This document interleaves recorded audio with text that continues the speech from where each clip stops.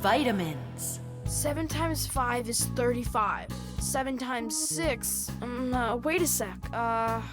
It's, Tom Thomas, are you ready? For what? For our walk. Did you forget? Oh, yeah. I'm having such problems with my memory. I keep trying to memorize this table, but I can't. If you want to improve your memory, you need vitamins. Vitamins? Well, how's it going, Tom Thomas? Not well. My memory's just terrible. Studying's getting me nowhere. Hey, don't be discouraged. We'll make your memory better with some vitamins. Oh, now you about vitamins. And who else? Just a school friend. Well, all right.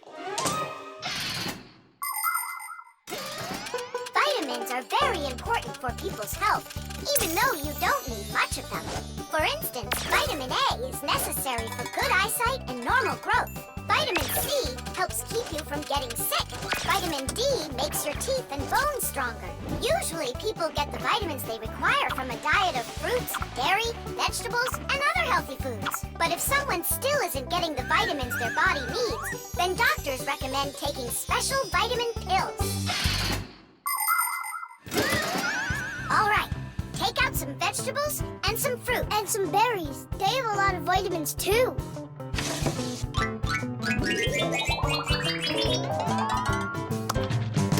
Forget about it. We're strengthening your memory with vitamins. And you'll study the multiplication table at the same time. All right, then. There are 3 cherries in each pile. Tom Thomas eats 5 piles. Go on, eat. So, here's the question. How many cherries did Tom Thomas eat altogether? I don't know. What'd you say? I said I don't know. Try counting those pits, then. Huh. 15. That's right. And that means that 3 times 5 equals 15. Now, try my problem. Tom Thomas ate 3 pairs of apples. That's easy. The answer's 6. I just couldn't find more apples for that one. Tom Thomas, quit slacking off. To get this problem right, you have to eat the apples. They have vitamins.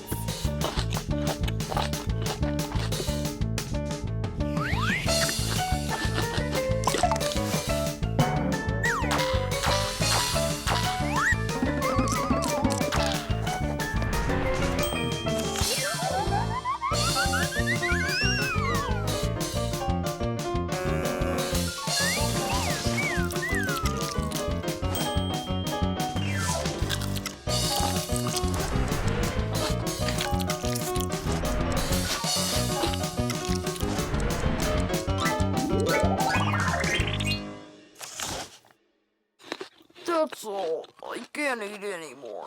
Keep eating. They have vitamins. Anyhow, we don't have enough carrots for me to learn how to multiply by 9. All right, then. I'll help you.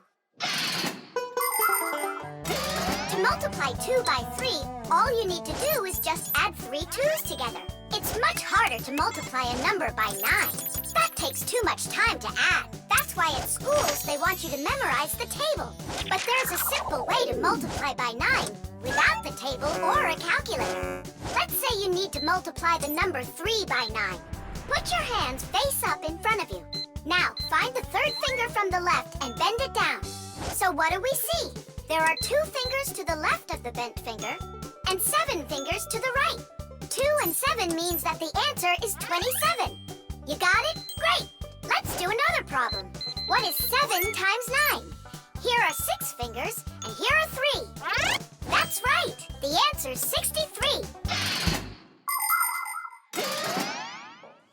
Tom Thomas, did you eat all of that? But you're the one that told me you need to eat vitamins. That's why I got these vitamins for you. That little? What do you mean, little? There's enough in this bottle for a month. Go ahead, try one. They're very good for you. They taste good, too. Right. Better than an onion. Or a radish. Can I have another one? No, that's enough. You shouldn't take more than 1 vitamin every day. I remember where I saw this. I saw the same kind of bottle with a green lid over at Katya's. Speaking of memory, let's check your multiplication table. Let's say that you and Katya are each taking 1 vitamin a day. So, how many have you eaten after 9 days? The answer's 18. Well done. It's getting better. Vitamins really work. The toothpaste. Astronaut food, ready. Rocket ready. And who's flying to the sun? Me, I'm ready. A real hero. Tom Thomas. Did you see? There it is. You nearly spoiled a vital experiment. Of global, interplanetary significance. Spoiled what? Our scientific testing of the latest toothpaste formula. I will brush my teeth with it. And I, as chief dentist, will be monitoring the testing. And so, I don't want you even touching it.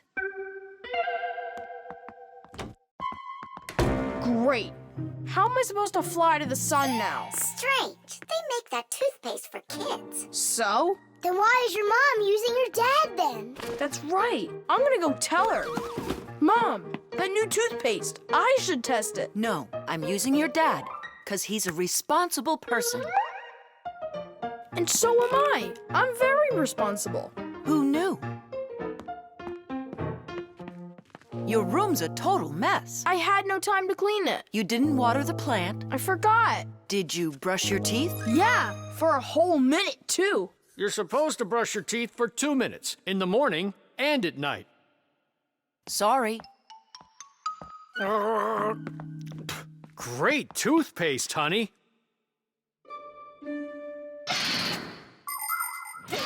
If you don't want to get a toothache, you need to take good care of your teeth by brushing them with a toothbrush and toothpaste.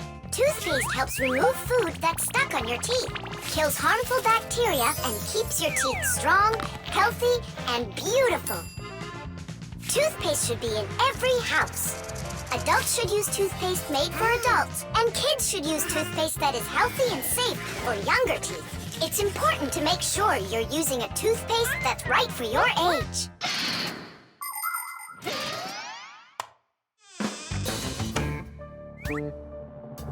Tom Thomas, don't touch it! It's for the experiment! I'm just gonna smell it. Don't worry. Well? It smells like bubble gum. Hey! Just a peek at the collar, that's all. Come on, do you want to spoil the experiment? Now put that toothpaste right back.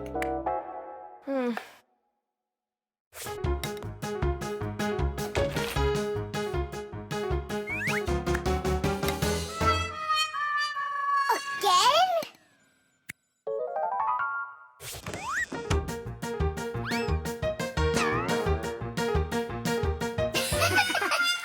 Whoops.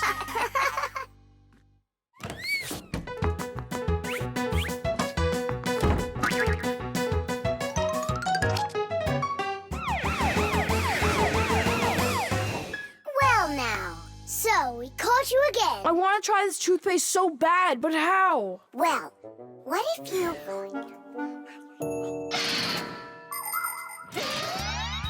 Do you know how to brush your teeth correctly?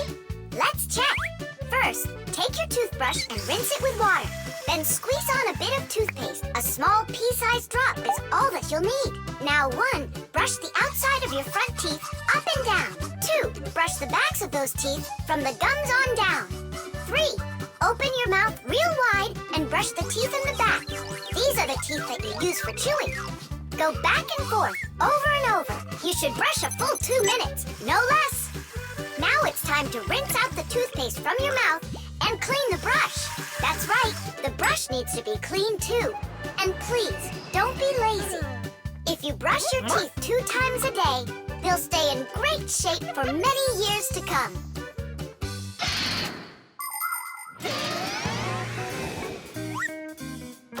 Mom, Dad, see? I've done everything.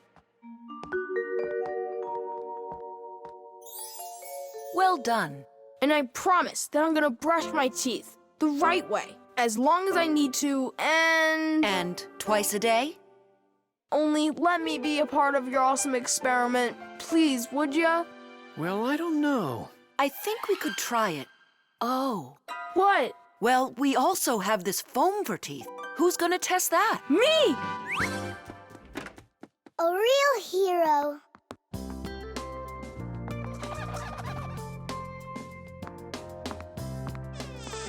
How many ways did we try to get him to brush his teeth before that didn't work? We never sparked his imagination before. Your idea about the experiment was brilliant. Simka, do you think we should tell him? The answer's no. We can't disrupt the experiment. The baby doll.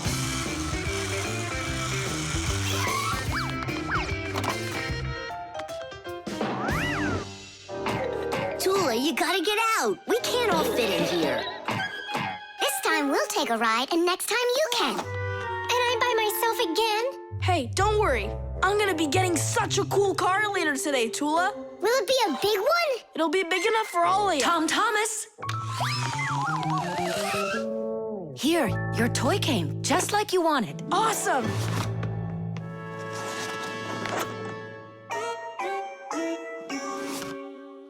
Wait, what is this? A baby doll? Splendid. Mom, where's the car? Oh, it's gotta be some mistake. I'll find out for you. I'm calling them. It's good to be a kid. People take care of you, feed you, buy you toys, and read you bedtime stories. But in return, you have to listen to adults. Go to preschool, then school, and always remember to put on a hat. All kids dream about being a parent, at least for a little while, because moms, they're just superhuman. Human moms can do laundry, cook meals, iron clothes, and check their kids' homework all at once. Fixie moms can fix irons and hair dryers and can teach young fixies how they can do it. It's a shame that you can't become a parent before you grow up, but you can have fun pretending to be one. That's why girls like to play with dolls. Boys usually don't like it, but I don't see why. Dads can be really cool, too. What am I supposed to do with this now? I'm not some kind of girl who plays with dolls. Hey there, come on now. That baby doll's a real cutie. Why don't you put it down and we can get back to racing? Wait. The baby's hungry. He needs to eat. Tom Thomas, help me. No, I won't. Won't you please? He's crying. Don't you hear? Oh, Mama. That's all?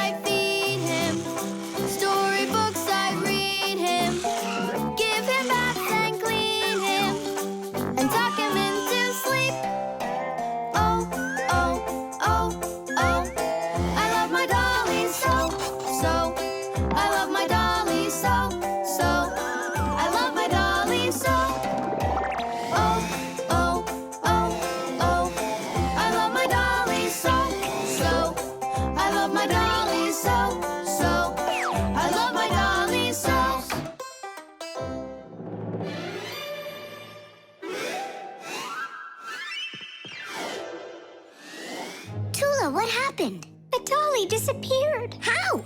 Tom Thomas, have you seen him?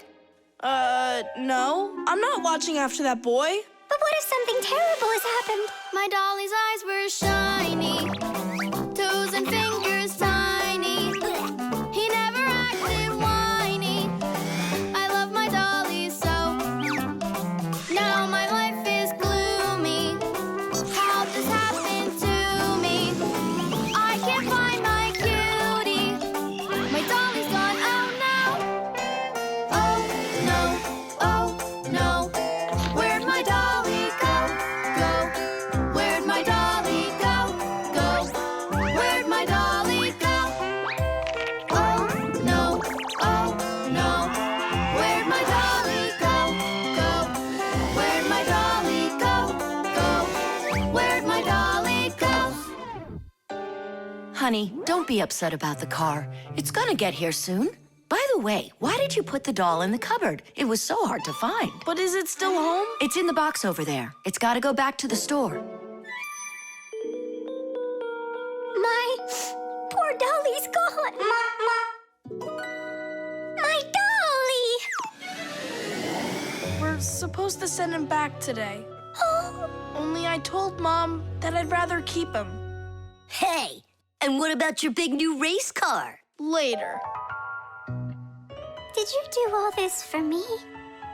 You know... Papa! Whoa!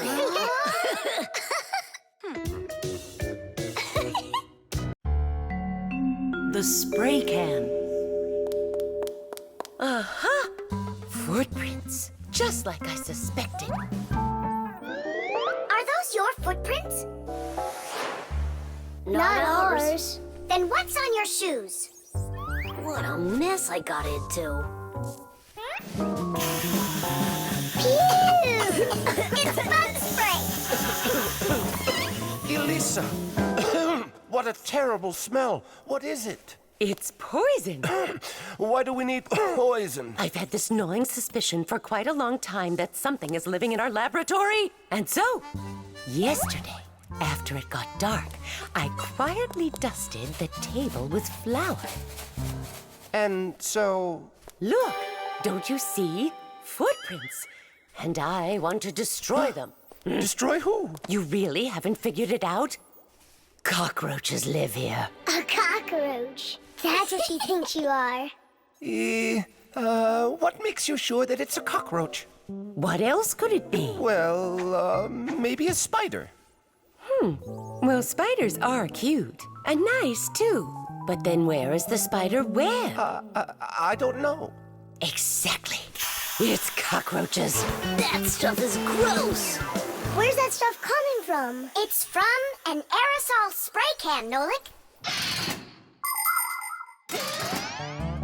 Aerosol is made of tiny little drops and particles that can hang in the air for quite a long time. Dust, smoke, and fog, they are all aerosols. People learned to make aerosols long ago. For instance, they took a liquid that repels mosquitoes, poured it into a can, and injected some gas into it. Then, when you push the button, the gas forces the liquid to go out through a tiny hole, turning it into a bug spray. That spray will poison the Fixies. We have got to stop Elisa. Let's destroy the aerosol can.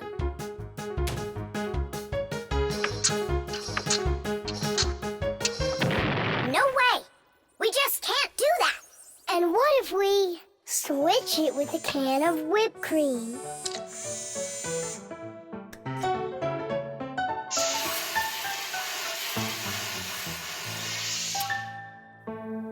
Quit joking. We've got to get Elisa to believe that it's a spider and not cockroaches. She thinks spiders are cute. You're right. Let's go get Buggy. Spray cans have all sorts of different uses. For example, they're very convenient for getting medicine into a sore throat. They can be used to fill the air with the sweet smell of perfume or to cover unpleasant smells with deodorant. Spraying paint from a can is also very useful. It applies the paint very evenly. Some spray cans are even used for food. But there can also be deadly poisons inside of spray cans, like bug killer. So make sure you know which one you're using.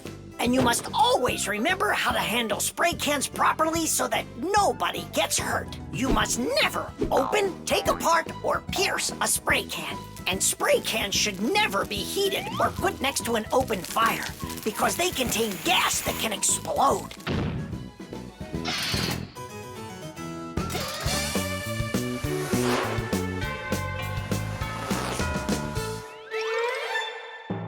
Buggy, hi there.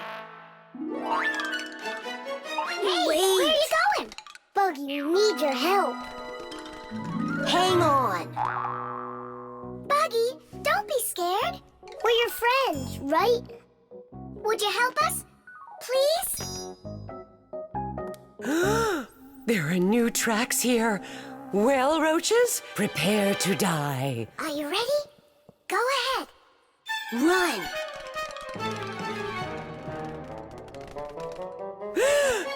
Oh, don't kill Buggy. No! You are so cute. What a sweet little spider. Can I be your friend? That worked great. I hope that's the end of her spraying that poison. My little spider, I almost poisoned you. Spider, where are you going? Aren't we friends? Yeah, that's a good idea. You're better off being our friend. Buggy, wait! She's upset. She could have been poisoned and we didn't tell her. I'm sure she'll forgive us if we go and apologize.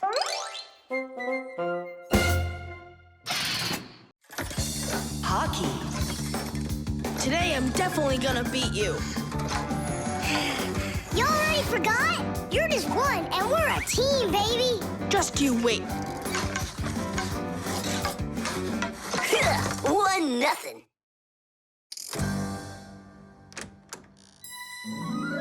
Hi there. Katya? Hi, what are you doing here? Katya came to pick up something for her mom. I need a little more time. Can you wait here? Yes, of course, I'd be happy to. We can play a game. Only just not hockey. I never understood why boys are so crazy about it. I'm baffled by it too. Oh, the Fixies are here. Hi, guys. Hi there. Even though you clearly don't get hockey, I'm sorry. We're finishing this game. And after that, my dad and I are gonna go and see a real hockey game at the arena. I'm sure that a real game is just as boring. You're wrong. Hockey is an incredibly interesting game, but it isn't easy. A player needs so many different skills, like skating very fast, stopping quickly, dodging the opposing players, controlling his stick, and shooting the puck into the goal. And there's no way to do all of that without science. For instance, to calculate how hard to hit the puck or how quickly to stop. Hockey players learn all about that during their practices. They put on their protective gear and go for it. And that's not all. Hockey players also have to be brave and nimble. Otherwise, they might find themselves unable to stop and crashing into the boards or taking a puck to the head. Ow! But as the saying goes, hockey is not for cowards. Tidish!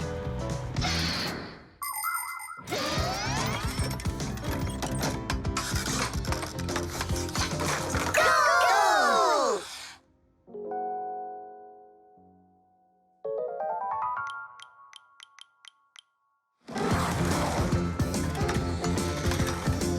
What are you waiting for? Katya, you just made me miss that. I'm sorry.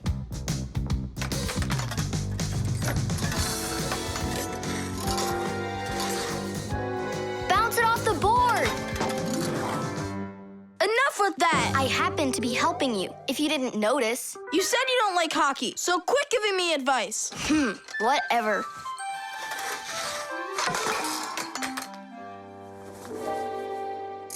That was my second goal from that spot over there. You lucked out. Uh-huh, sure did. He'll have less luck if you keep this player back. And that one needs to pass off the boards. Get your goalie... Before she said she didn't know anything about hockey. So are we playing or not?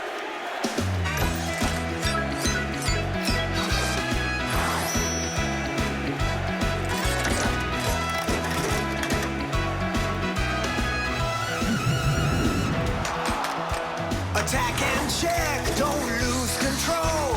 A line change on the fly. The puck is zooming towards the goal to score and break the tie. It's one for all and all for one. Great teamwork is a must. Let's go and show them how it's done. This game was made for us. Hockey's our game.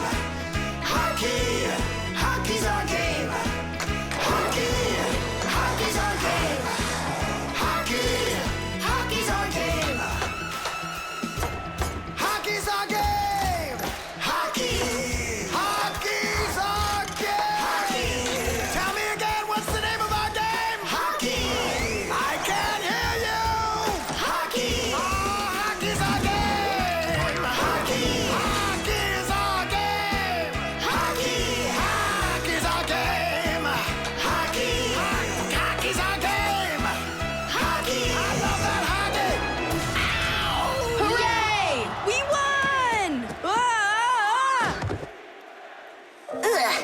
hadn't been for Katya. But the winning goal was mine. Tom Thomas, it's time for the game. Ready to get going? Katya, I'll take you home. Oh, could I go with you to see the hockey? I never realized it's such a great game. Hey, you know what? Why don't we go to the game together? Maybe I'll like it too. Great. It's about time. Let's go. How did we possibly lose that? Aren't we a great team? Well, Tom Thomas has his own team now. And not only that, they don't give up. It's not that. It was beginner's luck. That's all that it was. The construction set. Tom Thomas. Huh? Why are you sitting in the dark? Because it looks better this way. Check it out. Oh, look at that. What a beautiful castle this is. It's like out of a fairy tale. No, it's from my construction set. I put it together myself. Class. Oh, let's be knights. I love that game. And so does the old dragon. Who locked the fair princess inside of the castle? I get to be the princess.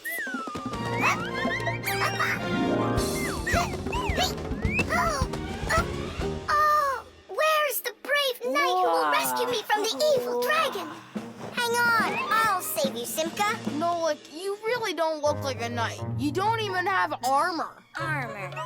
Wait, hang on a second. A construction set lets you build lots of different things from a set of parts. Put them together like this, you've got a house. Like this, a car. Or like this, a spaceship. The parts might be made of metal and connected with screws. Some construction sets have plastic parts you click together. Other sets are models where the pieces are glued together. You can also find magnetic sets. Touch the parts together and magnetic attraction makes them stick. Beware, dragon!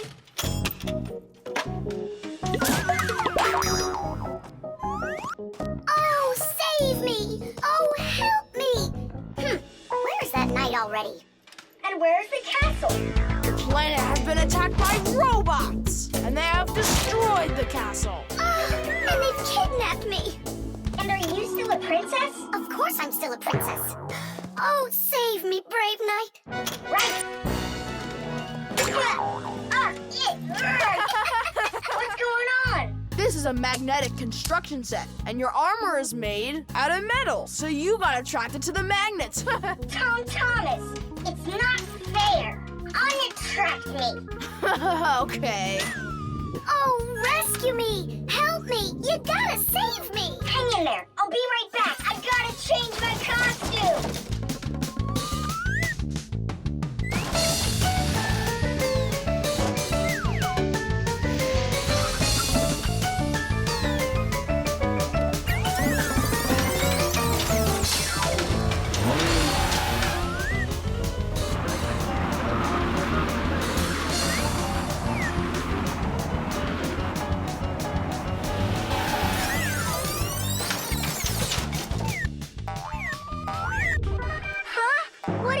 Thing. A wicked wizard has trapped me inside of a crystal ball. And now only a brave knight. I already did the knight. Well, you gotta be him one more time. All right, but this is the last time. And don't change anything.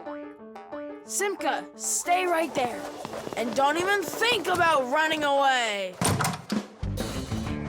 And so it goes. Everyone's abandoned the poor princess. Oh.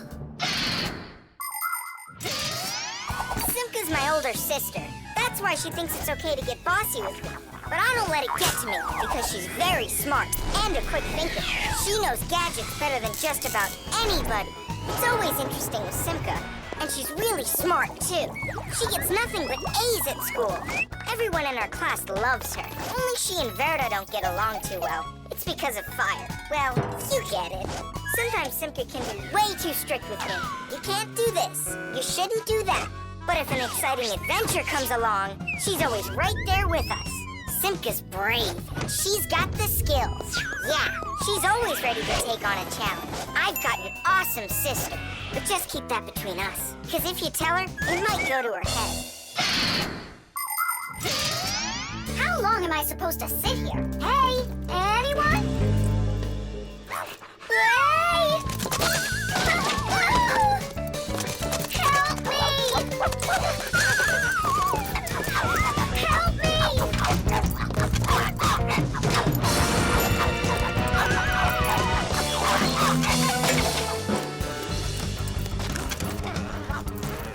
Chusaka, you give that back. Leave this room. Are you okay? I can't leave you alone for a minute. Yeah, I think we're okay. Nolik got here and saved me from Chusaka for real. Just like a real live knight. Oh, come on, a knight. I'm not kidding. You deserve to be one. And to protect every living creature from pesky Chusakas everywhere. I promise. Oh, valiant Fixie, I now pronounce you to be a knight. Sir Nolik. Hooray! Hooray! Hooray! Germs. Hooray! Lunch! Tom Thomas, you brought your ball to lunch? It's filthy dirty. Don't you know how many germs are on it? Wash yourself up. Look, they're clean. Here, it's for you. I saw that. Now go back and wash your hands. Why? There are germs on Chusaka? A lot.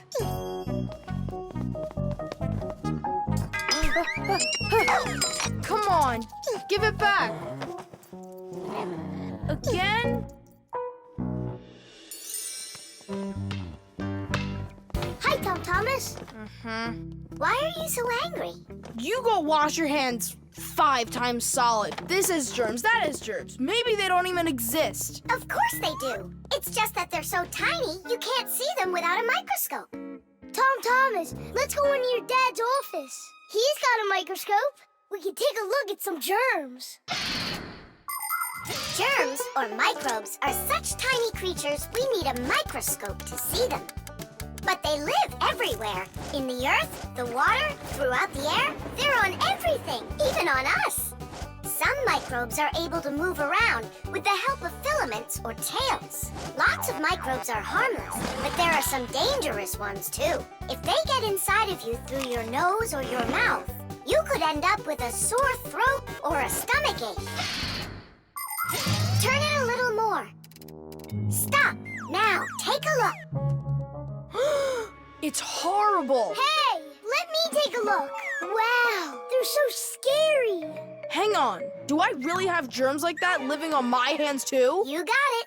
But I washed them 7 times. With soap? No, just water. You have to use soap to get rid of germs, not just water. So which soap should I use? Either this one, that one, they are both antibacterial, so they kill bacteria. And what about germs? Will it kill them? Of course.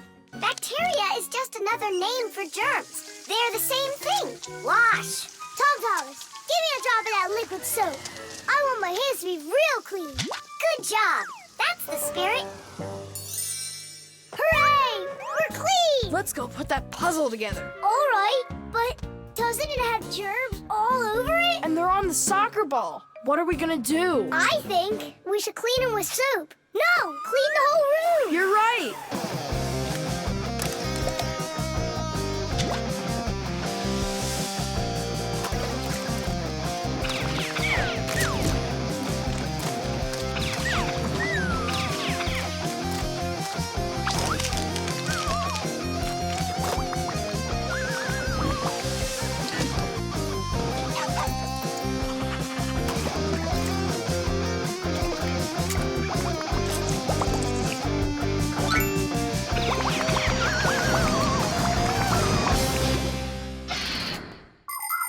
We are surrounded by millions of invisible microbes, including those that can cause an illness. But there is no need to be afraid of them if you follow these simple rules.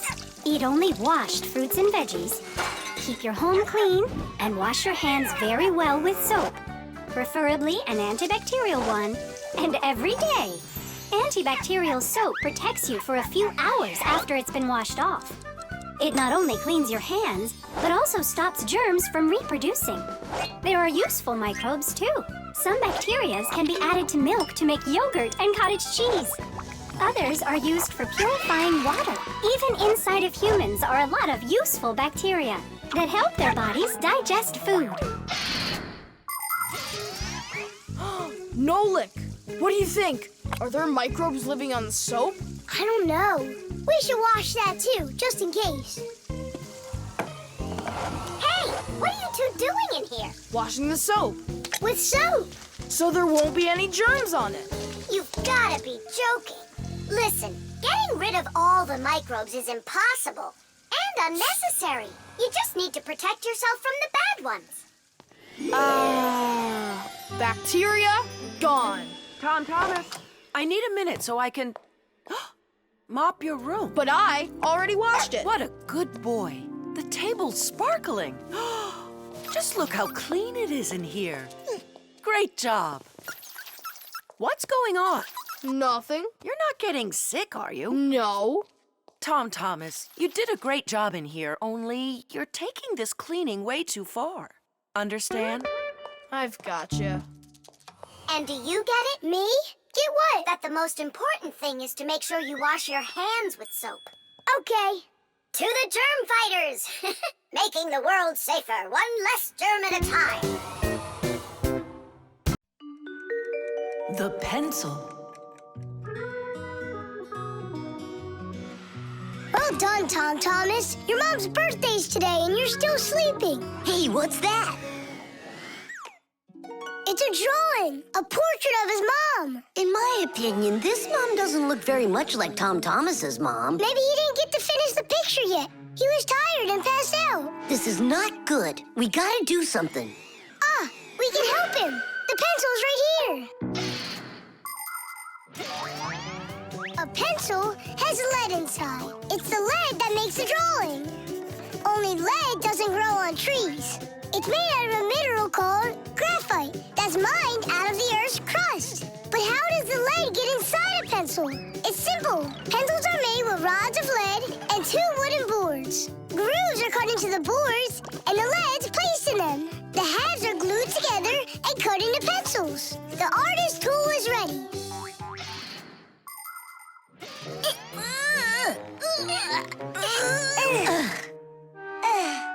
This isn't gonna work. Oh, give me a place to stand, and I shall move the pencil through the air.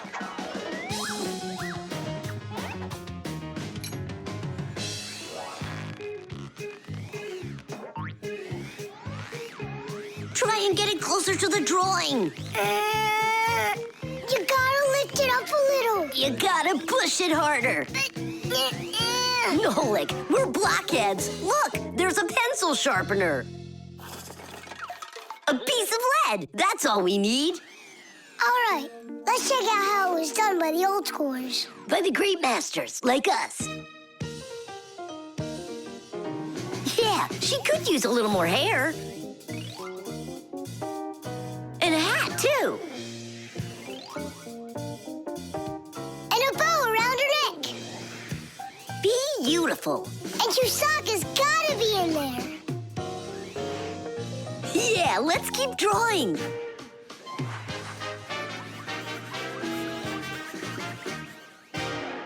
Thomas, are you still sleeping?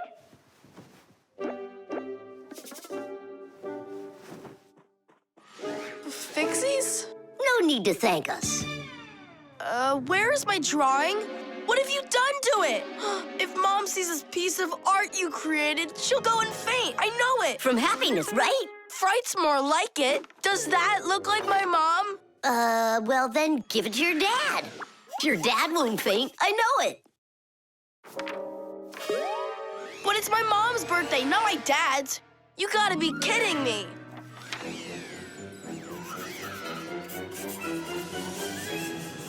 There's also a famous painting like that. It's called the Black Square. It's a classic. You don't think she'll like it? People want to remember the highlights of their lives. And so they take photos of nature, of their families, of themselves, even of the food they eat. People have been doing this even before the invention of photography, by drawing. An artist might draw the sun, a river, some apple trees, and soon he's made a landscape. And if the apples aren't on trees but on a plate next to a vase, cup, or basket, then a still life is what it's called. If a person's in the center, then it's called a portrait. And when artists make pictures of themselves, it's called a self-portrait. Of course, it's easier for us to take a quick photo of things we pass along the way. But just like the old masters, we put a piece of our souls into our drawings. And if you draw more often, you'll see it for yourself. I promise you that. Maybe you could just give her one of your older drawings. Maybe you should just erase the mess you made of this one. That could work. Erasing's gotta be easier than drawing. Whatever. There's no way you can make it worse. Hey, I think I know a way you can fix it. You can use the eraser for drawing. A portrait. Portraits don't seem to work out too well for us. But a still life drawing is a piece of cake.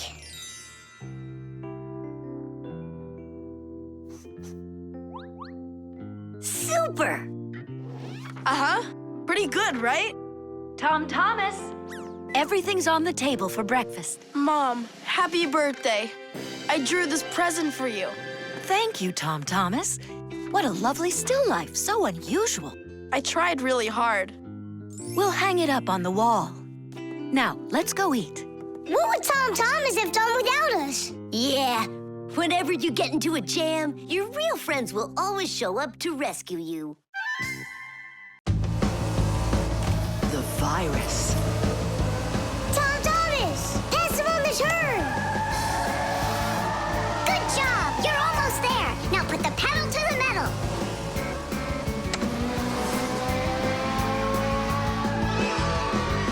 Titties! Ha! Take that, Johnny. You lose. You want to race him again? We can. We just finished the last level. Oh, we were just getting started. Wait a second. Let's see what it says here. Congratulations. Your prize is a smartphone and a collection of brand new levels to race. All right. Class. Click on it. It's not smart to just click on random buttons. There's nothing to worry about. Whoa. Hey, what's going on? Someone messed with the numbers. There you go. Didn't I warn you guys? Do you think it might have been Johnny? Johnny! Of course! He got upset that we won, so he put on the cap of invisibility. Then he snuck into the room and deleted everything from the computer. Stop! What are you talking about? A cap of invisibility. This has nothing to do with Johnny at all. Looks like you got a virus. Then we need to get Tom Thomas's mom in here. What for? Isn't it obvious? She's a doctor. She'll get rid of this virus in no time. That won't work. Quit it. A computer with a virus isn't treated like that. A doctor won't be able to help here, especially a dentist like your mother. Then who can help us? You need special software for that. Antivirus. A computer virus is a destructive computer program. It can not only delete or steal important information, but completely destroy your computer. And the scariest thing about this virus is that it spreads very quickly and can infect the other computers on the network, very much like a human illness. To find and stop these viruses, you need to use an antivirus program. Antivirus programs also protect computers against new infections. And by the way, your dad's computer uses antivirus software. And mine doesn't have it? No, you won't let anyone near your computer. You never have any time. Dad, let's do it later, okay? I've got to finish one more round. It'll only take a minute. Oh, look at that. The virus is starting to wipe out everything now. That means this computer will disappear. And this room, too. And all of us.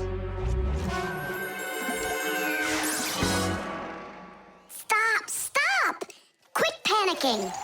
We have to save the computer right away. Tom Thomas, your dad has a box with antivirus software. Bring it.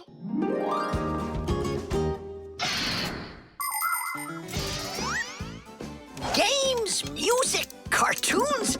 There are so many interesting things on the internet, but just like in the physical world, you have to follow some rules when you're online. First, you should only visit websites that you know. Sometimes a destructive virus could be hiding behind a pretty picture, and there are plenty of scammers on the internet. That's why you should never give anybody you don't know well your address, or send an SMS so you can download a free game.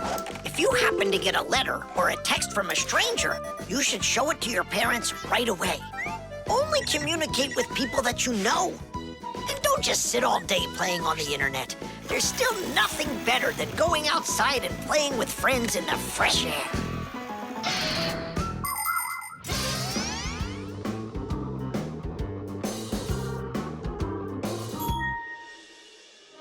That's it!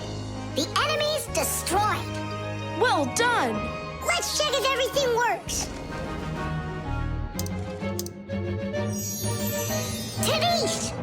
Tadish! Tadish! Now we need to deinstall the software. How come? There's no need. No, we have to. That program should only be installed by an adult. Otherwise, your parents will figure out you got help from Fixies. Sorry about that. All done. And here comes my dad. Dad, will you install this on my computer, please? You need it right away? How about a bit later? No, we can't keep putting it off. There you go. Now your computer is protected.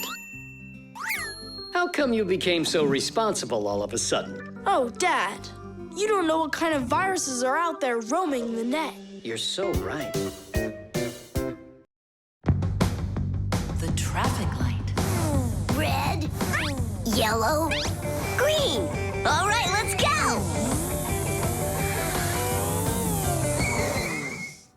Thomas, why did we stop? There's a crosswalk. When there are lines like that, you have to let pedestrians cross. Go on. Thanks. Have a good trip.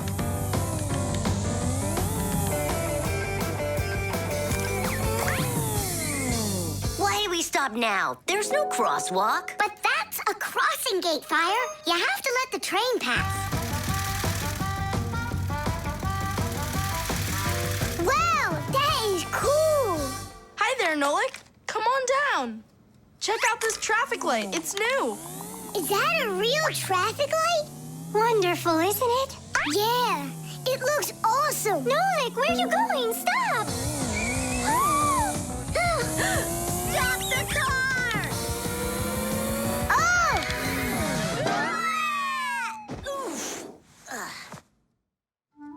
Did you lose your mind? What were you doing, huh? I wanted to see what a cool traffic light it is. What? And my dad just got this for me today. Now look at it. You were supposed to let me cross. You ran into the street when the light was red. A traffic light is a street lamp that sends multicolored signals to vehicles and pedestrians so they don't get in each other's way when they're on the road.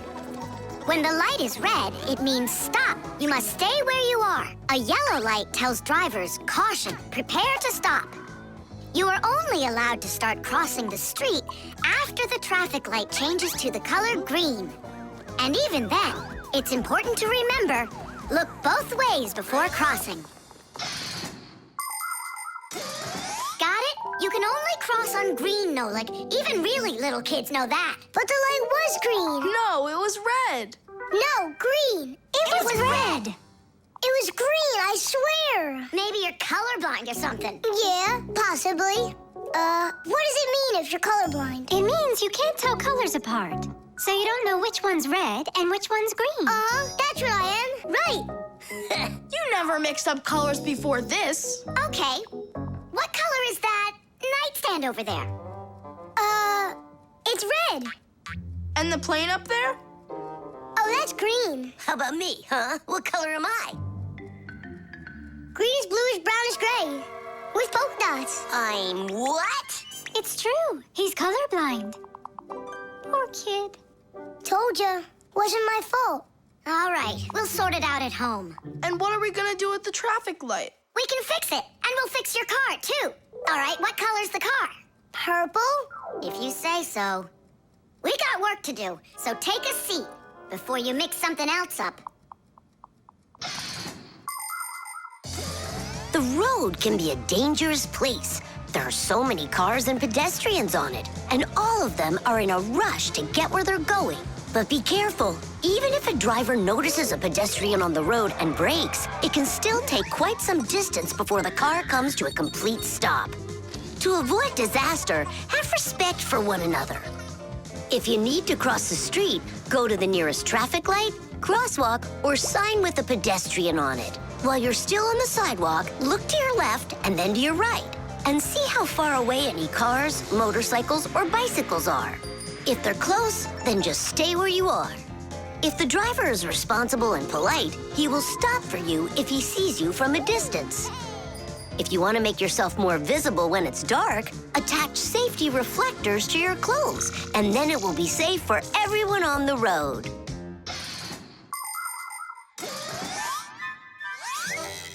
All fixed. Tom Thomas, test it out. Turning the lights on. So, is it right? Yeah?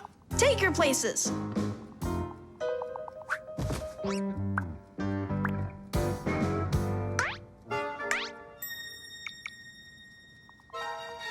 All right, let's cross. Ready, set, go!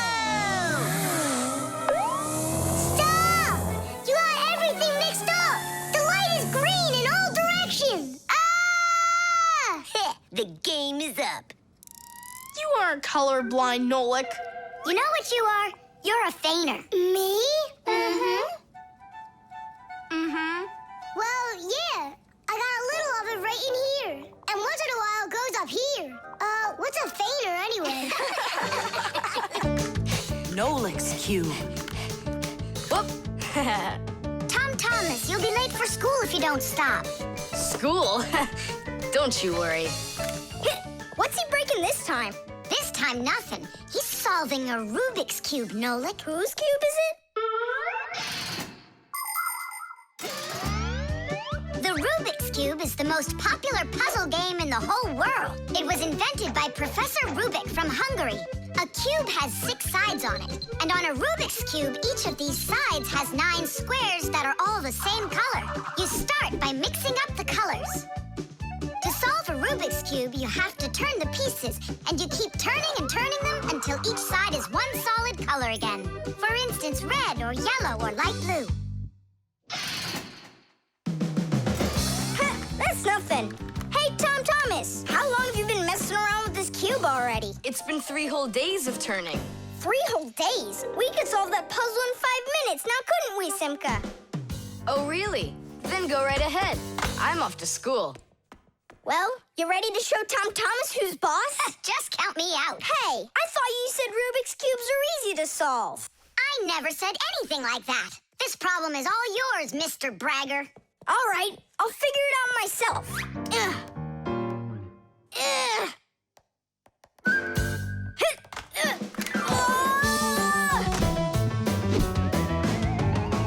Hey, Nolik, looks like you've got a problem.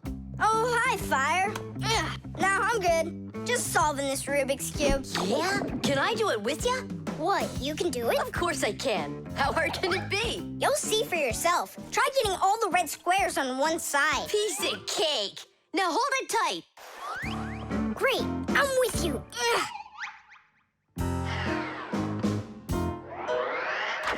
Whoa!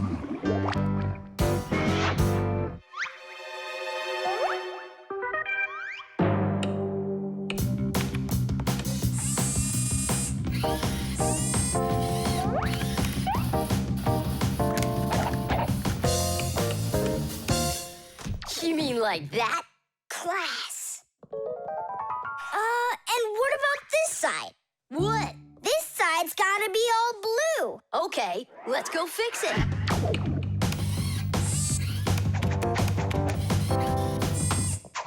There, like you wanted. Now what happened to the red side? Huh? Simka was telling me that on each side there has to be one color. Oh, like Simka'd be able to do this? Simka can do it all. Well, if Simka can, then I can too.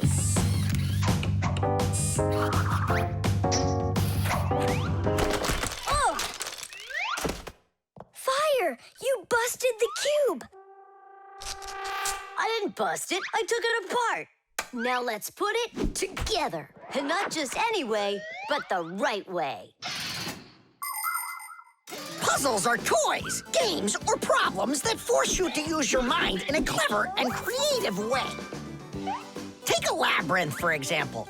In a labyrinth, the challenge is to find the one way to get through a series of tangled corridors.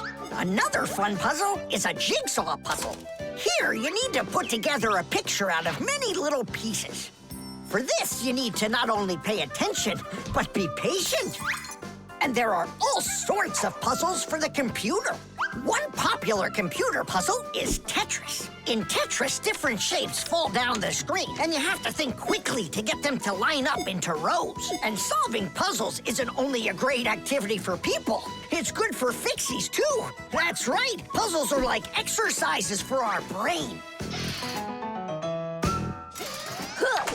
There, all done. Nolik, you better hurry, because Tom Thomas is on his way home. Hi there, Simka. Just take a look at this. We did it. I can't believe it. How? Oh, it was a piece of cake. Simka, Nolik, I'm back. Well, I'm out of here. Ciao! Woohoo! Wow, you really solved it. It was Nolik. Nolik, you are cool. So how? You see, first you break it apart into all of the pieces, and then you put it all back together. No. That's cheating. You gotta turn the cube, not take it apart. Now I'll solve this cube, honestly. I don't think you can. Why, so sure? I glued it together. How come? So you'll stop straining your brain with it. Now the cube will always be the right way. But if it doesn't turn, it's not a Rubik's Cube. Well, yeah. Now it's a Nolik's cube, right? The video call.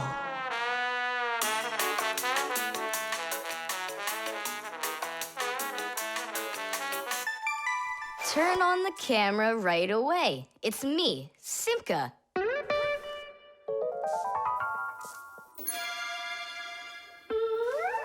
Just as I expected. Nolik, why aren't you in school?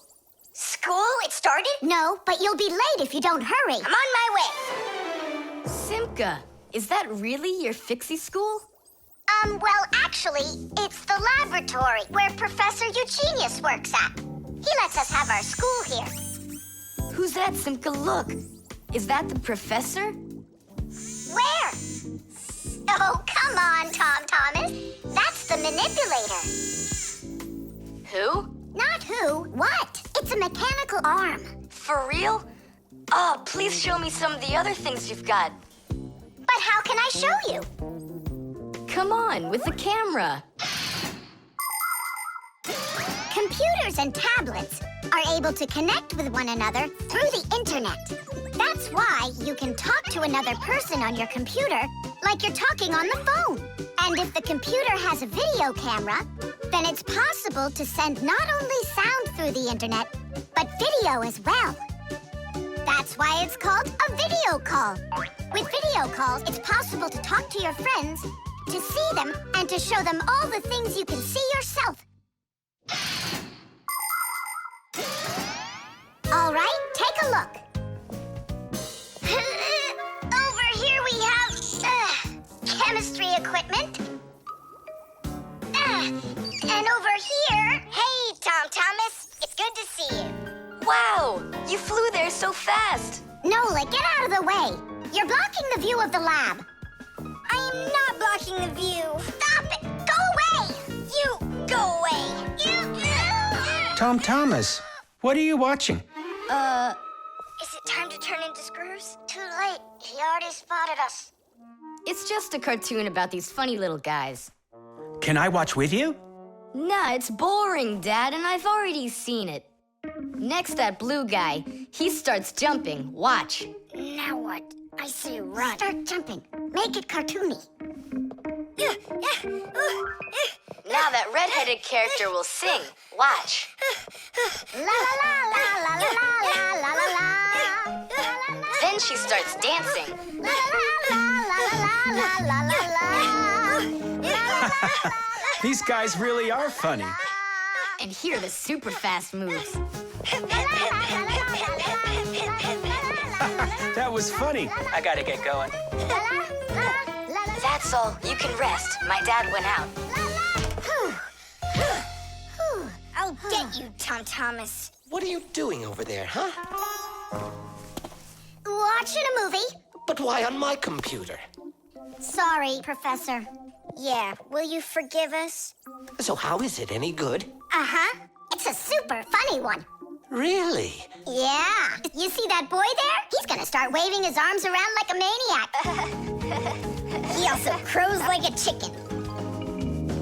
Cock-a-doodle-doo! And now the boy's gonna go in and chew paper.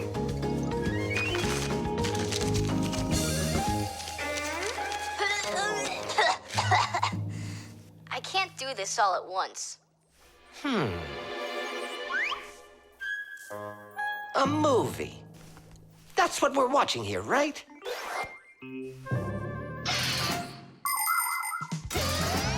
People have always been interested in seeing what's going on outside of where they are.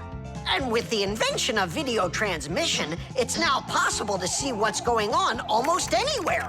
Now, without leaving your home, you can see what's happening on another street or even in some far corner of the world. With the help of video calls, doctors can help their colleagues perform complicated surgeries. Teachers can give lessons by video, and scientists can take part in video conferences.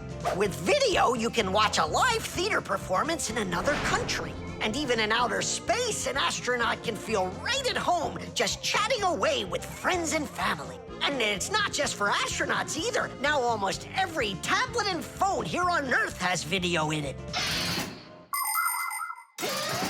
Introducing Tom Thomas. Nice to meet you there, son.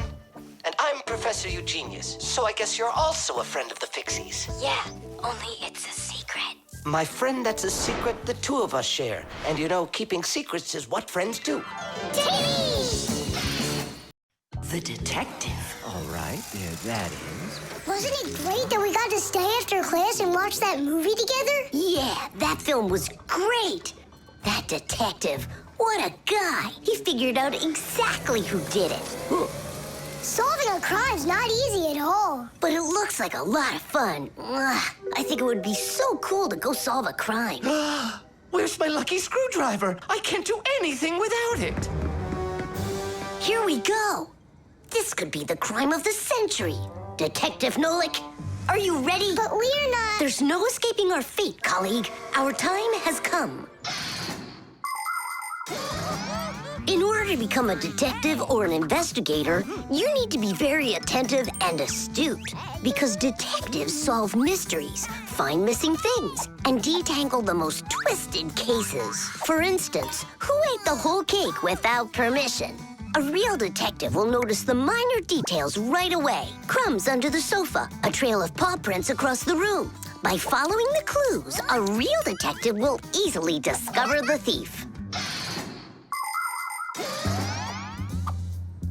All right, it's time for us to figure out who stole the screwdriver. And the screwdriver, don't we need to find it?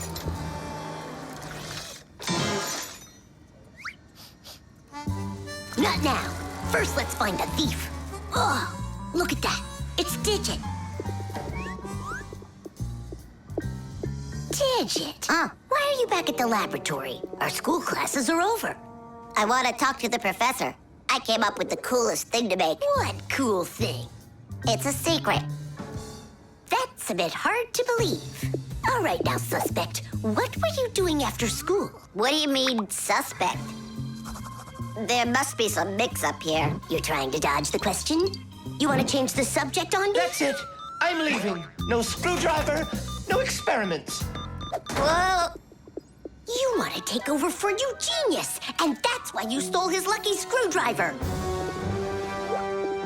You're under arrest.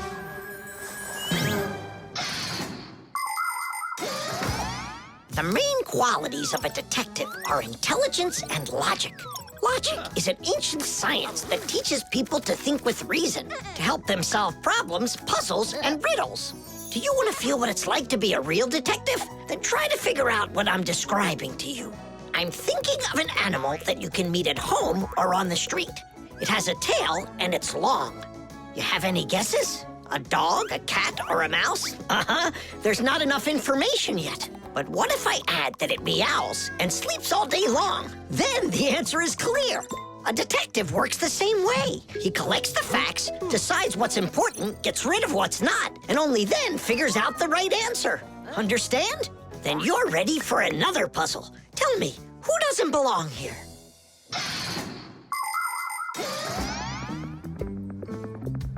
Are you gonna talk?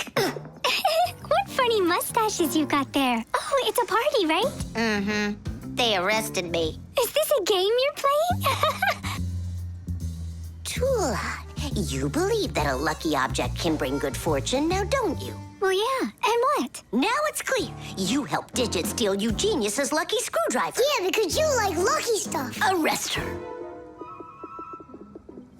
Tula, how long do I have to wait? Sipka, you gotta see this. We caught the criminals who stole the screwdriver from the professor. Cool, huh? Just awesome. Let's go, Tula.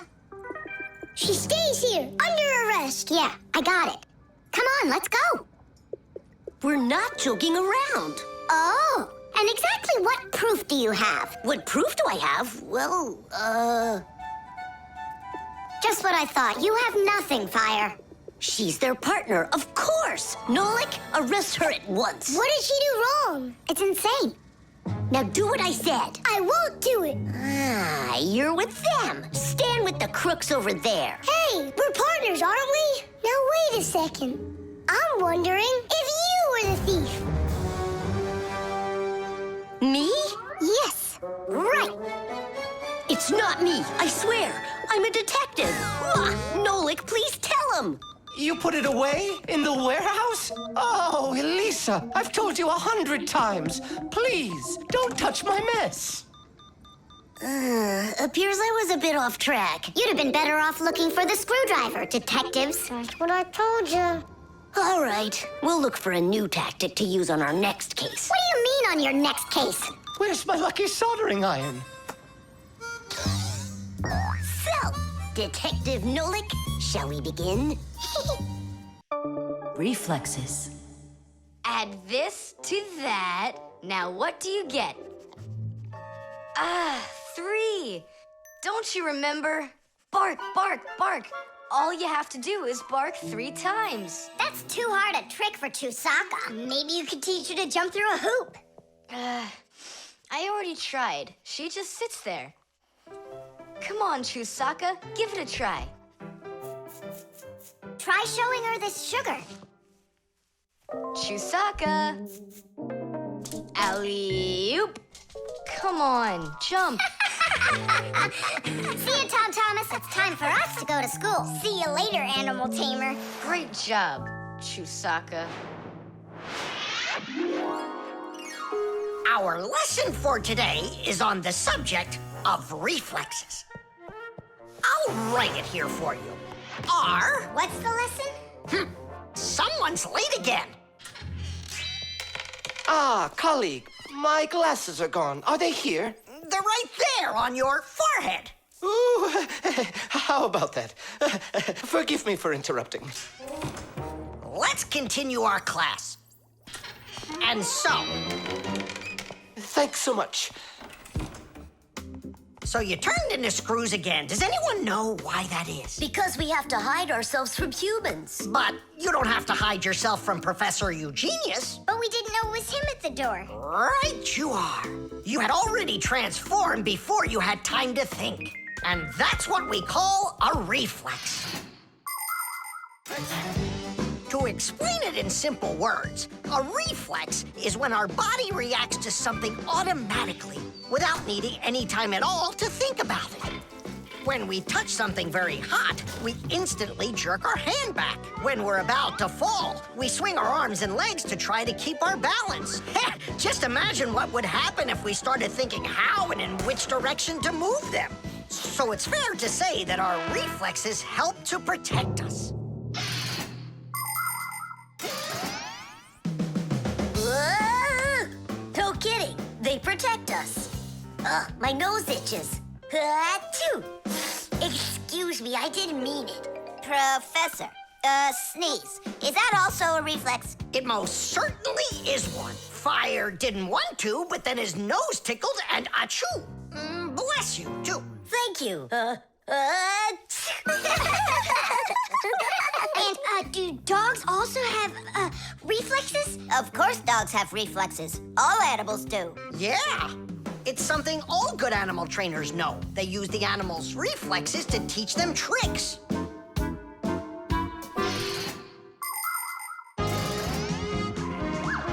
Many humans teach their pets lots of commands, like to bring a ball, to count, or even to dance. But to train a pet, you gotta know what to do. A good animal trainer always has plenty of treats handy. As soon as an animal follows a command correctly, like standing on its hind legs or jumping over a hurdle, the animal gets a treat. And then the trainer makes a unique signal right away, like clicking his fingers or blowing a whistle. After repeating this training over and over, the animal develops a reflex. Once it gets the signal, it carries out the command and then gets a treat. But the most important thing about animal training is to love your trainee and never hurt it. Otherwise, no treat will work. Tom Thomas, we just learned in Fixie School how you can train Chusaka. Yeah? With the help of reflexes. With what? Where's Chusaka? Call her. Chusaka, come here. Give her a math problem. A nice simple one. Add this to that. Now what do you get?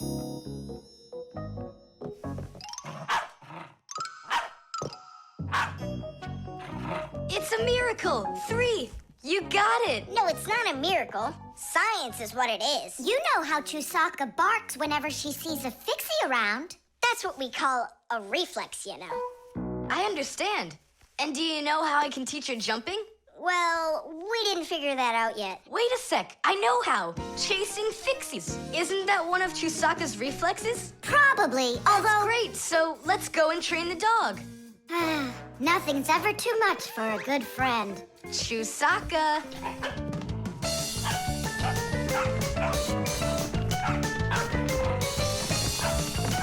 It's pretty tough work being a dog trainer.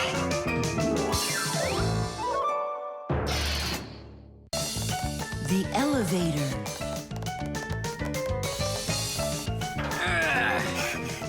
Papu's, Marcia, we gotta hurry. How come? Tom Thomas is going to see the circus. And what? We want to go with him, can we? The answer's no. Just you kids without supervision. Who said no supervision? His parents are taking him there. We'll be careful, don't worry. They won't even notice us. Well, if Tom Thomas's parents will be there. Hooray! We can go! Wait a second. I didn't even say yes yet. Yeah. Simka Nolik, where are you? We gotta hurry up. Tom Thomas, it's time to go. I'll be right there. We're ready. Climb into my hood. Ha! I know who's going to the circus today. Whoa! Huh? What just happened? I think that the elevator broke down. Don't you worry. Emergency operator. We got stuck in the elevator. Understood. Please wait. We'll have the elevator fixed within the hour. That long? That means we won't get to the circus on time. Tom Thomas, we'll go get Papus and Marcia. I'm sure they can fix it. People need elevators to help them get to the upper floors of tall buildings. When someone steps into an elevator and presses a button, the elevator's electrical engine starts up. It pulls the cable that is attached to the elevator cabin, and the elevator goes to the desired floor. The cable hangs over a wheel, and it usually has a heavy counterbalancing weight attached to the other end of it. This counterweight balances the elevator. and helps the electric motor do its job.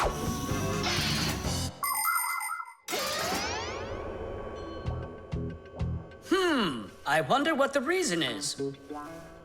I think I see something over there that got stuck. Looks like you found the reason. We gotta go and fix it now, or we'll never get to the circus on time. You know, we can just have it right here. Ladies and gentlemen, presenting the Fixies Spectacular. And now your attention, please, on the high wire.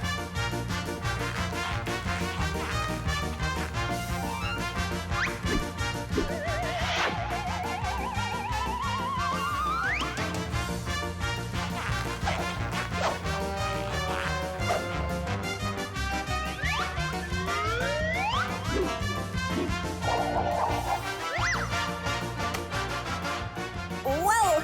Just don't look down! Then I'll close my eyes and I won't look anywhere at all. Ow! And now we bring you our very own aerial gymnasts.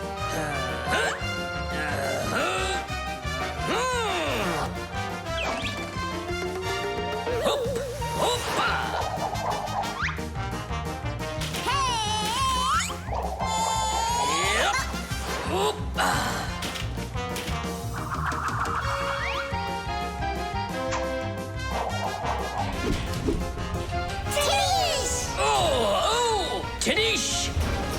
Our next act, feats of strength. It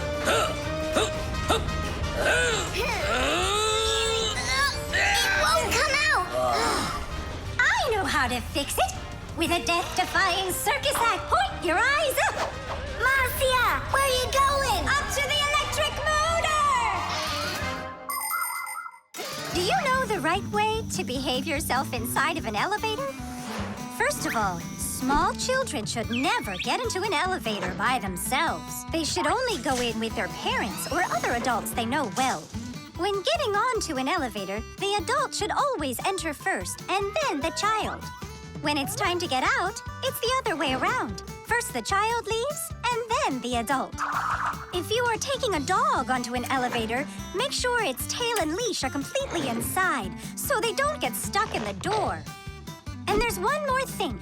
If the elevator suddenly stops for some unknown reason, don't try to break out of it yourself. Press the button that calls the emergency operator and wait for help from the elevator repairmen. Or the Fixies. I reached the motor! Turn it on! Oh, they fixed it. That was quick. Now we'll make it on time. There was no need to worry. Stop! It's way too high. Tom Thomas went to the circus without us. There's no need to get that upset, Nolik. Our circus is as good as theirs. Right, Papoose? Of course it is. Thank you. Thank you, to who? What do you mean who? The elevator repairman. The Magnifying Glass. Case number 1. Let's begin. Well, well, I see evidence of the criminal. The criminal's fingerprints, to be exact. He won't get away with it.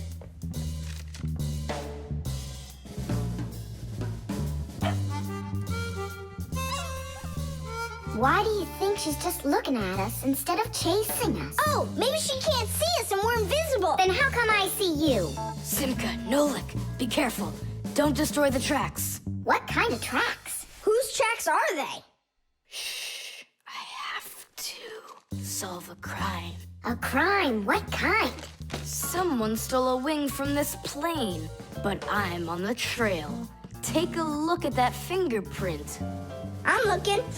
Well, and so? Each fingerprint is unique, so if you can find fingerprints, that means you have a good chance to find out who left them. Class!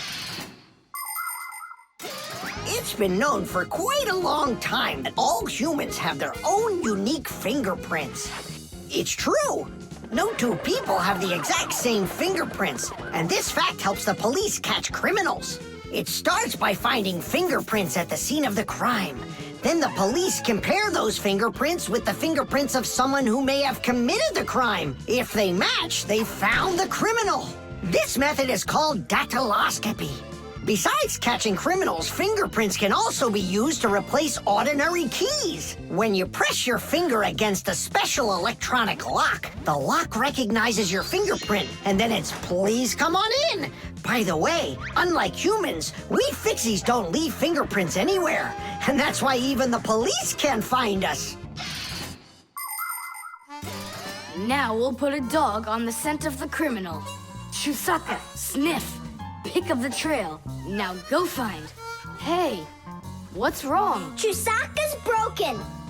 We've got to fix her then. How? She's not a vacuum cleaner.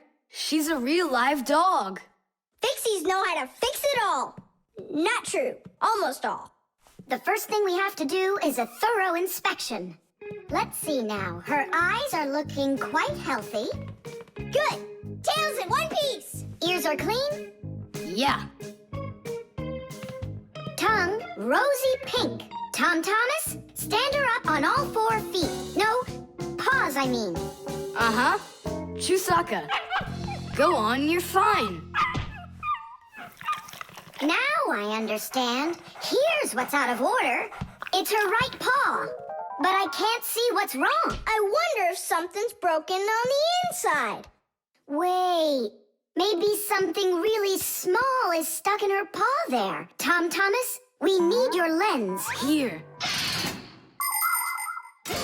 In order to examine a small object, you need a lens. A magnifying lens is a special piece of glass that is thicker in the middle than on the sides. It bends the light that passes through it. And that is why, if you put this kind of lens between your eyes and something small, it looks like the thing got bigger. If you put 2 lenses in a frame, you get a pair of glasses. And if you add a handle to the lens, you get a magnifying glass.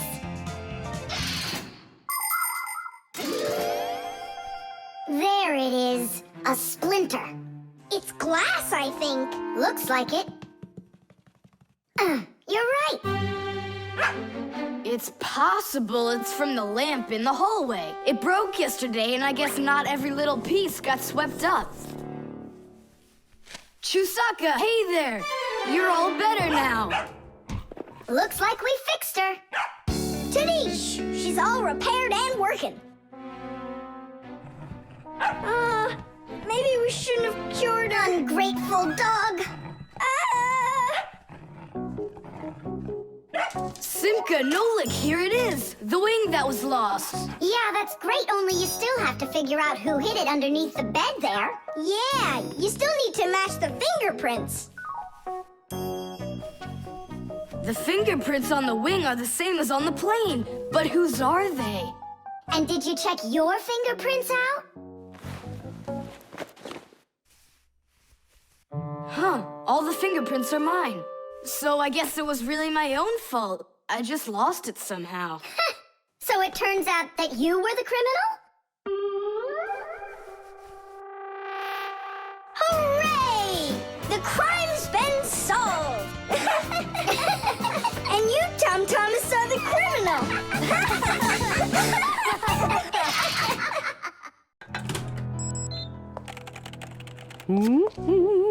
The copy. Elisa! Don't worry, I found it. No, I didn't find it. Elisa! Elisa! I hear you. I'm coming, Professor Eugenius. Have you seen this umbrella anywhere? Looks like the professor lost his umbrella again. More than one? Look at all these flyers. Nolik, they're all copies of one flyer. Elisa prints lots of them so she can hang them up all over town. A copier is a device for making multiple copies of a single picture or document. An image that needs to be copied is placed on a piece of glass under a lid. The photocopier shines a bright light on it so it can take a clear picture. Then the image is printed onto paper with the help of special ink and a rotating drum. This way, you can make identical copies over and over again from one original until the ink or the paper runs out. What happened, Professor Eugenius? My briefcase. I can't find it anywhere. Oh, you're so absent-minded. First it was the umbrella, now it's the briefcase. Oh, is that for me? I don't do it on purpose. Well, we'll find your briefcase. I'll go design a new flyer for that, and I'll print those out, too. I just remembered. Remembered where you left your briefcase? Not that. This morning, I forgot to drink my tea. So we need to find your tea as well. It's so dark inside of here. Quiet! Elisa's coming out. We have to hide.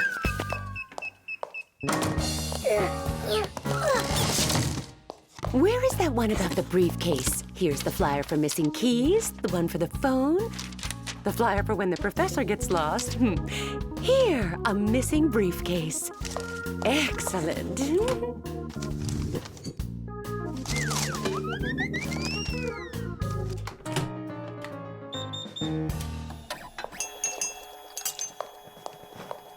Looks like she's gone for now. And where's Nolik?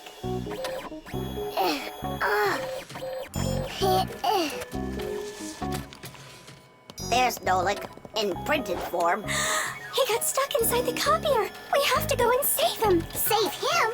We all need to be saved, Tula. If Elisa takes these flyers and hangs them up, the whole city will find out about Fixies. So what do we do then? Wait, oh, we can use those liquid erasers to paint over Nolik.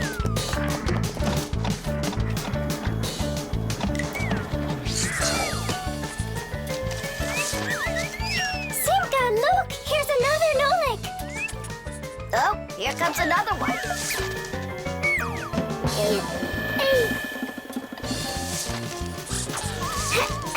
Make sure he's covered. And here. Not everybody has the opportunity to enjoy seeing the paintings of the great masters. But thanks to copying technology, these pictures are well known all over the world. Young artists and sculptors can learn their craft by studying and copying the great art work of the past. It's good to have copies of important documents, just in case. What if the original of a document happens to get destroyed? At least there will be a copy. Copies are generally very helpful, but not all copies are good. Some copies called forgeries are bad. A forgery is a copy of a picture, document, or even money that is presented as the original. Making forged copies is illegal. You can even be sent to jail for making copies like that. And a little bit here. Whew. Simka! I can't see! We're right over here. The light's so bright in there. I almost went blind. And we had to take every one of those copies and paint over all of them. So that humans won't find out about Fixies. It's a shame I wasn't there. I could have helped you out with that.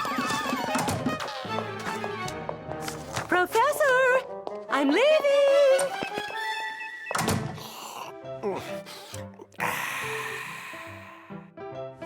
There they are. Elisa! Elisa! Elisa! She just left to hang up the flyers. Yeah? And I found the briefcase in the umbrella myself. I have to call her and tell her. Where's my phone? Have I really lost it? Don't you worry, Professor. If you can't find it, Elisa's got a flyer for your phone already. What's important right now is that Elisa doesn't go missing. The toilet.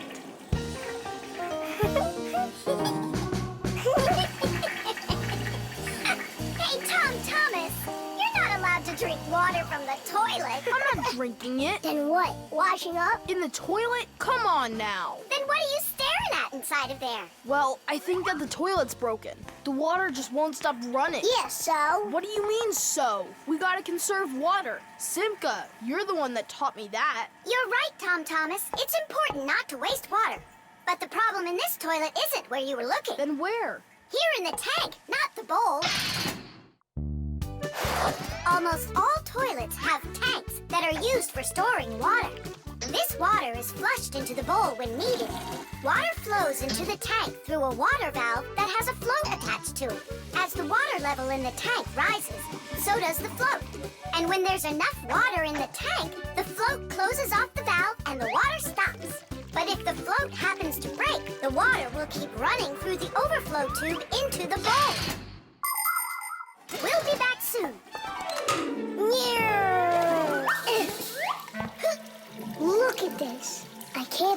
how beautiful it is. Ha! I see what's wrong here.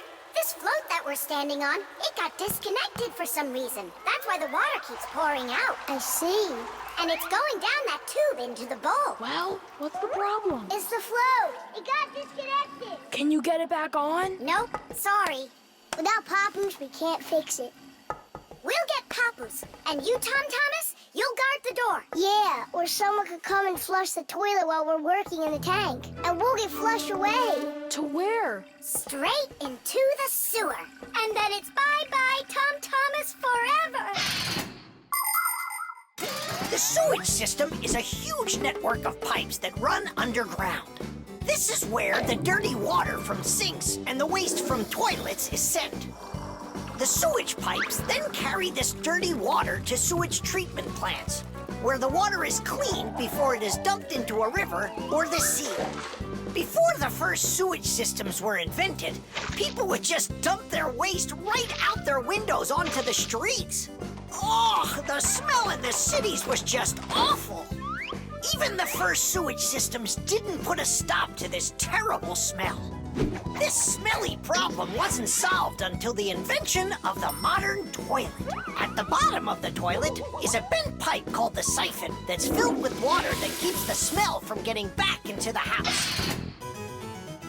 Don't ask me why, but no one goes through that door. It's a secret, Chusaka. Tom Thomas, ready to eat? Not now, Mom. Not even a cookie? All right. Here's what I need you to do. You guard the door so no one flushes the toilet. And that goes for you, too. Oh, it's terrible how much water's getting wasted. It's a good thing you noticed it. It was Tom Thomas who spotted it. Well, let's get to work. When your TV has broken, when your cell phone has broke, your laptop barely working, the candles had us. Don't ask us where we're going, for it's known far and wide that any kind of problem is clearer from inside. 1, 2, 3, inside we'll be all day and night. We fix things right. Papoose, wait.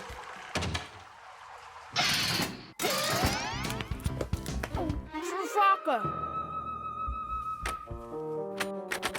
Hey, who's in there? Me? Dad, don't flush the toilet. I wasn't planning on it. I was getting ready to take a shower. All right, just don't touch the toilet. What's wrong with it? It's just broken. Really? Let me check it out. No! Don't flush it!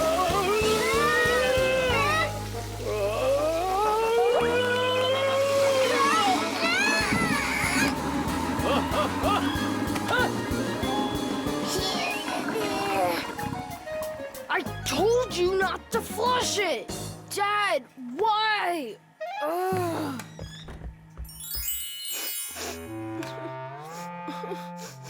Why are you crying? We fixed it. You're here! I thought that you got flushed down into the sewer! We almost did, but Nolik saved us, both me and Papoose. Tom Thomas.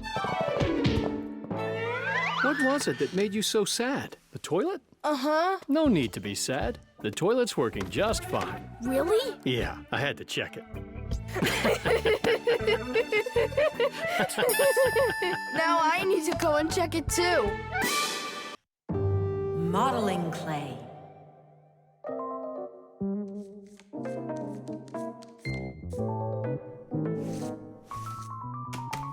All done. Simka, take a look. I've got my own pack-a-mat. Now look at that, a pack-a-mat made out of modeling clay. But this one's my own, and it looks just like a real one. Okay, you're right, it really does, Nolik. Simka, Nolik, what's up? Hi there, Fire. Wanna play some tag with me? I really wish I could play tag, but unlike you, I've got tons of work. Yeah, like what? Well, a bathroom hook fell down. Tom Thomas broke the lamp on his desk. The aquarium has a tube that's leaking. So go and play. I have to get a pack-a-mat. Oh. I wish I could play tag. Hold on. Nolik, you've got a pack-a-mat. Uh-huh. Although I gotta say, it looks a little strange. That's 'cause it's... Let's fix everything before Simka. with your pack-a-mat and my fixie board. This'll be great.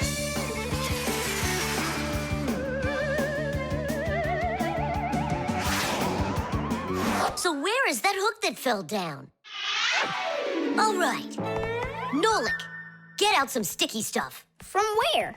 Obviously, from out of your pack-a-mat. But it isn't real. I made it out of modeling clay today. Out of clay? Well, it totally looks real. Long ago, back in the Stone Age, people learned how to use clay to make their dishes and sculptures. But the modeling clay that we use nowadays was only invented about 100 years ago. Actually, modeling clay is just plain old clay with some ingredients added so it won't dry out. And dyes are mixed in to make all the different colors. There is just no end to all of the fun things you can make out of modeling clay. I got an idea. Go on, turn around. What are you doing? Grabbing glue out of your pack-a-mat.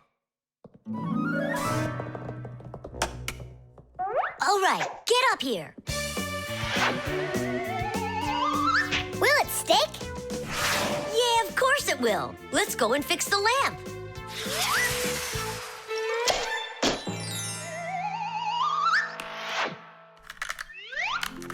We can't fix this without a real pack-a-mat. Yours will work just fine.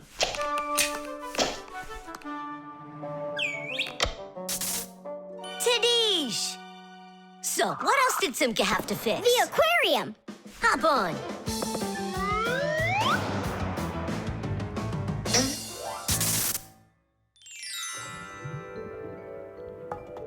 Well, where's that leaky tube? Here, it's leaking at the joint. Yeah, this tube is gonna need a lot of modeling clay. Give me the rest of your pack-a-mat. Sure. And here's a souvenir. They're all done. What's all done? We already fixed everything. And what did you fix it with? Modeling clay. Ha! Modeling clay isn't gonna hold anything. Well, I say it will. Wanna bet? All right.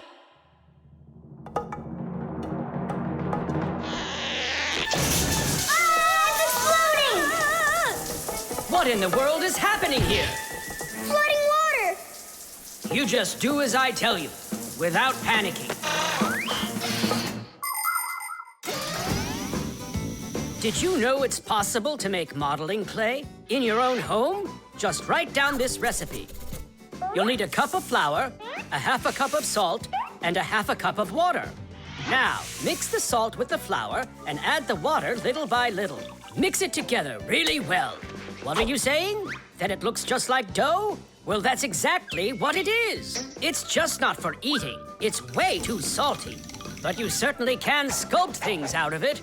If you want your modeling clay to be colorful, you can add food coloring or watercolors to it. That's it. Your modeling clay is ready to be sculpted. When you're finished, don't forget to let your figures dry in the sun. That way they'll get nice and hard and last you a very long time.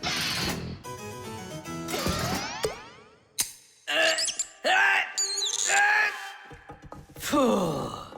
We almost didn't make it. And did you fix the lamp with that modeling clay? Uh-huh. And the hook, too. That was not a good idea. But it was really quick. Hey, that's true. That's why I want to give a medal to you. You're heroes. For real? Of course you are. And here it is, your medal. But it's made out of modeling clay. Your reward fits your heroic deed. The Manipulator.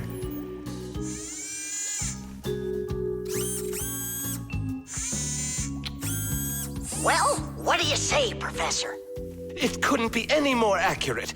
Our manipulator works just perfectly. Good! So that means that we're free to go. Great. See you later.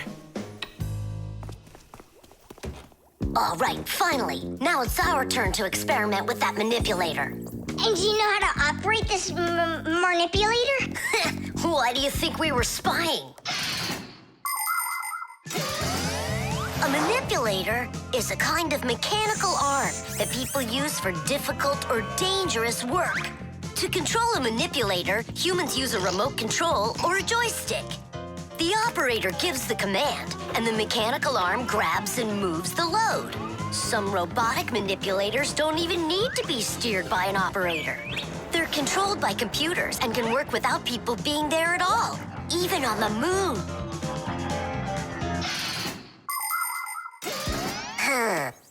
What is this button for? Uh-huh. How about this one? Uh-huh. Would you like to take a ride? Right now? You're scared. Scared? Not one bit. Then off we go. Yeah, cool. Ha, this is totally awesome. Well, hang on. This is gonna get even awesomer. Professor?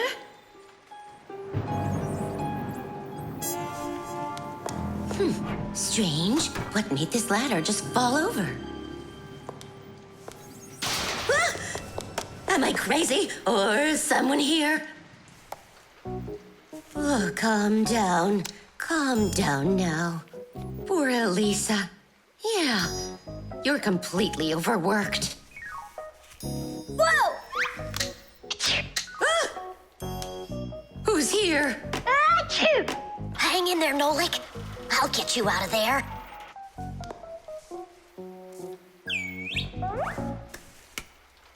My compact's gone. Oh dear, what's going on? Ah! Stop this nonsense right now, or I'll call the police on you. I don't believe in ghosts. I don't believe in ghosts. I don't believe in... Ah! Where are you pulling me? I'm going to faint. I'm warning you. That's all. Goodbye. Ah.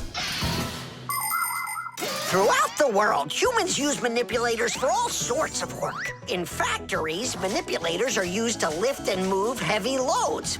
They can also hand out the parts needed for assembly or even attach these parts themselves.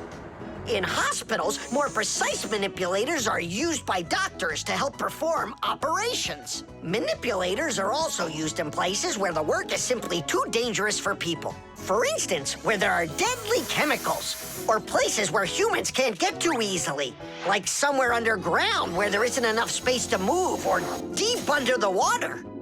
Or in outer space where there's absolutely no air to breathe. So you see, mechanical arms are helpful in all sorts of places where humans are unable to reach things with their own arms. Hang on, Nolik. How can I get that thing open? Ugh, I got it!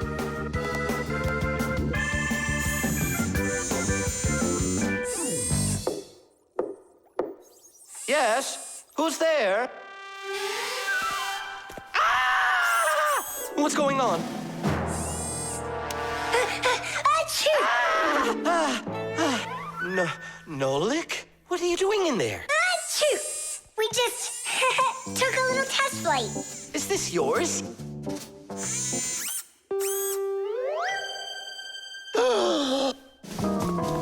Elisa! Elisa! Professor, you genius. I was attacked by a crazy arm. The manipulator. It's your imagination. Look, it's come back. Stop, I'm telling you. Professor, you genius. It heard what you just said. Calm down, it's okay. It was a little malfunction, but I took care of it. You are just astounding. And don't think that I'm through with you. With me? With you? No, with the manipulator. Let's go, Elisa. Yeah, let's go, Professor. Great job, Fire. And why fire? Achoo! The armor. 23, 24, 25. Ready or not, here we come. I heard him. He ran into the hallway. You check the kitchen, Nolik, and I'll check the living room.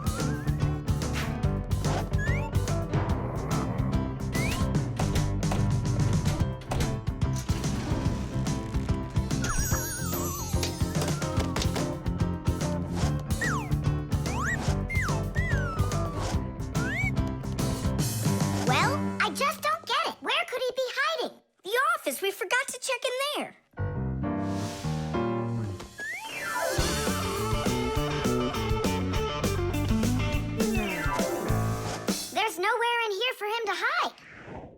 inside the shark.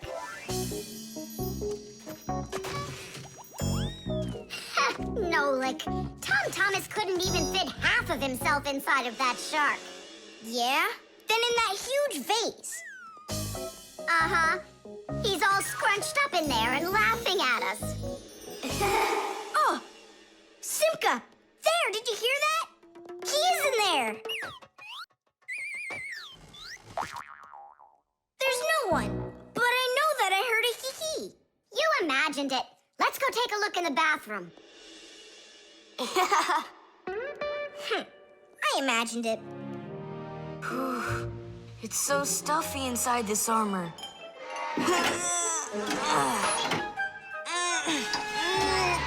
The arms got stuck.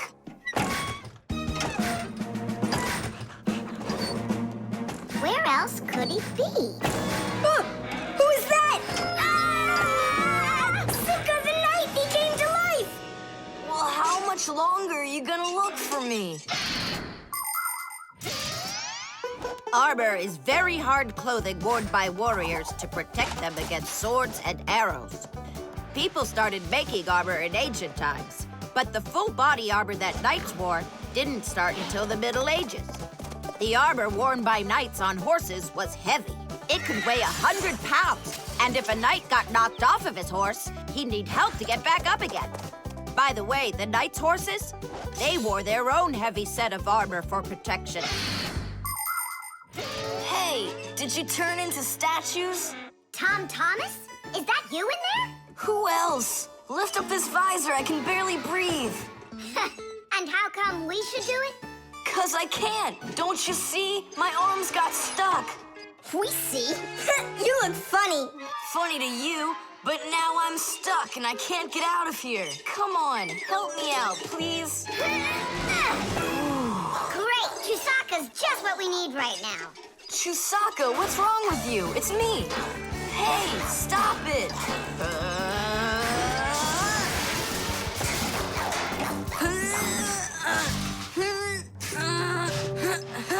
Help, I can't get up. Come on, let's undo the latches, Nolik, quickly.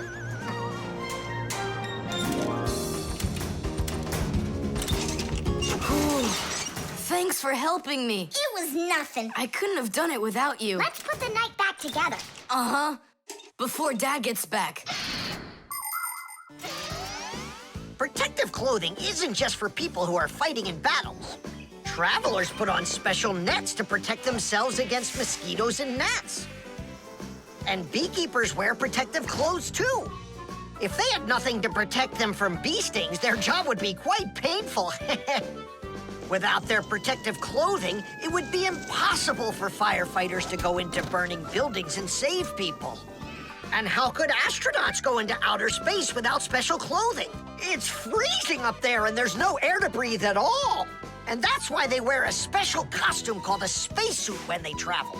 The spacesuit not only protects astronauts from the cold, but supplies them with air so they can breathe. By the way, the Fixies also wear protective clothing so they can stay safe while they work. Well, there. Did we get it right? It looks like we got it right. Only, where's the helmet? Nolik went to get it. Tom Thomas! Helmet delivery! Thanks there, Chusaka. Whoa there, Warhorse. Calm yourself down. There we go. It's all back in place again. Too bad that your knight looks like a ballerina twirling around. You see, his arm.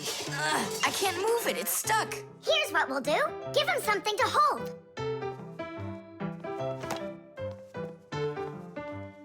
Well, how's that look? Perfect. Now we can paddle into battle.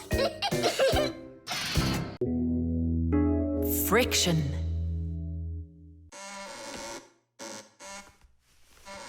Oh, Tom Thomas, that door of yours squeaks terribly. Yeah, and it's not easy to open either. Well, that's because the hinges are rubbing. That's why your door is not working right. How can I fix it? Just reduce the amount of friction. How? With some oil on the hinges. I can do it for you because I've got a pack-a-mat. All right. Simka, can I help you? Sure you can. Wear the pack-a-mat, all right?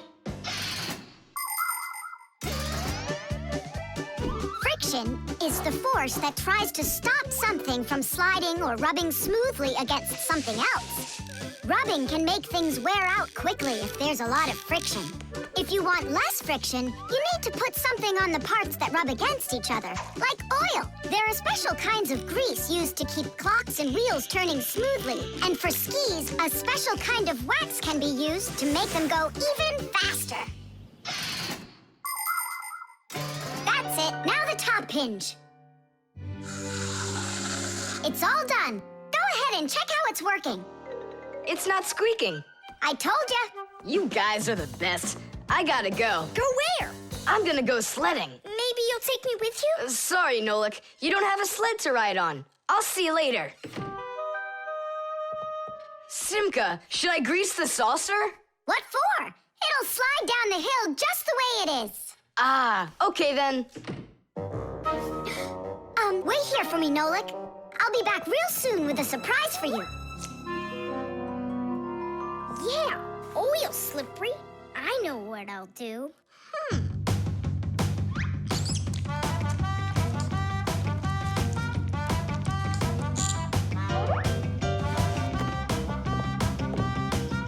Wow! Talk about no friction!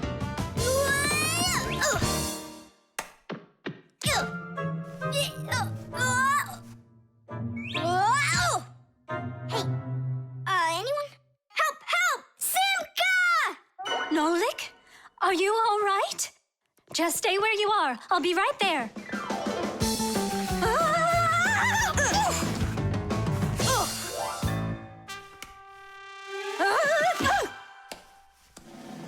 Papoose! Help us, please! Who called for me? Help is on the way! Hey, what are you up to? Grandpa, stay away from here! You'll fall over! Huh? What did you say? Stay where you are!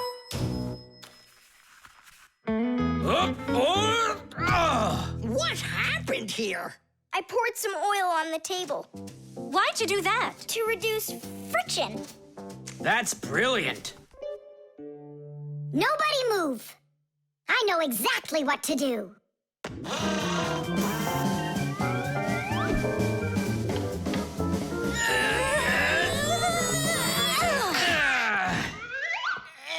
And what was the problem you had with the friction? I want to see all of this oil gone in 5 minutes.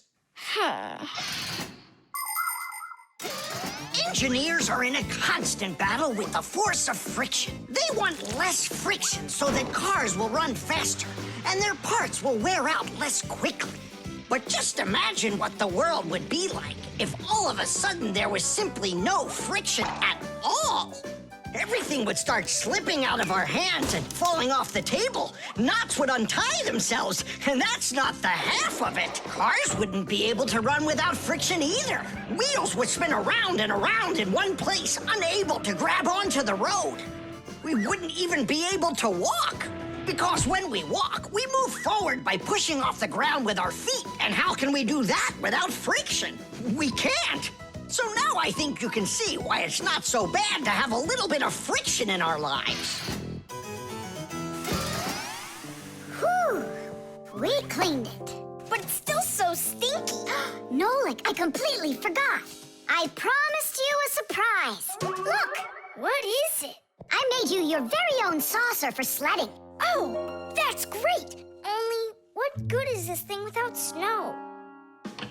Nolik, hey! Look what I've got for you. Snow? Yeah. Is it real snow? Really? Yep. Now you've got your very own hill to sled on. This is great! What an awesome surprise! And you don't need oil to make it go quickly. Yeehaw! The time machine. Oh, wow! What kind of device is that? Maybe an alarm clock? No, this is a time machine. Beep, beep, beep, beep, beep. Time machines, they don't exist. Whoa! What a shame. I learned that, studied that. Well done, Tula. What did I just bump into? What do you mean, what? Into a time machine. But I thought time machines aren't for real. Of course they are. You get in and take off for the future. Or the past. Splendid. Lots of us would love to be able to travel in a time machine. Maybe to go back in time and fix a bad grade, or to get a peek into the future. Of course it would be interesting, but time travel isn't possible, and thank goodness! Just imagine how mixed up everything could get. Someone brings back a dinosaur from the past, while someone else brings aliens from the future. No one would need to invent anything. Appliances would sit unused, and Fixies would have no work to do. It's awful! So you've got no idea of the answer. I studied this, but I don't remember. Too bad, because tomorrow we've got a hard test. Make sure you're prepared. I'm sure I'm gonna fail. You're gonna pass? You studied all of this, right? So you just need to stop worrying so much, that's all. I wish I could. Poor girl. How can we help her? Hey, I know how. This morning, Tula believed that thing over there is a real time machine. Sounds like an anti-scientific plan. Stop worrying. It's simple. We'll send you to tomorrow. You'll sit down, take the test, and come right back here. I wish I could go. It's like a dress rehearsal. The main thing's not to worry. Then what do I do? You just pull on that wire and you'll get them back. Well, time to go.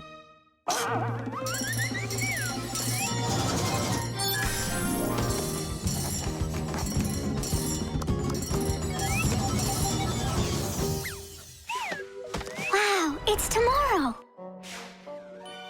Hi there. Are you ready? Uh-huh. Grandpa's got sick, so I'll be giving you your tests. I'm scared. Don't worry, it's just a rehearsal. Well then, who had the best test? Congratulations, Tula! Oh, so cool. Awesome. That wasn't scary at all. Impressive. By the way, what's wrong with the professor? Grandpa's... You know, don't you? A bolt fell on his head. You dropped it, remember? I did? Yeah, yesterday. I'm not sure I like this future.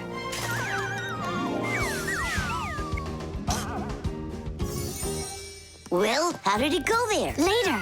But if you meet a Fixie, please don't let their secret out. Oh! Leave this on until tomorrow. What is this? Come back! No! If I do, I could hurt you. Me? What for? Wouldn't it be incredible to travel into the future and see what you will become? Unfortunately, that's only possible in our dreams. But if you have a dream and aren't afraid of challenges and setbacks, your future can turn out just the way you imagined. Do you want to become a champion? Then you need to start your training right away. Do you dream of becoming the best programmer in the world? Then first pull up that grade in math class. Do you dream of sailing the oceans? Then you'll need to do a lot of reading because a captain has so much he needs to learn. Start creating your future right now. And we Fixies will be right there to help you, making sure the machines you need to reach your dreams will keep on working for years and years to come. Hey there. Are you ready? Uh-huh. So far, everything's exactly the same. Tula, take this, please. It worked. And pass out the tests. You may begin.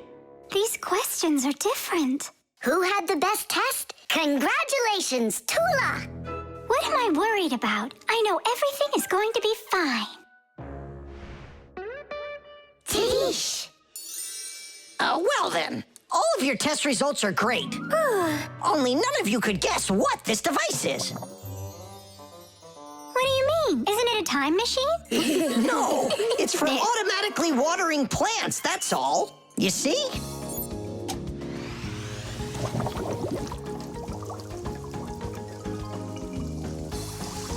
Cool, right? Wow, it's fantastic. So hang on, you guys tricked me? But you passed the test, right? Well, all right. Then I forgive you. The mirror.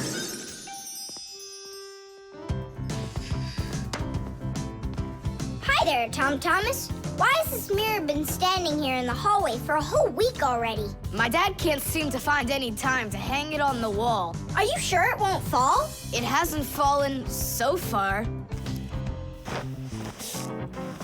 So, Nolik, do I look like Spider-Man? Ah! No, you don't look like him at all. Yeah! Hey! You can't climb on walls like Spider-Man. Yeah, I'm sure you can do it. I can do it. Just give your chewing gum to me.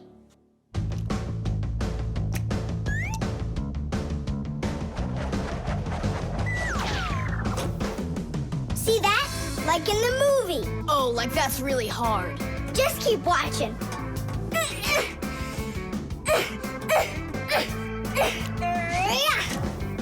That's hard. Feast your eyes and see what the only spider fixie in the whole wide world can do.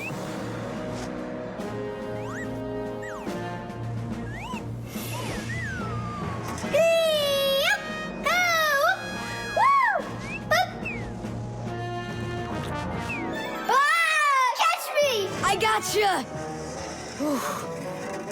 The mirror! Whoa!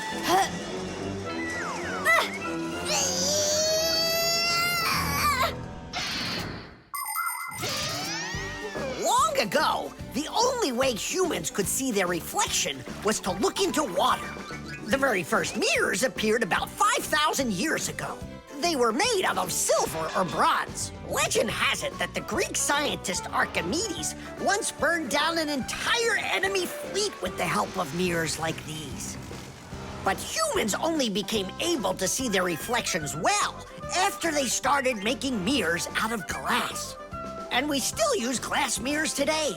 But of course, mirrors are not only used for looking at our reflections, they are also used in telescopes to collect the light of distant stars. And humans also use mirrors inside of automobile headlights so they will shine even brighter.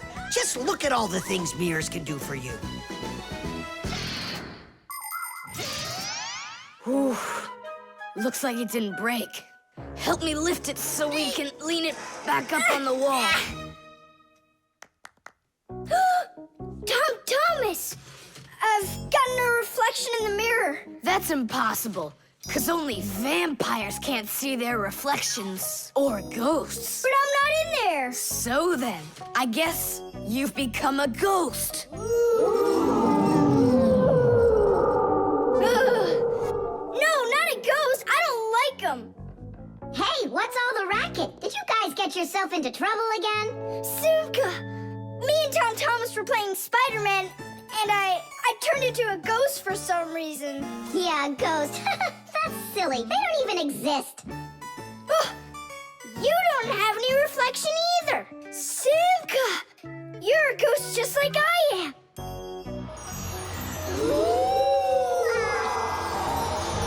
That's just goofy. Look, just look, here I am. Well, hi there. But why couldn't I see myself over here? It's probably because the mirror is scratched on the back. Tom Thomas, do you think you can rotate the mirror? It's just like I said. Some of the special coating got scraped off of the back.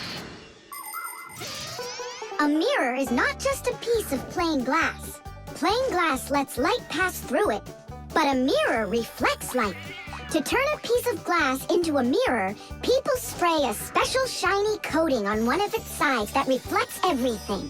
And then to protect the shiny coating, an extra layer of paint is put on top of it. But even with that protection, you still have to handle mirrors carefully. Because mirrors can easily scratch or even break. And do you think that this one is possible to fix? Yeah, we can do it. It's a good thing you have a pack-a-mat with you.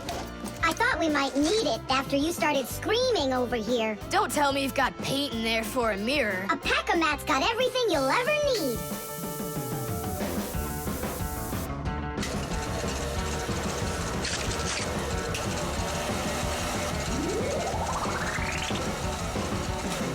It's all ready. My dad's coming. Tom Thomas, what are you doing here? Checking if you hung it. Yeah, right. I'll definitely hang that mirror on the wall soon. Like tomorrow. Or next week. The refrigerator.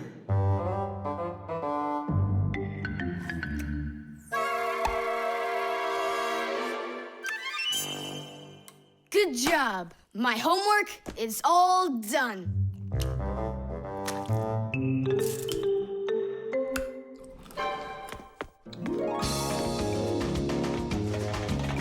Tag, you're it.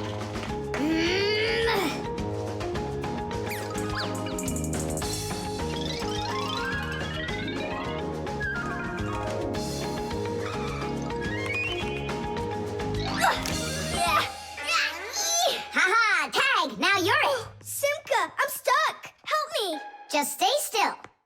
Oh, you're really stuck. Simka, we're not gonna leave me, right? We aren't. But I'm afraid, Nolik, you'll be stuck for a while. Tom Thomas! Help me! What's going on? Look, this blob of white stuff grabbed onto Nolik and it won't let go of him. Oh, it's a piece of gum. It's my bubble gum. Oh, thanks a lot, Tom Thomas. Now what's the plan to get me unstuck from here? Here's what we do. It's gotta be frozen. Once I sat on gum too, and my mom put my pants in the freezer. The gum froze up and it came right off. I don't want to go into the freezer. Don't worry, Nolik. I'll stay right here with you. Just hold on. It won't take long at all. Huh. Why do I need to hold on? The gum's already holding on to me. Simka, do you know why it's so cold in the freezer when outside it's warm? I'll explain it to you. A refrigerator has a pump that pushes a special liquid through a long tube. Inside the refrigerator, the liquid in the tube wants to turn into a gas. To do that, it takes the heat from everything inside, and that makes the refrigerator cool. Then the pump sucks in the gas and pushes it out as a hot liquid into the tubes on the back of the refrigerator.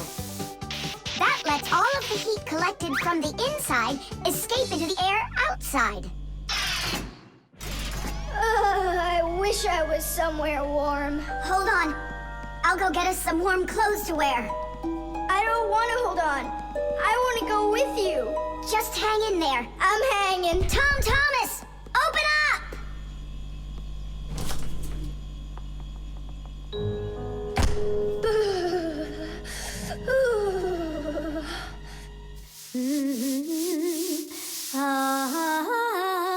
Marcia, do we have any warm clothing to wear? Why in the world do you need it? I just do. Well, I need to know what is happening.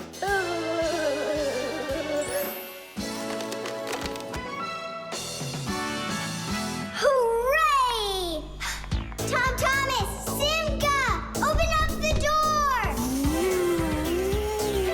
It looks like I'm gonna freeze up in here for good.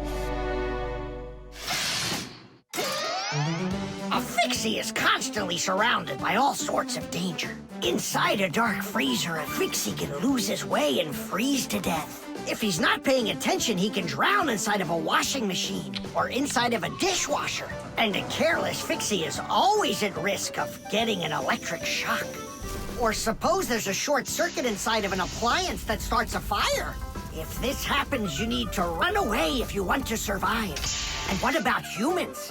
Well, they don't even believe that we Fixies exist at all, so they can accidentally drop something on top of a Fixie, or step on one, or kick us across the room. So if we don't get out of the way in time, So what I'm saying, Fixies, you need to be careful out there and pay attention. So be smart and stay safe, fellow Fixies. I don't understand this at all. He was right here. Poor Nolik. I wonder where he went. Look at this! Footprints!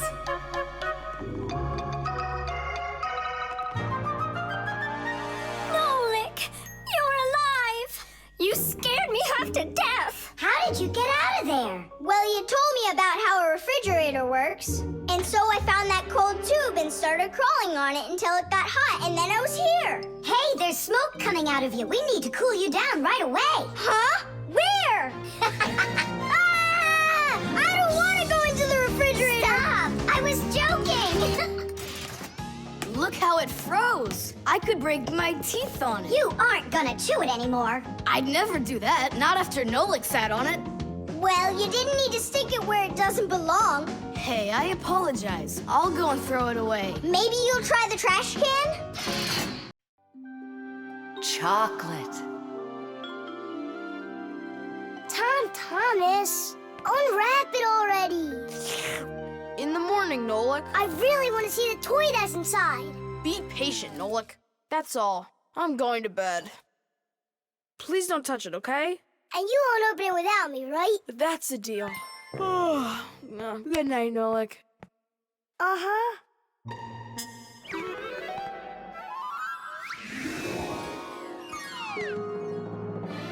And what are you doing in here? Me? Well, I was... Oh, it's a chocolate ball with a toy inside. How interesting. Yeah, totally. Let's unwrap it and take a look. We can't. Not until Tom Thomas comes in the morning. But if we're real careful, he won't notice. A chocolate confection. Yeah. A piece of perfection.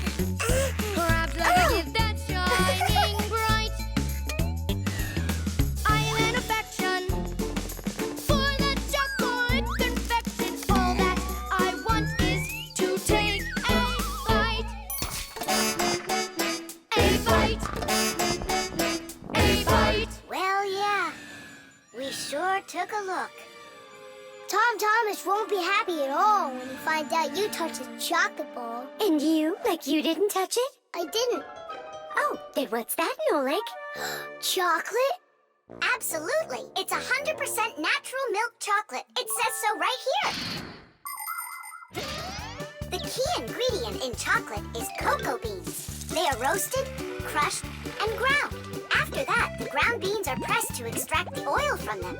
If you mix butter, cocoa, and sugar, you'll get dark chocolate. And if you add some milk to it, then you'll get milk chocolate. Then you just warm it up, pour it into molds, and cool it down. You can add raisins or nuts into chocolate. Sometimes chocolate is even made with flavors like flowers or salt. Chocolate wasn't originally for eating. It was used in a drink made by mixing roasted beans with water and then adding hot peppers. Not every adult could drink it, let alone a child. Today, chocolate is a favorite treat the world over for children and adults alike. How can we put it back together? How about Scotch tape? Come on! We'll start by warming up the chocolate so it softens up, and then use that to make a new ball. And then to make it hard again... Yeah, we just cool it off.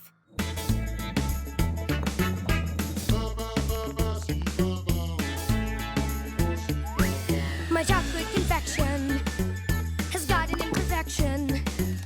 Half of it's gone into thin air. But this is expected when chocolate goes unprotected. First you have got it, then it's not there. Not there. Not there. Titties! Done. Let's put in the toy. But we haven't even looked at it yet.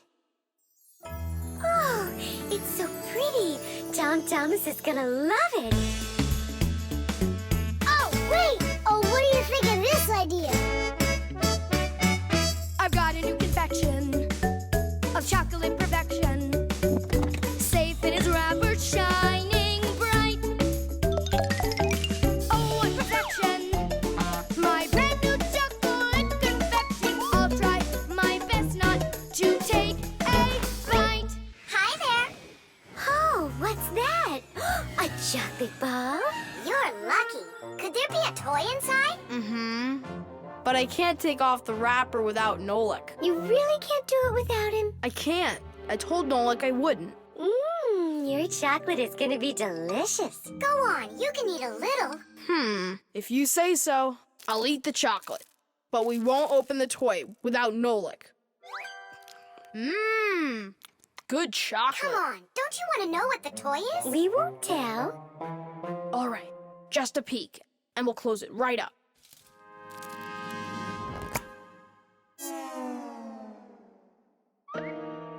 What is this for? Titties! Nolik? Really? How did you get in there? Surprise! You were in the container. The container was in the chocolate ball. And the ball, that's just impossible. He went and got you two to help. We helped a little. Hang on, Nolik. You promised not to touch the chocolate till morning. And you promised not to open the toy without me, right? I'll try my best. 92, The wheel. 93, 94, 95, 96, 97, 98, 99, 100.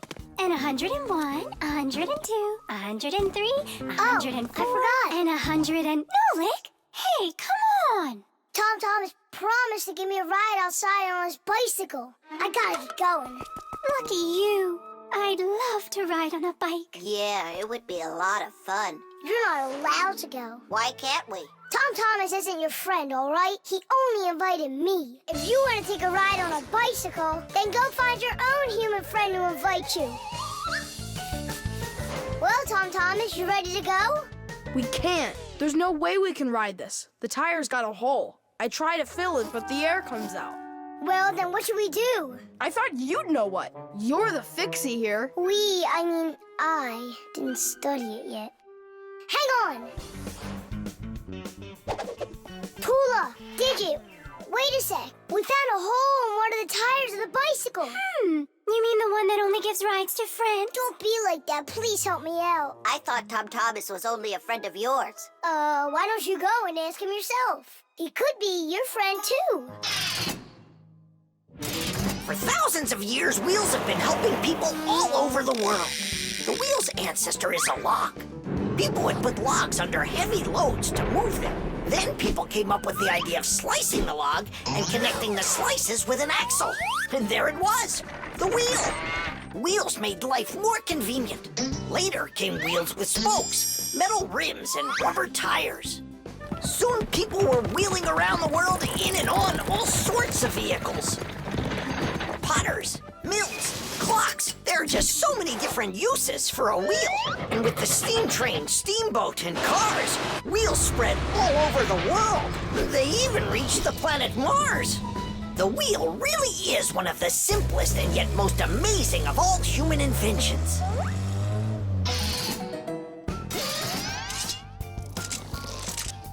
Whew, it's off. So what's next? Now you take out the inner tube. You mean this rubber thing? Yeah, that's your inner tube. There's a hole there somewhere. Pump it up, Tom Thomas. Then we can see where the air's coming out. That's not a good way to find the hole, Nolik. Why isn't it good? 'Cause the hole might be really tiny. Then how do you find it? To find it, we need water. How come? Yeah, how come? Now I get why we need water. There! See those tiny bubbles? Yeah, do you see them? That's the air from inside of the tube. That means the hole is right there. Nolik, you're a genius. Hooray! Here's the hole I found. Look! Will you let me put on the glue? In my pack-a-mat, I have just the right kind for this. The hole is right here, right where I found it. But first, we have to make sure that the rubber is dry. Looks like it's dry. Then let's put the glue on.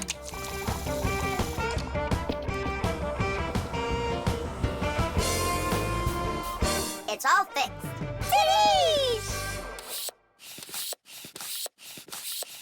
All right, it's ready to go. Hooray! Digit, Tula, you coming with us? I don't know. We weren't invited. I'm sure he'll invite you.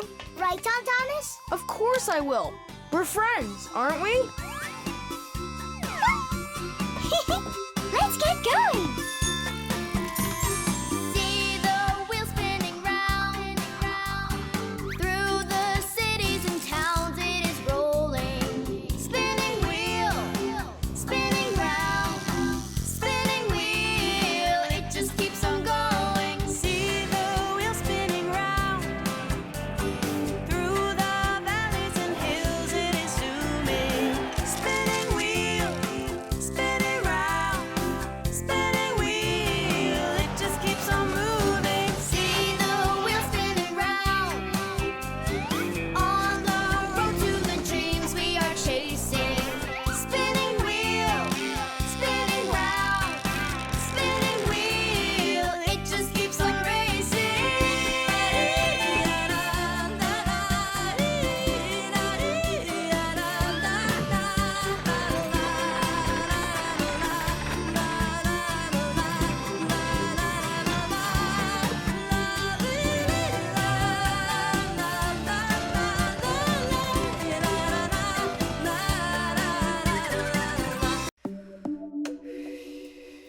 alarm clock. Ha! It didn't ring again. Nolik, let's go fix the alarm clock. Simka, wake Tom Thomas up. Tom Thomas, get up! Tom Thomas! Hey, you'll be late for school. Tom Thomas, get up already! This is really something. And where's the battery in here? No, this is an old mechanical alarm clock. It doesn't work with a battery. It uses a spring. How's that work? People wind up the spring tightly, and then as it slowly unwinds, it turns the gears, which turn the hands of the clock. Achoo! Oh! What? The alarm clock broke. Let's hurry and get you washed up. Tom Thomas, are you just getting up? Dad, the alarm clock didn't go off. It's broken. Here's the problem. It won't turn because the feather's stuck in the gears. Nolik, help me.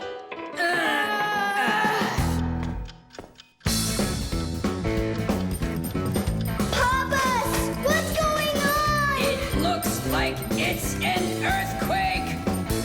Huh, it really is broken. About time to throw out this old piece of junk. Tom Thomas, I'm off to work. Don't be late for school. I won't. Where are we? In the trash can. And what's gonna happen to us? Well, you see, Nolik. People throw out broken things without a second thought. Even appliances that can still be fixed end up in the trash all the time. And the trash is taken to a horrible, deadly place called the dump. If a Fixie happens to be inside a broken appliance, he will come face to face with great danger. Once, my uncle got thrown into the dump buried inside an old TV. He barely managed to jump out of the bulldozer's path, and it was a miracle he didn't end up in the incinerator. After that, he just roamed around the huge dump, trying to fix anything. He became totally crazed. Good thing the Fixie Rescue Squad managed to find him and bring him back home. I don't want to scare you, but we might be taken to the dump, my boy. Papas, I'm scared. Huh? Where is the alarm clock? Maybe my dad took it to get fixed. But Nolik and Papoose are in there. Now just a little bit further. I don't want to go to the dump. No tears. There's only one way out of here. We need to fix the clock and make it ring. But how? Inside the clock, there is the main spring, and there's also a second spring. The second spring is held still by a brake, and so it waits. When the little hand reaches the time the alarm was set to go off, the spring jumps off the brake, and the gears are free to start turning. That makes a little hammer beat the cup of a bell very, very quickly. And that's how an alarm clock rings. So this feather is stopping the gears and not letting the hammer strike the bell. Exactly. I'll start rocking the gear back and forth, and you tug it. And 1, and 2, and 3. Tadish!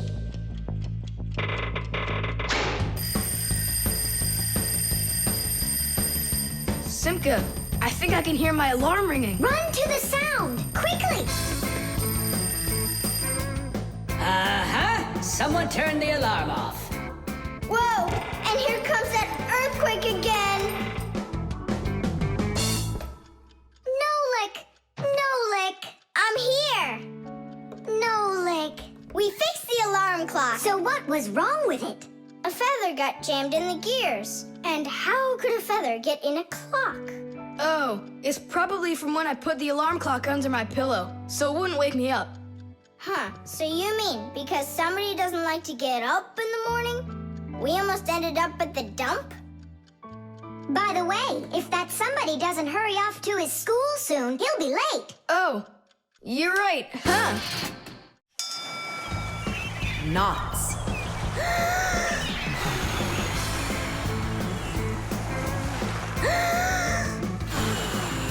Nolik, there are pirates off the starboard side. Battery, fire! Hey, I'm not a pirate. Why'd you hit me? That's it. I'm tired of playing the wind. Where are my pirates? This looks great. Can I board your ship? And what are your skills? Tons, like protecting the ship and yelling hooray when we win. And how about good sea knots? Can you tie them? Of course I can tie them. Then tie up our treasure. And make sure it's good and tight.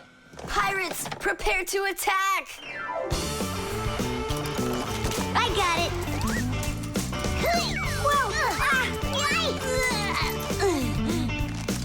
That's done. Good enough. Hooray! It's good and tight. Now can you survive a storm? Without a doubt.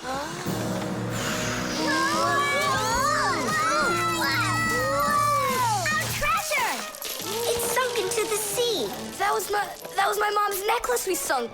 I'll pick it all up, don't worry. No, thank you. We'll manage ourselves. He calls himself a sailor. Go and learn to tie some knots. Try tying 2 ropes into a knot.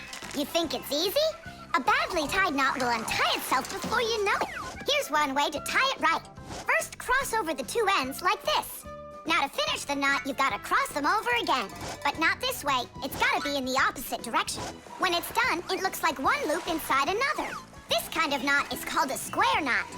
And it won't untie as long as you tie it right. And that's just one of the many kinds of knots a sailor has to learn.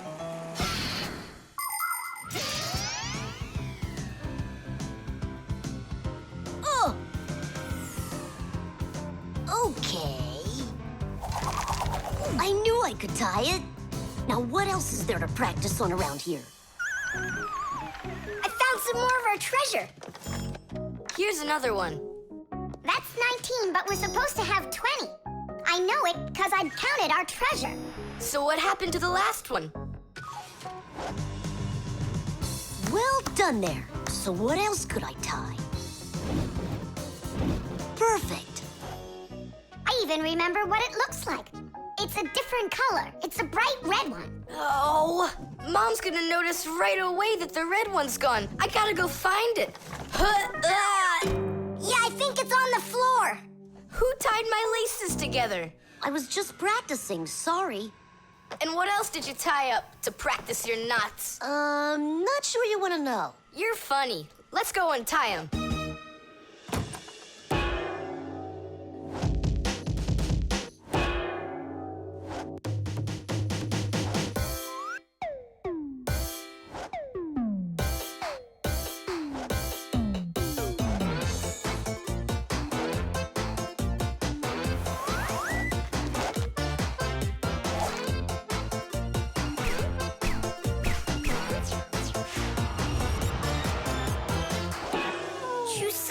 Don't look at me that way. I'm scared. She's just staring at her own whiskers, Nolik. And what have you done to her whiskers? Well, I tied them with the square knot. Fire, you're just a blockhead. And why don't you tell us what else you've done?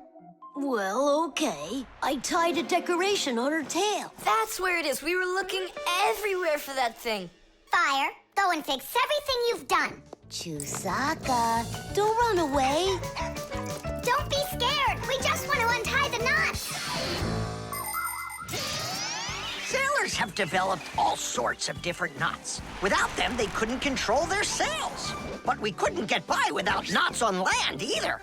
Mountain climbers use tightly knotted ropes to help them climb and keep them safe. Fishermen tie hooks to their fishing line using special knots. You can't even pitch a camping tent properly without making a knot. When people sew, they tie knots in the thread to hold it in place. And doctors use knots when they stitch and bandage a wound. And a tie wouldn't be a tie if you didn't tie a knot in it. Sneakers won't fall off your feet. And the laces won't drag on the ground if they're tied with a proper knot.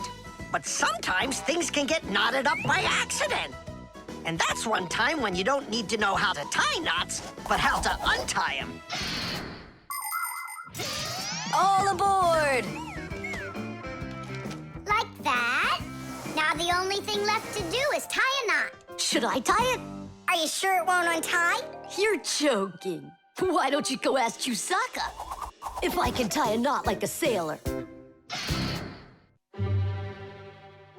The zipper. Hey, Nolik, look. Why did Tom Thomas go to sleep like that? Maybe it was some kind of homework for one of his classes. Uh-huh, gym class homework.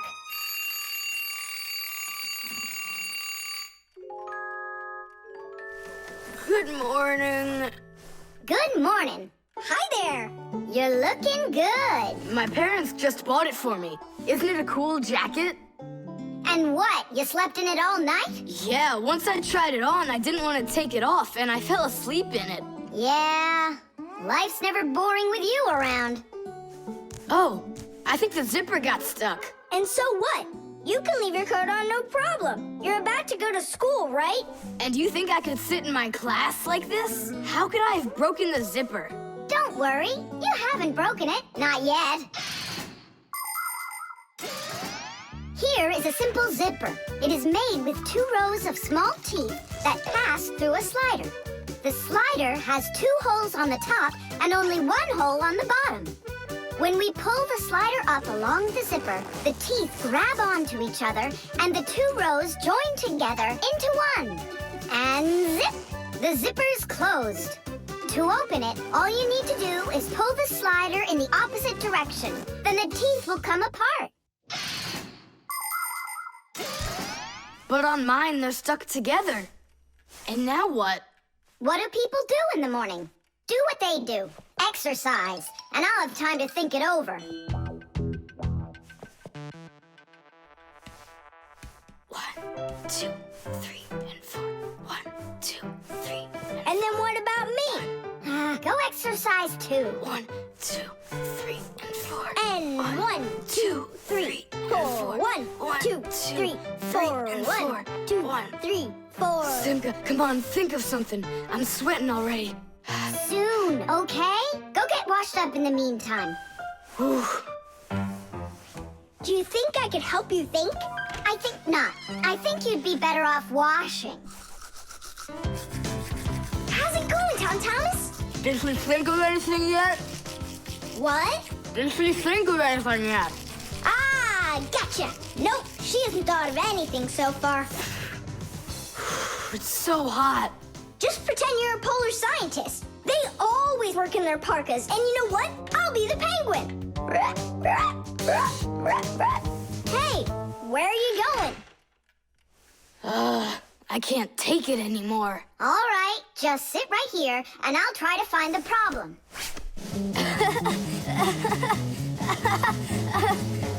You see? That polar scientist game's funny, huh? That's not it. It's Simka. Oh, she's tickling so hard. Stop squirming. And you stop tickling me. Aha! So that's why it won't open all the way. It's only a piece of thread stuck in there. Pull the slider up.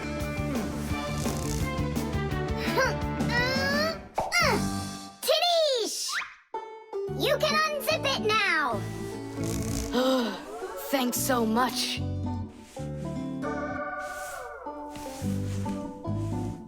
Here it is, a thread. That's what the whole problem was. You're kidding. So I've been sweating because of some piece of nothing? In technology, every little thing matters. I remember when scientists built one of the first computers around 60 years ago. It was a giant machine. It filled up several rooms and had more than 1 million parts.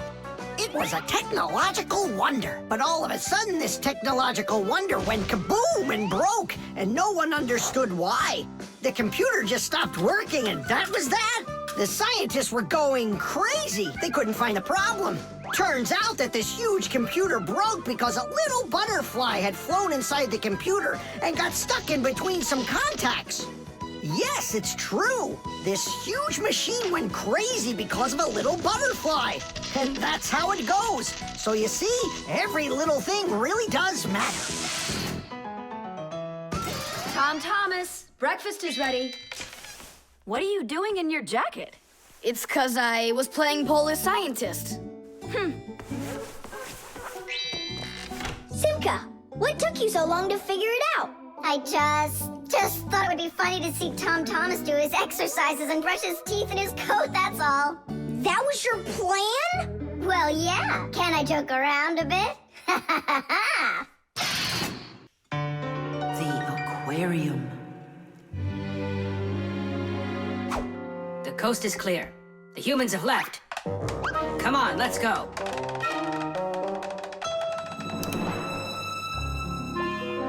Marcia, why are the fish looking so tired? 'Cause they're not getting enough air in there. The water in the aquarium is dirty and it needs air, but the filter isn't working. The filter? Yes, that device over there. These fish need our help, and if we don't do something right now, they could die. Right. First, I'll fix that light, while you and Marcia go over there and see what is wrong with the filter. But I want to go and look at the filter, too. You're too small for this. Oh, whoa. And you're a giant. I mean, you're like 6 feet tall, huh? That's enough arguing. Nolik, let's go.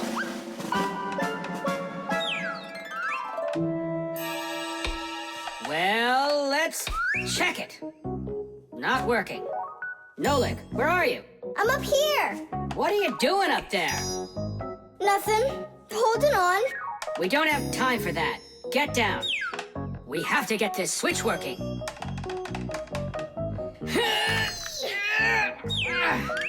Marcia, what's the matter with the filter? Well, probably something's caught inside and it's stopping the motor from turning. A filter is used to keep the aquarium water clean.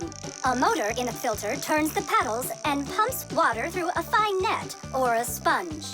The dirt in the water gets trapped in there, and the cleaned water is put back into the aquarium. Many filters not only clean the water, but also add air to it, so there will be more oxygen in the water. You see, even though fish live their lives in water, they need oxygen just like all of us.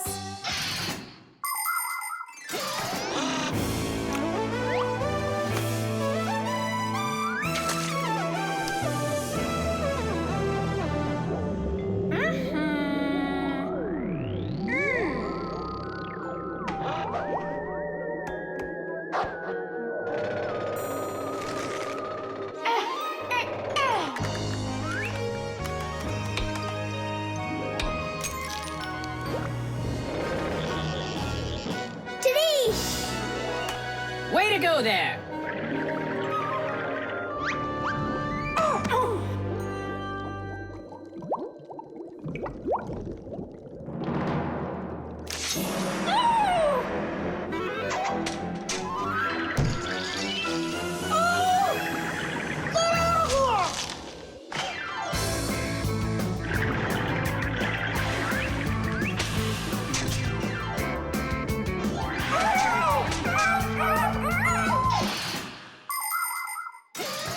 There are lots of ways for people to breathe underwater. As an experiment, try putting an empty glass upside down in water, and you'll see that some of the air stays in there. That's the idea behind the ancient diving bell. An empty bell was lowered under the water, and some of the air remained in there for the diver to breathe. And about 200 years ago, the first diving suits were invented. The diver got air from a hose that started above the water. This let the diver spend a long time under the water and even walk around on the bottom, but just not too far. Later on, people learned to squeeze a lot of air inside of metal tanks, and that's when scuba diving started. Scuba divers breathe the air stored in these tanks so they can swim freely and even dive deep down below the water. Our work is done. The light is on, and the filter is working. And the fish look so excited! As if they're not fish, but monsters. Thank goodness they're behind glass. Papoose! Just hang on. We'll be right there to save you. But I don't even have my pack-a-mat. Ooh, look how they're chopping their teeth. They must be so hungry. You're right. They're hungry. Nolik, come on.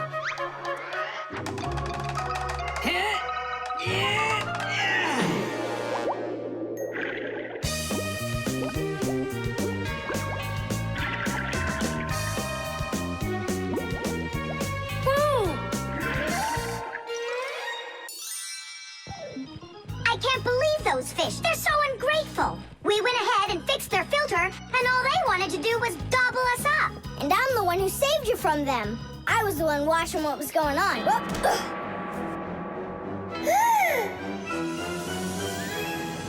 Oh, gee. Hold it. Do you think giving her some food will help? As long as you're not thinking that food is me.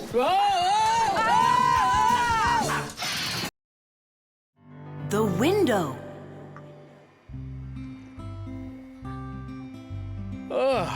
Hi there. We're all up. What are you doing? I'm washing our windows. It looks like that thing's doing the washing. You guessed it. It's a window washing robot. I borrowed it from a neighbor to try it out. We should buy one for ourselves. I don't get it. We've already got one robot. Robot. So we'll have two. One for the floors and one for windows. I could clean the windows. But it can be dangerous work.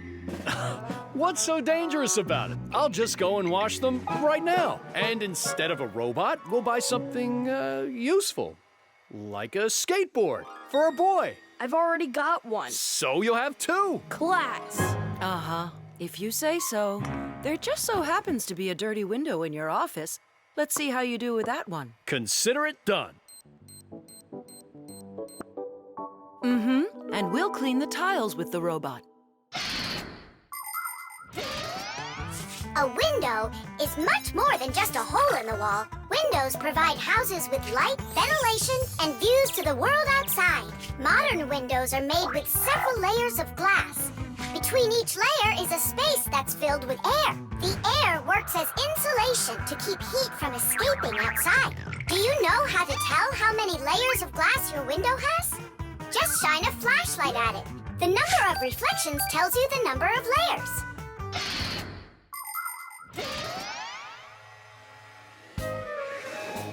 Whoa, what an amazing appliance! Let's go and take a closer look. You really buy me a new skateboard, Dad? That's what I said. But first, I've got a window to wipe. All right, robot, we'll show ya. Tom Thomas, Dad can show him himself. We really live on a super high floor. Yeah, but the robot isn't afraid of heights. I'll start from this corner. It'll take you forever that way. Admit it, the robot works better. We won't. We're gonna win this thing. Hey, what is he doing? I'm not sure.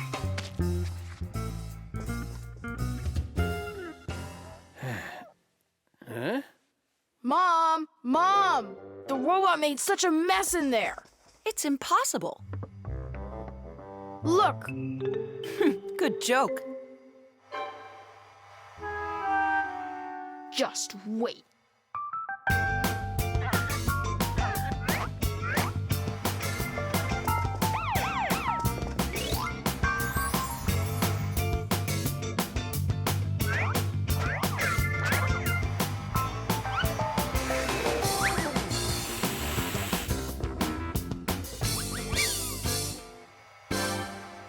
Get how you're cleaning it. Easy. You can talk? You gotta be kidding. And you are misbehaving. You guys? You're the ones trying to stop me? You tried to make the robot look bad, so we had to defend it. It's only because my dad told me I'd get a skateboard. Yeah? For doing a bad thing? Ah, aren't you ashamed of yourself? I am. You learned your lesson, and don't forget, Fixies look out for appliances. The dwellings of most ancient people had basically no windows at all. There may have been a hole up above for letting out smoke from a fire, but that was it. Later, people started splitting open their walls, but the openings were so small that very little light would ever get inside. The size of windows grew quite a bit over time. People people would cover them with animal skins, fabric, paper, or wooden planks to protect themselves from the cold and the wind. When people learned how to mine valuable minerals, they began to cover window openings with thin sheets of a mineral called mica. Windows made of glass were very expensive, and only the richest people could afford them for their homes. But today, it's hard to imagine a window anywhere not covered in glass. Everything's washed. And what about the outside? Forget it. I quit. Would you wash the back with the robot? Yeah, consider it done.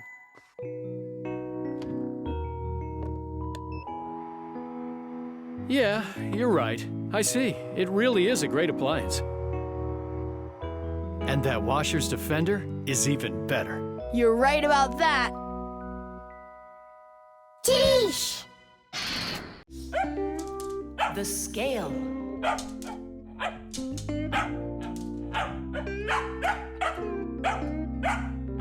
Chusaka, that's enough already. But what if it's something important? Come on, she's just a dog. They say that cats and dogs have a sixth sense that we don't have. What's that? Well, they feel all sorts of things that we humans don't. I better let her in.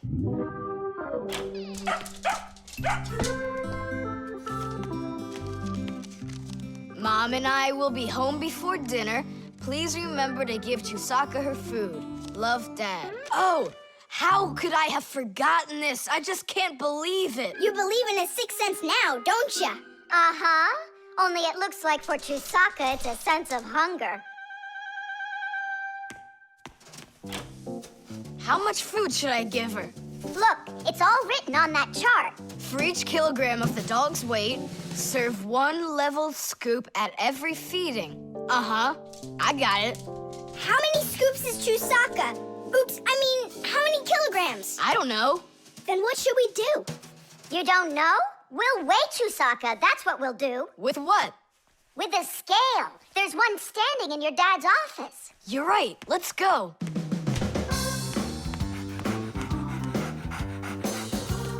I was wondering, does it bother your mom that only your dad has his own office and not her? Nah, Mom says she's got her own office. It's called the kitchen. Hey, look, there's the scale. Did you know that humans have had scales like this for more than 7,000 years? If we want to find out how much something weighs, we need to compare it with something that we already know the weight of. Let's say you need to weigh a watermelon. You put it on the scales pan and it drops down. Now you keep adding weights to the other side until the two sides balance. Well, this one is too heavy, but this one is just right. Since the weight is 10 kilograms, it means that the watermelon weighs 10 kilos. And that's just how simply a scale works. Well, should we start? Chusaka! Right, like she's gonna come running. How are you gonna get her away from that bag? Huh, I know how to get her.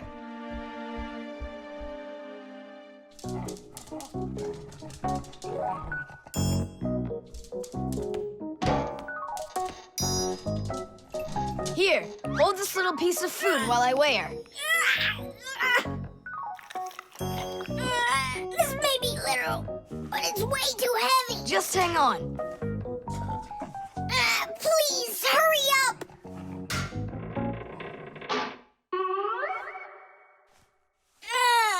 Come on! Hurry up! Done. Her weight is 2 kilograms.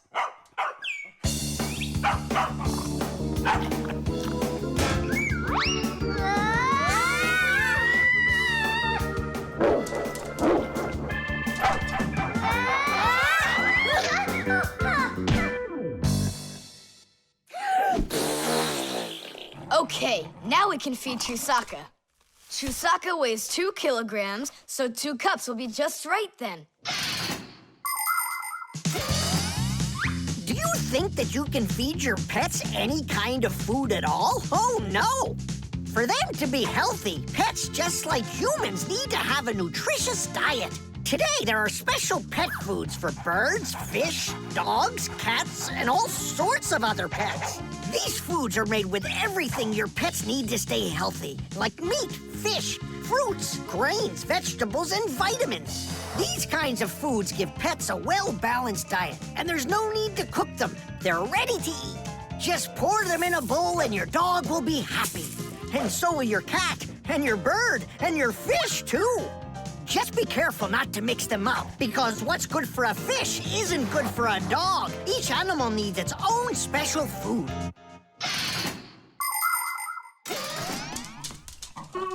Stop!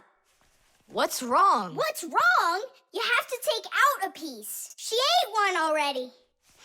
All right.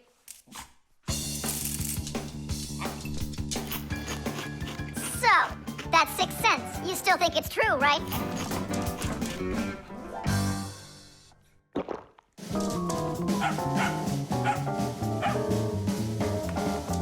What did you bring that for? Oh, Mom is calling. No way. How could she know it would rain? I knew that Chusaka had it. Hello? It was a 6 cents, wasn't it? The blood test. Here.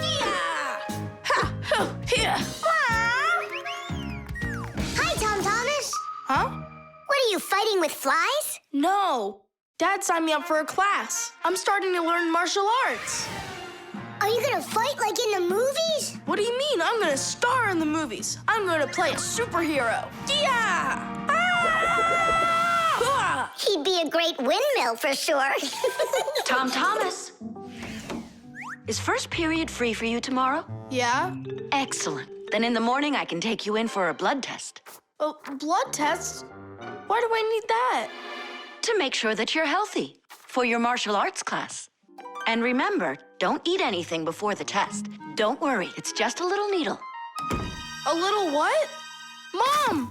And what if I take some other kind of sport, like chess, for instance? Then I don't need a blood test? What's up? Are you scared? No. Mwah.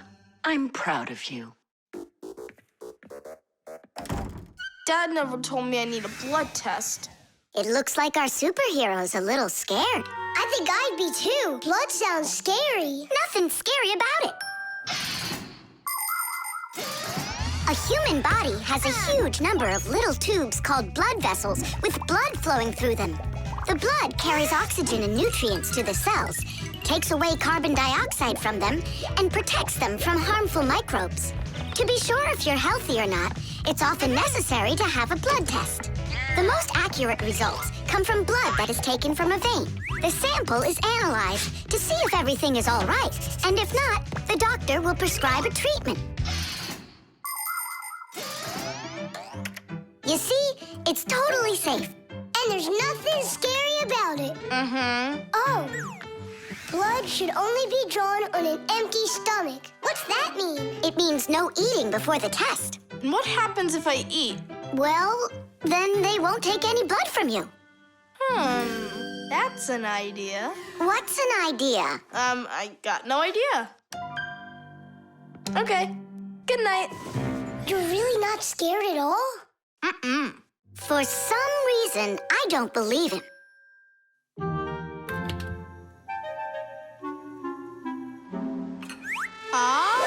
Huh? Hey, what's going on? You're not allowed to eat. Give it back. Oh, my mom's coming. Oh. Tom Thomas, did you forget?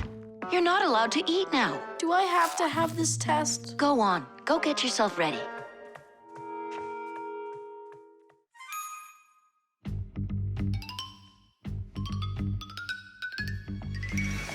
Are you trying to run away? I thought you wanted to be a superhero. You're being nothing but a coward. I'm not a coward. You are. I'm not. You're acting like one. Anyhow, I'm not going there. Don't even think about it. Nolik, help!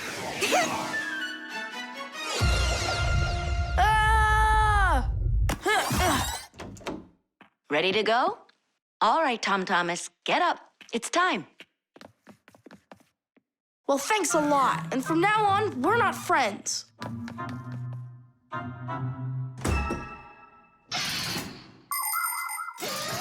Making an accurate blood analysis is not a simple task. Originally, this work was done by people that would examine a drop of blood under a microscope. Today, in modern laboratories, technicians analyze blood with the help of smart analyzing machines. These machines can do the job much faster, and they don't make mistakes like people can. After you give some blood to be analyzed, the test tube is sent on a real journey to reach the laboratory for analysis. In the laboratory, it moves from one analyzer to another, each one of them examining a different part of your blood.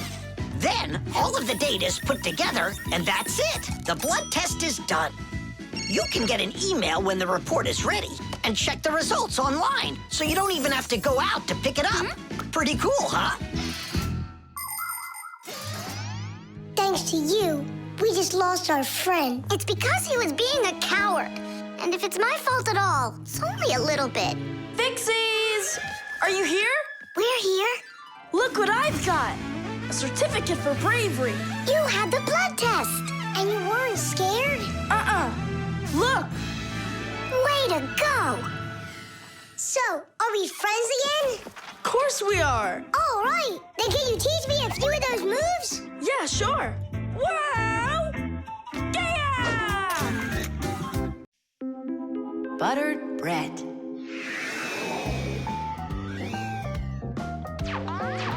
Thomas, it's not right to eat when you're playing a game. I know your mom told you that. Come on, stop distracting me. Oh no, that's the game. Now that's what you call Murphy's Law, Nolik. No, that's the law of buttered bread. The law of buttered bread. There's no way that's a real law. People say that bread always lands butter side down. Scientists laugh at that, but there is a grain of truth in it. First of all, a sandwich usually falls from the low height of a table, and so it only has time to make a half turn. Second, the side of the bread with the butter is heavier, and that pulls it towards the ground. And third, people remember the bad things that happen to them. So, they believe that buttered bread always lands the wrong way. That's just goofy. I don't believe in that law. It's true, and not just for buttered bread, but any open-faced sandwich. Then let's do an experiment. We got tons of food in here. We just cover some bread with it and then throw it. All right, let's do it.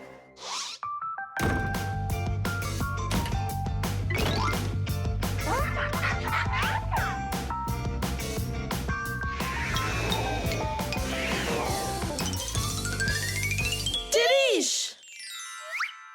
Well, jelly side down. Uh-huh. And the cheese went down. And the chocolate spread's out of luck, too. The bologna didn't do any better. Do you believe me now? Not yet. Let's keep going. We should try some other methods of throwing.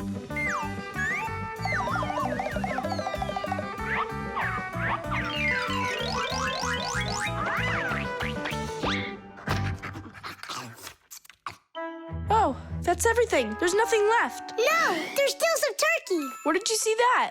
Here it is. Take some from this plate instead. Your mom already cooked it. Hey, turkey, show them how you're supposed to fall.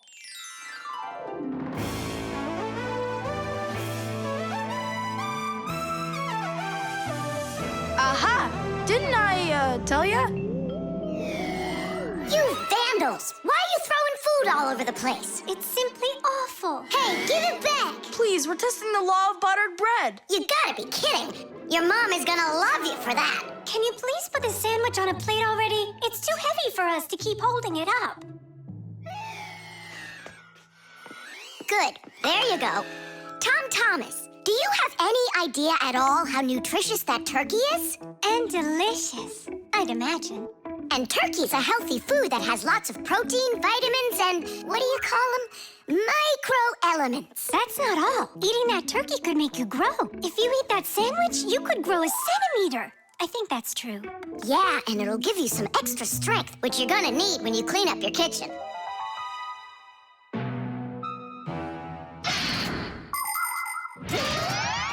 Humans eat food not only to make them strong, but also to grow and develop. Take a look at all these different foods. Do you think they have anything at all in common? Well, actually, they do. All foods contain nutrients like proteins, fats, and carbohydrates.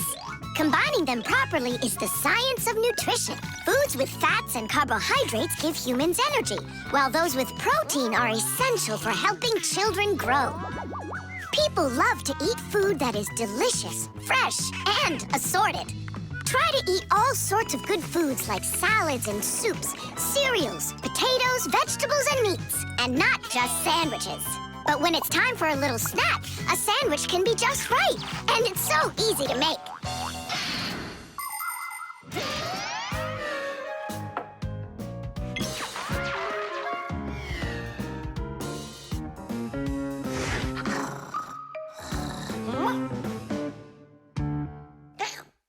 What happened to all of our bread? There's only one slice left. I made an experiment. A real one. I see. Well, science requires sacrifice. And there's no doubt that scientific experience is way better than playing with the phone all day, right? Mm-hmm. Can I have another piece of turkey? I don't know why, but I'm really hungry today.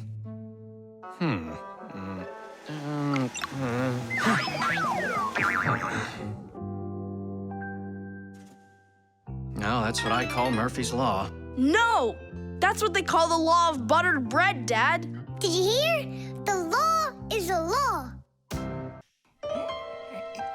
The stapler. Tom Thomas gets the ball.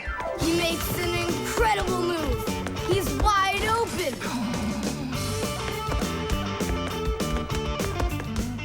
The goalie sees him and he screams in horror. He shoots and score! Yay! Tom Thomas, stop kicking that ball. Your school concert starts in 30 minutes, and I don't want to iron your pants again. All right, Mom. Just one more time, huh?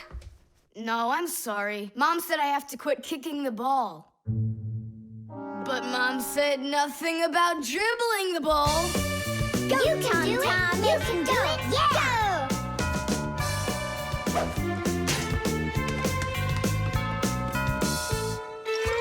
Ah!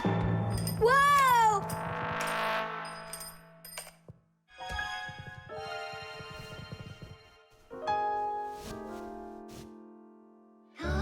Tom Thomas, your pants. This can't be. These are my special concert pants. Ugh. Yeah, how will you go now? Well, your mom does have enough time to sew them.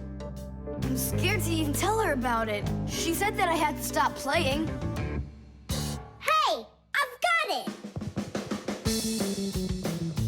Here. You think we should fix the rip in his pants with a stapler? Yeah, isn't it a good idea? I gotta try it out. You do. Like this? Stop! Why? What's wrong? My nose itches. That's all. Let's go. You're right, Nolik. It works. That is super! Yeah, the stapler's really great. Do you guys know how it works? Just keep stapling and I'll tell you. The staples for a stapler are lightly glued together. That way you can load many staples at once instead of one at a time. And a spring pushes the staples to the front. When you push down on the arm, a metal tooth pushes the front staple down through a thin space. And the staple punches holes in the paper. Next, the pointy ends of the staple push down onto a plate. And that makes the staple bend behind the paper. And there you go. The papers are fastened. So you could say that we're sewing, but using a stapler instead of a needle. Yeah, and it works even faster. Huh? What's going on? Could it have run out of staples?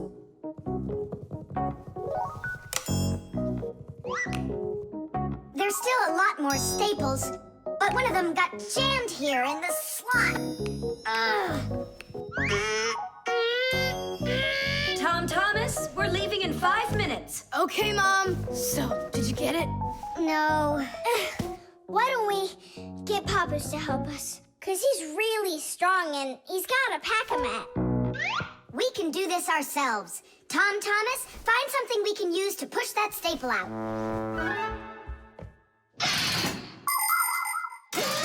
The stapler is not a very new invention. It's been said that the French king, King Louis XV, had a stapler made out of gold and precious gems.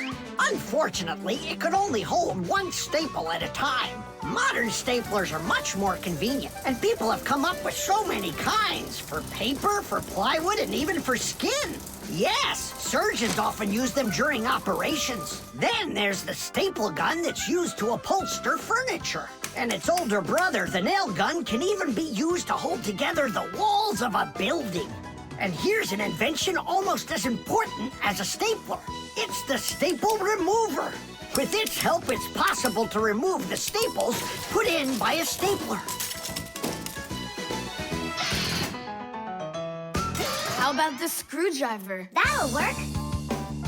Look, the screwdriver fits perfectly into the slot.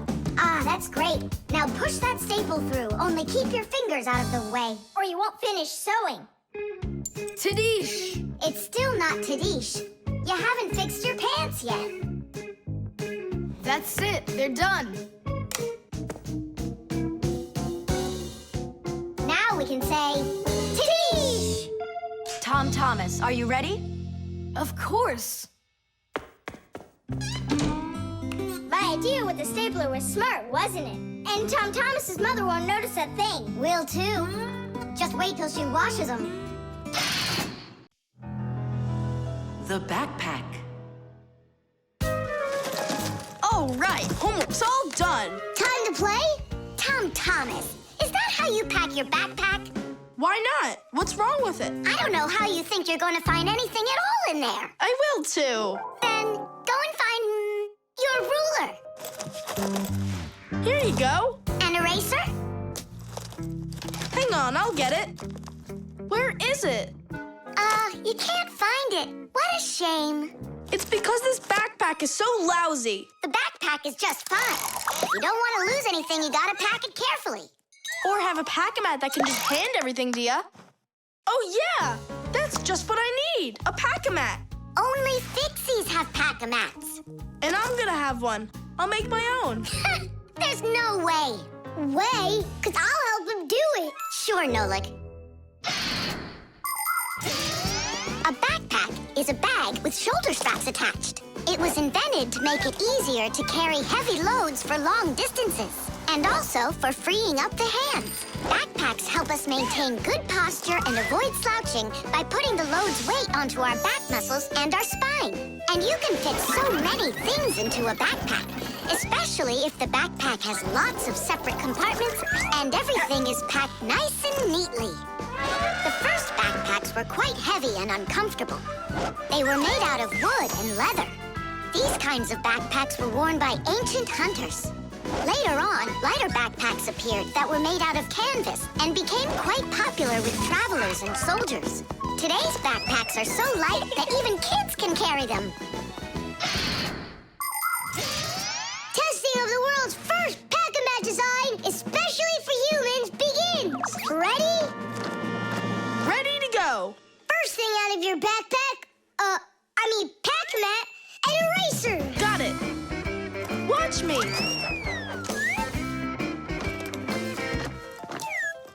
Cool. A pen, your blue one. Got it.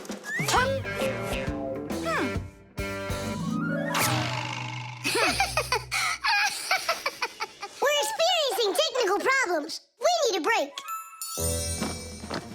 Testing of the world. I know. Just start. Take out the eraser.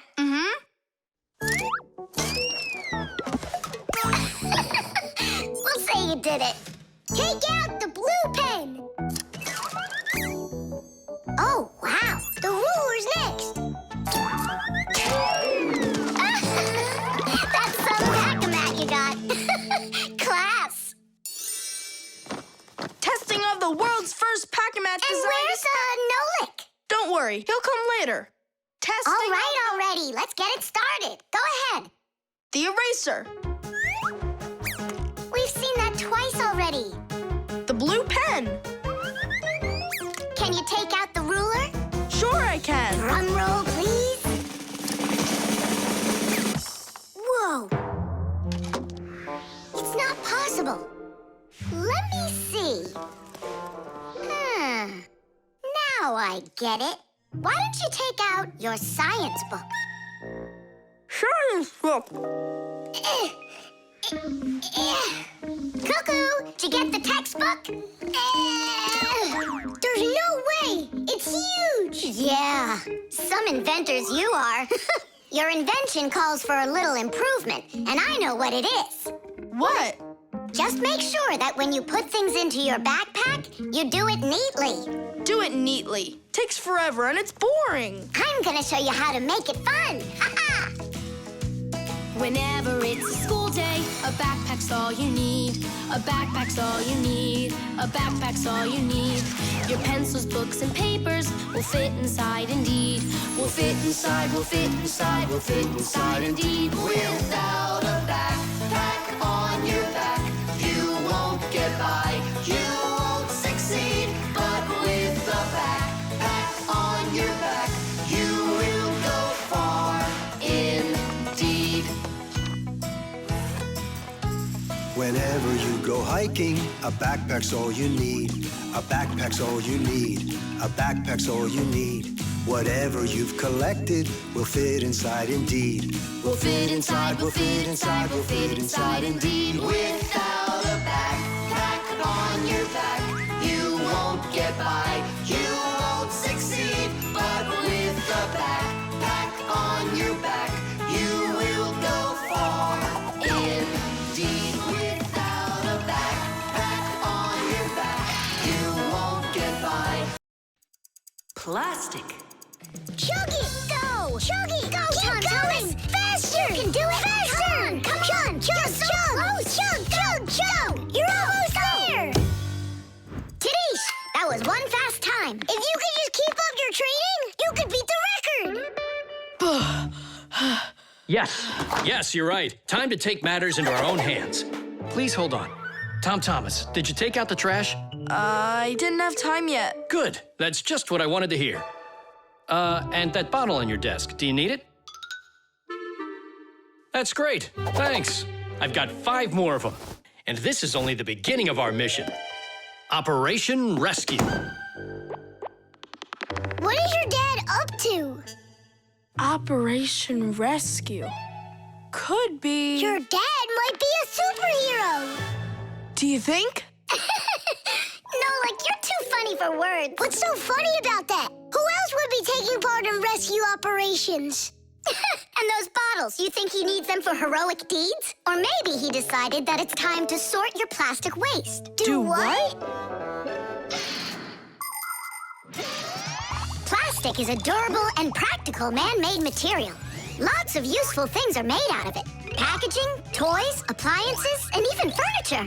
But you shouldn't just throw out things that are made of plastic. Nature can't digest it, and so all that plastic will leave the earth covered with a thick layer of trash. To avoid that catastrophe, we all can help. Put plastic into specially marked containers, and then instead of harming the planet, it can be turned into something useful. No, that doesn't make any sense. Simka, superheroes do not collect trash. And we'll prove it, you'll see. Of course. It's our evolution. I mean, a revolution. Together, we'll save planet Earth. You're so lucky, Tom Thomas. Together we'll save planet Earth.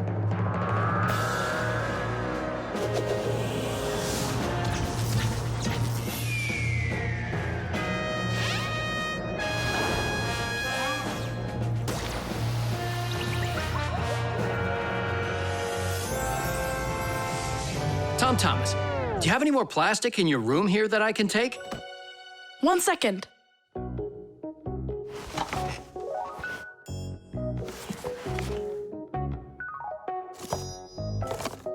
You still use those things? For such a noble mission, it's not a problem. All our useful things should be taken care of. Dad, I really want to do it with you. Want to do what? What you're doing. You know, the operation. About saving the planet, like you said on the phone. Ah, you mean sorting out the plastic, don't you? Sure. I've got a couple of these boxes filled up already. Will you help me take them to get recycled? Really? What for? Just dump it out with the trash. Son, if we don't start doing what we can to recycle, I'm afraid our planet will become one big dump.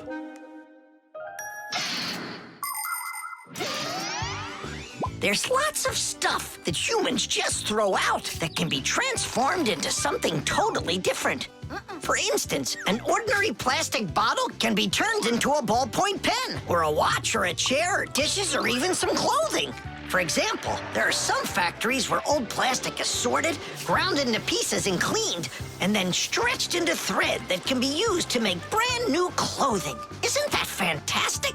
But this is only possible if people learn to collect and dispose of unneeded bottles, bags, cups, and other plastics separately from the rest of their trash.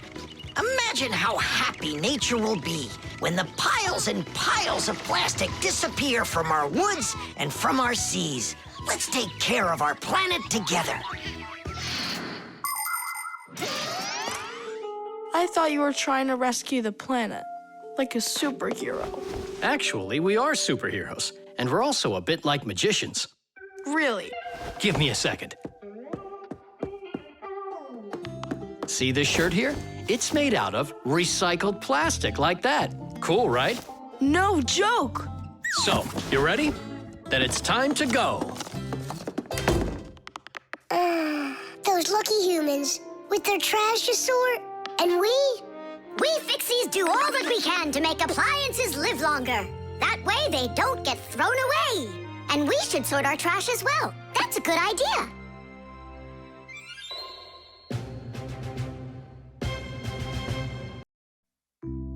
The telescope.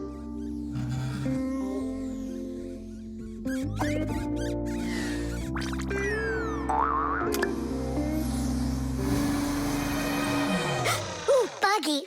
That was scary. Is Nolik with you? He said he was gonna help us out.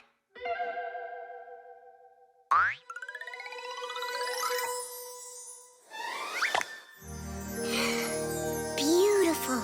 Whoa, just look at all those stars. It's just like magic, this telescope. Splendid. The simplest telescope is a tube with two lenses. They gather and refract light. We look through a telescope at a faraway moon and see craters, mountains, and crevices on its surface as if they are very close. A telescope helps us examine stars and comets, distinguish the colors and shapes of planets, and find their moons. But it's only possible to look at the sun through a telescope if it has a special filter to protect your eyes from getting damaged. But what's really cool is that it spins! No, really! Well, should we get going? Aren't we waiting for Nolik? He'll catch up. I'm gonna leave him a note. Nolik, we're in the computer.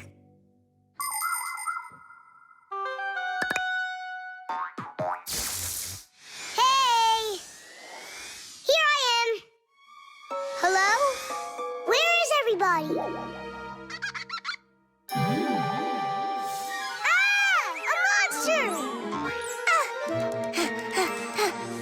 Simka? Ah! Somebody help me! Ah! A monster ate Simka! He's in the telescope! Ate? She was here a minute ago. The only thing left of her is her fixie tag. A huge monster, enormous, with sharp teeth and jaws like that.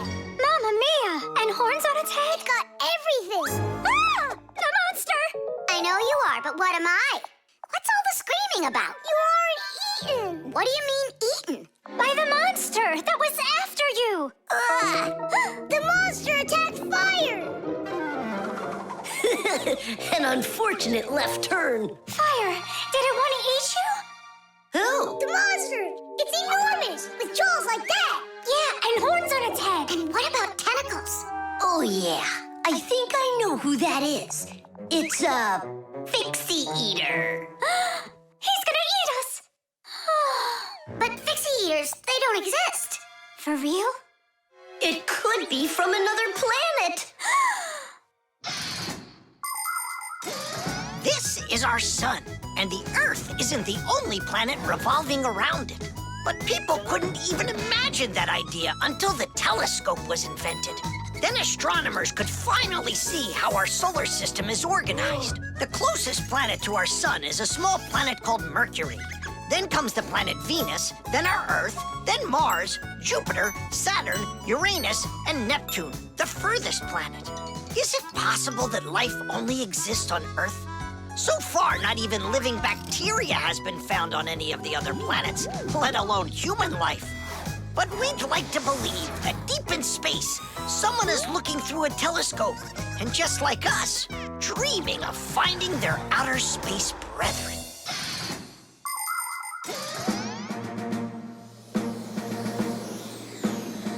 That's where it was.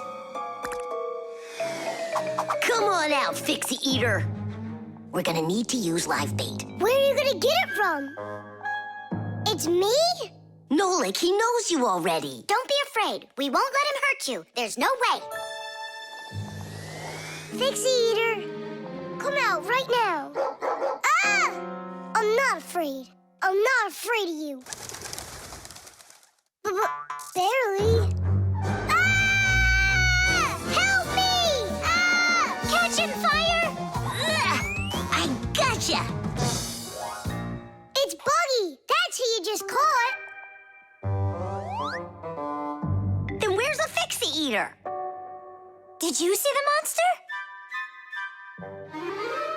Look at those jaws! Just like the monster! Nolik, show us where you saw the Fixie Eater. Up there! I saw him through the telescope. Buggy, could you please go up to that corner over there?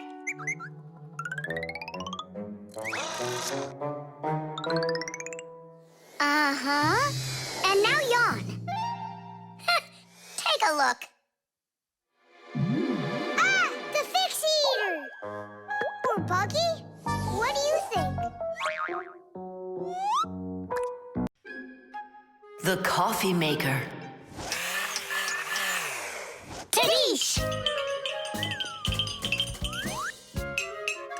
Hi there, Tom Thomas. Are you ready for school? Uh-huh.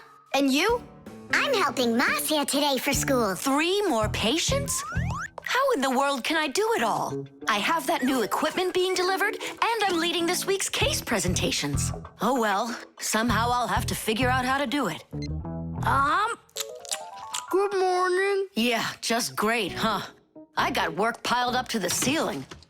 Okay, a cup of coffee is the only thing that can save me today.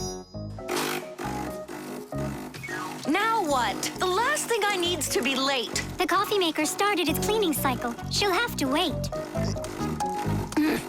What's the problem? Why don't you work? Are you going to work or what?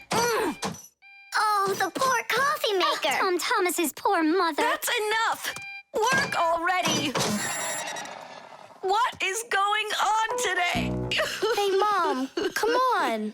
Let me give it a try. I can't take any more of this. We've got to help her. I really hope nothing broke in there. Don't worry, we'll get it working. Just distract your mom. Mom, and what if the coffee maker just started working again right now? Would that save your day, you think? Early coffee makers would do nothing more than heat up the water and force it through the ground coffee.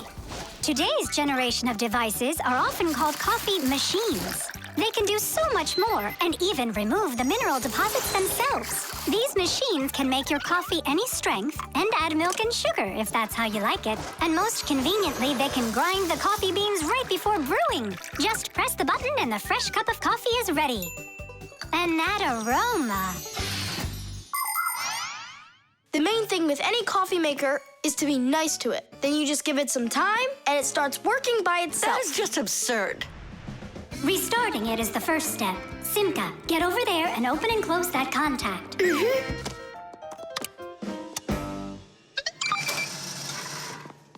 You see? That's what I was talking about. A coffee maker isn't alive. It's a machine, that's all. Then how come you hit it like you did? But if you're really nice to it and you pet it, then she'll purr. Hear that? It'd like that a lot. Coffee maker, blink to us when you're ready to start working. Turn on the display. See that? It answered us. It behaves like it's really alive. Well, coffee maker, make coffee. It's impossible. Kitty! Time for a little surprise. Just don't give up our secret. You fixed it somehow. What's your secret? It's simple. If you handle appliances with care, then they'll take care of you.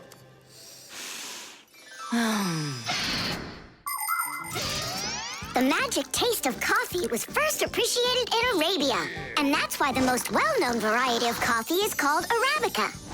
Coffee trees grow throughout the world, in mountain regions where the weather is warm and humid. The branches of coffee trees get covered with coffee berries. But to make the coffee drink, we don't need the berries, just the seeds inside. After the coffee beans are roasted and then ground, hot water is added. Different cultures serve coffee differently. Some serve it hot, some cold. With sugar, with milk, with ice cream, with cinnamon, with ginger, and even with salt and pepper. They say that coffee gives people energy and helps them from feeling tired. But it's important not to drink too much.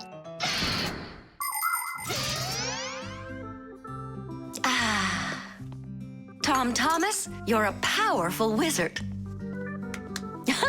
She believes it. It's remarkable. I can't believe an ordinary coffee maker can be so emotional.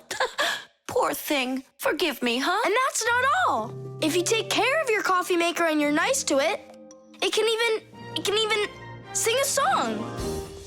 Oh, my dear Augustine, Augustine, Augustine.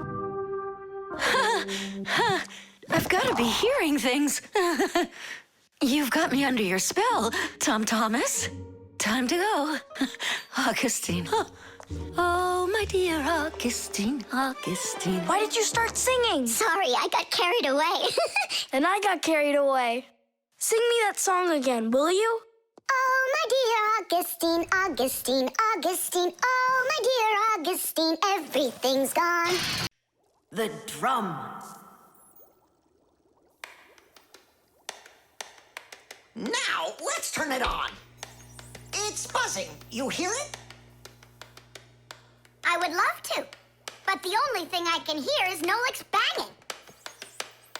Nolik, what are you doing? I'm rehearsing my solo. Nolik's the drummer in our rock band. Didn't you know that? Why don't you go and rehearse somewhere else if you wouldn't mind? Yeah, all right. I just can't work like this. Nolik, stop it, please. Oh, my head is just splitting. Professor Eugenius, will you come to the laboratory? There's something very strange in there. What? I'm hearing some kind of awful sounds. You are? I think it's a ghost. Back from the dead. Don't you worry about ghosts, Lisa. I'll check what it is. So it's you making the racket. What? I'm just rehearsing. Well, what is it? Don't worry, it's just a piece of equipment rattling. You know what you should do? You should go and practice back at home, my young friend. It's not very hard to make a drum. One way to make it is to take an empty barrel and replace its bottom with a skin made of leather or plastic. If the skin is stretched tightly, the sound can get very bright and loud. Really big drums are usually played with percussion mallets or beaters, while smaller drums can be played with sticks or with bare hands. Instruments that make sounds by being shaken, scraped, or beaten are all called percussion instruments. There are lots of different percussion instruments, like the small hand drums that are called bongos, big shakers with handles called maracas, cymbals made out of metal. Now those really make a lot of noise. And there's tambourines, ratchets, and even spoons. That's right! People can make music using spoons as a percussion instrument. Tom Thomas, do you think I could drumming here? Yeah, go ahead. I've just got some homework to do. I can do that, and better than you can, too.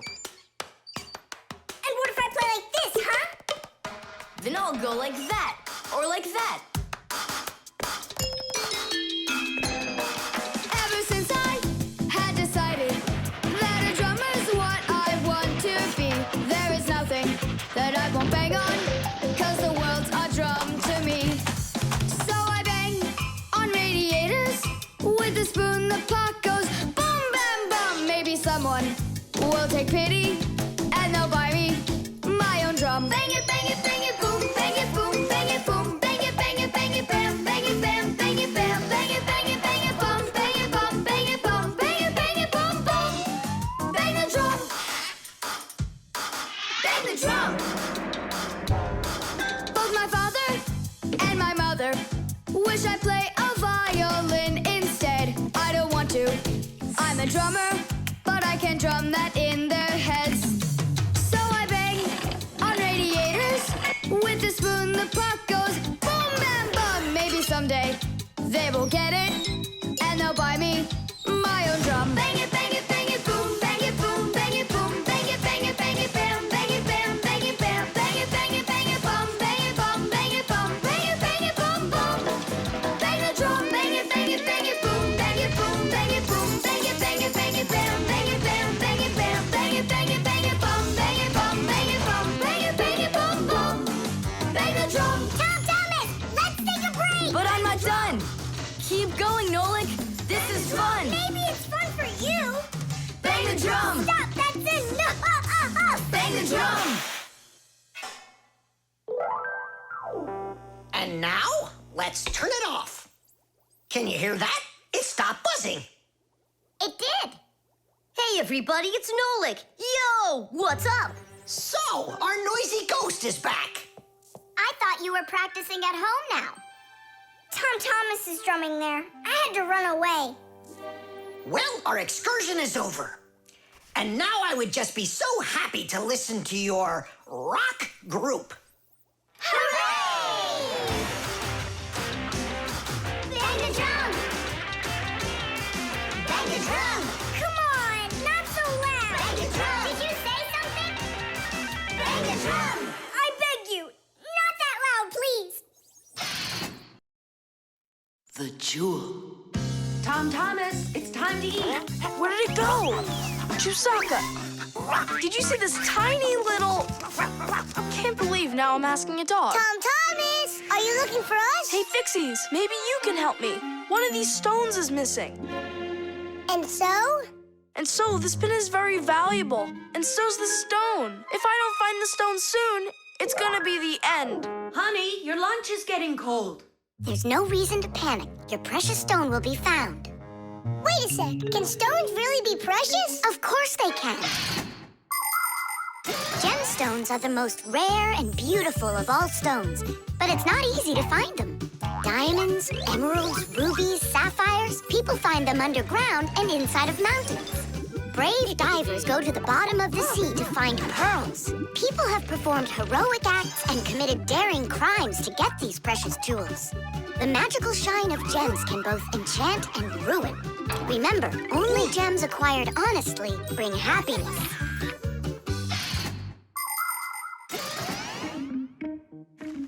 I can't find it anywhere. Maybe Chusaka took it. She saw that it was valuable and... You're right.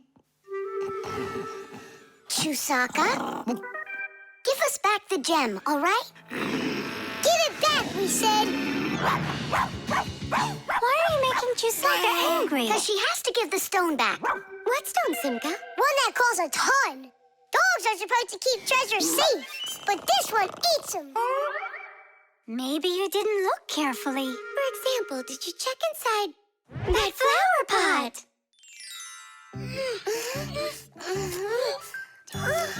This digging's just a waste. How could it end up in here? Because I know this is where we left it. Oh, is that so? All right, spit it out. Look at this! A diamond!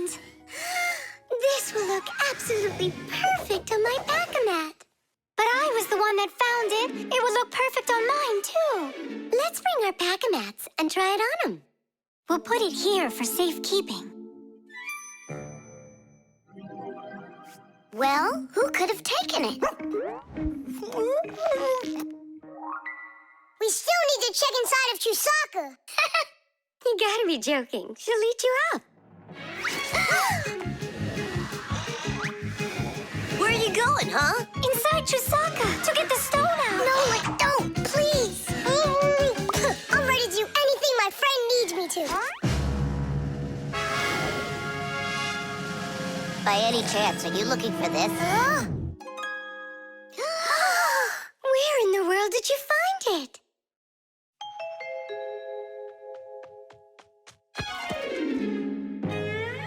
I found a buried diamond. It looks like a diamond, but to be sure, we'll have to conduct a test.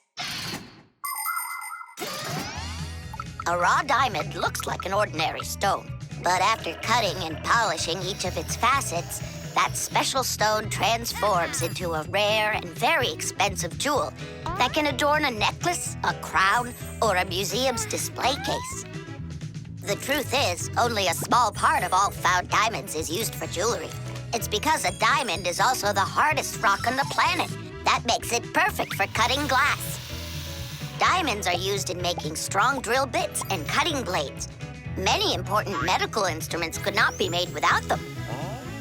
With the help of diamonds, it's even possible to drill through a mountain when building a tunnel. That's just how valuable diamonds are. They can cut a pipe and go well with a dress. Isn't it pretty? Only it's not a... Tom Thomas! We found the stone! Oh! And now it's gone.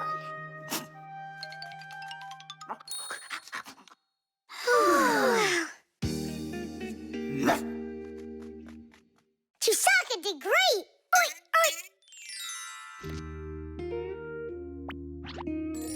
Thanks so much, Fixies. I was sure my precious present was gone. And who is the present for?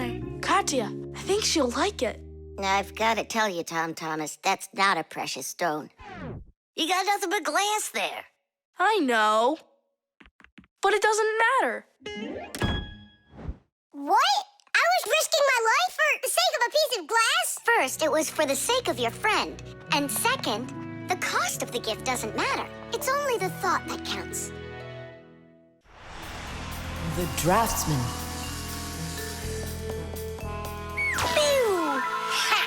Huh? What? Hi there, Tom Thomas. What are you drawing? I'm not drawing. This is called drafting. What's the difference? Tell me, is that a circle? Sure is. And that? It's a circle, too. Only it's a rounder one. Of course. That's because I drafted it with a compass. And now I've got a real target. So now I'll load my dart gun. Whoa! Why'd you shoot that thing at me? It was the gun. I didn't even pull the trigger. What? Did it break? Let's open it up and see. There. This little part broke. Let me go find Papu so he can help you. He can make another one. A brand new one. Wait. I can draft a technical drawing. Will Papoose understand how to read one of those? Are you kidding? Papoose is an expert at everything.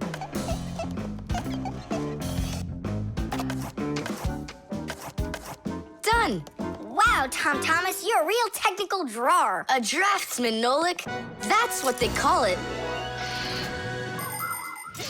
Try drawing a perfect circle by hand. Can't do it, huh? Well, with the help of a drafting compass, your circle will turn out great. Just put the needle point in the center and turn the compass, and it's done. A compass is only one of the many different tools for drafting. For example, if you need to draw a straight line, use a ruler. And if you need to draft a frame for your picture, you can use a triangle. First draft one side and then the other. And then to finish your frame, just turn the triangle upside down and draft the 2 remaining sides. You'll get a perfectly squared frame. There are also drafting instruments for making curved lines. They are called irregular curves or French curves.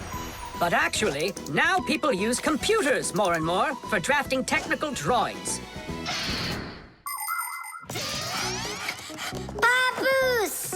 Huh? What happened?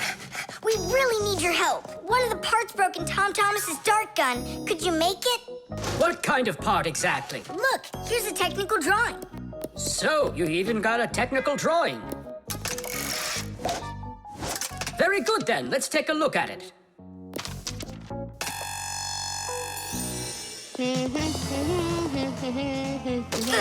Here you go. Super. Let's see.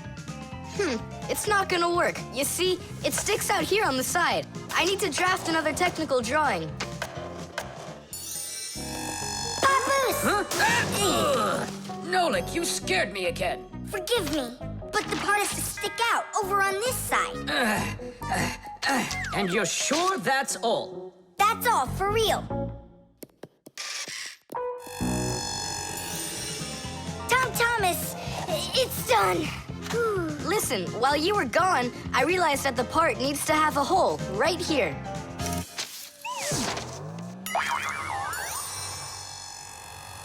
Papoose? Again? Sorry about this, but there's a hole in this thing, too.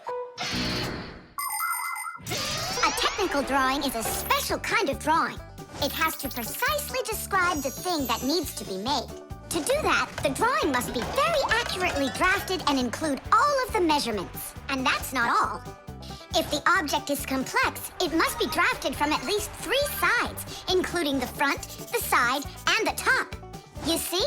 The object looks different from every side. So if you don't want to work over and over again, learn to draft correctly.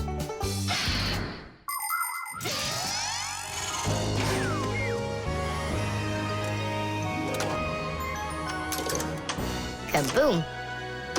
It works. Bullseye! And all thanks to our technical drawings. Yeah, after 3 tries, right? Some draftsman you are. Now I can draft all sorts of technical drawings. Even one of you if you'd like. No, don't bother. Hey! Great. That tickles. Now do me a favor and turn. Hey, what are you doing there? Just stop. What's going on? Now I think I got it. It's done. And what's that circle for, huh? That's the top view. You know what, Simka? That's what you really look like from up here. Nolik, take this over to Papoose. He can use it to make another Simka. No thanks, Tom Thomas. For me, 1 Simka's enough. Glue.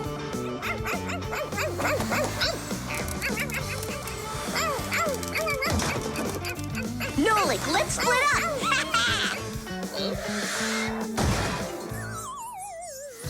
We're one cool team, am I right? Nah. Why not? We're the mega super duper coolest team on the planet. What do you say we do everything together and never ever fight with each other? All right. Children, if you look right here, you can see that the handle has broken off the professor's favorite mug. And it's our duty to fix it by gluing it back on. Here they are, the inseparable friends. Yes, quiet down. Since the 2 of you were late today, why don't you go fly over to the warehouse for us and get the glue? Yes, sir. Yes, sir. They crack me up. Is there any glue left in there? Nolik, try jumping on the tube a little. Great, there's plenty. Our super duper team has done some super excellent work. What's going on? Our hands are stuck. We gotta pull. This glue is sticky. With the help of glue, you can stick almost anything together. Paper, plastic, glass, rubber, wood, and even metal.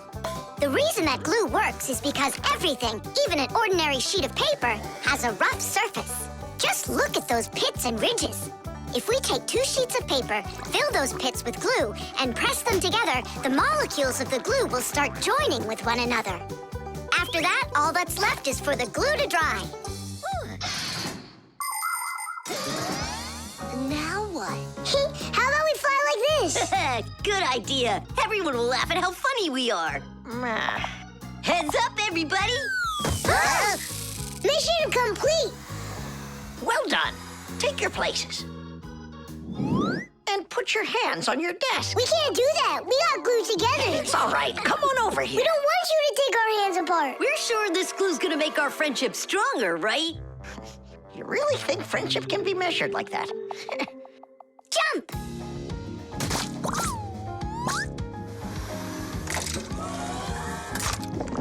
One, two, three, yeah!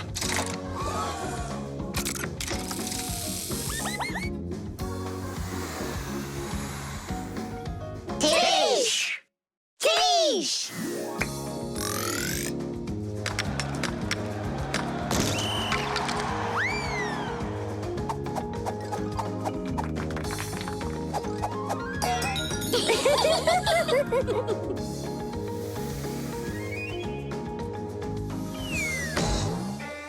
Come on, I need to go over there. Well, I need to go over there.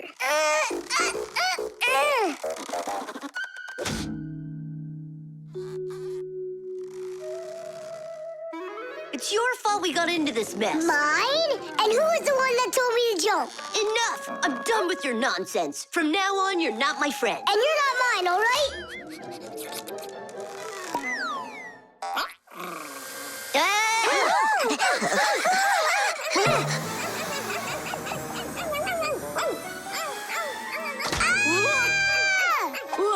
Nolik!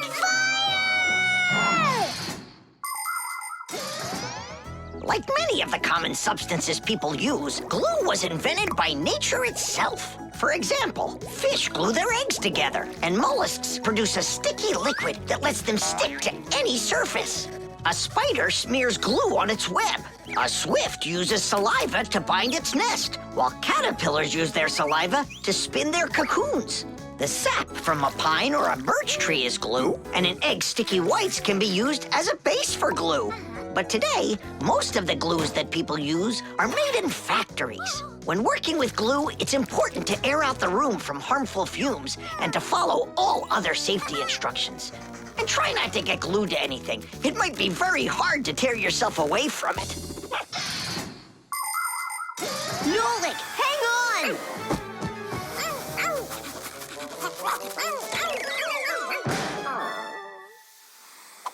Fire! You just saved me! But how come we got unstuck? Maybe it was bad glue? No, we were trying to get you disattached for so long that the glue lost the adhesive properties it had. And our friendship? Did it also lose its properties? You know what, Nolik? I'm sorry. We don't need glue to make our friendship stronger. Peace. Peace. Oh. Uh-oh. Gotcha. The cell phone.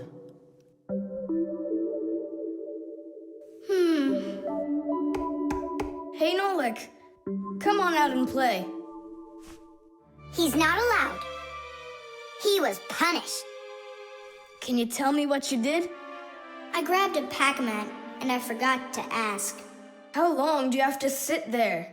Until Mossy and Papoose come home from their boozness. What did you say? Business, a work trip. They're inside of your father's cell phone right now. They were busy doing repairs in there when he left the house for work. Do you know the reason why a mobile phone is also called a cell phone? Mobile phones are connected to other mobile phones with the help of special radio stations that are put on top of towers and building roofs. Each one of these stations sends signals to its own area below, and each area is called a cell. A mobile phone works anywhere it can find a nearby station that it can connect to. So as long as there is a station nearby, you can talk as much as you want. You can even move from one cell to another.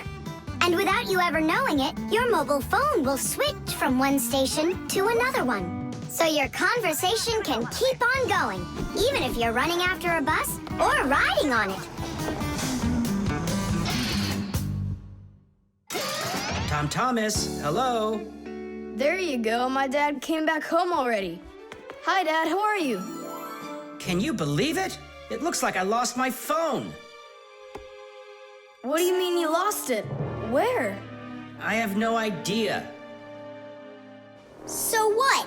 I'm gonna have to sit in here forever now? You? Our parents are missing. The phone stopped shaking a while now. We're probably already at home. Not home to me. How can we ever get home to our children? Where's my Marcia? Don't whine. We'll work something out. Don't worry. I got a phone. Let's give him a ring. They can't answer your call. But what if they answer us? Call them, Tom Thomas.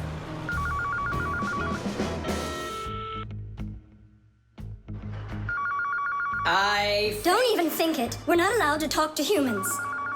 We're not gonna talk to them. We're just gonna listen. We need to close the contacts.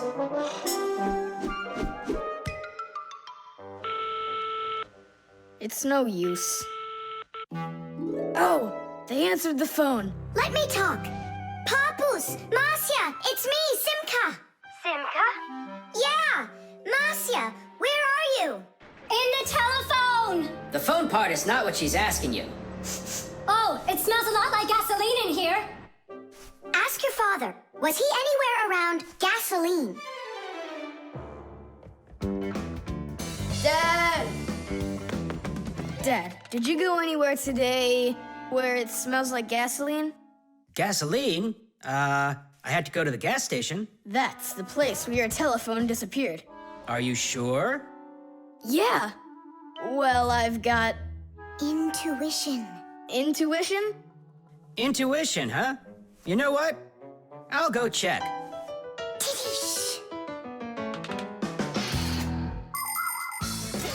Come and check out our Fixie ringtone.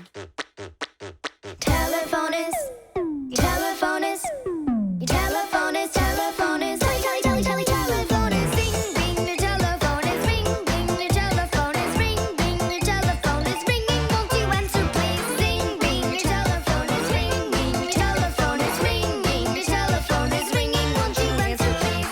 Your phone is ringing!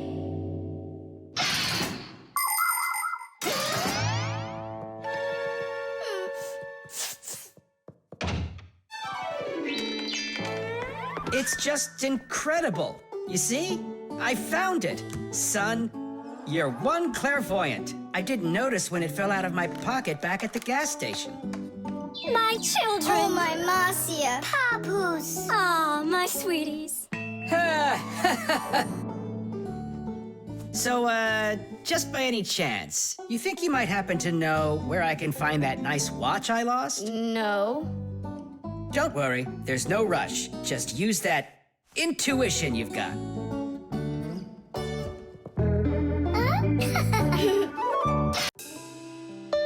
The stain.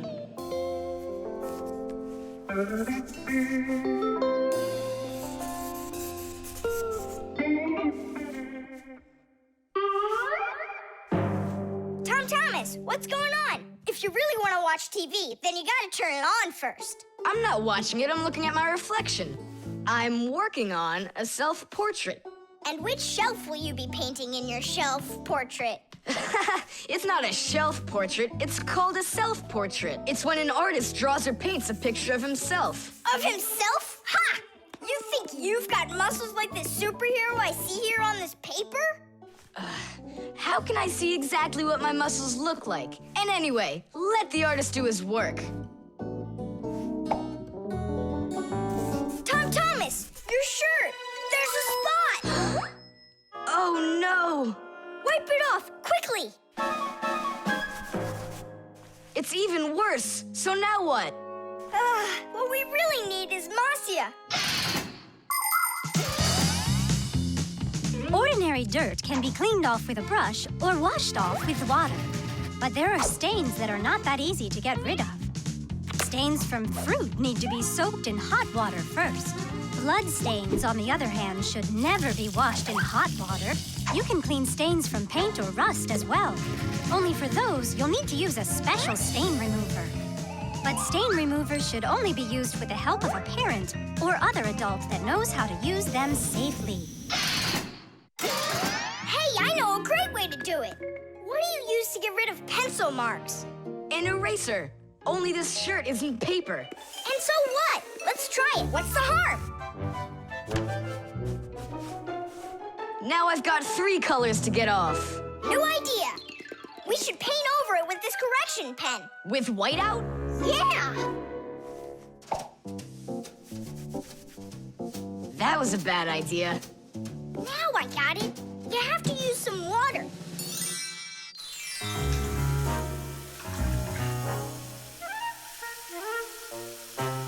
The wash should be better, don't you think? No, you can't wash whites with colors. And you've got a white shirt with colors all over it. Then how about if we try some more water? How much more can you use?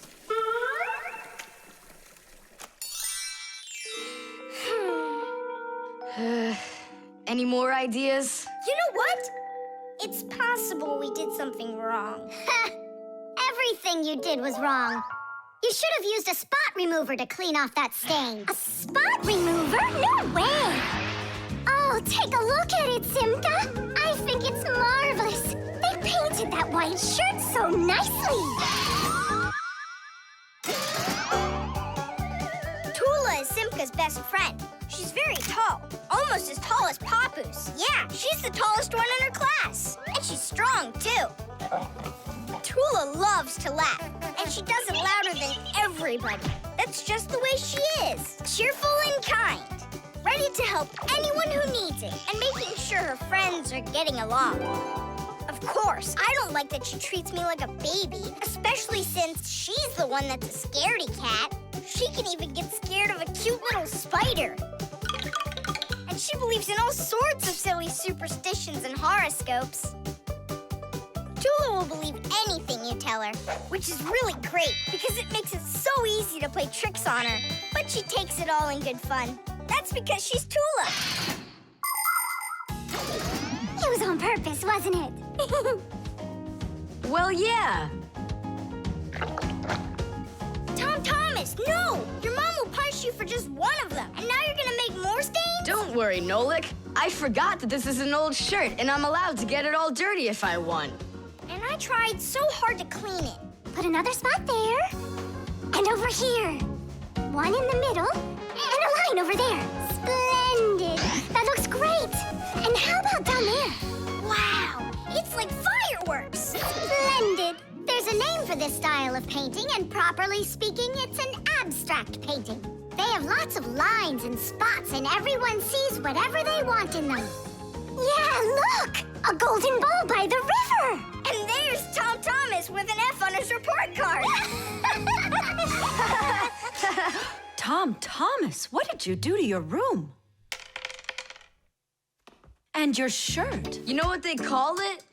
It's, abstract art. There's something good in it. I like it. Abstract art. Isn't it great? Ah, my little artist. The program. All right. Let's check him. Say good morning. Good morning. Lift your arm for me. Lower your arm down. It works. Excellent. Hi, Professor Eugenius. Hello, Fixies. Nice to see you today. So what is it you're inventing today? I'm improving the Manipulator. Now the device has sight, hearing, and even a voice. Good morning. Oh, wow. If this thing had a brain, it would be just like a human. But it does have a brain.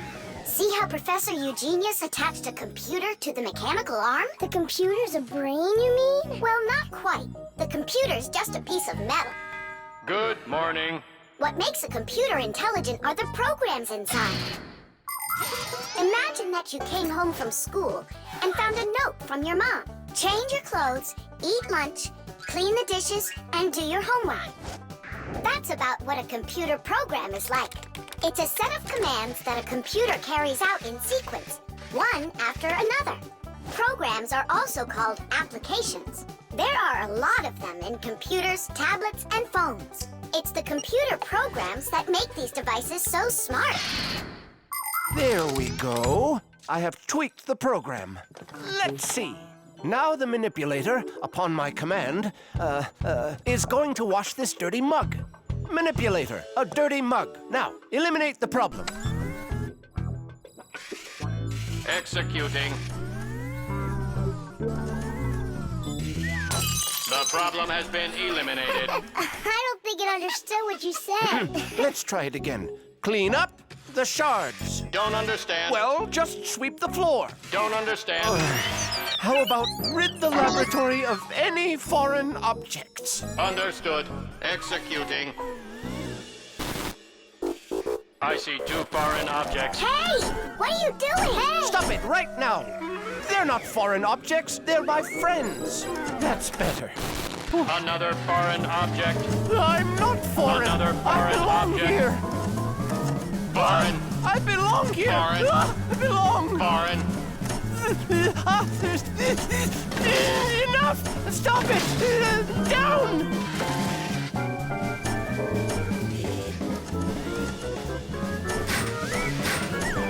What? Can't get us? You need a longer arm. Understood. Extending arm. Stop! No. Sit! Lie down! Oh, over here. Enough!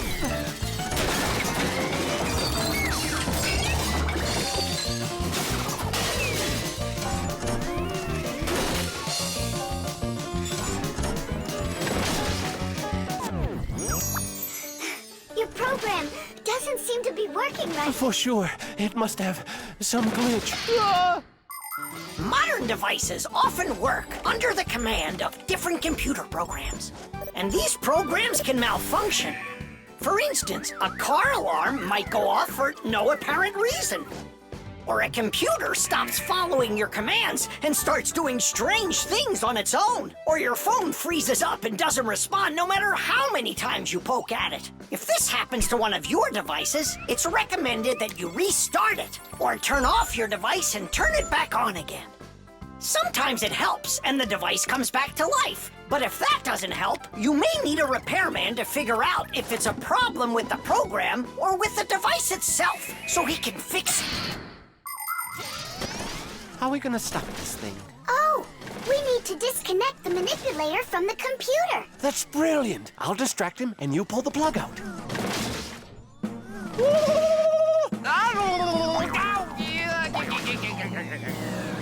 Don't. That's my sensitive spot.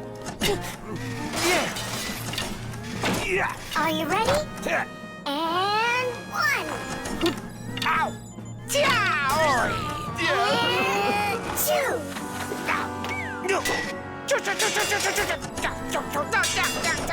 And 3.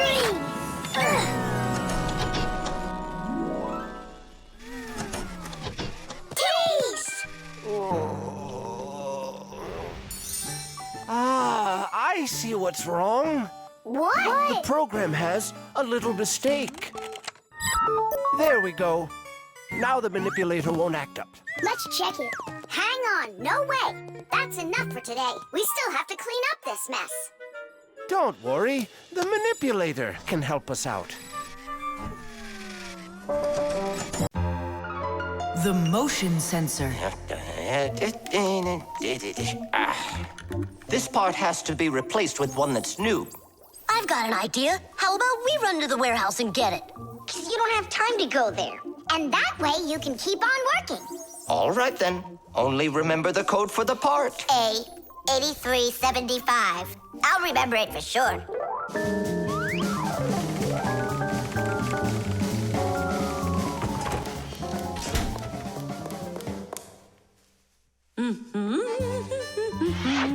Why is Lisa always there at the wrong time? Do we have to wait till she goes away? What for? We'll sneak out behind her. Did you find the part? It's here. Are we ready? Yeah, we're ready. Let's do it.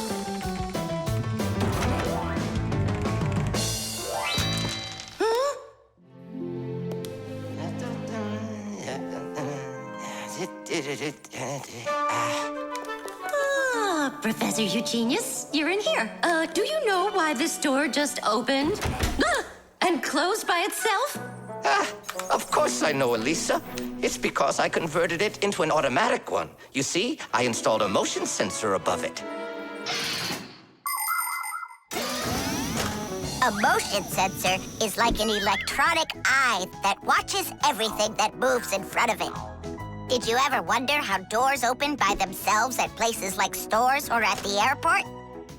They open with the help of motion sensors. If the sensor sees that someone walks up to the door, it sends a signal to the door's electric motor. The electric motor opens the door and then automatically closes it after the person walks through it.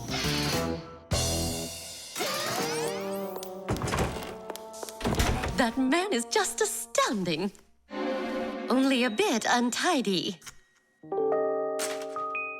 The door is automatic now? Then why didn't it open for us on the way here? Because we're too little for that motion sensor. But the part's bigger than we are. Big enough for the sensor to see it. Then how do we get in there? We can fool that thing if we stay close by the wall. Now let's keep this as close to the wall as we can.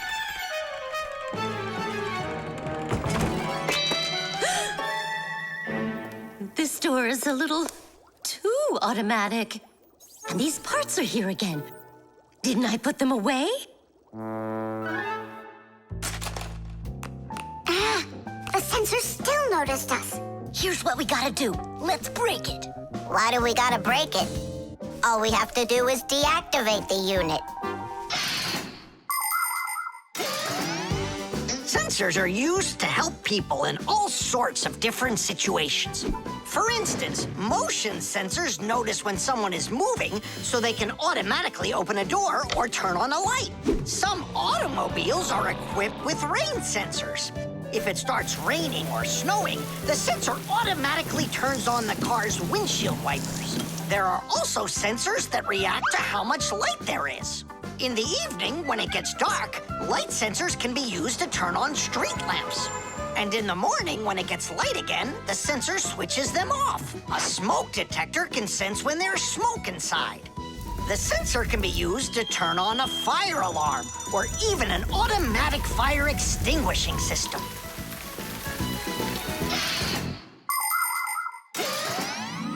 I turned it off. That should do the trick. Great job. Let's go.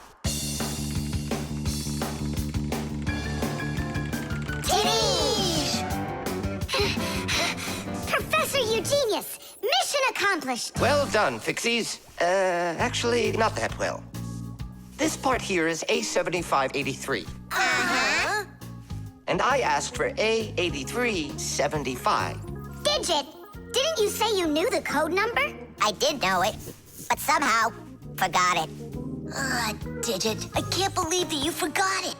All right, we'll just have to go out one more time. Thanks, but no thanks. I'll get it this time. I forgot to warn the professor that we've turned off the sensor. And I'm afraid he's expecting that the door will automatically open up. Professor! Stop!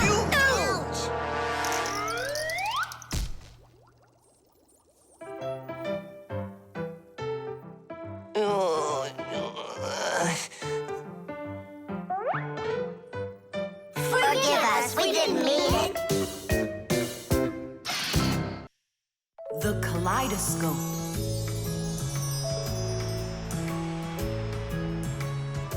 Tom Thomas, when are you gonna give me a peek at your new ball? I just can't wait. I told you, you can see it as soon as I hang it up. You're not peeking, are you? No, I'm not. Oh! So can I look at it now? Sure, take a look. Which one? This one. You broke it. It's okay. Don't be sad.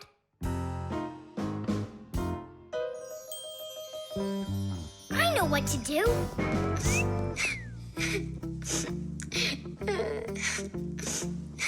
Tom Thomas, look inside the kaleidoscope. What for? I looked already. Come on, there's something in there I'm sure you've never seen. Whoa. Cool, isn't it? What is it? It's my own invention, a pirate kaleidoscope. Glass, right? Uh-huh. It's great. I really like it. Tom Thomas, hi there. I heard that you got a pretty ball to hang on the tree. Shh. Can I see it? It's right there. Where? There. No. Oh, that's just terrible. Why'd you do that, Simka? Come on now, I just cheered him up. How? Tell me. With the kaleidoscope, remember what Grandpa's taught us? Do you know what makes a kaleidoscope have such beautiful patterns? Ah, it's because pieces of multicolored glass are tumbling around in there.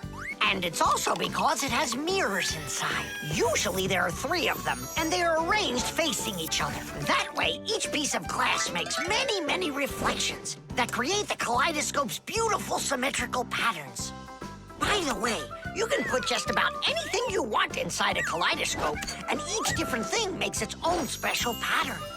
Yes, there are all kinds of kaleidoscopes. Some with buttons inside, some with flowers, and even some that are filled with insects. Once, a very rich man had a kaleidoscope made with precious stones inside. Yeah, it probably wouldn't have been nearly as beautiful if he had just filled it up with money. Tom Thomas, look inside the kaleidoscope. I already saw it. It's pirates. Nah, it's not about pirates. We changed it. Go on, look and see. Wow. You like it? A lot. Hey, what did you put in there? A few pieces of the ball that you smashed. It's even better for Christmas, isn't it? Mm-hmm. That didn't work at all. Merry Christmas! We came to take a look at that splendid new Christmas... Oh, what's wrong? Oh, don't even ask us that. I've got it!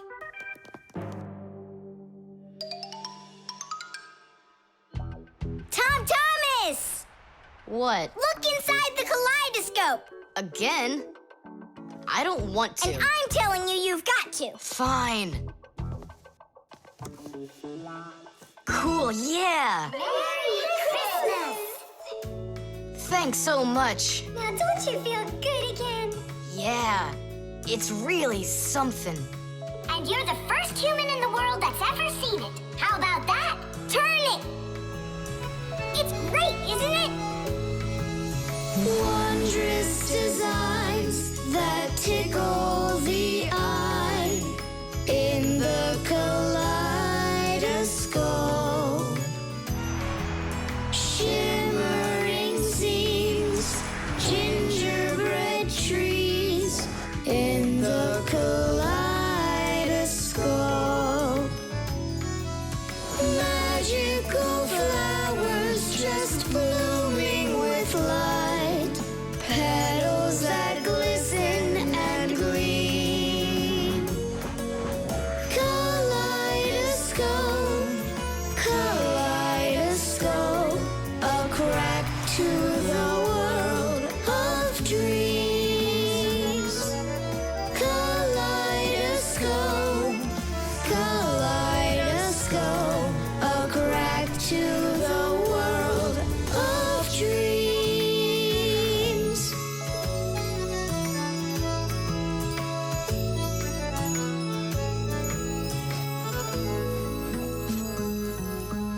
Hi, everybody. Tom Thomas, I came to look for myself at that beautiful Christmas... It's okay. What's more important? Having such awesome friends? Or some ball hanging from a tree? The chain reaction. Tom Thomas, what you doing? Nolik, leave me alone. No, really. What is that? Quit distracting me, will you? Nolik, look at what you've done. I? It's all because you wouldn't quit it. Wouldn't quit what? I was struggling with that thing for half an hour and you ruined it. Ugh.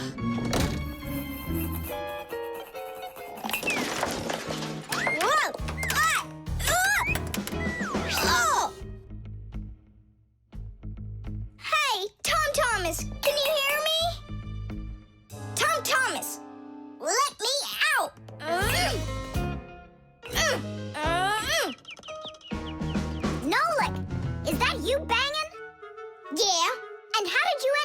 there? None of your business. Why are you so rude to me? 'Cause I feel like it. Oh, yeah? Enjoy sitting there. Well, who needs you? Goodbye.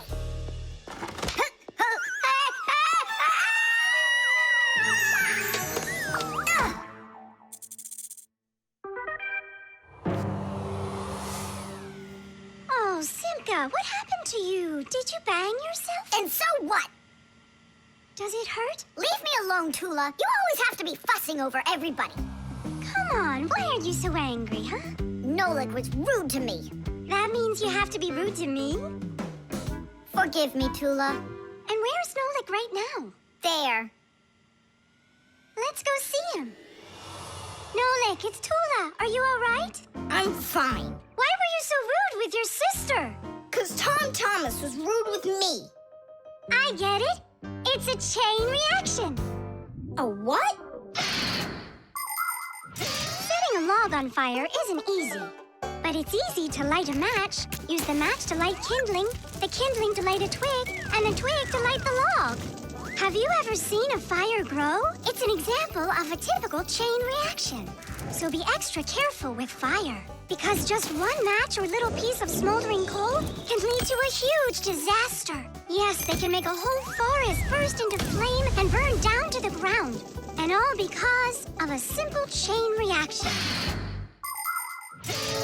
I don't get you. What chain reaction? What do you mean, Nolik? Tom Thomas was rude to you, then you were rude to Simka, then Simka was rude with me. So there it is, a chain reaction. Yeah, and the rudeness was like a little spark. It just spread and spread and spread like a forest fire.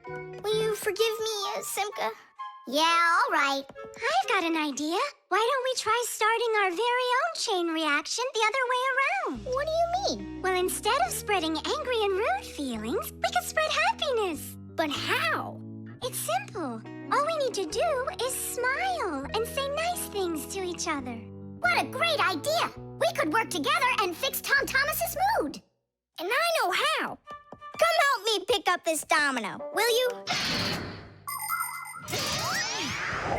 Everything in the whole universe is made up of atoms. Particles so extremely small that you can't even see them through a microscope.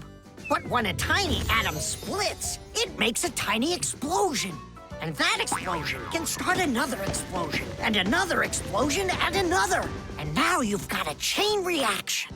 And that's how a lot of tiny explosions work together to make the gigantic explosion of an atomic bomb, the deadliest weapon known to man. But atomic energy can also be used for peaceful purposes.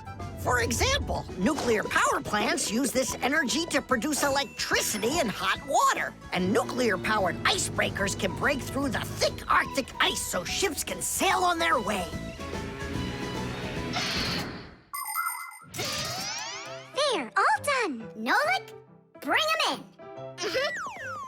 And now we're gonna teach Tom Thomas how a chain reaction can work to make you feel really good. He's coming. On your marks, now. What's going on? No, really? Tom Thomas, watch this.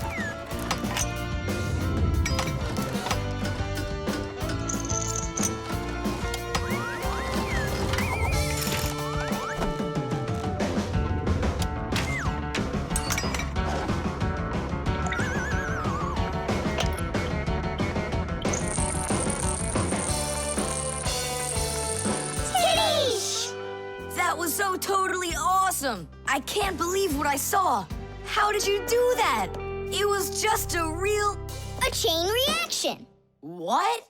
A chain reaction. The barcode. And so, what do we do if we happen to see humans? Hide from them, right? And what if you've got nowhere to hide? Then we turn ourselves into screws. That's correct. Where could it be? Where on earth could I have put it? Oh, I'm such a scatterbrain. Ah, it's Professor Eugenius. There's no need to hide from him. He's our friend. Where has it gone? Did you lose something again, Professor? Yeah, how did you guess? It's just awful. Yesterday I started testing a new iron, and today, it's totally disappeared into thin air. Where could you have put that thing? I've got it down to 2 places. It could be in the warehouse or not in the warehouse. Yeah, that information will help us find it. Or not help us find it. Class, follow me to the warehouse.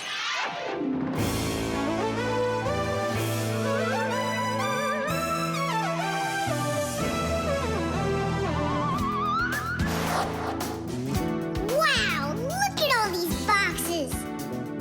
If we have to look inside each one of them, it'll take us 2 days. Maybe we'll get lucky. Let's look in this one. No. Inside there is a fan.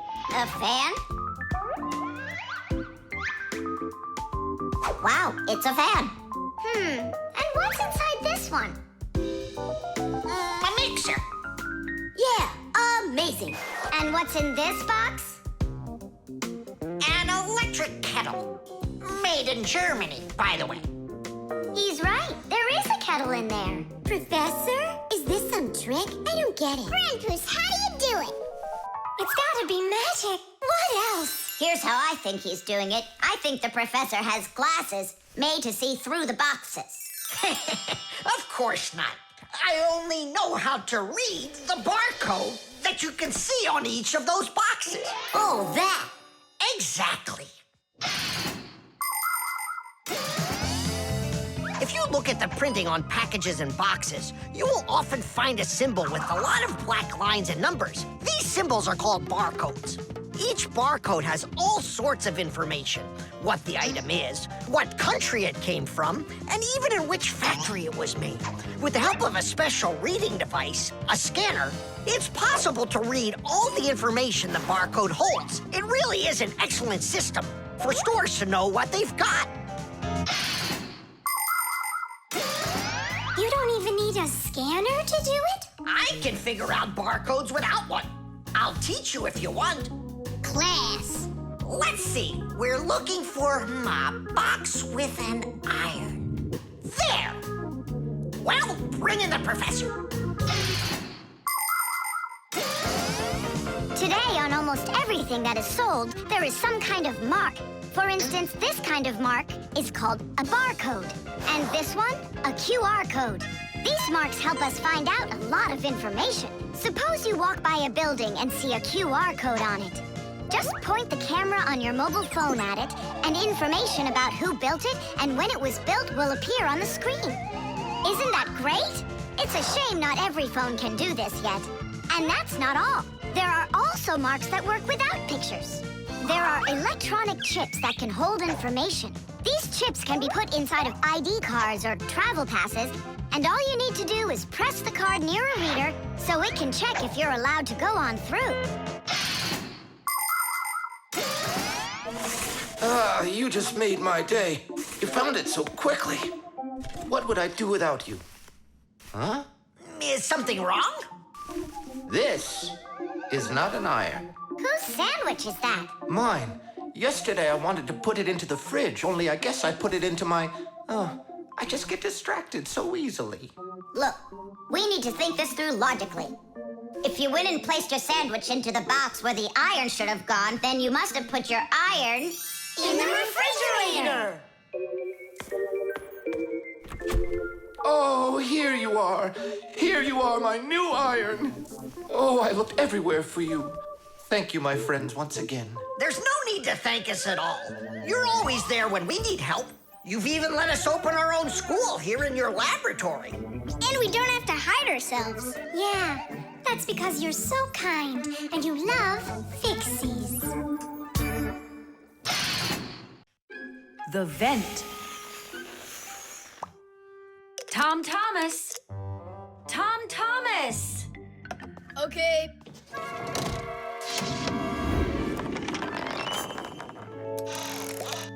Simka, Tula, check it out. It's pretty, isn't it? Oh, splendid. It's nothing but a trinket. It's completely useless. Useless? Look how well it matches my hair clip. Useful things are the kinds of things you truly need. For instance, like this rope ladder I've got. It's splendid. And where do you plan on climbing with this thing? Now, this mirror here is both useful and pretty. Oh, how splendid. Tula, you say everything is splendid.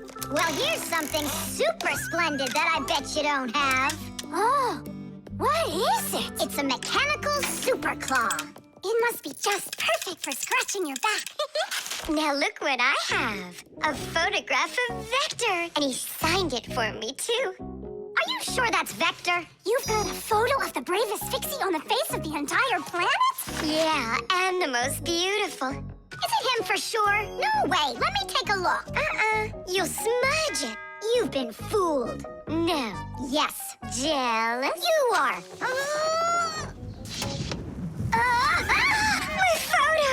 Oh, no! What was that? A draft. This is completely your fault. It's not my fault. It's your fault for bragging so much. Please, girls, stop fighting. Let's go find it.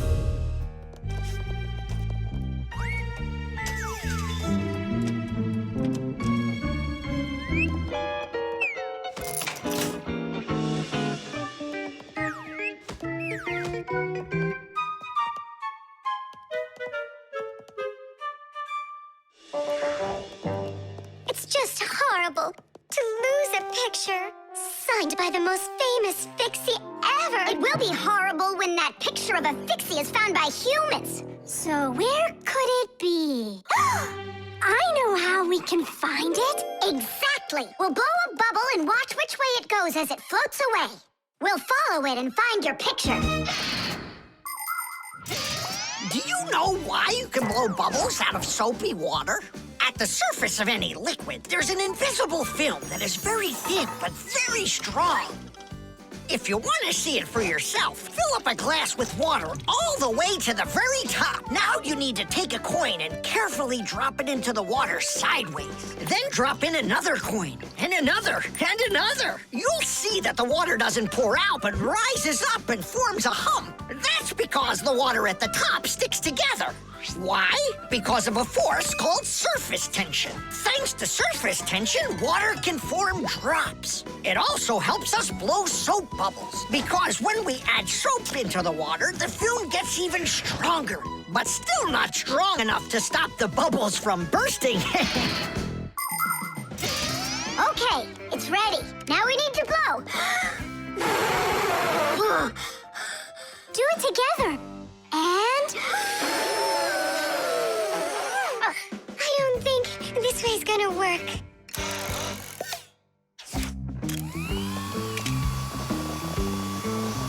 Look, it's flying! We did it! The vent! Of course! Why didn't I think of that before? Have you ever seen holes in the bathroom or kitchen that are covered with grids? Well, those are called vents. And behind the vent is a long pipe called an air duct. Unpleasant odors and musty air can be forced into the ducts and sent out of the house. And if you want that old, stale air to leave the house even faster, open a window and let in some of the fresh air from outside. Keep the air in your home as fresh as it can be. Hey, take a look! It got stuck over there! Get it before it flies away! How can we grab it? What do you mean? Don't you remember what I've got? Teesh! Thank you, Simka. What would we ever have done without your mechanical claw and your fantastic ladder?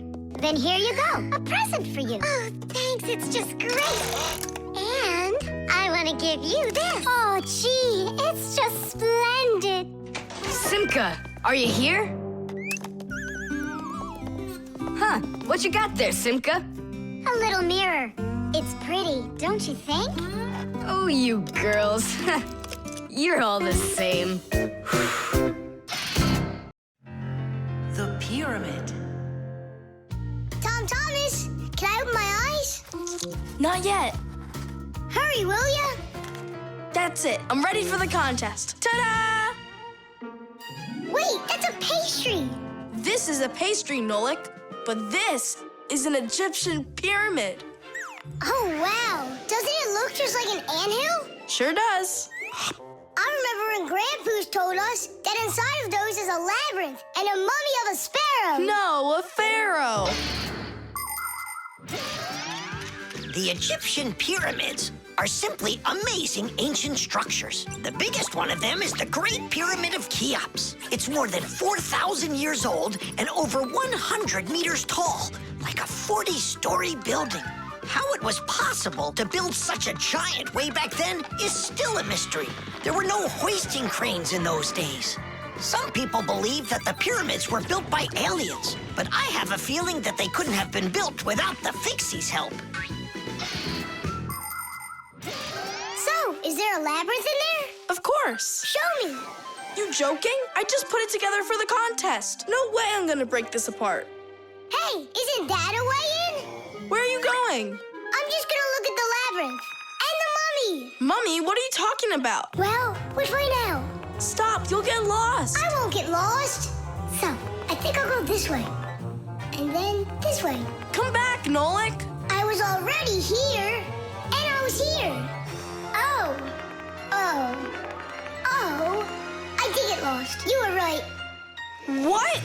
Hey there. Do you know where Nolik is? In there. He went mummy hunting, and he got lost. Mummy, whoa! A real one? Class. Don't! Nolik! Yoo-hoo!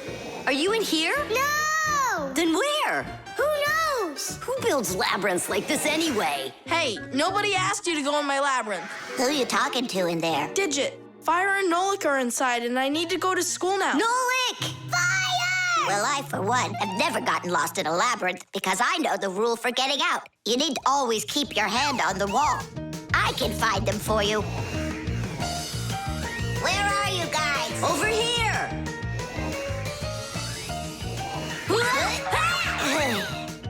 I forgot which of these walls I was touching with my hand.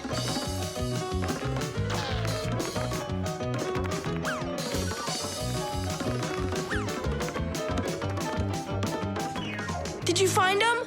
No, and I got myself completely lost in here. Tom Thomas, you've got school today, don't you? Yeah, I do. Only I got a pyramid full of Fixies. It's like an anthill. Mm-hmm. The first one wanted to go mummy hunting. The second one went looking for the first one. And the third for both. We're lost in here! And I've got school to get to. Wait, maybe you could just try to shake them out. Good idea. I was joking. You have string? Watch. This way you don't get lost.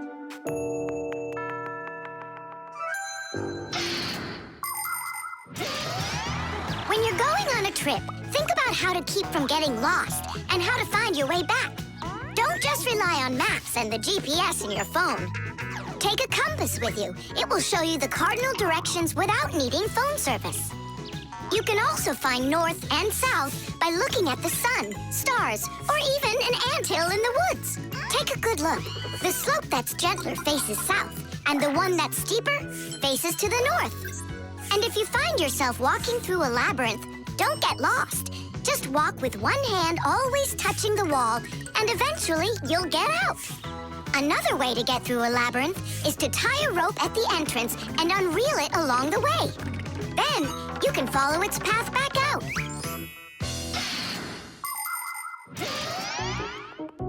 Here's the first one. And the second. And Nolik? A mummy! Is it alive? It's me, Nolik. But I couldn't find yours. That's because there's none in there. What? You mean I got lost in there for nothing? You were in such a hurry, you didn't listen to what I said. But without a mummy, how can you win? Oh, then maybe you could be my mummy. No, thank you.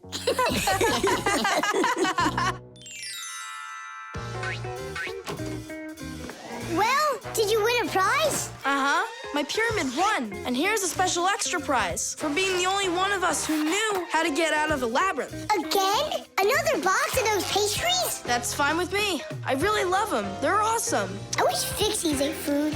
What a shame. Then I'll give some to your mummy.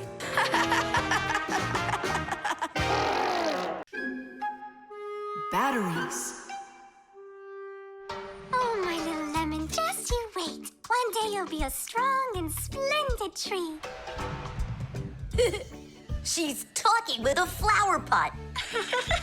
Oh, you scared me. Do you like it? Like what? My seedling, don't you see?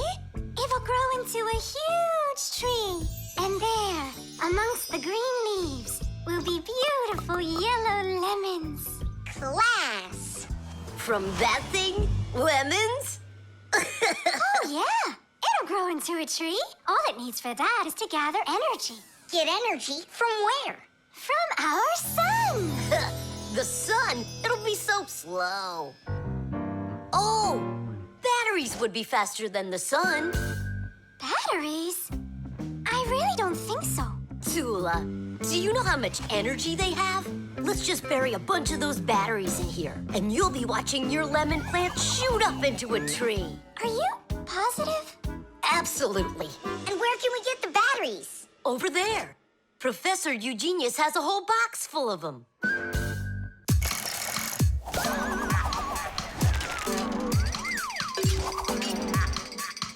Batteries, batteries. We use them every day and need them by the ton. Batteries, batteries. They give power to appliances so they can run.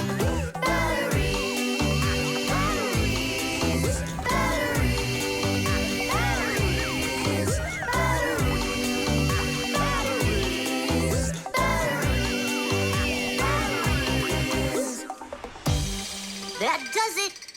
We'll be seeing the first lemons before the week's over. The first battery in the world was made in Italy more than 200 years ago.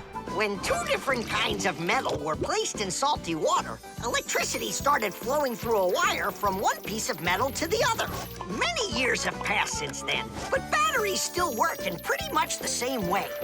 Today, you can find batteries being used for electricity just about everywhere. Tiny batteries are used inside of wristwatches, while big batteries can power cars and even ships. With new batteries being produced by the millions, we have to think, how should we get rid of the old ones? You can't just throw away batteries because they'll poison our soil and water.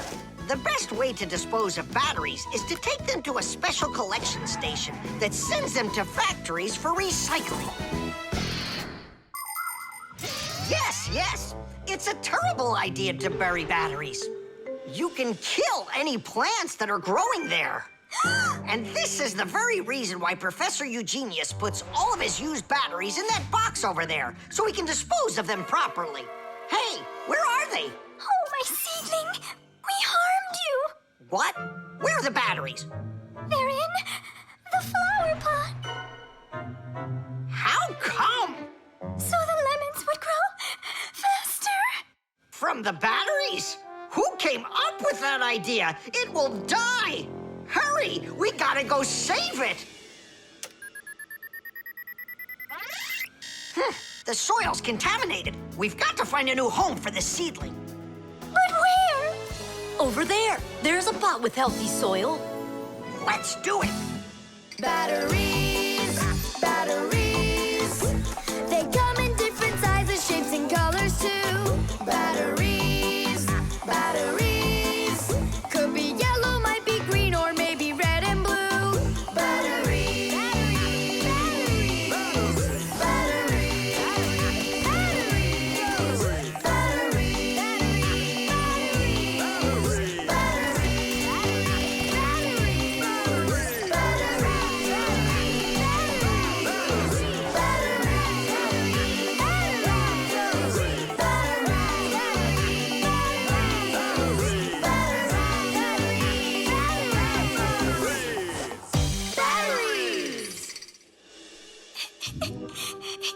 Don't cry, Tula. The seedling will be perfectly fine. It will grow big and strong with branches full of beautiful lemons and oranges. And watermelons. It's a lemon tree fire. Will you ever stop going too far, like with the batteries? Well, anyhow, batteries are cool, right? Look how many appliances can't work without them. You're right. Appliances can't work. Look, the seedling's coming back to life.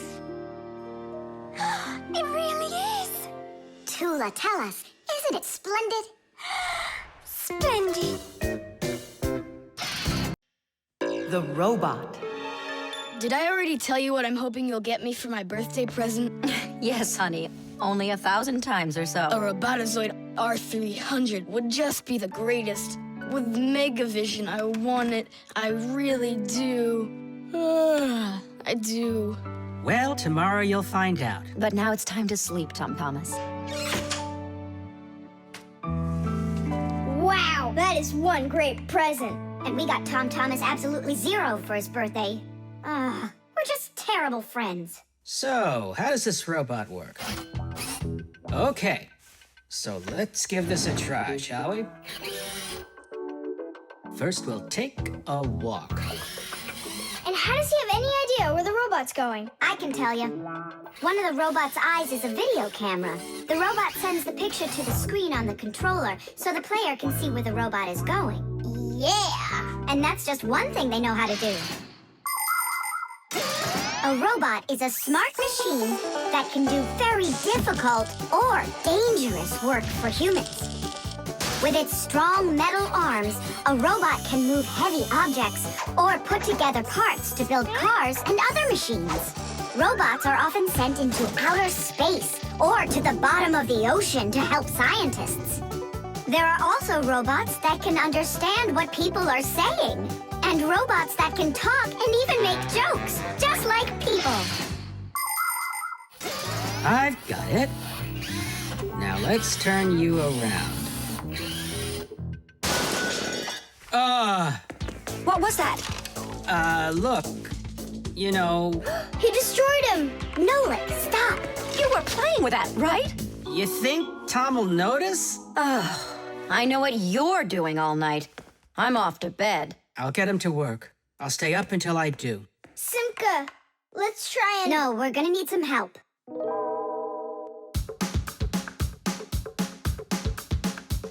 When your TV has broken, when your cell phone has croaked, your laptop's barely working, the kettle's had a stroke. Don't ask us where we're going, for it's known far and wide that any kind of problem is clearer from inside. 1, 2, 3. Inside will be to fix what's wrong, till it runs strong. In gadgets and devices, our work will never end. Appliances are fickle, they need a loyal friend. At morning, noon, and midnight of every single day, when there is an emergency, you know we're on our way. 1, 2, 3. Inside will be all day and night. We fix things right. 1, 2, 3. Inside will be all day and night. We fix things right. We live to keep on working, and work for us is fun. So we'll just keep on working, 'cause our work's never done. And deep inside of gadgets, if you look when it's dark, you might just see us race around like multicolored sparks. 1, 2, 3. Inside will be to fix what's wrong, till it runs strong. 1, 2, 3. Inside will be all day and night. We fix things right. 1, 2, 3. Inside will be to fix what's wrong, till it runs strong. 1, 2, 3. Inside will be all day and night. We fix things right. Wow, you got it! We need to hide. A Robotizoid R300, I can't believe it!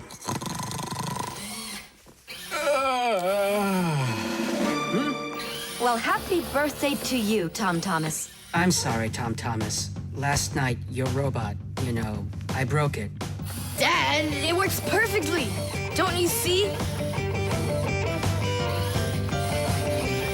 I'm so proud of you. You fixed it. I couldn't fix it at all. I tried everything. Oh, you want to tell me that the robot fixed itself? What a joker.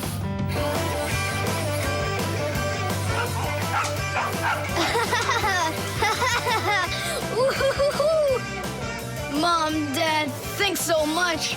I love it. And how about thanking us? I should have known it was you who fixed the robot.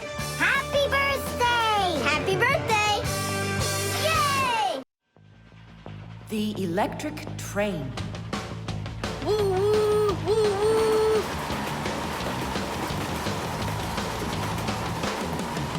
Zoom! Zoom! And suddenly, the Earth is attacked by an alien spaceship. Pew pew pew! If help arrives here on time, we'll be saved. Move faster, faster. Come on, get off the train. Move it, move it. Tom Thomas, we came here to play. Oh, finally you're here. I need some aliens for this game. What kind of aliens are you talking about? Just plain old aliens. You know the ones. They come destroy the Earth and just about everything. We don't want to destroy anything at all. Why can't we be, the train engineers, huh? Train engineers? You don't know anything about driving a train. Oh, we know plenty about trains.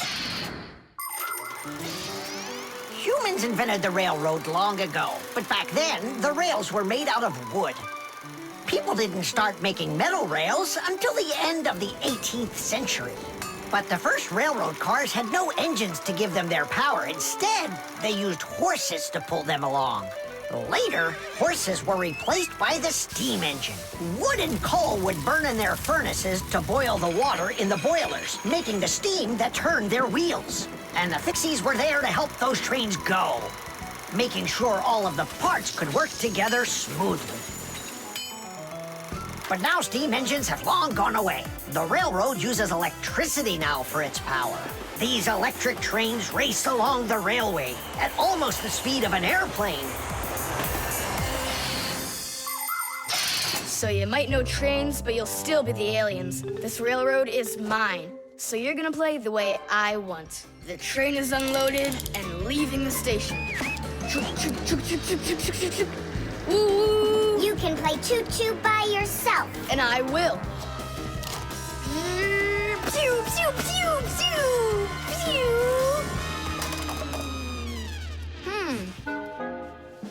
Hey, why did you stop?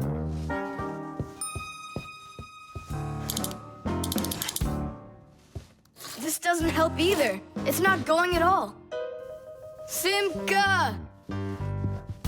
Nolik! Where are you? Did I hurt your feelings or something? Mom, is Dad gonna be home soon? No, is something the matter? We've been attacked by evil aliens. The train has to be fixed right away, or we'll never escape them. You want some tea? I've got to think of something. Simka, Nolik, I know you're in there. Please forgive me if I hurt your feelings. I'm really sorry. There's nobody but you that can save the world from the evil aliens. All right, it talked us back into it. Well, let's go and check the rails. Nolik, follow me. I'm faster. Whoa! Well, so much for being faster. But it looks like I found the brake. Tom Thomas, the rails are broken.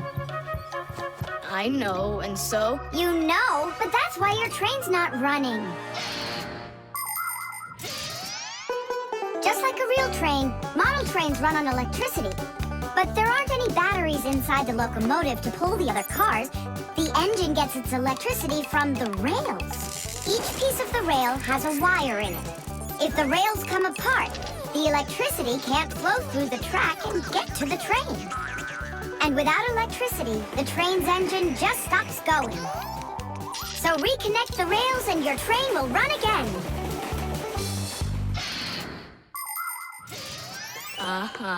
Put them together. Yes! Hooray! The train's running! Way to go! So will you play with me now?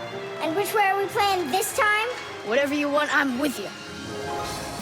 The train rushes down the track with Nolik as its engineer, when suddenly from out of the sky comes an alien spaceship.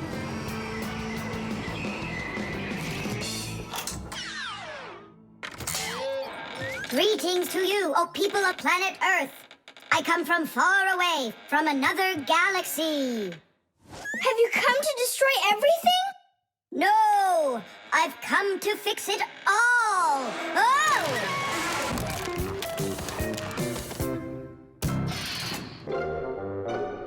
Paper. Hey, Tom Thomas! You're watering plants? Not only, I'm writing an essay for school. I don't get it. I have to write an essay that's called How I Take Care of Nature. Only I have to write what's true, so I'm writing what's true. Watering my plants. Oh! Chusaka. Chusaka, come here, girl. Stop. Don't be scared. Why did you pick her up? I want to pet her a little so I can write about how well I take care of animals. Tom Thomas, I want to take care of nature too. That sounds good. And what should we be doing? We could try saving air by not breathing as often. Awesome idea! Way to go! Saving air. Let's go for it. And ready?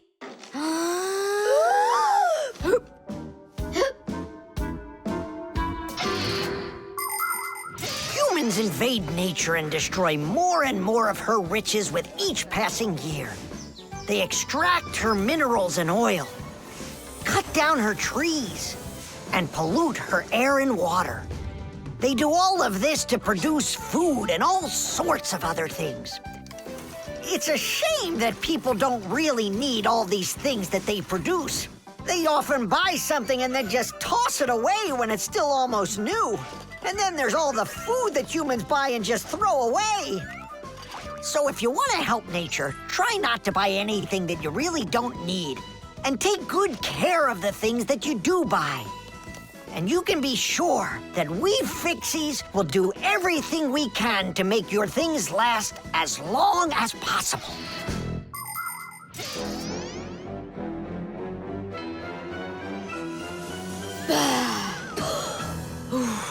That's it. Now we can write it. Uh-huh, write this. I also do my duty by saving air. A whole 20 seconds worth. You got it?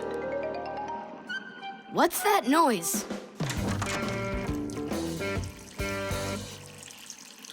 Huh.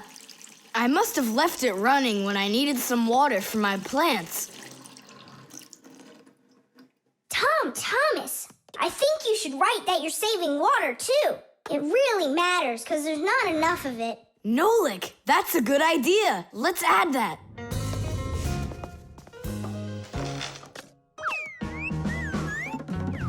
Hi there.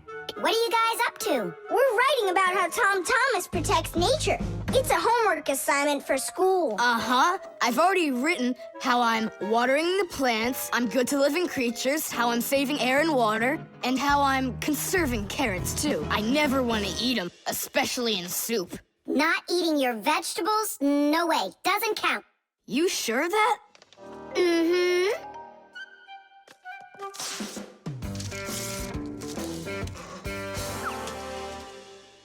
Why did you rip your paper out? You won't let me say how I'm conserving carrots, right?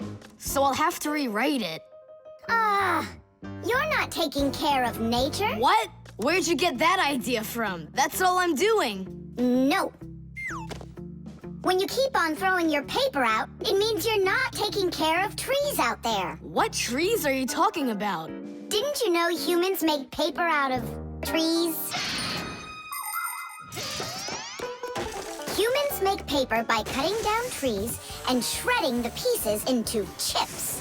The chips are then placed in water, chemicals are added to the solution, and then it is all mixed together into a mushy, watery substance called pulp. Next, the water is drained from the pulp, and with the help of huge rotating drums is flattened into thin sheets of paper. So you see, to make new paper, humans have to keep cutting down trees. And you should know this. If every person on the planet would use one less sheet of paper, you know, they'd save 1 million trees all together. You sure? I'm sure. And now that you know about trees and paper, what are you gonna do next? Hey, you know, I've decided not to write any essay for school. You what? I want to help save more trees by using less paper, that's all. Oh, Tom Thomas, you're my hero.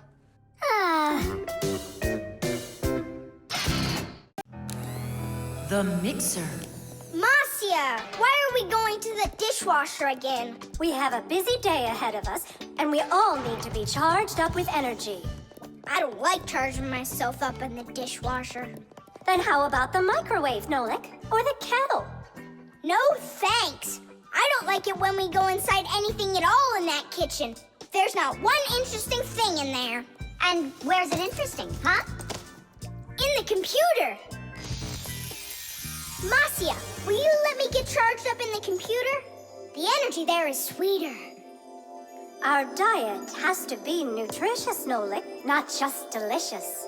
People don't eat just candy, do they?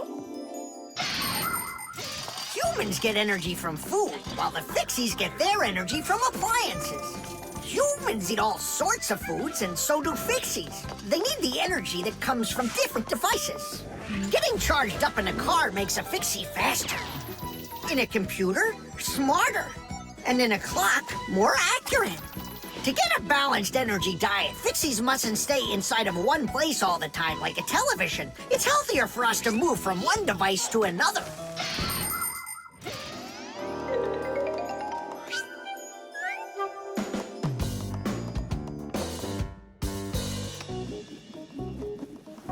Good morning, Tom Thomas.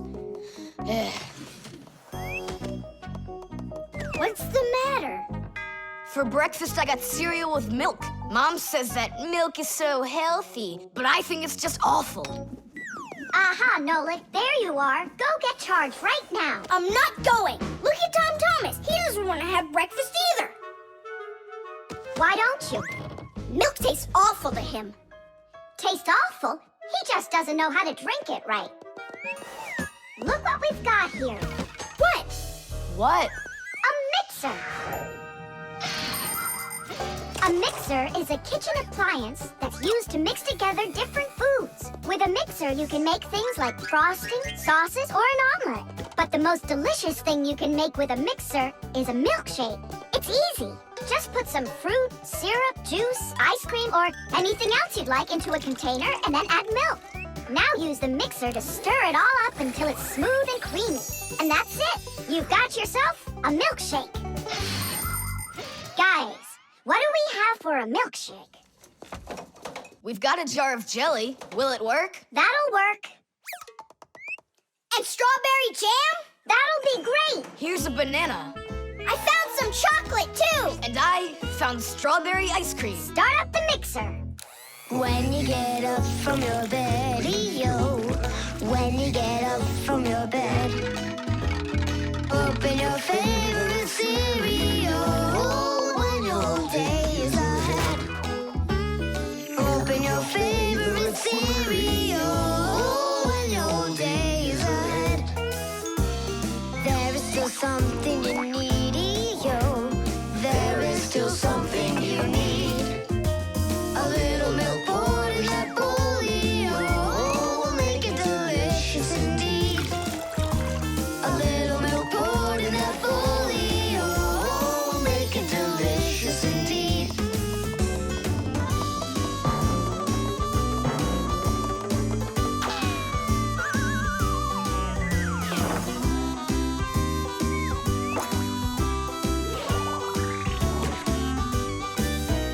A little milk's all that you need indeed. A little milk's all that you need. A little milk's all that you need indeed. A little milk's all that you need.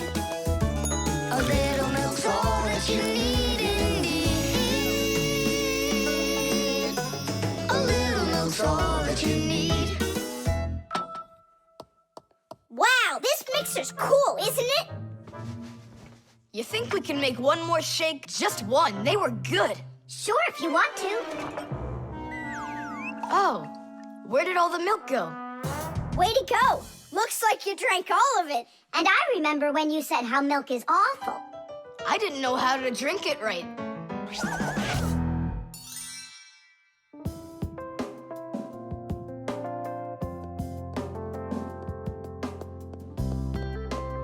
Simka, what in the world were you up to?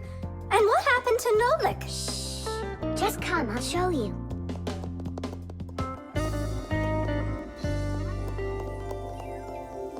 Nolik, here you are. Didn't you say that charging up in the kitchen is boring for you? The mixer's not boring. It gives you energy that's yummy, delicious, and nutritious. Water. Hi, I'm all ready. Nolik, he's gonna stay home like we agreed. Uh-huh, see you soon. Who's that? Nolik, it's you. I gotta go. I'll go with you. No, we've got an important job. Little kids aren't allowed. Why can't I help you? Because this work is very demanding. Only it's boring. And you're impatient, so you'll bother us. Huh? But I am patientest. Patient, son? I mean patient. Like totally patient. Prove it then. How? See that, water filter? You have to count how many glasses of water it cleans. How many do I need to count? If you can reach 100, I'll believe you're patient. Why do they need that filter? Why not just drink water out of the sink? Don't worry about it. You need to be counting. That was 1.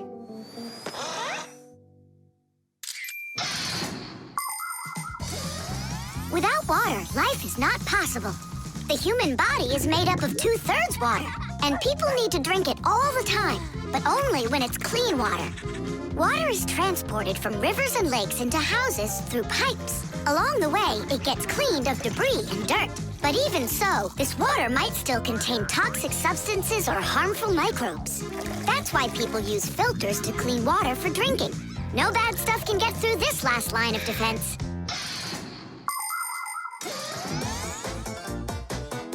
2. 10. Ha!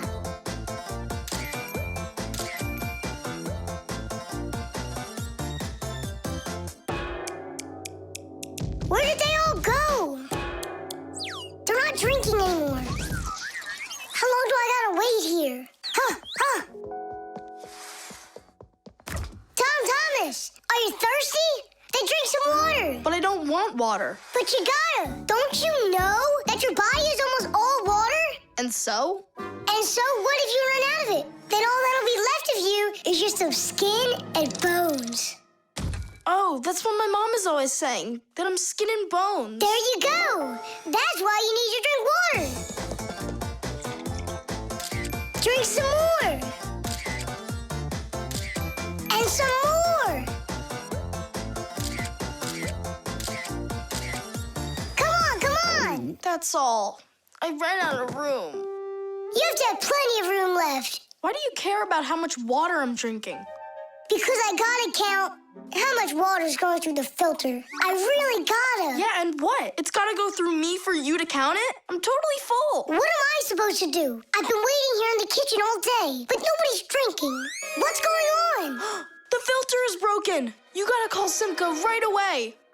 415, 416, 417, 418, 419. Simka, it's an emergency! What? The filter's burning! You're really funny, Nolik. Simka, he's not joking. Something's going on over there. We gotta hurry.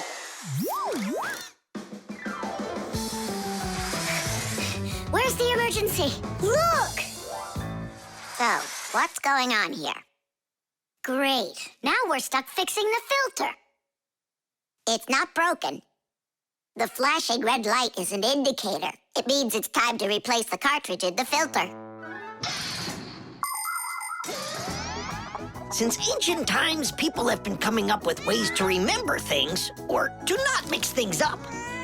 Knots on ropes were used as reminders that it was time to pay back a debt or reap a harvest. People would cut notches into trees to help remember numbers. Later, people invented the abacus, calendars, and day planners. And now, things are even easier because devices can give us reminders. Alarm clocks help people get up on time. A loud oven timer can save a pie from burning. The green light of an indicator shows that a device is turned on and ready to be used. A red light shows the opposite. Today's smart appliances can tell their owners what they need to do. Without them, humans can be so absent-minded.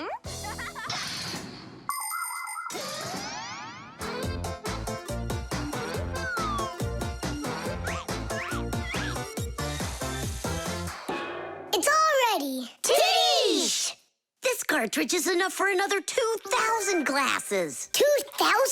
And what do I do about this? Whoa.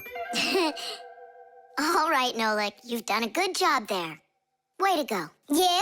If you want, I can do it. Tom Thomas, want some water to drink? I can't drink anymore. And I can't wait anymore either. Well, looks like his indicator is flashing on now. SMS.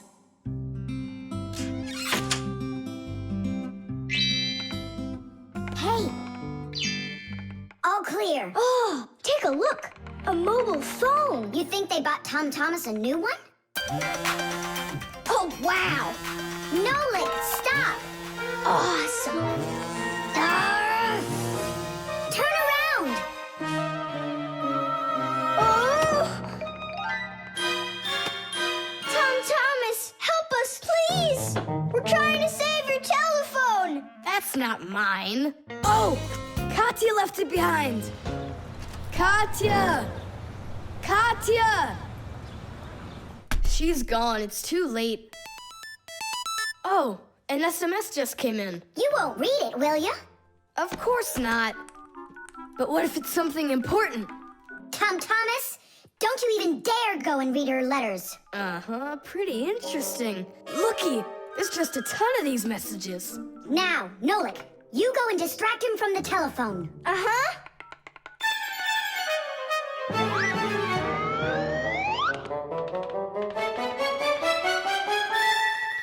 Chisaka, hey!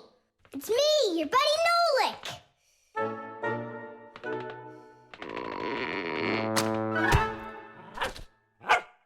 Hey there.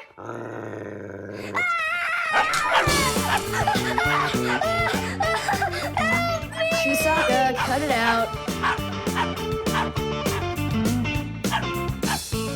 Stop it. That's enough with the barking. Out of this room. Right now.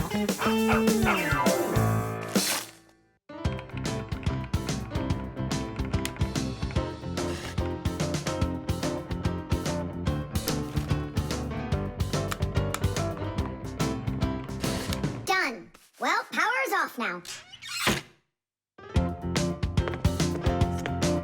Huh. What's up?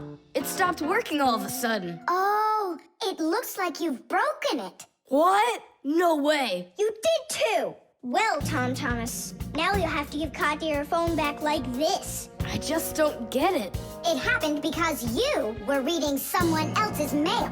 It was just an SMS. An SMS is no different from a letter. It's only shorter. People send SMSs through their mobile phones. And that's why looking inside someone else's phone and reading their SMSs is just as rude as reading someone else's mail. And that's why when we Fixies work inside of a phone, we always put our headphones on when a call comes in, so we won't overhear people's private conversations by accident. It's just the polite thing to do. I promise I won't read anyone else's messages. But that's not gonna make the mobile work again. Now what? Tell him the truth? Don't you worry, Tom Thomas, because we turned the phone off. And now we'll turn it back on.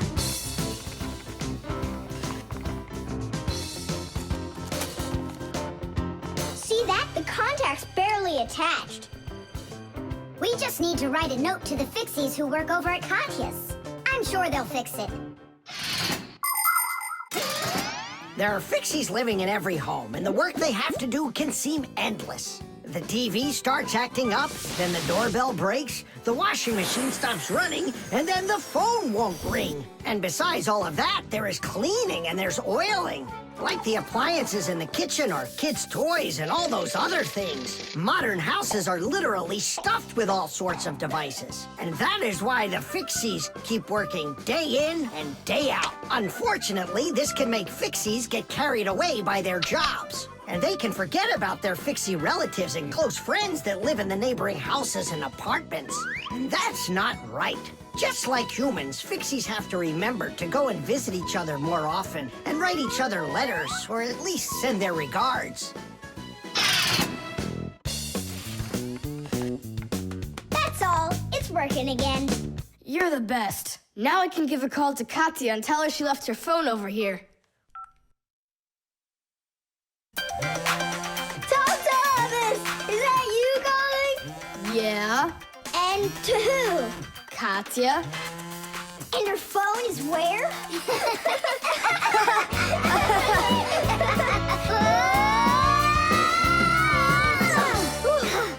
Thomas, good catch.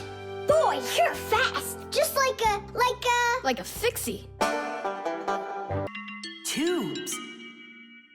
Today's lesson will be on pipes and tubing.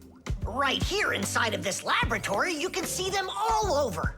Look, over there, and there. Some more over there, and there's another one. So, who can tell me some different uses for tubes? Digit. They're used in plumbing to carry the water. Nolik, in school we don't give an answer without being called on. Digit. You can... And for carrying waste. I am talking to Digit now. Gas goes through pipes too. Stop interrupting us. And don't forget about smoke in a smokestack. Nolik, that's just rude behavior. Out right now.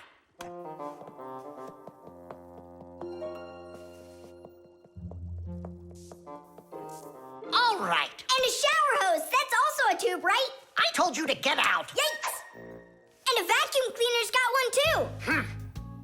And those spyglasses that pirates use when they're sailing. Hey, what do you say we all go and sneak out of here? Great idea. Let him call out to himself. Shh. And a trumpet's a tube that you blow through.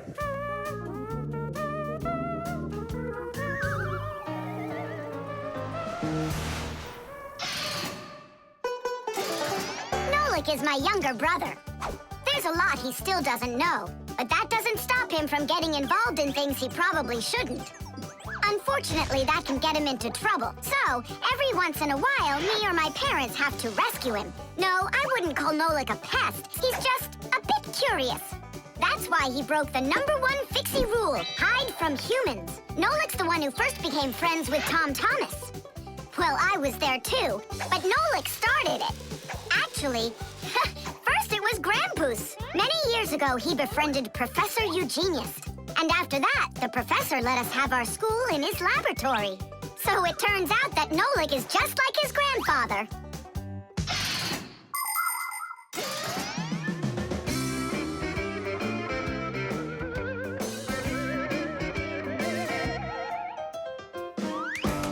Digit, go on then. Tubes are, Wow! Just look at all the tubes in here. There's rubber ones and glass ones that are curvy. Oh, yeah! Pens! Parts of them are tubes, too. He stopped talking. He ran out of ideas. And those tube slides at the water park. The barrel of a rifle and the shell of a bullet. Those are tubes. Oh, there's a tube with a serious crack. And it's also dripping and hissing. It's dripping? Where? How can I show you when you kicked me out of class? What's going on? Take a look. That tube up there is leaking. That's acid dripping out. Is that dangerous? It's awful. Any second now, it'll explode. Where did Professor Eugenius go? He went to eat a sandwich. So what do we do? It's a disaster. Don't panic. Fire, Verda. go to that hose and shut off that valve. Simka, go get a pack-a-mat. We'll fix this pipe ourselves. It's very important to be sure that a pipe won't leak, but making pipes that won't leak isn't so easy. Pipes can be made by rolling up a sheet of metal and sealing it up. Unfortunately, the seam can break, and that's why people have figured out how to make pipes without seams. They do it by stretching out hot metal on special machines. And PVC pipes are squeezed out of hot plastic like pasta. When the plastic is cooled down, it hardens into a pipe. We fixed it just in time. Nolik, way to go there. Hey, Simka, where is he? Don't know. He finally left. Here I am. Nolik, I want to thank you for being alert, and I'd like you to join our class. Tadish! Only don't forget, in my class, students cannot answer unless they're called on. Now then, pipes and tubing. Digit, please continue. Well? But Nolik said all of them already. Nolik. Not all. A straw for drinking a shake is a tube, and some noodles are tubes made out of dough. And what's it called? That thing. A hole in a mountain. Wait a second, I'll get it. A volcano. That's not it. They go this way. I mean the kind that go like that. Heh, they're tunnels. You got it. Well done there. Yeah. Beauty.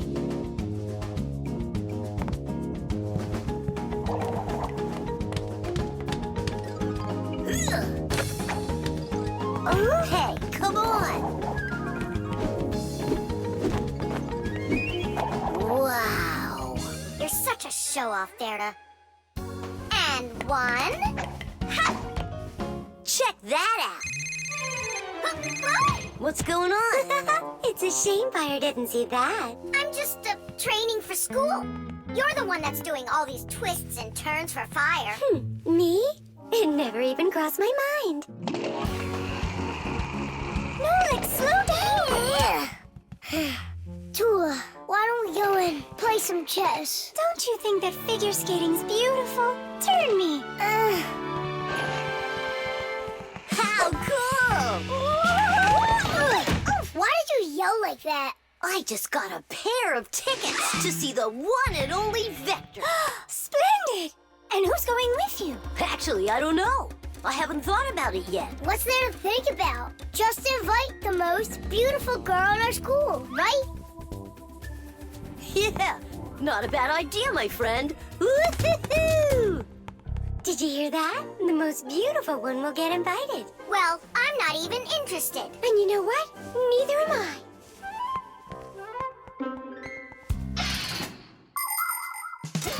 Our world is full of beauty.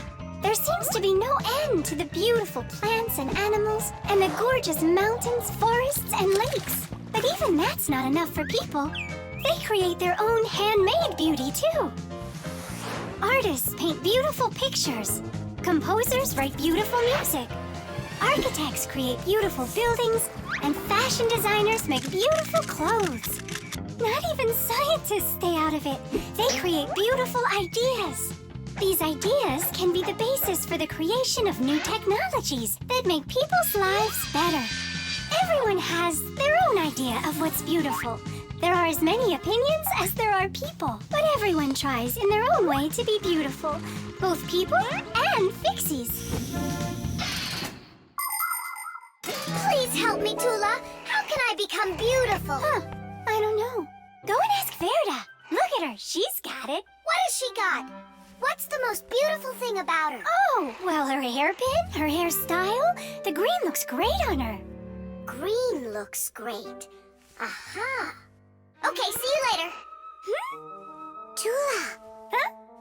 What's your opinion? Fire, do you think he likes Simka? Looks like he does. Is it because she's a redhead? Orange? Now I get it. Well, is that close to her color? Not really. It needs more green. What makes a person really beautiful? Fancy clothing? Bright nail polish? Dyed hair? those don't make you look your best. Here's a much more reliable recipe. First, wash up and comb your hair. See? You're looking more beautiful already. Now change those dirty and wrinkly clothes for clean ones. Huh? That's even more beautiful. And finally, if you eat less sweets and get plenty of exercise, then you'll surely become a handsome boy or a gorgeous girl. Fire? What's up? Do you think you could get an autograph from Vector for me? You got it. I love his song so much. So do I. Especially that one that goes... Computer, computer, computer, you are super. I play my computer and turn it up real loud. I play it all morning, all day, and through the nighttime. But no, that's not allowed. I had no idea you were such a fanatic. You know, I'm not gonna get you his autograph. Why won't you? 'Cause you'll get it yourself. You know what I got? An extra ticket. I thought you were gonna take the most beautiful girl. All of you are beautiful, and you're the most fun to be around. Let's go. Stop! Hang on! Oh, Simka? Or is it Verda? Where are you going? What do you mean where? To the concert. Verda? No, Simka. Or vice versa. I'm so confused. Come on, Tula. Can't you recognize them? This one's Simka, that one's Verda. Let's go or we'll be late. Blondes are always the lucky ones. Yeah, I guess we should have made our hair blonde like Tula's. The remote. Hey, Simka, the button got stuck on the remote. How can we get it back out of there? Look and learn, Nolik. Please help. Oh, come on, come on, come on, come on, come on. Oh. Should I let it go now? Oops.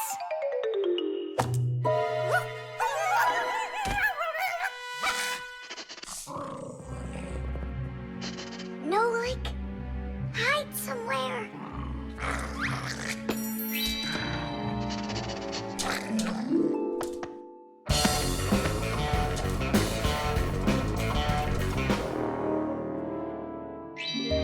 Nolik, she stole the remote. Nolik? Where are you hiding? Nolik! Hello there, Fixies. Hey, where are you? Hey, Tom Thomas, you got here just in time. Chusaka ran off with the TV remote. And so what? I can turn it on without it. And my favorite cartoon is just about to start. Forget about the cartoons, will ya? Nolik is missing! I'm afraid Nolik hid inside of the remote. And Chusaka took it. Oh no, Nolik's in big time trouble. Tom Thomas, there must be something you can do! Chusaka, come here.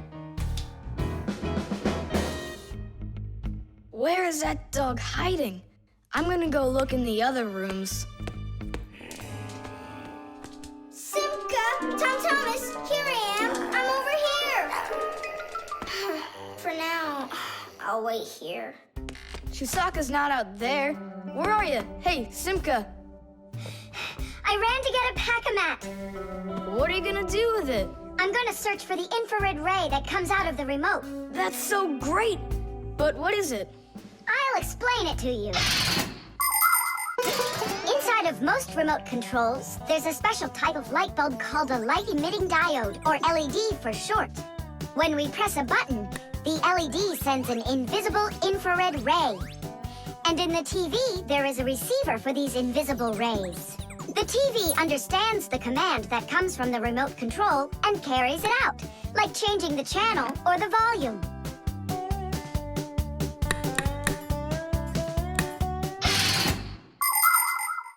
If the rays are invisible, then how is it possible to see them? In the pack-a-mat, I've got these special goggles that can help me. And now what? Yell to Nolik. Get him to close the contact on any one of the buttons. Nolik! You gotta push one of the buttons down on the remote. A button? But how am I gonna do that? Wait, 1 second. Chusaka Chusaks with a brain full of rush.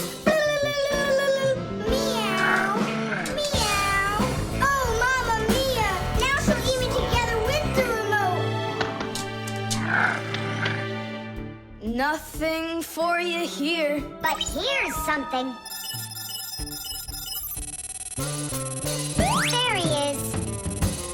He's over there. Chusaka, come here.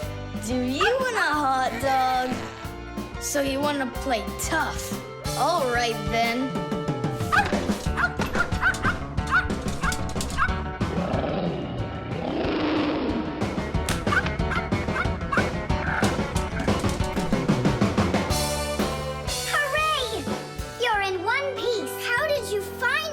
By looking out for the remote's rays.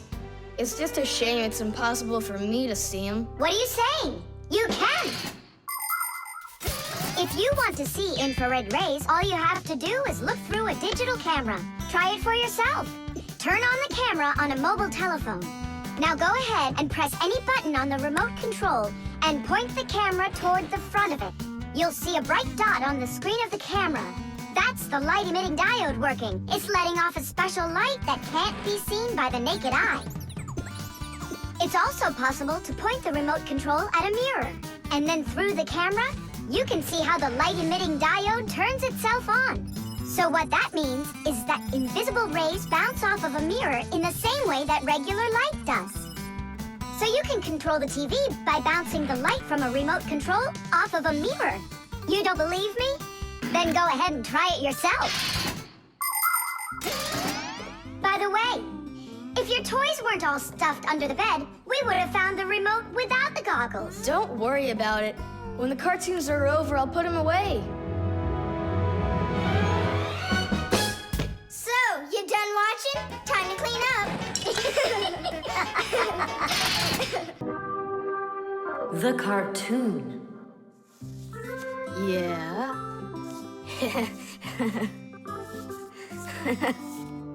Like that. Yeah. Tom Thomas, aren't you done yet? Yeah, show us your surprise and quit drawing. But this is the surprise. So, make yourselves comfortable. Quiet on the set, and action.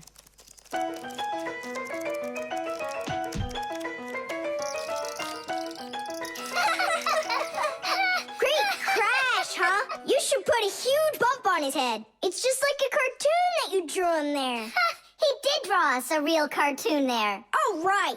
Real cartoons, they only show them on television. But they make them exactly the same way. Animation is made with many, many pictures called frames.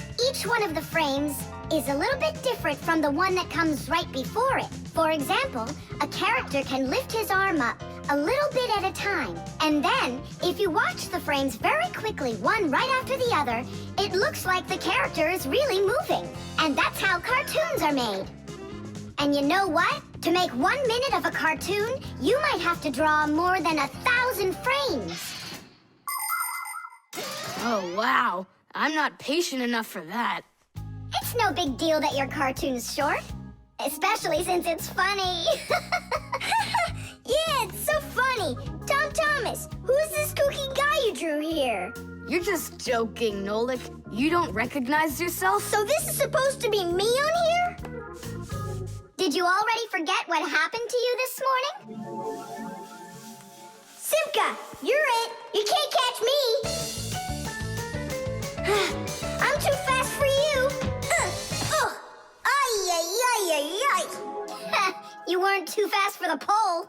Simka, you didn't have to tell him about that. Real sisters don't treat their brothers like that. Oof. And your cartoon's not funny at all. Nolik, don't go. It's okay. He just needs to sulk for a while. While he's gone, there's something I want to show you. Do you have a cartoon you can put on the TV? I have plenty.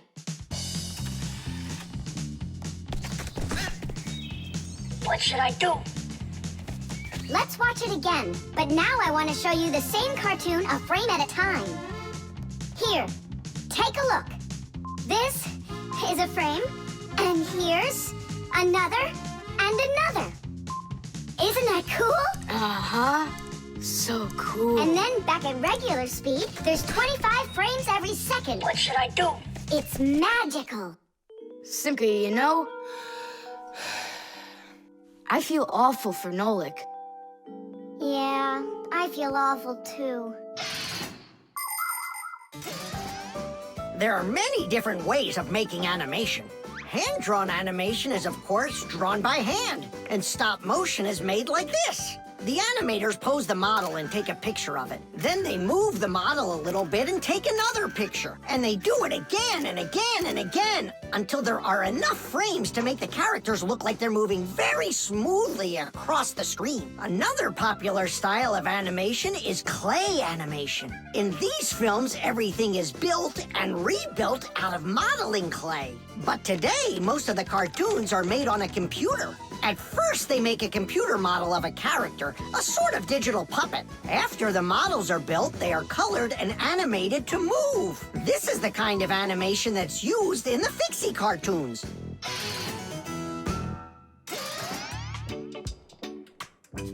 Tom Thomas, what are you doing? Are you drawing a new cartoon? Nah, I started fixing the old one, so Nolik will stop being angry. Good. Keep drawing, and I'll go and get him. Nolik! I'm not here! Nolik, forgive me. Please don't be so mad. There's a cartoon to watch. I've already seen your stupid cartoon. So what'd you do now? Put a huge bump on my head? Not a chance. I did it all over again. I'm sure you'll love it. You're sure of that? All right, go ahead. Show me your cartoon. Quiet on the set and action.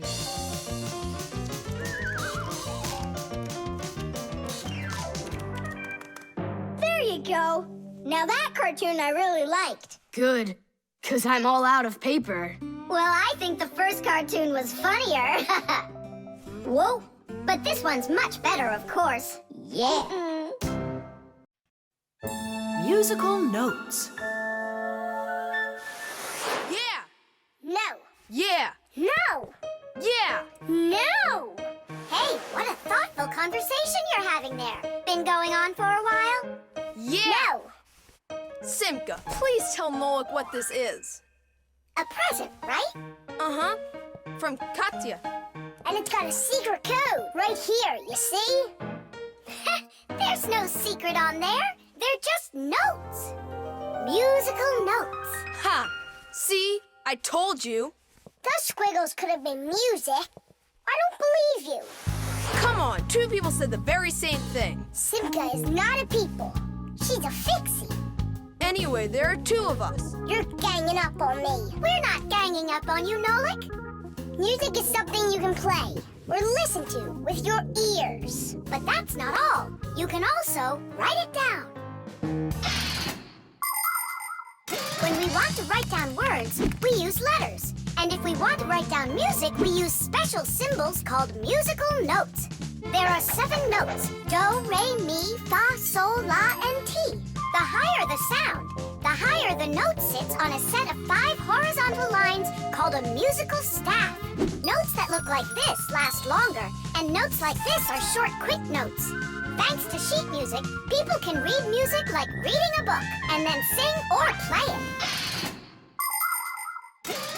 Until I hear you play me what you say is there, I won't believe you. On what? You know that we don't have any instruments. Try using spoons to play it. You think you're being funny? Hey, stop arguing. I know how we can play this song. We can use water. Water? Let me get this straight. Are you trying to play the music, or are you trying to wash it? That's right. Pour it in there, Tom Thomas. Some more. Hear how the sound changes? Uh-huh.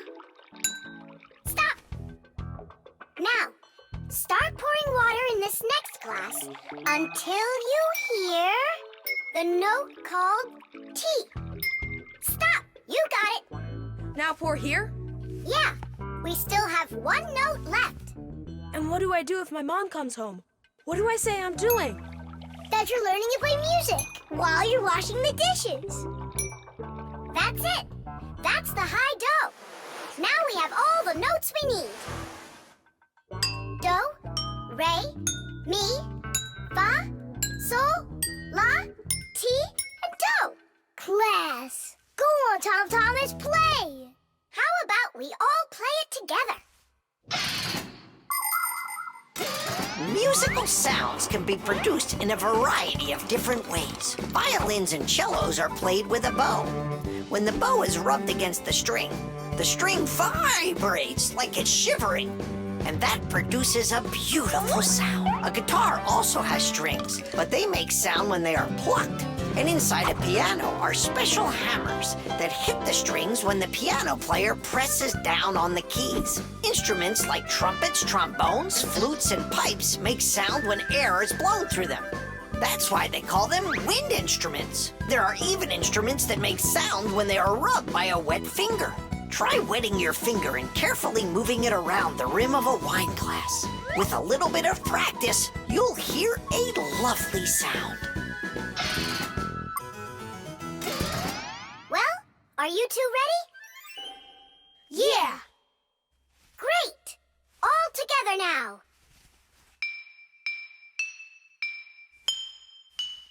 I know this. Happy birthday to you. Happy birthday, Tom Thomas. Happy birthday to me. Tom Thomas, we also wish you a happy birthday. You see, Nolik? And you didn't believe that this was music. But I was the first to guess which song it is. Hey, thanks so much for helping me figure out Katya's present. And how about sending a song to Katya? Yeah. We can write down the musical notes to a song about the Fixies. The Fixies? We can't. We can't write down the words, but if it's just the notes there, then it's no problem. Hooray! Want to play it? Of course we do.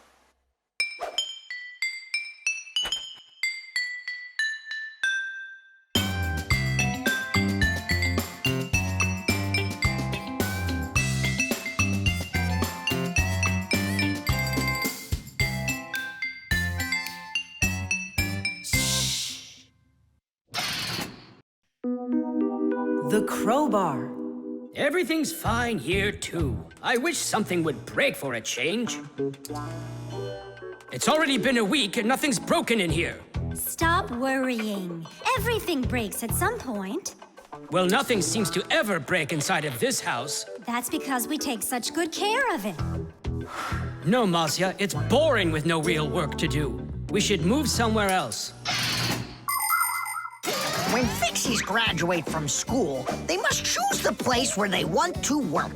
Some will work at factories, and some on ships, and some in theaters, and some in hospitals, too. Fixies are needed everywhere. Now, Fixie families with children like to choose places that are a bit quieter. Usually, they'll settle inside of people's houses. It's not too noisy there, like in a factory, but there's still plenty of work to do. They need to check on appliances like computers, vacuum cleaners, telephones, irons, and washing machines. And Fixies always try their best. They just love being busy with work. And so if there's nothing broken in the house, Fixie families will move to a new place where there's much more work to be done. Nolik, did you hear that? I don't want to move anywhere. But think about the kids, dear. They've got their school and friends here. Do you like this friend of theirs? A human kid playing with Fixie kids. You know as well as I that it's just not right. All right, then. If nothing's broken down before the end of the day, that's all. We gotta move. Oh, no, I can't. Tom Thomas comes home the day after tomorrow, and we'd be gone by then. Pull yourself together. And I won't see him anymore at all? Nolik, I have an idea. What idea? If something happens to break down before the end of the day, then we're not moving. But what if nothing breaks? Calm down. We're gonna make sure of it. Suka, you're a genius. But how can we make sure of it? We're going to use a crowbar. A crowbar is powerful and simple. It's nothing more than a heavy metal bar with either sharp or flat ends. It can be very helpful for breaking through concrete or ice. It can also be used as a lever to root out a tree stump or move a boulder. If one end of the bar has a claw cut into it, then it's good for pulling out nails. Yes, sometimes the simplest tools are the most powerful ones. Do we have that tool? We've got our pack-a-mat. And it's got everything. Yay! In gadgets and devices, our work will never end. Appliances are fickle, they need a loyal friend. At morning, noon, and midnight of every single day. When there is an emergency, you know we're on our way. 1, 2, 3. Inside will be to fix what's wrong. Till it runs strong. 1, 2, 3. Inside will be all day and night. We fix things right. How about you let me try? Go on. Nolik! What are you thinking? I'm doing like you were doing. No, you're not. Now I'm confused. First off, whatever you break's gotta look like it broke all by itself. Oh, I gotcha. And second, you gotta break it in some way that can be fixed later. Did someone say something needs fixing? Or am I hearing things? Papas, we just found out that the television's broken down. Are you sure? Yeah. And one of the keys on the keyboard is stuck. For real? For real. And the clock's not running either. Oh ho! Masya, our life is getting back on the right track. Should we fix them? Yeah, what else? We are the Fixies. We live to keep on working, and work for us is fun. So we'll just keep on working, 'cause our work's never done. And deep inside of gadgets, if you look when it's dark, you might just see us race around like multicolored sparks. 1, 2, 3. Inside will be to fix what's wrong. Till it runs strong. 1, 2, 3. Inside will be all day and night. We fix things right. Tidish! Oh, that was a lot to do. You'd almost think that somebody broke it on purpose. Well, we didn't do it. It broke by itself. Yeah, this apartment still needs a lot of work. We shouldn't move anywhere.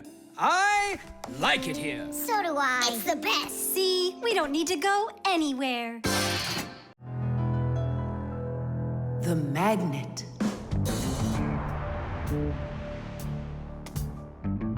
Well, it looks like we need a pack-a-mat.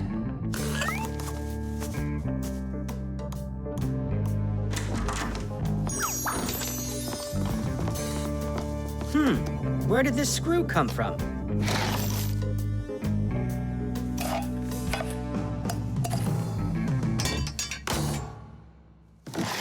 Ouch!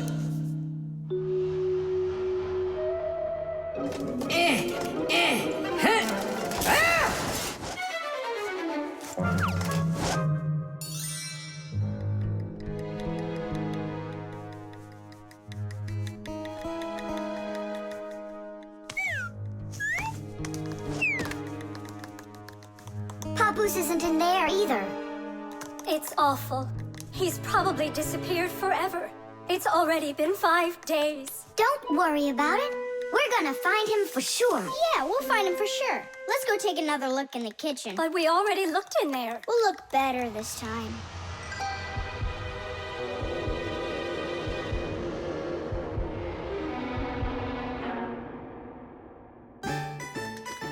Let's go take a look in there.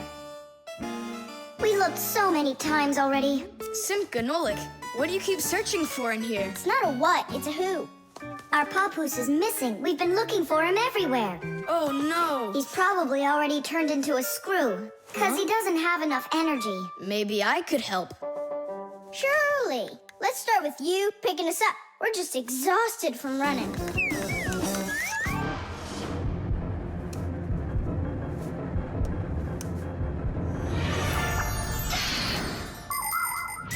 In a dangerous situation, a Fixie can choose to turn into a screw. But sometimes it happens all by itself. For example, when a Fixie doesn't have enough energy. When this happens, the Fixie grows weak, gets sluggish, and then goes into hibernation, turning into a screw. This bad luck happens when a Fixie doesn't get charged up from being inside of a device. That's why Fixies always work inside of machines, so they can stay charged up with energy. Sometimes a Fixie that has grown weak and turned into a screw can get lucky. If a human happens to find him and screws him into an appliance, then the Fixie will be able to get energized and come back to life. Then he'll unscrew himself and run away, leaving the human wondering, where did that screw go? I know I screwed it in. So, where should we look first? What are you looking for in here, Tom Thomas? Well, And what do you have there in your hand? Just some screws of mine. Ah, I just found a screw not too long ago. Maybe it's one of yours. Probably. Where's it now? Here, take it, and don't leave them lying around. Should I turn myself around now so your papoose can turn back into himself? He's been lying in there for a week already. He doesn't have the energy to turn back into himself. Then what's next? We have to screw him into some device, you know, so he will get his energy back. Okay. But which one's papoose? All of these screws in here look like papoose. We'll use a magnet. How come? All of the screws will just get lifted up together. First of all, not every kind of metal is attracted by a magnet. It's an easy thing to see for yourself. Just get a magnet. You probably have one in your house on the refrigerator. Try moving it close to different metal objects you have around the house, like a spoon or nails or coins. You'll notice that some of the metal objects are pulled very strongly by the magnet, while some of the metals are pulled a bit less. And then there will be some metal things that aren't attracted to the magnet at all. Got it. And the second thing? Well, the second thing, we Fixies aren't attracted to that magnet one bit when we turn into screws. Let's give it a try. Here, I found him. And now we'll screw him in. I wonder, are there any other Fixies in here? We're not enough for you or something? Not at all, I just wonder. Nothing. Oh, and the screw went away. How about that? He already got charged up and unscrewed himself.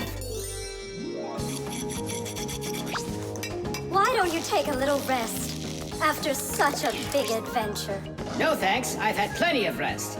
Anyway, it's something I've wanted to do for a very long time already.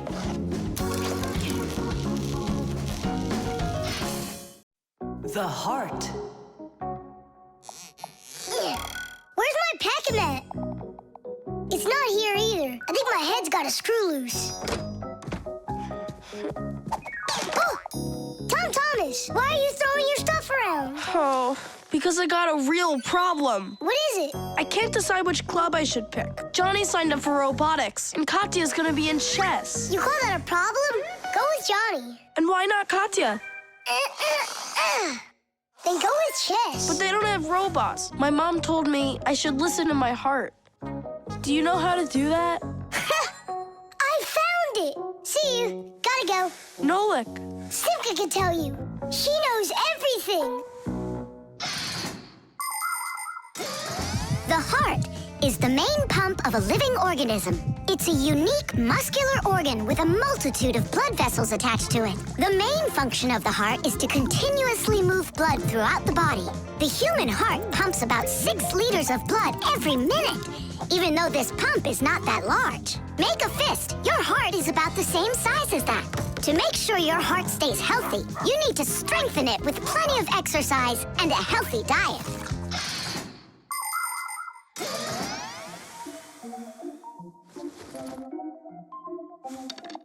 Nolik, please come help me. Why me? Tool is stronger. Huh? Interesting. And do you know what is meant by the word heartlessness? Well, I think it's some kind of human illness. May I? Tula. Heartlessness is when a human or a Fixie leaves someone who has a problem behind. Huh?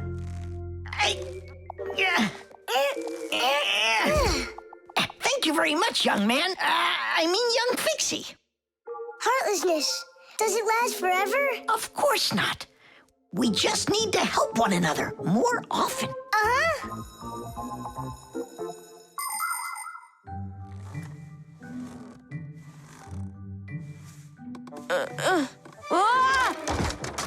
Tom Thomas, my friend. Here I am. How are you? How am I? Why do you care? Oh, by the way, I found out how you can listen to your heart. You need this tube. It's called a stethoscope. A stethoscope, but I don't have one. That's what I'm for. That thing is way too tiny. Ah, your mom must have one. Oh, yeah.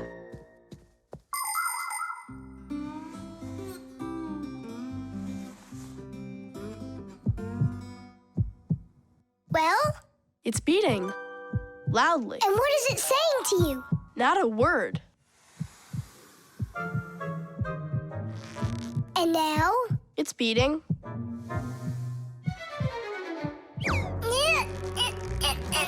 Huh? What was that?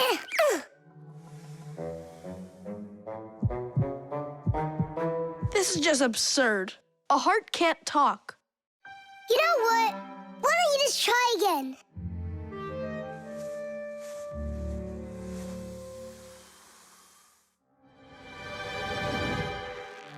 Tom Thomas. Who is that? It's your heart talking. Boom, boom. Can you hear me? Uh-huh. I believe that robotics is right for you. And what about chess? Who cares about chess? Robots are way cooler.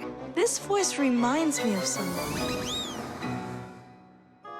Heh, so that's what you look like, my itty-bitty heart. Well, I did it from the bottom of my heart. When a human is at rest, his heart beats between 60 and 100 times per minute. This rhythm is called the pulse rate.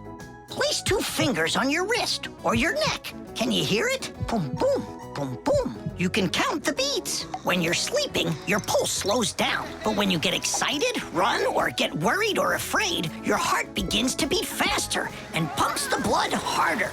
Sometimes it feels like it's beating so fast that people say, "Oh, my heart is going to jump out of my chest." But don't be afraid, it's not going anywhere. And when people say, "Listen to your heart," they don't mean that your heart can talk. It means that you should trust yourself and listen to your feelings. And then you'll definitely find the answer you're looking for. Looks like at the end of the day, I'm heartless. I couldn't help my friend at all. Nolik, but you helped. You really did. I finally figured out which club I want to join. Robotics, like I told you? Not that. I want to learn medicine. The magic wand.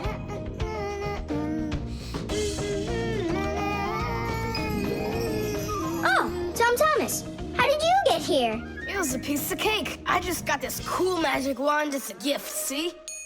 Wow! There's no such thing as a magic wand. I don't believe you. You just wait. Any wish is the wand's command. Check it out. Today I want my school to be closed. Golden wish, Tadish! Tom Thomas, your teacher from school just gave me a call. She said your school has totally disappeared. How odd. So I'm not going to school? Well, how? Instead of school, we'll go to the park. Hooray! Real magic. Oh, it's so great. No, there's no magic. They're only illusions. I don't know what illusions are. It's when what we think we're seeing is not what is actually happening. Have you ever seen a magician pull a rabbit out of an empty hat? Do you think it's magic? No, it is only an illusion. In reality, the rabbit's hidden inside the table that the magician puts his hat on. The lid of the hat is made with a secret hatch. And when the magician puts his arm inside the hat, he grabs the rabbit from the table below and ta-da! How every magic trick works may be a secret, but every illusion does have an explanation. I'm telling you, this wand's totally magical. Right now, I can make a rabbit appear out of this trash can for you. Golden wish, Tadish! Oh, that wasn't the idea. Looks like a dog to me. Wait, one more time. Golden wish, Tadish! Golden wish, Tadish! Tom Thomas, will you cut it out? One Chusaka was already enough for us, and now there's 3.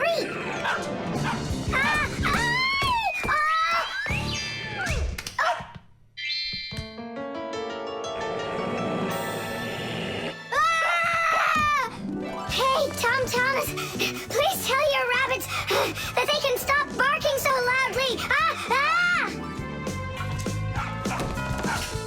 Shame on you for attacking helpless little kids. Wait, I'll make you bigger now. Golden, wish, Tadish.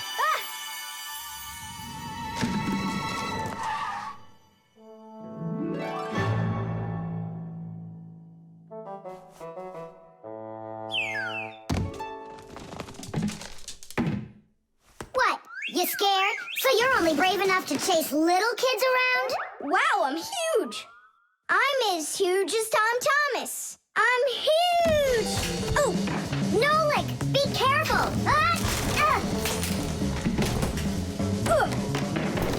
How can you live being this tall? It's so inconvenient. And I thought it was tough when you were so tiny. Tom Thomas, are you ready? Hey, why do we have 3 dogs all of a sudden? Oh, my word.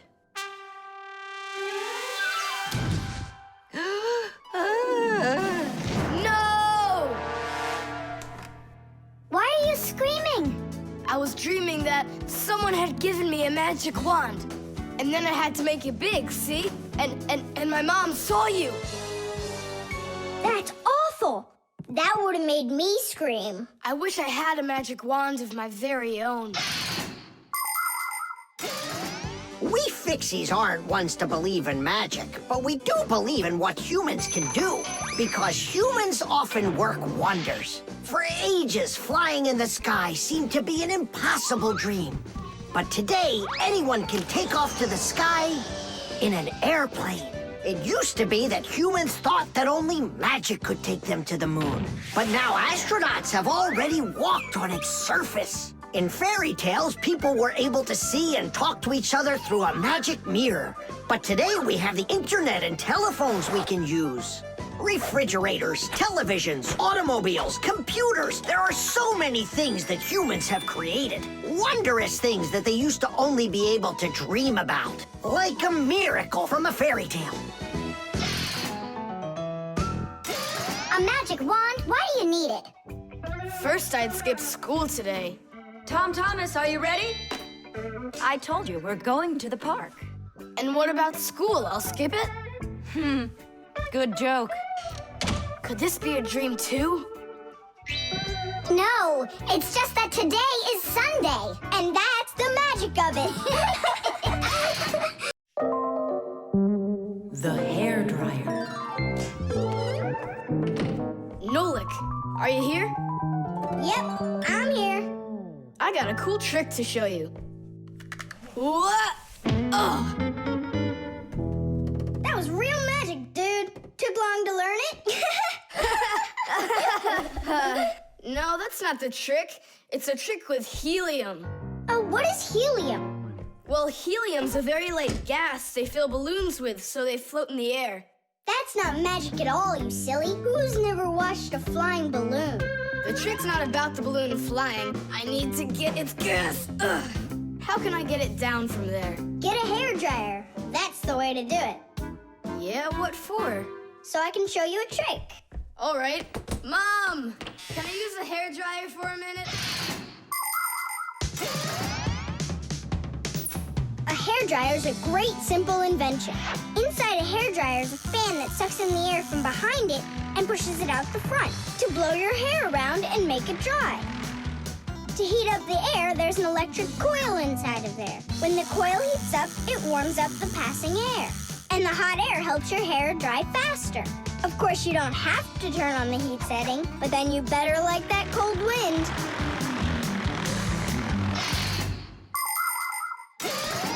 Nolik. I'm right here. Here's the dryer. I want to see your trick. All right. Flip the switch. Now you lay the ball right into the airstream. Oh, great. The ball's flying. And now it's my turn to fly. Really? Whoa. Yeah. I'll shoot right up to the ceiling so I can grab the string and pull the balloon down. So turn off the heat and away I go.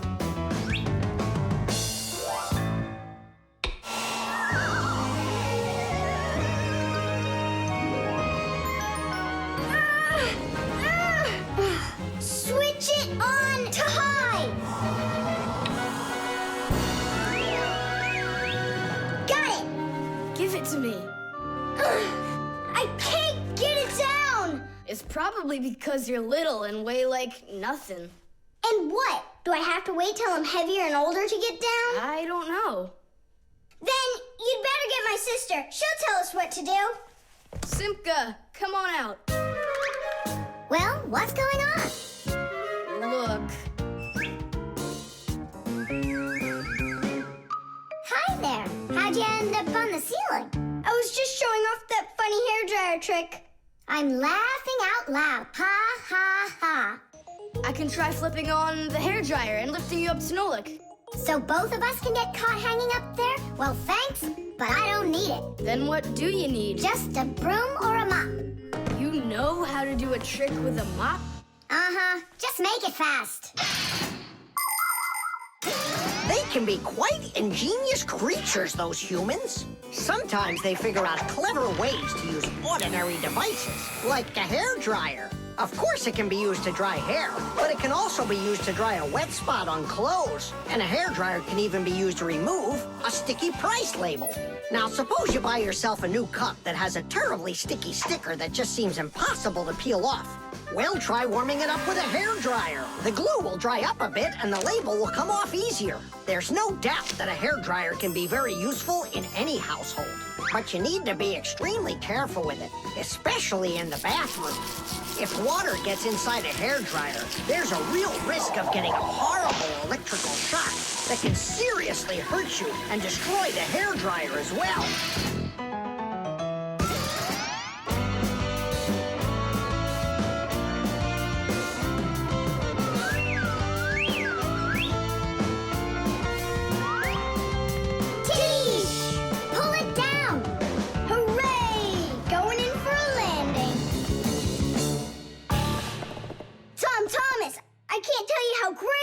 To fly inside a stream of air. Good for you. Now I'll sound like a Fixie. Really? Uh-huh. Huh. Watch me. Hey, what are you doing? Just look. I'll breathe in one breath of helium. Isn't it bad for you? You can only breathe a little. Hey, hi there. Oh, Tom Thomas became a Fixie. And that's my trick for you. Funny, huh? Oh, that's too funny. What a squeaky little voice you got there. See, I'm already not a Fixie. The helium stops working after just a couple seconds.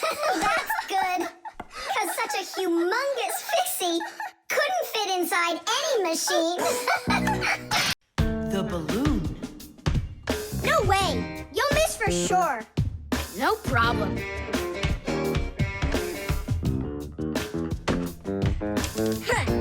Anybody can do that. But I bet you can't do it if you tried bouncing the ball off the floor first. Just look. Oh, what are my parents gonna do to me? Maybe we should call Simka. Simka! And what's Simka gonna do to us when she sees this? So, got yourself in trouble, huh? You shouldn't be playing with a ball inside. And now we have your lamp to fix. But how? Only my dad can reach all the way up there. Why just your dad? You have a hot air balloon over there. That doesn't fly. It's just a toy, see? Well, it might be just a toy to you, but for us Fixies, it's absolutely real. If an object is lighter than water, it floats up to the surface. And in the same way, if something is lighter than air, it floats upward. Did you know that hot air is lighter than cold air? Well, it is. And that means if you warm up the air in a balloon, it will float up. Hot air balloons use special gas burners to heat up the air inside of them so they will get lighter. And the bigger the balloon, the more people it can take up into the air. I know what you're saying, but where do we get a burner? You think Fixies don't have their own burners? Huh! Sure we've got them. Bring it down here. and I'll go talk to our parents. No, no, and no. The human child must never see us. Listen now, Simka. We already don't approve of him seeing you and Nolik. He won't look. Papas, please. You're the one who told us how you dreamed of flying since you trained to go into space. Yeah. For 2 years I waited on standby, but I never went up. And you've never flown in a hot air balloon either, honey. So let's call it a deal. I talked them into it. There's just one condition. You can't watch. Okay. You can come in now.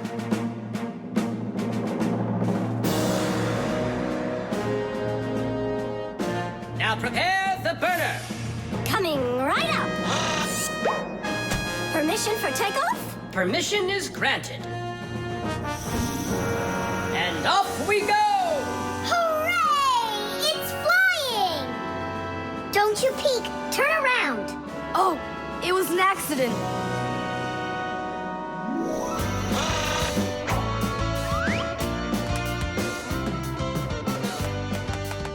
I'm going to evaluate the damage. Maintaining proper altitude.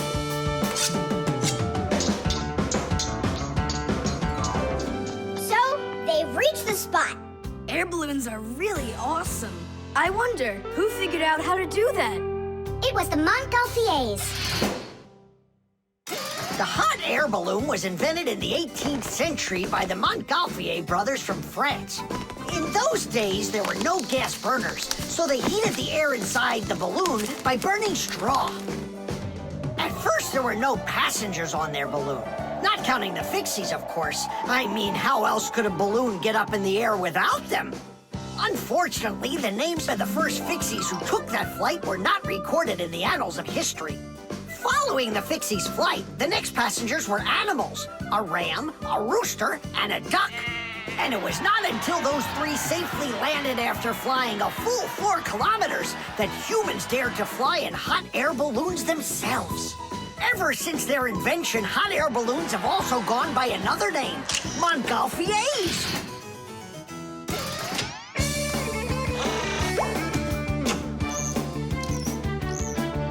Hooray! Tidish! Tidish! All right. Simka, please let your parents know that I'm so very thankful. Okay, by the way, now you can turn around. You know, Simka, let's fly the balloon just like them. There's no way, Nolik. We would need to use the burner, and kids aren't allowed to play with fire. I'll give you a ride. Look, I still need to put it back up on the shelf, so climb in and let's do it.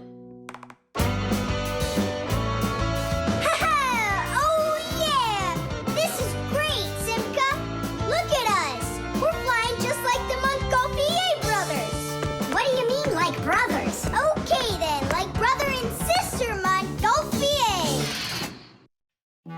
The exercise machine.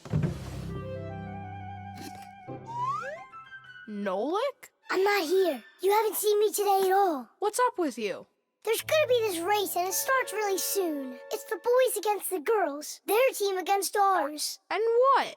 And what? I'm the smallest one on the team. And I'll let everyone down. That's why I'm hiding. 'Cause I don't want my team to lose. You can't just give up.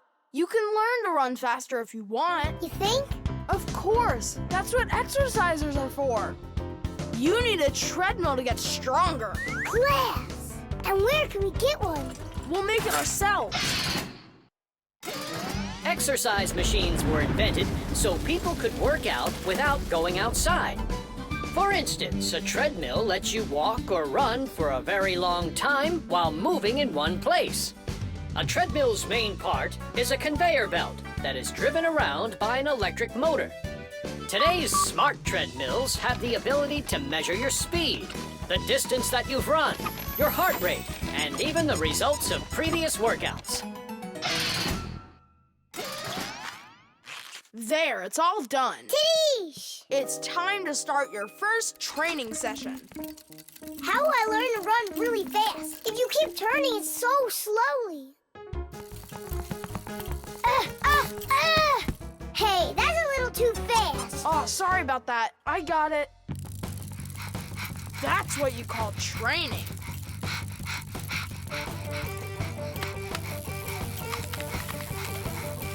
Tom Thomas, so, what do you think? Maybe I trained enough? Not yet. You need to keep going. Oh, I can't do this any longer. Let's stop. Whew. No way. Turn the handle. Yeah. There are all sorts of exercise machines to help you improve your health. This one simulates skiing. It exercises your arms, legs, and heart. And this one you can row like a rowboat. And if pedaling's your thing, an exercise bike lets you get a great workout no matter how bad the weather is outside. There are also weight training machines. These machines can help you build big, strong muscles and tone the shape of your body.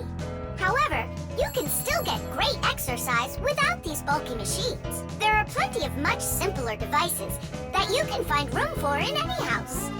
Like a chin-up bar for doing pull-ups, a wall-mounted ladder or rope for climbing, or jump ropes, weights, hula hoops, or balls.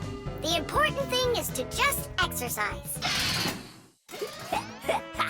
Okay, girls, hold on to your hats. Oh, how scary. We'll show him who's gonna win. Right, Tula? I'm gonna do my best. Tula will definitely beat Nolik. We gotta step it up. It's time to get this race going. Runners, are you ready? I'm ready. On your marks, everyone get set, go! Go, Fiona!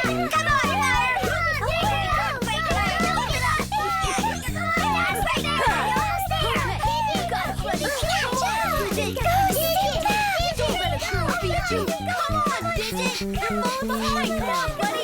Get it moving. I know you can do it. Come on, Digit. Come on, Digit. Shoot up the car, quickly. Digit, how could you lose to Simca? Because her velocity is greater. Oh, now the girls are gonna win. Nolik will never catch up with Tula. Oh my gosh! Nolik! He appears to be gaining ground. Look at him! He's ahead! Go on, Nolik, go! You got it, buddy! Come on, buddy! Hey, look at him, he's flying! All of that work on the exercise machine really helped. Come on, keep going! Look what happened to Tula! You got this! Nolik, where are you going? The finish is there!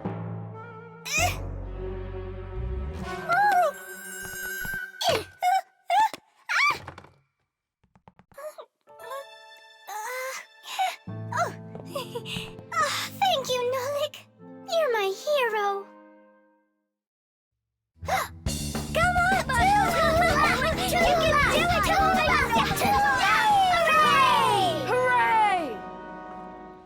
So, which team won the race? We did! It's a tie. Tom Thomas, that's just not fair. It was a tie. And a very noble one. All right, you just wait for the next race. Nolik's gonna win it big time. Now it's time for you all to get up on that winner stand.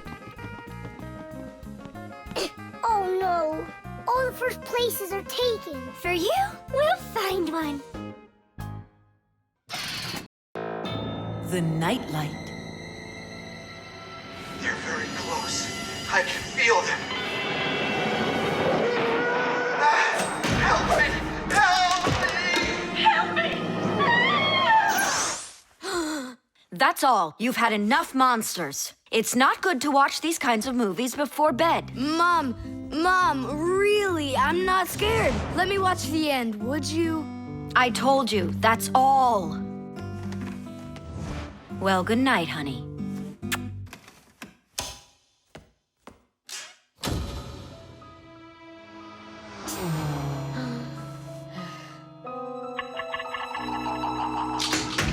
Ah!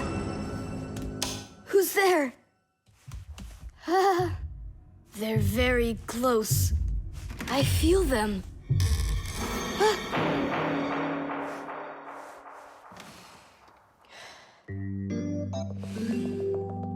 Can you believe it? He's sleeping, and he didn't turn the light off. Yeah, and so? And so, if every human went to sleep with a light on, there wouldn't be enough electricity to go around. Hup! Everyone can probably remember walking into an empty room with the lights turned on, or finding a TV on that nobody's watching. One little light or TV might not seem like much, but just imagine how many people are living on this earth. Well, if everybody forgot to turn off the lights or TV when they weren't being used, the amount of wasted electricity would equal the amount of energy produced by 100 power plants. And each of these power plants needs freight cars of coal or rivers of oil to keep running. And all that fuel has to be extracted and burned constantly. Now do you see how expensive burning a light bulb is for the Earth? So don't forget to turn off electrical appliances when you're not using them. It's so easy.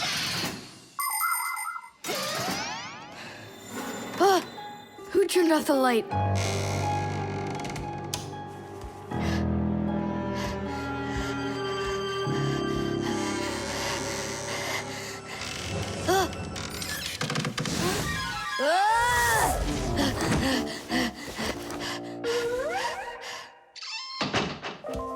They're very close.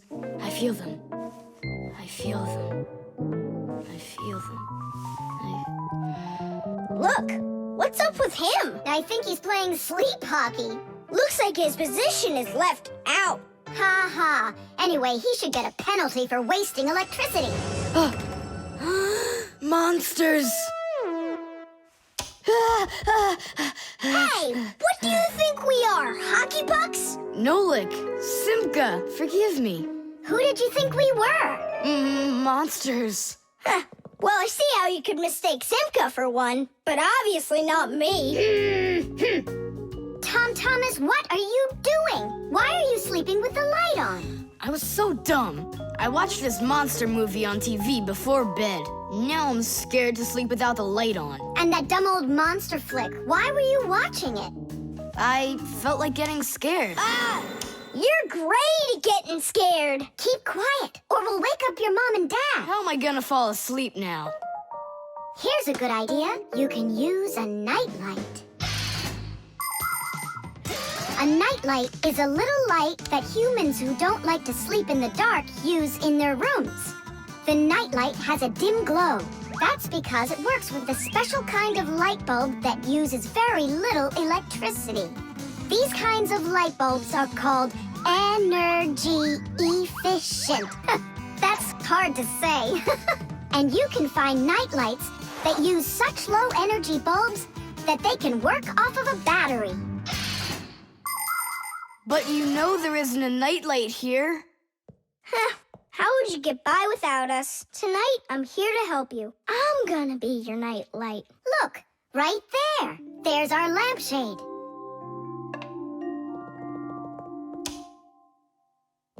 Thanks so much. You really are a friend indeed, Nolik. It was easy. Just go to sleep. Nolik. Do you know any good stories? I know one about a big meat grinder. Nah, no way. You'd better tell me a story about a nice, kind Fixie. I know a good one. And here's how it goes. Grandpoos was working inside of a very big clock. Actually, the clock wasn't that big. And I'm not sure if it was Grandpoos, but it was a clock, I think. The dishwasher. Can't catch me. You won't catch me. Enjoying yourself? Without a care in the world. What? We have more cares than both of you together. Yeah, anyone can see that. Wanna bet me? How about we try doing your job and you try doing ours? And whoever loses has got to grant the other's wish. We have a dishwasher here in the kitchen that isn't working, and you're distracting us with your nonsense. Wait a sec. Let's do it. Find the broken part. Good as done. Find it where? You're the adults now. Go and find it. Just look out for yourselves. And you kids, time for school.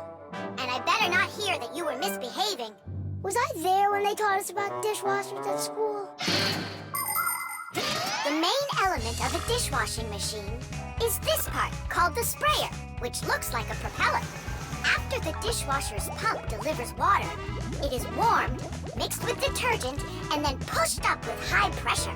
That makes the propeller spin very quickly, so it can shoot out the water with a force strong enough to wash all of the dirt off the plates and glasses. But it does it carefully, so that dishes not only come out sparkling, but unbroken as well. Is this a parent-teacher conference? It's not. It's an experiment. For today, I'm Simka. And I'm Nolik. All right. Who's ready to tell the rest of the class what we studied yesterday? Simka. Yesterday? Oh. You forgot. Be seated. That's an F. I think the problem is in the control panel. I wonder if the dishwasher ran out of water. Papoose, don't argue with your wife. This one is working. And so is this.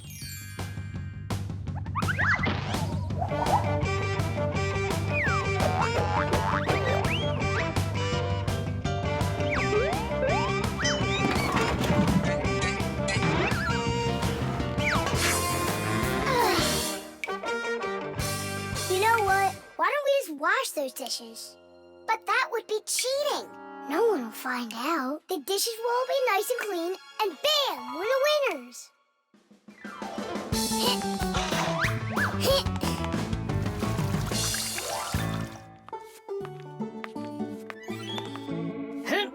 Check it out, we are all done. How come the indicators aren't lit? Fixies have to fix things. And what do you call this? And you, did you both go to school today? Of course we did. I mean Simka, got an F for her answer. Well, thanks, Marcia. And did you play with Tom Thomas? You know that we don't show ourselves to people. Tom Thomas isn't any human. He's our friend. Either you play with him, or you both lose, just like we did. No way. We'll play another round. The earliest kitchenware appeared about 7,000 years ago. Early people made these containers from stone or wood. Another kind of container for holding food was woven baskets. The baskets would be lined with clay for durability. Once, one of these baskets fell into a bonfire, and lo and behold, the wood on the outside burned away, while the clay was now hard as a rock. That discovery led to the invention of clay pottery that is still in use to this very day. Later on came the development of glass, metal, and cast iron cookware. The world's richest people can even have food served to them on dishes of silver or gold. Today, kitchenware is not only a practical convenience, but it can decorate any home as well. Forget it. This is impossible. Let's just tell them we give up. Simka, how come this button is crooked and not sticking out?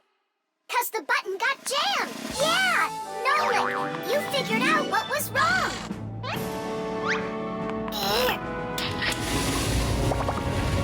I'm glad I kept dragging this around. Diddy!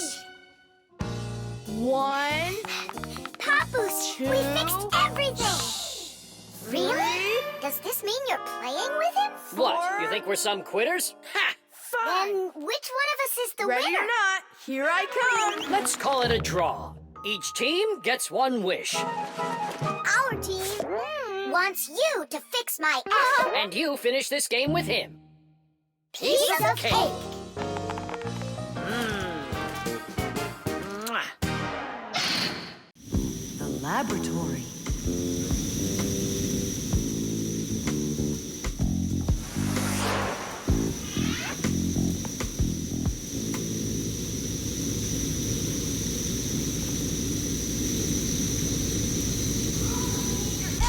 You've got to get to the school right away. What did he say? That we've got to get to the school. How come? Did you hear why? I didn't, did you? I wonder if Simka didn't go to school today. Or if Nolik got into some kind of mischief. Oh, I'm worried this is something serious. La la la la la la.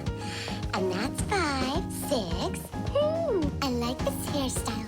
7, 8. Hi there. Hello, Verda. Where's Grampus?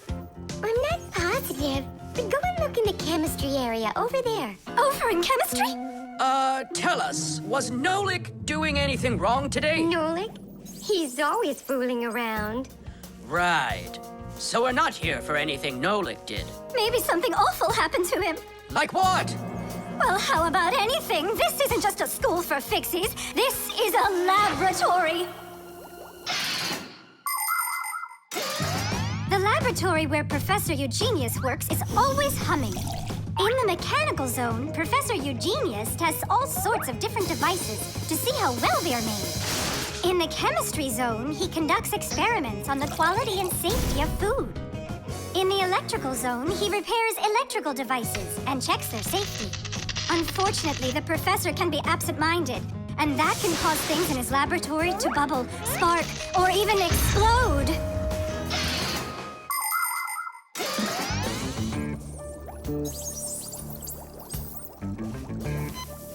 Marcia, there's nothing to worry about yet. But how can I not worry? Digit, have you seen Nolik anywhere? Do you know if anything's happened to him? This is a laboratory here. Who knows what could happen to anyone? Like what? What are you saying? Like that. I told you, things happen here. And where? Let's go, quickly!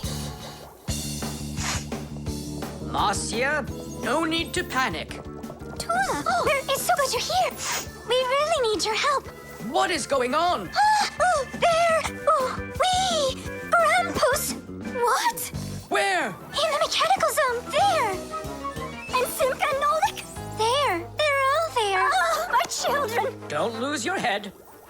Oh! Oh! Marcia is my wife, and the mother of our children, Simka and Nolik. Marcia is a real beauty, a kind and gentle soul, and a wonderful homemaker. She is also a very responsible and extremely skilled fixie. She is our family's expert in kitchen appliances and gadgets. Marcia works from morning till night, fixing and cleaning anything that is in need of her expert care, because she just loves when everything is clean and tidy. But most important for Marcia are her children. She takes loving care of Simka and Nolik and tries to protect them from harm. Marcia worries about them so much that sometimes her imagination gets carried away with what might have happened to them. Although our little Nolik can get himself into situations that even Marcia could never have dreamed of.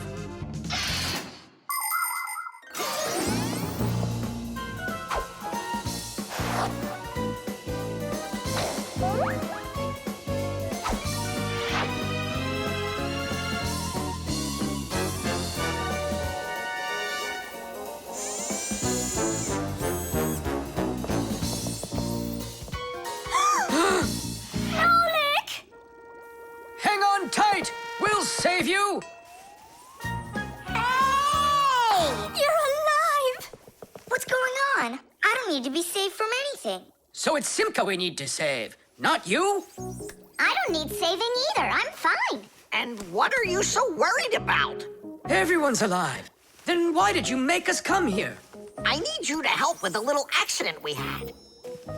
Nolik, was this your fault? Oh, no, it's not Nolik's fault. Quite the opposite. He was trying to help me fix it. Papoose, we need you to help us with one of the pieces that we couldn't get back in place. This one?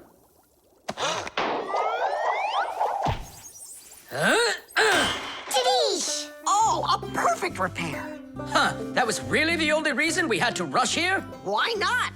There was just no way we could let this wait, so I sent for you. But Fire said... Why fire? Why is it always fire? How come you had to scare us so badly? I'm not the one who scared you. You did that all by yourselves. The suction cup.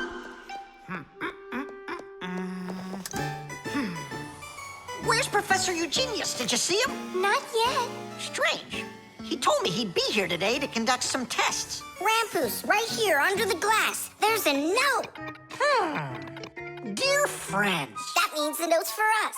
That's because Professor Eugenius can always count on us. I'm off for a conference today. So what should we do? While I'm away, please keep an eye on each of my tests. There's the wristwatch. And where is it?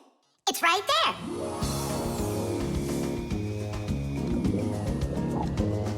Look!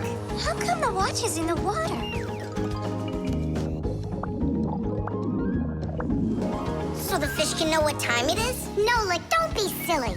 This is the test he made for the watch. You see? It says water resistant right there on the back. That means that water shouldn't get inside of it. I see. So the professor needs to check if it will work underwater. Understand? Yep, I got it. The watch is working. So now, the doorbell test. We'll go look. It's over there.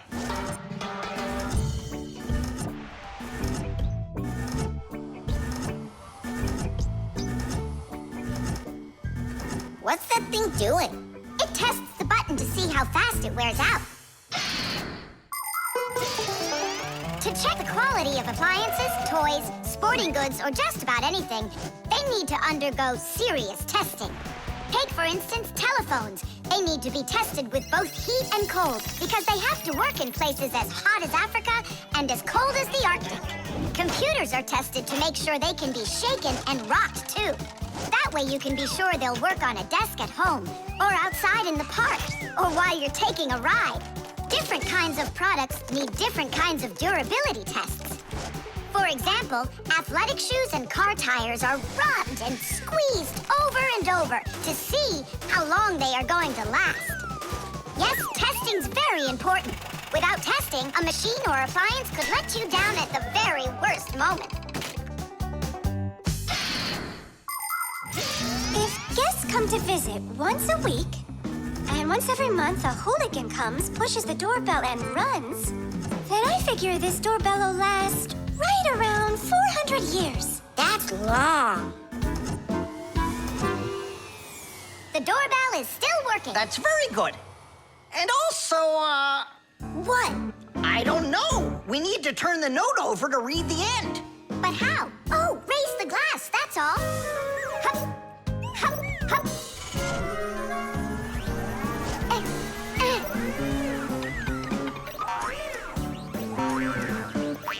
I can't get a hold of it. We should find a suction cup. A suction cup? Suction cups are made out of rubber or other elastic materials. When a suction cup is pressed against a smooth surface, the air inside is squeezed out. The air outside wants to get back in, and so it pushes down on the cup. The rubber edge of the cup won't let the air leak in, so the outside air keeps pressing down, and the cup keeps on sticking. And that's how a suction cup sticks to a surface by using the power of air. Wait a minute. I know where there's a really big suction cup that we could use.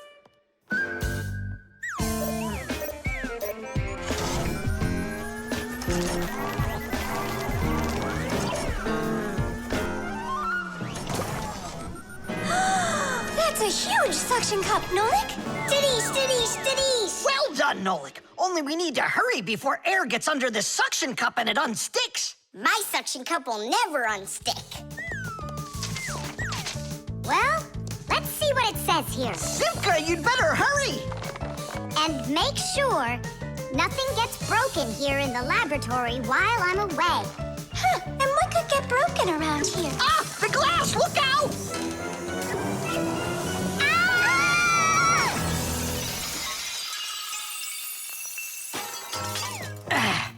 Yeah, so much for that. And who's going to clean up all this broken glass? You don't know? Nolik. He told us to use that suction cup. Simka, she was reading way too slow. Listen, there's no need to fight. I came up with the idea of the suction cup. I should clean this. Come on now, Grampus. We'll clean up this mess. Professor, I still think the suction cup was a great idea. The disguise. Ugh, good. Tom Thomas, why do you need a second aquarium? Especially without any fish. First of all, it's a terrarium. And it's not for fish, it's for lizards and snakes.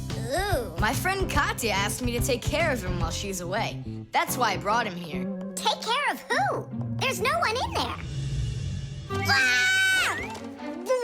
What is that? It's a chameleon, Nolik. I think he's awesome. It's a bad idea to take him out. He might run away. Don't you worry, I got him. What a monster. But how come I couldn't see him before? It's because a chameleon knows how to disguise himself by changing the color of his whole body.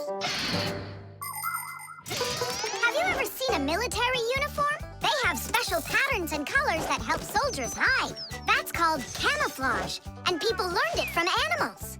For instance, a caterpillar can look like a twig, and a seahorse can look like a piece of coral. An ordinary gray rabbit becomes white in the winter, so a wolf will have trouble finding it in the snow. But the champion of camouflage is the chameleon. This master of disguise can change its color in just a matter of seconds. Hey, Tom Thomas, where'd your chameleon go? Oh, it disappeared. It didn't disappear, it camouflaged. He won't hide for long. Let's find him.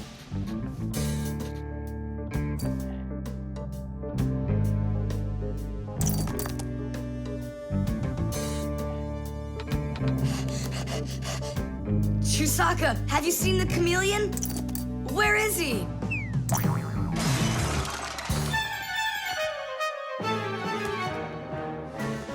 Do you see him?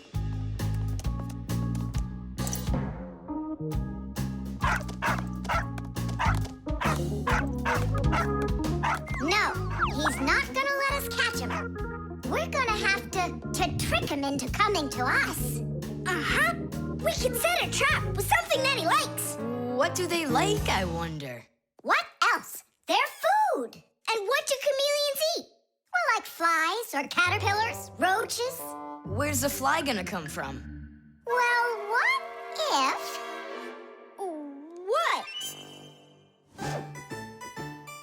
Oh, Simka, just you wait. I'm gonna get you.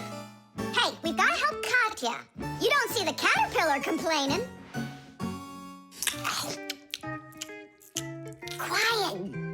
Nolik, you start buzzing. Buzzing? Yeah, like a fly. Yeah, and flap your wings, too.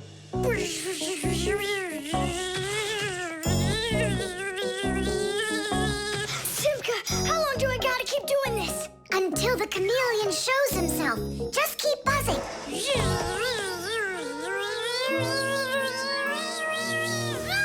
Tom Thomas, there he is. Grab him.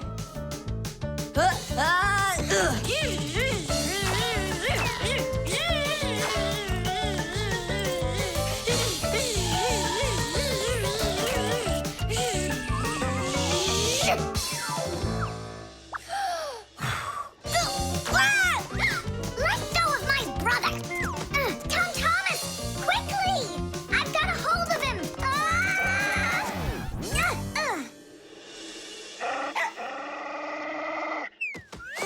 Yep, I gotcha.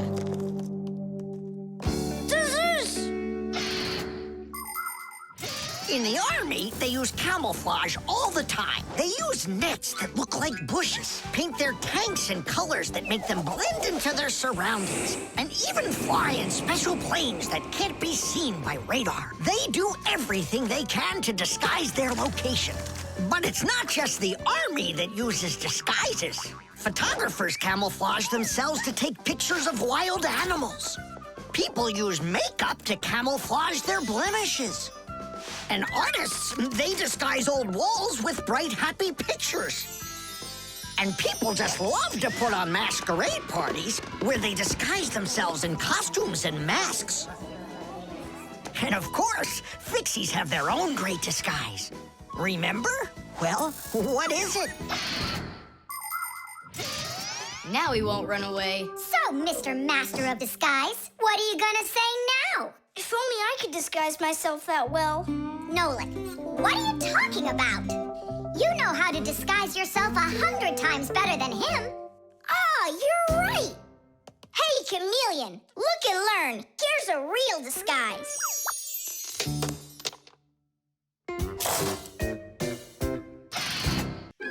The Ecotester. Are you ready to see my new invention? I just can't wait to show you what it does. Whoa, What is it? An Ecotester. And what is it for? This device lets you check vegetables or fruit, so you'll know if they're safe to eat. To grow apples, tomatoes, or melons faster and bigger, people add chemical fertilizers to the soil. But there's a problem if too much of these chemical fertilizers is used. When there's too much of them, the harmful chemicals get inside the fruits and vegetables, and that makes them very dangerous to eat. An Ecotester is a special device that quickly shows how much of these harmful chemicals have gotten inside of the food. And if the reading is too high, that means you shouldn't eat it. As you can see, the Ecotester shows that this apple is good. Well, let's see. Look, this one is safe too. Ugh, it's not interesting this way. These apples are all safe. Now let me take this delicious apple and, make it bad. We will inject this apple with a harmful amount of nitrates. How come? What do you mean, how come? So we can see how the Ecotester works.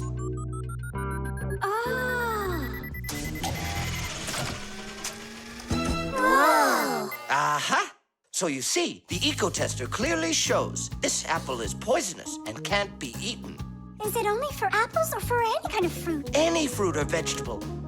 I can get a watermelon to show you. Could it really be true that watermelons can have nitrates too? Of course they can have nitrates. Humans often act without any concern for nature. The waste from factories, airplanes, cars, and cities causes tremendous damage to nature. Species of plants and animals disappear. Air, water, and soil become polluted. And many other kinds of ecological problems appear. And humans shouldn't think that ecological problems are just nature's problems. Because when humans harm nature, they are also harming themselves. People breathe in the dirty air, drink polluted water, and eat food grown in soil contaminated with chemicals. If humans don't want to drink milk filled with poisons, and they want to eat ecologically clean fruits and veggies, then they must learn to treat nature as their friend. Hey, why don't we test these apples ourselves? Nolik, help me out.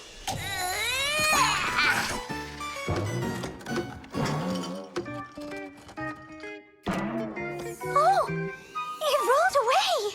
I don't care. That apple's poisoned with nitrates. Oh, apples.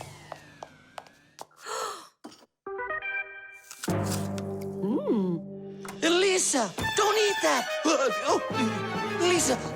Elisa, stop! Please sit down. What? You bit into it? Yes, and what? Oh no, it's poisoned! What? Do you have trouble talking? Oh, yeah. You feel faint? Oh, I'm fainting. Elisa, hang in there. What? There's no poison in that apple she ate. Oh, my assistant. Oh no, I've poisoned her. Oh, Elisa, please. There was no poison in that apple. Oh no, he didn't hear us. What should I do? I know how to make him hear. Hello? It's an emergency. It's a case of poisoning. Not me. I poisoned someone. Yes, with an apple. Fire. Poison. Oh. Professor, this apple has no poison in it. The bad one rolled away onto the floor. Did it really? This is just fantastic news. Can you see me, Elisa? I can't see anything. How's that? I see you. I can see you. I can see again. I have great news. There's no poison at all in this apple. Are you sure? It's perfectly fine. Here, take a look. The Ecotester shows that there are no harmful chemicals inside. It's wonderful news. This is one excellent apple. And nutritious. This appliance of yours is simply wonderful. Now she'll say he's a genius. Professor, you are a genius. Thank you for saving my life. Oh, it was nothing. Actually, it was Nolik. He saved her life. I did? Dropping the watermelon was your idea, wasn't it? Ah, you're right. I saved her life. The tools. Hang on. There are these really cool things that I want to show you.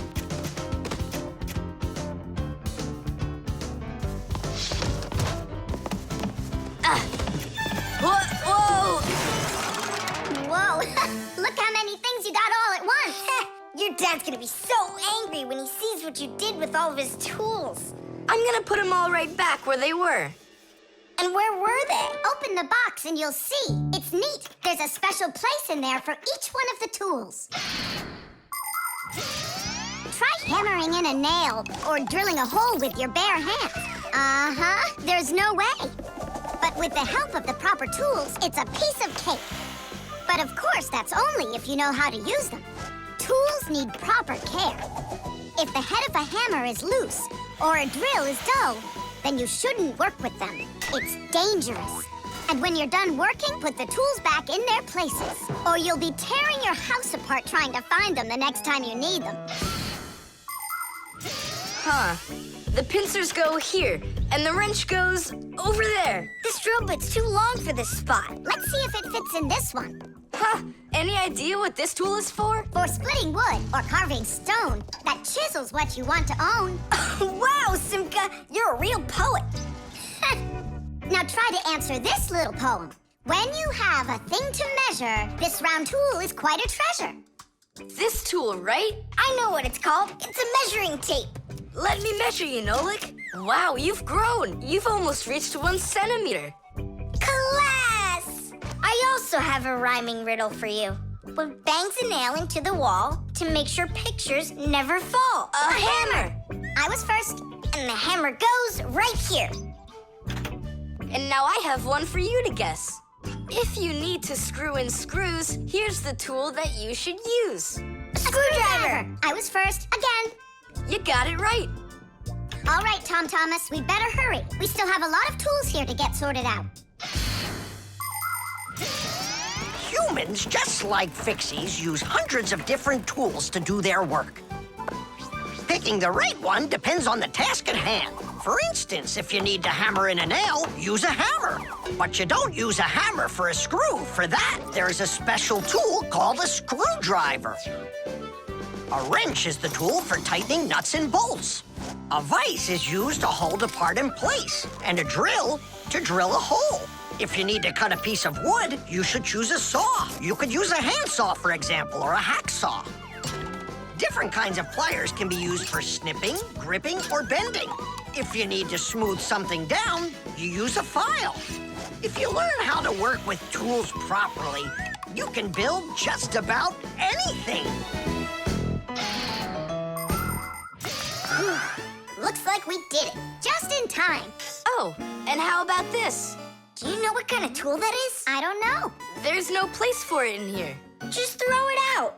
Come on, and what if my parents use it? Looks like we did something wrong here. My dad came home. Tom Thomas! I'm in here. Hi there. Reading. Way to go, son. Huh? Oh. I don't get it. Where is it? What? I put a piece of metal under the table leg so it wouldn't shake, but it disappeared. So that's where the tools place is. Did you take it? What? I didn't. It must be somewhere under the table. And you look under the sofa. All right.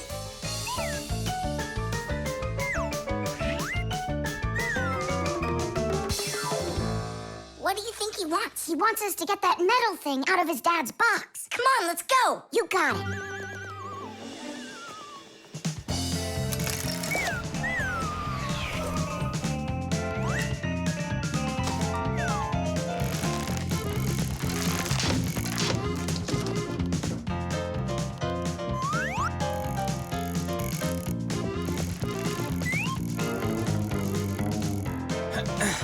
Any luck? Uh-uh. Me neither.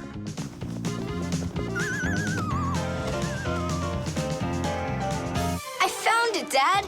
It was under the table, just like I told you. Huh. You were right. It's strange. How could I have missed it? Maybe you're just, tired from working too much. Maybe. Didish. What? a new word, Tadish. Tadish? I do like the sound of it. The frying pan. Woohoo! Can you do this? Easy! How about this? And voila! I could be on skates and still do it. If I was on skates, I could jump 10 times in a row. Well, I could do 100 with my eyes shut. Then let's see 'em. There's no skating rink. There will be. What will there be? A skating rink. Where? In the frying pan. Uh-oh. All right, my bragging buddies, go get your skates. Fixies love playing sports. You might find Fixie adults working out with weights, or maybe working on a gymnastics routine.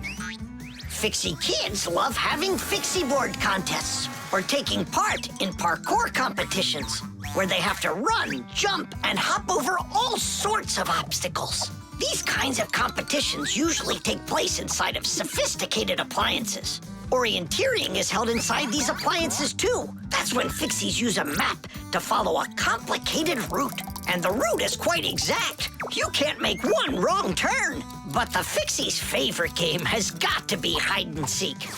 Nobody can compete with them in this game. You don't believe me? Watch.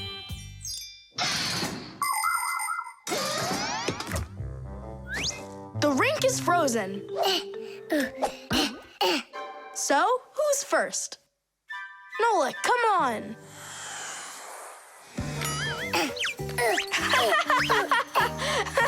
Well, are you going to jump? Wow, class! And that's all? Not at all. Nolik, Nolik, Nolik, Nolik! He's not gonna make it. Too short a start.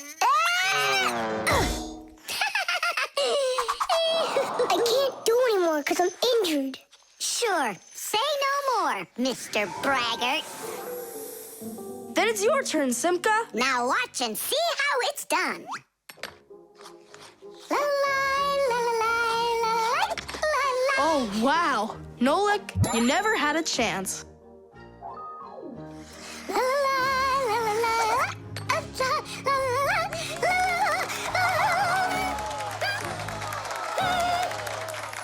Just like always. She gets in my way, and now she's gonna win. Nolik, do you really want to beat her? Uh-huh. You see the salt? What? You think we should cook her? Of course not. But if we put some salt on the ice, it'll melt. Simka, didn't you say that you were gonna skate with your eyes closed? Piece of cake. What? Can't do it? Watch and learn.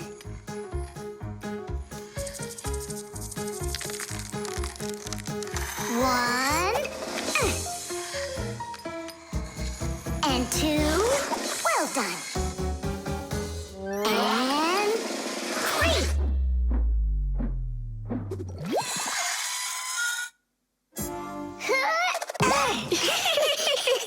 Hey, this is salt. That wasn't fair, guys. You wouldn't have done 100 jumps anyway. Let's start the contest all over again, but this time we play by the rules. Oh, look, there's a scratch in the pan. What? What a disaster! You can cook just about anything in a frying pan. Meat, fish, vegetables. In order to stop food from sticking to the pan, modern frying pans are covered with a non-stick coating like Teflon. You can cook in these pans without even using oil, and they're easy to clean. But you have to treat this kind of kitchenware very carefully. It's better not to use metal spatulas or forks that can scratch it, because you shouldn't cook food in a pan that has scratches on it. It can be really dangerous for your health. Yeah, this pan's completely shot. It's all because of your dumb bet. It's all because someone was cheating. Mom's back. Please, Simka, help me out, will ya? I'll give you any wish you want. Or 3. No, 5. 5? I can help you. If you guys jump up and down 100 times on one leg, we could do 200. Tom Thomas, what do you say we make those crepes?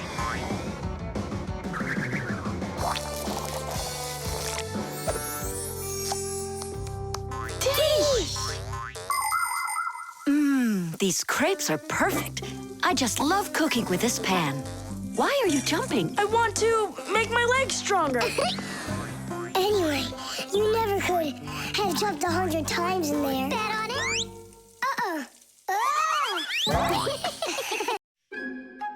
The oven.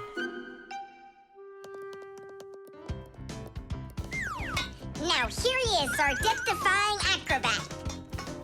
Nolik, don't! I'm not Nolik, I'm an acrobat. You're going to fall. I'm not going to. I see. Every single time with him, it's the same old story. He gets himself into trouble, and I've got to get him out of it. No, I'm falling. Whoa! Hold on! I'm just joking. Nolik, you're a knucklehead. Simka, Tula! We're down here! Look who's in trouble this time, huh? This isn't funny at all. Need some help? We can manage this ourselves. Right, Tula? Well, all right then. See you later. We gotta get out of here. Tom Thomas's mom is coming! Hide!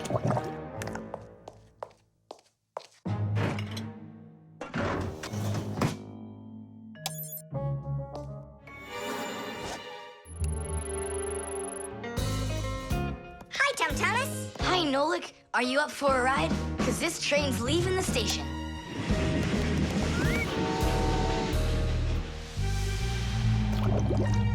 Nice place. It's the oven. It's beautiful in here and not hot at all. Splendid. It isn't hot right now because it only started warming up. An oven is a cabinet with a heater. It can get so hot inside that it'll roast whatever's in there. As a matter of fact, that's what ovens are for. People roast meat inside of them and bake things too. Some ovens burn gas for heat and others use electricity. They have special electric coils that get red hot and heat everything that's inside the oven. So be careful around ovens. A hot oven can burn you very badly.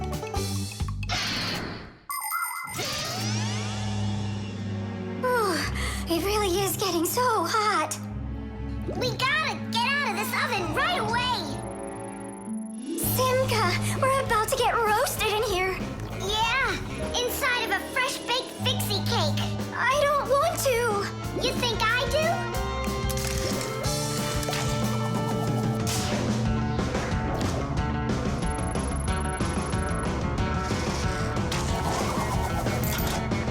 Here, grab on tight. This way.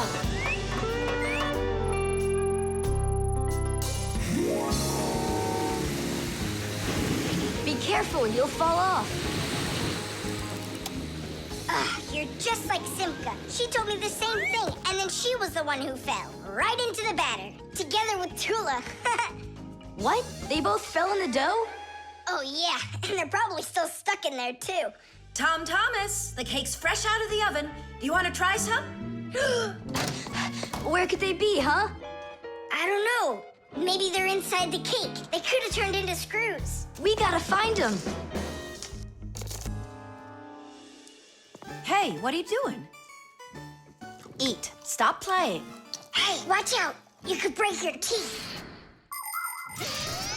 The first ovens in ancient homes were nothing more than simple fire pits where people cooked on hot coals. Later on, the stove was invented. Every house had a stove made out of stone, clay, or cast iron. People would burn wood or coal in them. These stoves produced enough heat to make soup or bake a cake. And then in the 19th century, the gas stove was invented. Gas stoves are much more practical than wood-burning stoves. 1 second and the gas is burning. A few more minutes and the water's boiling. They're very convenient, but they can also be dangerous because if the pipes aren't in good condition, there can be an explosion. Today, there are also stoves and ovens that run with electricity. They use electric heating elements for frying, boiling, or baking foods without fire at all.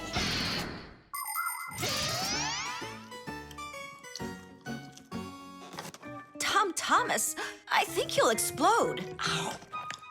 But it's so incredibly good. I just can't stop eating it.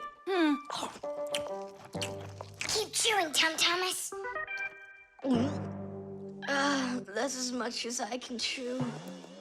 Hey, what are you guys up to? Up to? We're trying to save you.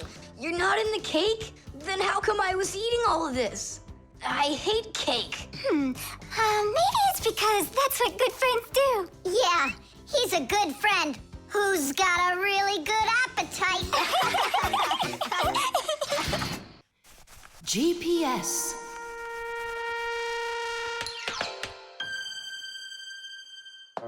And 3, 4. Stop. Who goes next? I'm next. 5.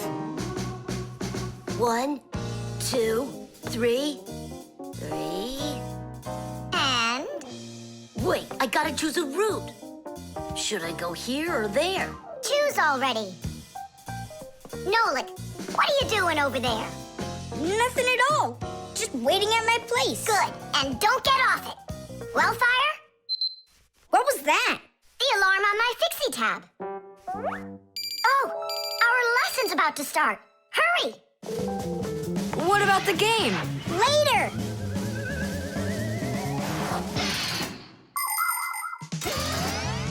As soon as young Fixies enter their first year of Fixie school, everyone gets their own Fixie tab.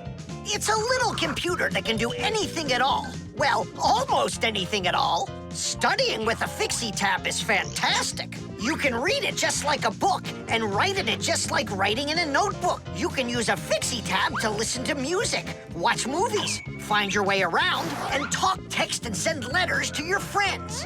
And if you want, you can use a Fixie tab to go on to the internet that humans use, or you can visit the secret Fixie internet, where you can find news about the world of the Fixies.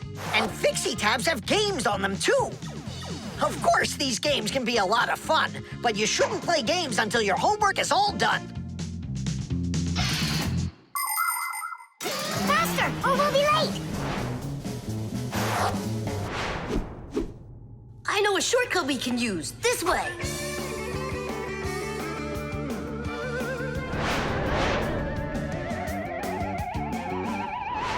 Now which way do we go? I need to remember the route. I think it's this way, or it could be that way. Well, which is it, this or that? I have no clue. Uh-huh. So what's our plan? We'll go back and start again. We flew in from there, right? No, I think it was there. That's not how we flew in. It was there. I think we're lost in here. Uh-oh. Nolik, stop the panicking. I only went uh-oh. I'm not panicking yet. It's your fault, Fire. I know a shortcut. Go this way. How are we gonna get out of here? How do I know? All I know is that we're late for our lesson. Thanks to someone. It wasn't on purpose, I swear. Now Grandpa's will punish us. What's going on? Well, I think I found a way to get out. Which way? Right here. I forgot that inside of my Fixie tab is a GPS navigator. Glass. What's a navigator? A GPS navigator is an interactive electronic map that can help you find your way around. The navigator can figure out where you are by using signals that are sent to it from satellites. All you have to do is type the address of the place you want to go into it, and the GPS can figure out a route to get you there. And then it helps you as you go by telling you where and when you need to turn, so you can easily get to your destination. Let's see. Right now, we're here. And where do we need to go? You know where, to school. But where is that? Are you joking? In the laboratory of Professor Eugenius. Can you be quiet? Where do you want to go? The laboratory of Professor Eugenius. Please wait while I chart out the route. Ha! It did it! The navigator says to go there. Hey, what are you doing over there? Come on!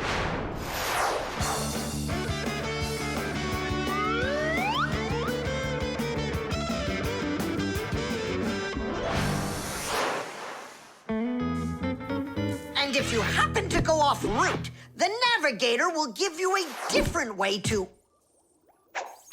Well, you finally made it. Unfortunately, you missed an important lesson today. We got lost. Forgive us. In case you're wondering, we were studying navigators. And you know what? We just used a navigator to get here. Yeah, it showed us the way we had to go. Well, that's certainly quite lucky for you, because now you don't get an F. But from now on, kids, you have to get here on time. I promise you that. 'Cause now we know where to get our shortcuts from. Money.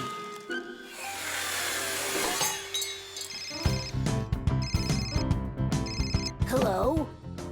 Uh-huh. Fire, can you help me, please? Sorry, Verda. I need to go to, the warehouse right away. But I helped you yesterday, didn't I? Well, I helped you the day before that. Yeah, well, what about last week? I helped you 3 times, remember? Well, You helped one another when it was time to. I don't see why you have to count. Of course not, Tula. You asked for the most help from all of us. I do not, Verda. Look how Elisa helps Professor Eugenius. And she doesn't argue with him. Of course not. She's in love with the professor. Actually, it's her job. And for helping the professor, she gets money. Money. That's a smart idea. Money constantly moves from one hand to another. A person does his job at work, and in exchange, he gets money for it. He can use the money to buy things he wants, like clothing or food. Or he can pay somebody else for their work, like getting a ride from a taxi driver, a haircut from a hairdresser, or a computer repaired by a technician. All people take part in this circulation of money. But unlike people, Fixies don't use any money. We do just fine without it.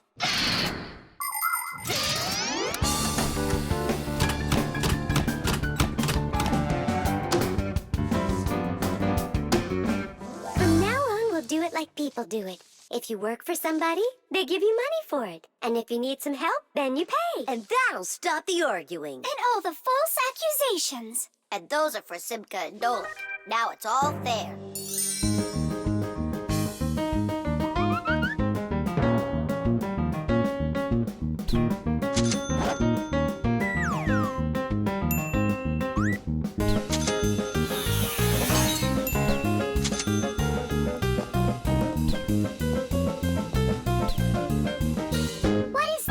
Money. What are we supposed to do with it? You don't know? You pay for someone to help you.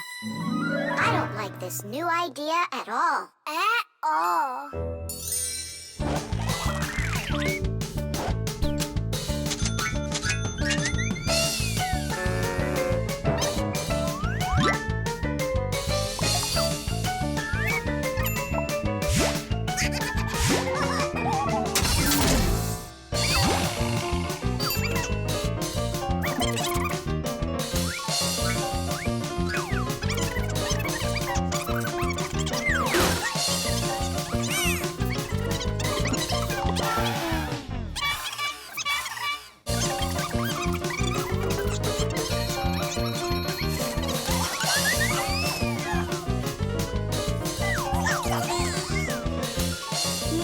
Give them our money, so they'll stop arguing. I've got a cooler idea.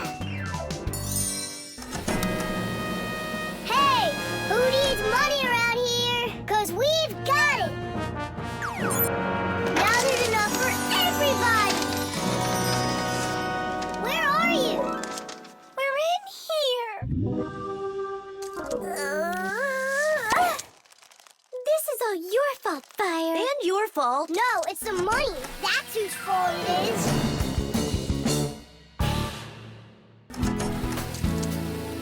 He's right. That's why we were fighting. And we didn't even fix the printer. Money is nothing more than just paper.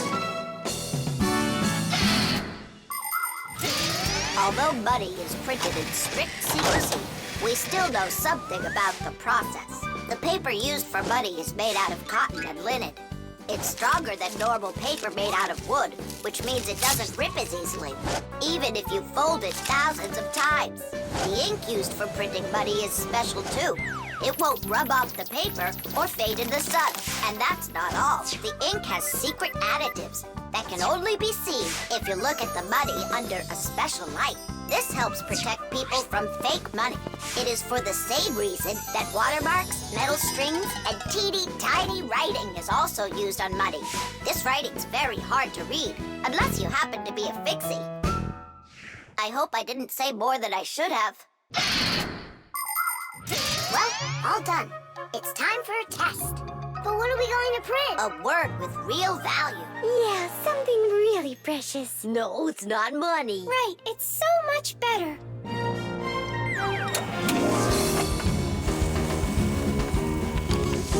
Friendship! Tish! The doorbell. Nolik! Nolik, what are you doing here? Just whistling a tune. Are you gonna whistle that tune the whole time Tom Thomas is away? He just left with his parents for a week, and we've got guests coming, remember? What guests? I invited everybody. The class? Yes, class.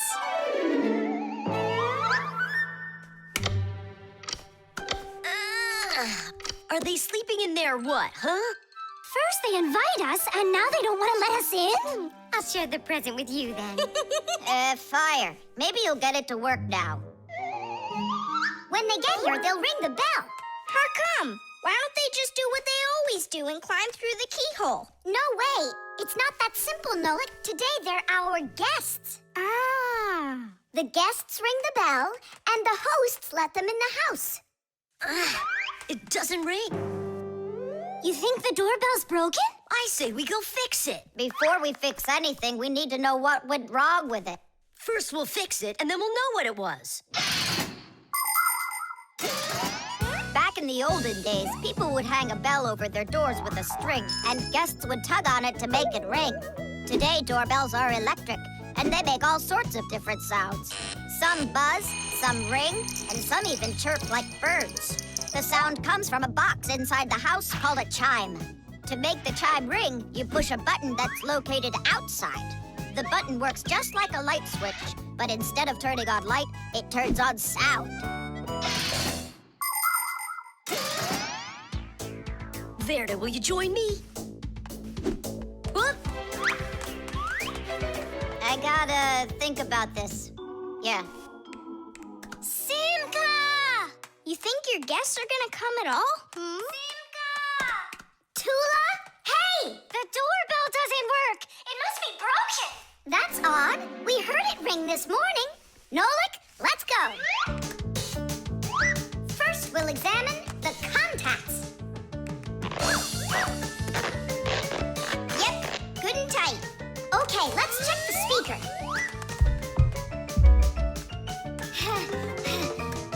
The speaker's fine. Maybe the electronics are the problem. And what if we disconnect these wires and switch them? What'll that do? We'll know soon enough.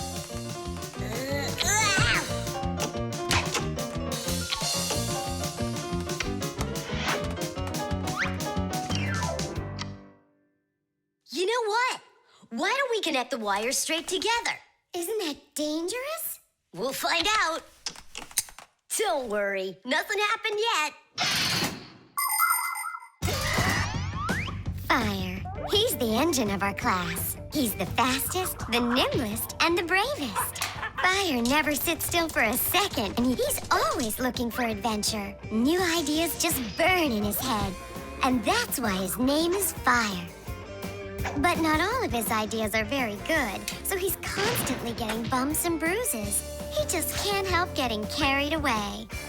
If he's burning with an idea, he can even forget about his classes at school. Grampus punishes him for that. But it doesn't seem to bother Fire, because some new plan will pop into his head the very next second. To be honest, Fire's my favorite out of all the boys in our class. It's sure never boring when he's around. Hey, you down there. I figured out why it's not working. So what's the reason? There's no electricity in the whole house, so that's why the bell isn't working. And what? We can't visit like real guests do until the electricity comes back? And when will it work again? Don't know. It could possibly take hours, guys. Oh! Oh! It's working again! Ah! Enough ringing! Hey, Fire, quit fooling around! He's not fooling around! It's not me, see? Then who's ringing it? I don't know! Well, I know. The doorbell's ringing because Fire connected the wires together. True, but I'll fix that right now. Ha! Your guests sure are noisy. Yeah, thank goodness the humans aren't home right now. Hello?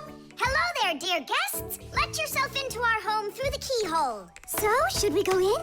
Go where? Go inside. Nah, that's not how guests act. So what do we do? Real guests always ring the bell. Okay, hold me tight. Hup. The star. And so, this is our solar system, and it consists of... Friends, you're not going to believe it. I discovered an unknown star. That is superb, Kali. Yeah, and today, journalists will visit the laboratory for an interview. Who's going to be interviewed? If you weren't late, you'd know that. I had to do my hair. They're here. Everyone hide.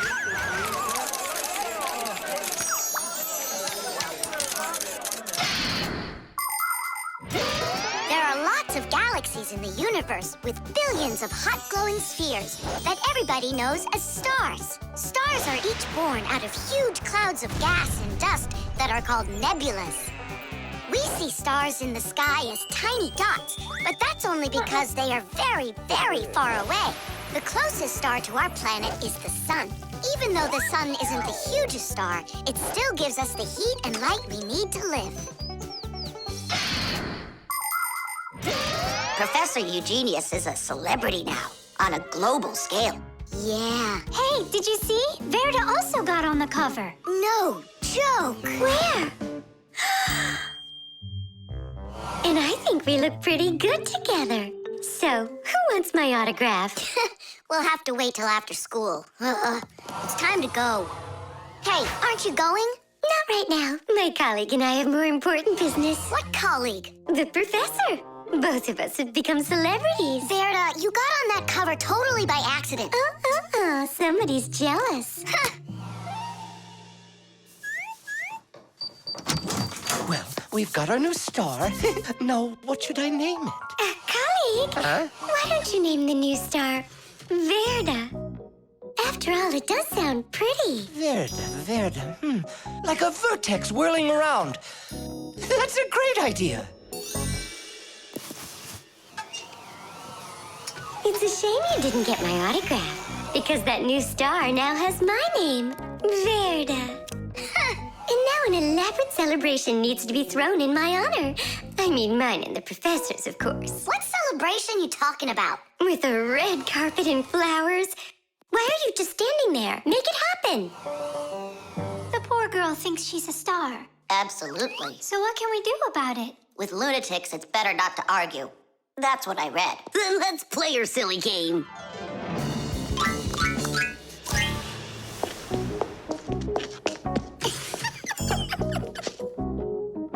Your Majesty. Your red carpet awaits. Then unroll it. And the flowers? Am I supposed to do everything myself? Of course not. Here, Your Highness, your crown. Oh, right, now we're talking. I am a star. She's totally lost it. He's coming. Finally, my dream is reality. Hey! My little Fixie friends, it's you here. I'm so honored you gathered here to congratulate me today. Us? Yes, us, them, we all should celebrate. No, I mean you and I. Now show us what you're carrying. Of course, the certificate. It says, this star, discovered by Professor Eugenius, has been registered with the name VE03732. Oh, that's what we We should start calling our big star from now on. What's so funny? A clear night is perfect for searching in the sky for constellations. The easiest one to find is the Great Bear or the Big Dipper, which looks like a soup ladle. If you draw a line through the two outside stars of the Big Dipper, you'll find the bright North Star, which is part of a constellation called the Little Bear or the Little Dipper. A bit further is the W-shaped Cassiopeia. And these three stars that are next to each other are well known as the Belt of Orion. If you draw a line through them, you'll find a star named Sirius. It's part of the Greater Dog constellation, and it's the brightest star in the night sky. And on the other side of it, there is the star Aldebaran of the constellation Taurus. And these are but a few of the most visible stars. It's not even possible to imagine how many stars there really are in the universe.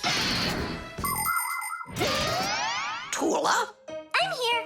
Fire. Here. VE73032? Is that someone new? Yeah, we've got a new student. She's a star. A new giant star. You bet. Candy.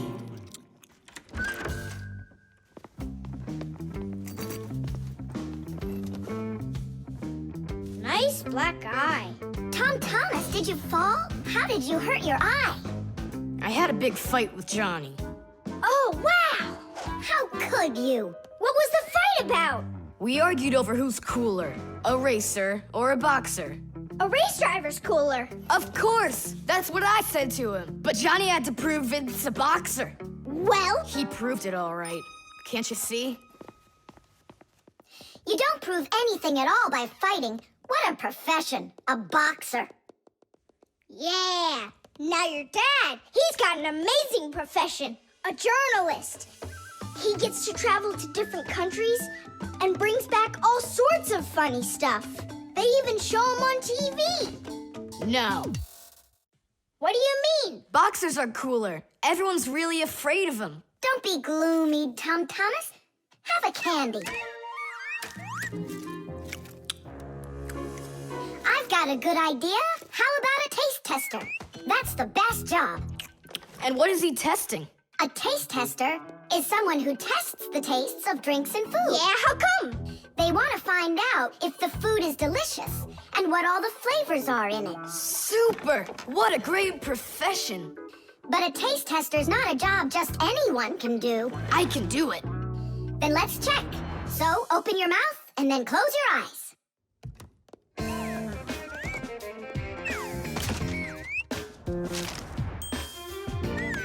Try to figure out what the flavor is inside of this piece of candy.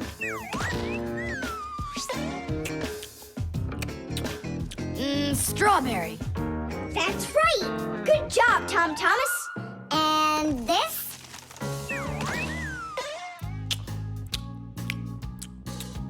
That tastes like orange.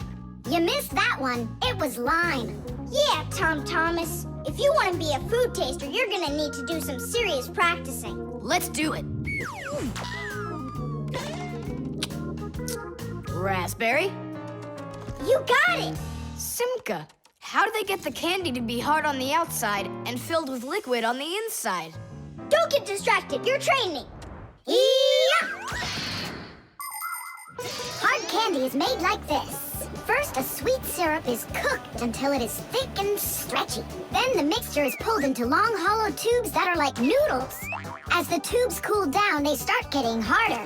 And it's right then that the tubes are filled with the soft, fruity center and then cut into pieces. It all has to be done quickly before the tubes have a chance to get totally hard. And that's how candy is made that is hard on the outside and soft on the inside.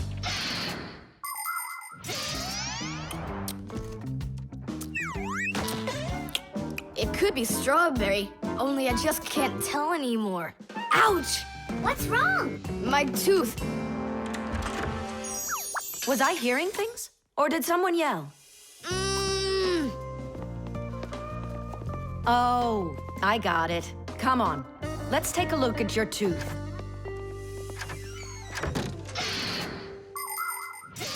A taste tester has to be the most delicious profession in the world. They taste all sorts of things like cheeses and chocolates and decide which ones taste better.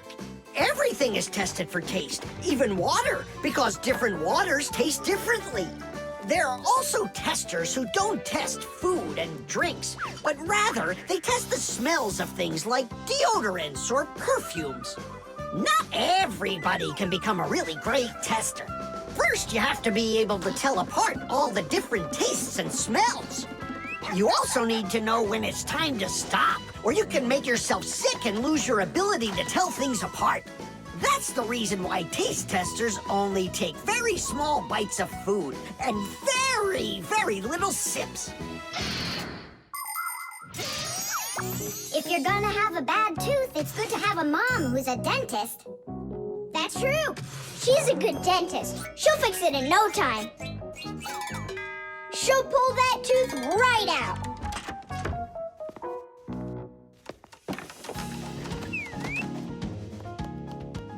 So, did she pull it out? Nah, she just gave me some medicine to gargle. Your tooth, does it hurt? Yeah, it hurts a little. Hey, now I definitely know who's cooler than a boxer. Who? Who else? A dentist. Even boxers are afraid of going to the dentist. The alarm. Hey there! I'm back. Yoo-hoo! Wait, my chocolate bunny! It was standing right here. What's this, a dog? Not that one, another one. I had 2 bunnies. I just got them as a present. You had 2 bunnies? Are you sure of that? Of course. You think I don't know my 1s from my 2s? Huh. Then someone stole one. Unless. You went and ate it yourself. Me? How come I don't remember anything about it? Maybe you're a sleepwalker. What is a sleepwalker? Someone who gets up from his bed at night without waking up. He crosses the room, eats one of his chocolate bunnies, and doesn't remember a thing in the morning. But in the morning, the bunny was still there. Yeah? Huh. How about your mother? Could she have taken it? She doesn't like when you're eating too much candy. No, she doesn't. She says that candy's terrible for my teeth. And so, to save your teeth from these sweets, she snuck quietly into your room, snatched one of the rabbits, and ate it. But Mom's the one who gave them to me as a present. And so why would she take it? Yeah? Then I just don't know. Well, I do. I think it was your father. He wouldn't steal it. We know he's allergic to chocolate. Next, he'll tell us how the fish took it. You know, I always thought there was something fishy about those fish. No doubt about it. They stole the bunny.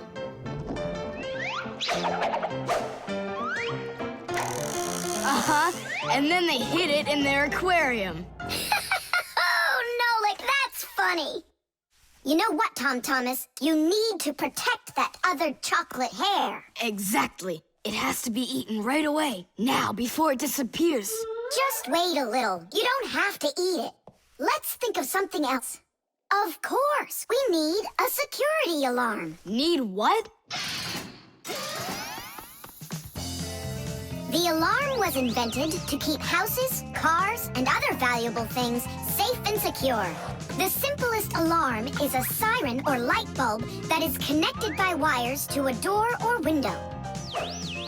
When someone tries to open a door that has an alarm on it, the alarm goes off, making the siren howl and the light flash.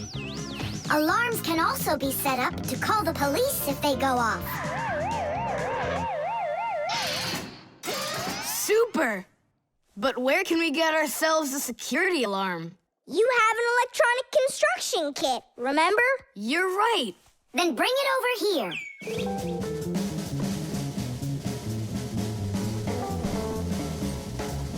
Nolik, help me.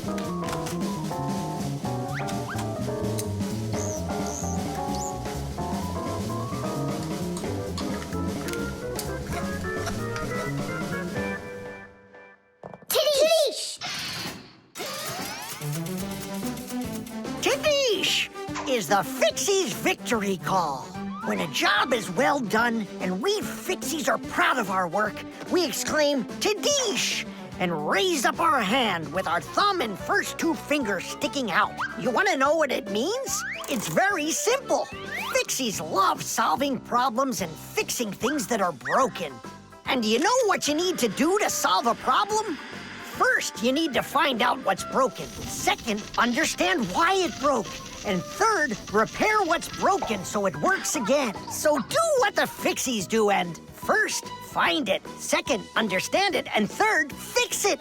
Tadish! It really is a great word, and it sounds funny, but we Fixies surely like it a lot.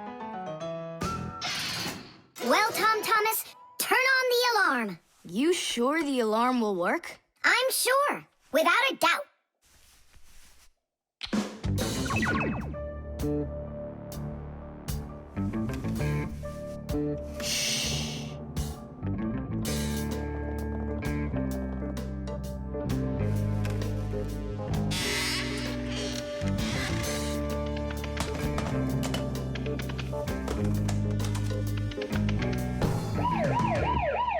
You're under arrest. Freeze!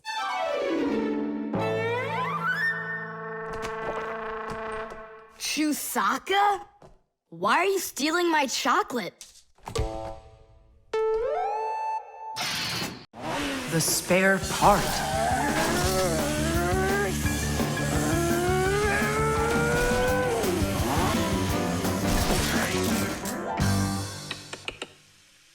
Hey, what's going on? It was just working. Hi there, Tom Thomas. Simka Nolik. Look, I've got a Sorry, problem. no time to play. We're busy. Busy? With what? We got put in charge here for the day. We even get to use one of the pack-a-mats. Papoose and Marcia went out to visit our Fixie friends. Papoose used to be with them at the Space Center years ago. Ever since he was a boy, Papoose dreamed of going into space. And why not? Fixies work on rockets, too. He even got a job at the Astronaut Training Center. He was put in charge of the centrifuge, and he made sure it worked perfectly. The centrifuge is a sort of very fast carousel for training astronauts. And Papoose trained inside of it, too. Unfortunately, Papoose never knew the rocket was scheduled to fly on his day off. And when he found out, it was too late, and the rocket blasted off without him. Since then, Papoose hates his days off. But he still longs to fix something like that centrifuge. You know, something turning around like a washing machine. Too bad for Papoose that the one in his house seems to keep working perfectly fine. So that means today you fix everything? Uh-huh. Well then, it's your lucky day, because my car just broke down. Hooray! We've got work to do. Nolik, let's go!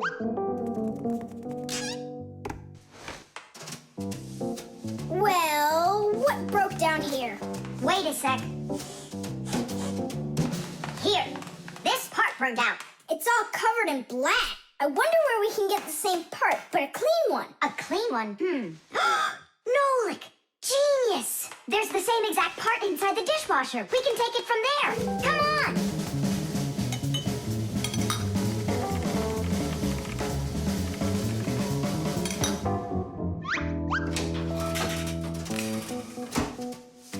Do you have any idea how all these parts are connected to one another? With this thing right under you. It's a special part called a circuit board. A circuit board's made like this. First, the board gets covered with a thin layer of metal. Then, paths are laid onto the board where the electricity is going to flow. After that, all of the extra metal is washed off of it with a special cleaning liquid, leaving the metal paths that were drawn on the board. These paths work just like wires to connect the parts on the board to each other. And then all that's left to do is attach those parts to their places on the paths. Pull it! Tadish!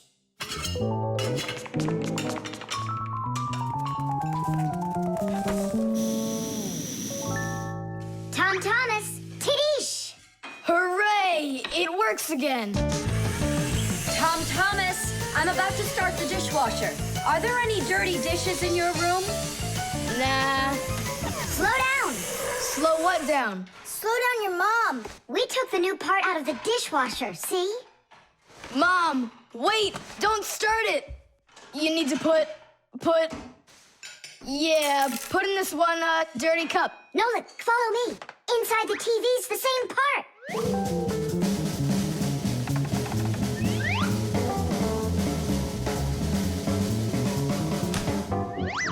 Now back to the dishwasher.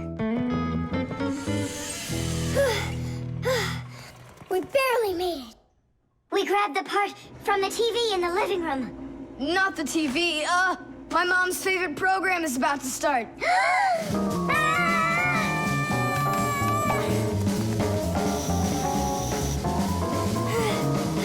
The television is working now. And where'd you get the part for it? From your dad's computer in his office. Hi, everybody. I'm home. Hi, hon. Are you ready for dinner? In a bit. I've got to finish a little work on the computer. Simka, hurry! Where else can we find that part? Stop. That's enough running. Here, take it back from the car. And then we put the part back into the computer and it started working again. Oh, that was really silly. Remember, you little experts, never repair any device at the cost of another one. I understand now. And I understand. If you were smart, you could have taken the part out of the old radio in the closet. Papoose, but you know the radio wouldn't work then. That old thing hasn't been working for years. Marcia and I have pulled out half those parts already. The vacuum.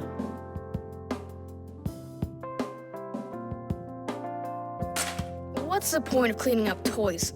You're just gonna go take them out again later. You said it.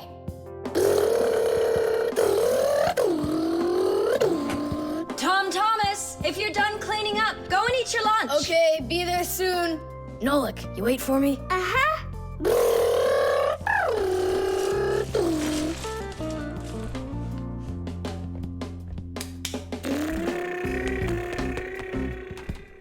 Oh.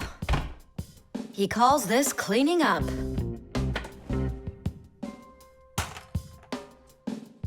Uh-oh.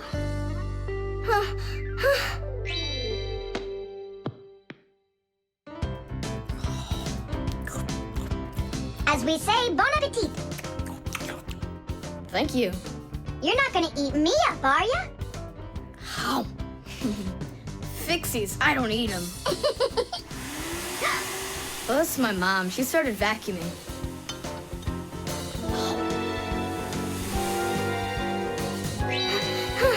Please help! Help me! Help! Help! Please! It really is weird. How's it possible a vacuum cleaner can take all that dust in, and none of it gets back out? Oh, come on. It's simple. They taught us about it way back in 3rd grade of Fixie school. You can think of a vacuum cleaner as nothing more than a fan with a net. The fan spins backwards, so it sucks in air with dust and dirt. If you put a net in front of the fan, the net will catch everything that is in the air and let the air pass through. Then all you need to do is add a pipe and you've got yourself a vacuum cleaner. But instead of a net, vacuum cleaners use special bags to collect the dust and dirt. It's as simple as that. Oh, whoa, Simka. Nolik, could he get sucked into the vacuum? Oh, no! Did he stay back there? Tom Thomas, what's the matter? Mom, I can finish vacuuming you. I mean for you. All right, I'll go clean the dishes. Nolik! Nolik! Nolik! Nolik! Nolik! We better go and get help right away. Marcia! Marcia! Nolik got sucked up inside the vacuum. It's impossible. He can't fit in here. No, not in this vacuum. Into the big one, the human. It's just terrible. Nolik, my Nolik, he could suffocate in there. Come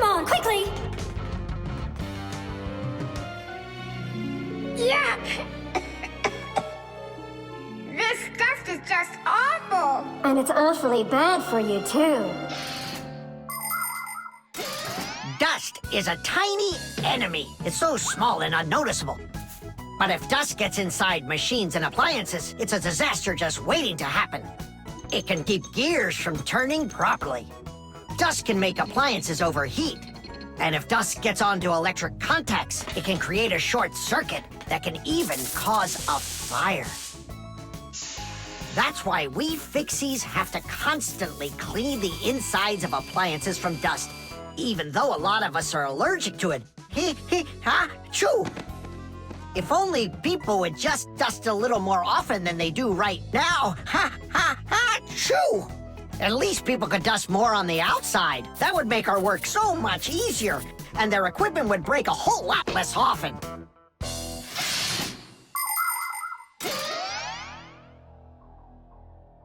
Well, did you find him? No! It's all my fault. My mom asked me to clean up my toys, and I didn't just do it like she asked. Now it sucked him in because of me.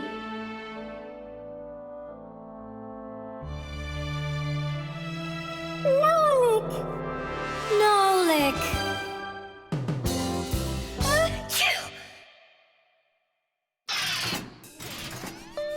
So what do you say, Tom Thomas?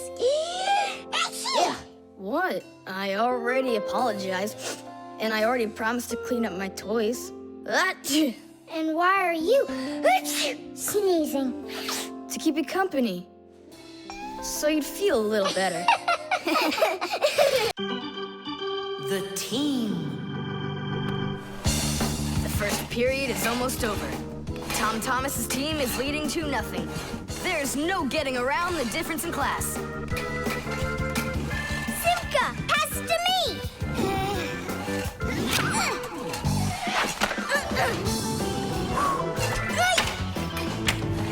Simka, over here!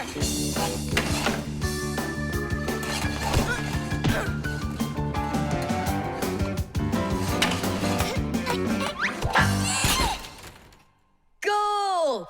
3-0. And that's the end of the period. Time for the teams to take a break. This isn't a fair game. There's 6 of these guys and only 2 of us. Go ahead and call your classmates. I'll still outscore you. You sure about that? Uh-huh. Well, Tom Thomas, you asked for it. Young Fixies take classes and study just like human kids. But Fixie schools are quite a bit different than schools for people. To begin with, there are no more than 10 students in a room. In Simka's class, for instance, there are 6, and the children don't study in one place. On one day, the lesson could be inside a refrigerator, the next day in a computer, and the day after that in a vacuum cleaner. This is the best way for Fixies to learn all about them and put their new knowledge to the test.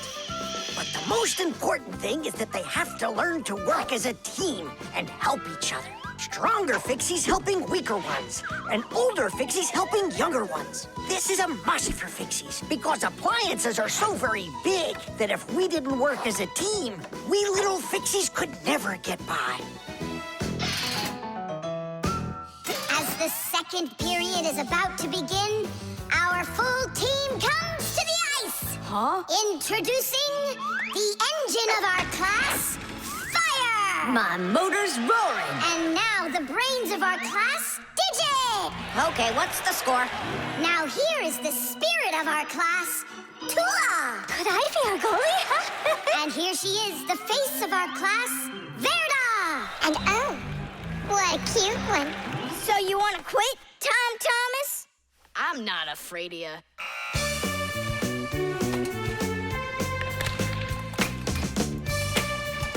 Nolik, pass!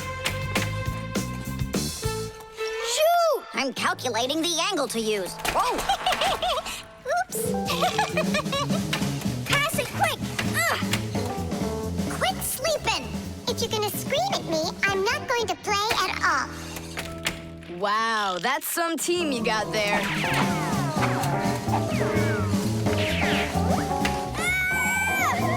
6-0. It's a blowout. Now the intermission before the final period. We're missing something here. I can tell you what. You mean confidence? Calculations? Elegance? I know speed. What's missing here's teamwork.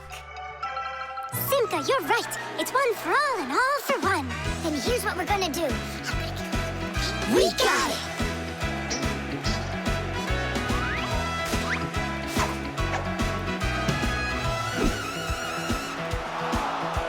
Attack and check, don't lose control. A line change on the fly. The puck is zooming towards the goal to score and break the tie. It's one for all and all for one. Great teamwork is a must. Let's go and show 'em how it's done. This game was made for us. Hockey's our game. Hockey, hockey's our game. Hockey, hockey's our game. Hockey, hockey's our game. Hockey's our game. Hockey, hockey's our game. Hockey, hockey's our game. Hockey, hockey's our game. Hockey's our game. Hockey, hockey's our game. Tell me again, what's the name of our game? Hockey. I can't hear you. Hockey. Oh, hockey's our game. Hockey. Hockey's our game. Hockey. Hockey's our game. Hockey. Hockey's our game. Hockey. I love that hockey. Hooray! We won, Tom Thomas. What do you say now? How did I get creamed like that? 'Cause you're by yourself here, and we are a team.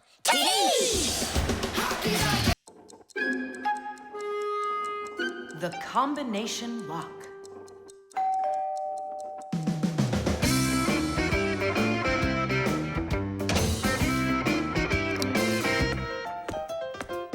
Ah, he's home.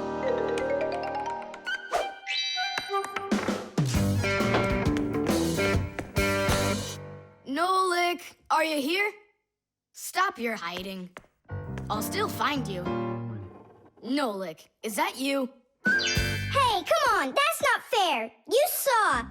Let me go again. I don't want to. You want me to play hide and seek when I got a brand new game to play with?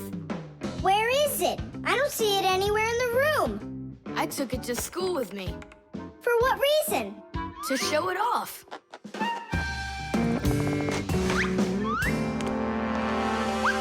Wow, awesome game. Tom Thomas, can I play your game?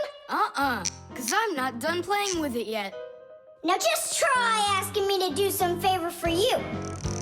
Wait, was it a 3 or a 4? It could have been 5. I forgot. What about? I forgot the combination. And now I can't even do my homework. Everything I need to finish is inside of there. I'm not climbing in to find out your homework. Don't even ask me. Tom Thomas, why do you look so upset? The code for the lock. I don't remember it. Don't you worry. Ha! We'll open it. I know all about a code lock. A simple code lock is built with a few discs that have numbers on them. In the center of each disc is a hole with a notch. When all of the discs are turned so their notches line up in a straight row, the lock's pin can slide out freely.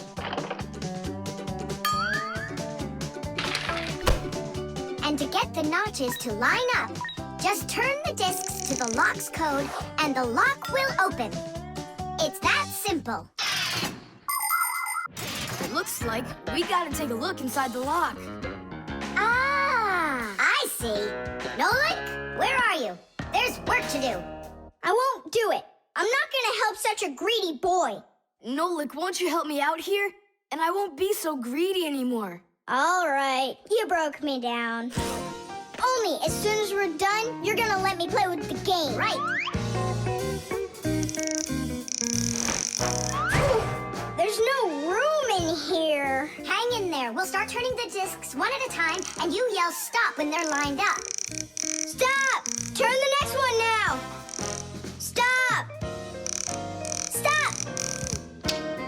final try. Yes! Alley-oop! Titties! Hooray! And your code was really simple. Way too simple.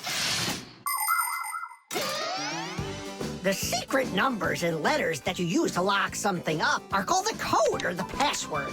And to make sure your password's a really good one, here are some things you should know. Never choose a password that's really simple for someone else to guess. Like one with numbers or letters that are all the same or are all in order. It's also a bad idea to make a password out of your birth date or name. It's better to think of a password that's a bit more complicated. And don't forget your password once you come up with it.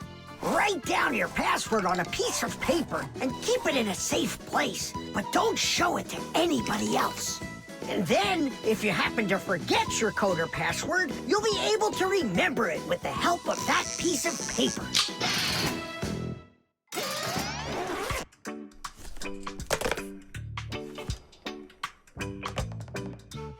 And why did you ever put a lock on your backpack? I was hiding the game from the other kids. Then why did you take it to school today? I wanted to show it off to my class. And did you show it? No way. If they would have seen it, they'd be like, I want to use it. I want to play. And so you hid it and didn't show it to anybody? Not to anyone. Then why take it to school, silly? To show it off there. You're just some show-off. You're just some greedy... Oops, sorry. Once greedy boy. Will you let us play now? Play away.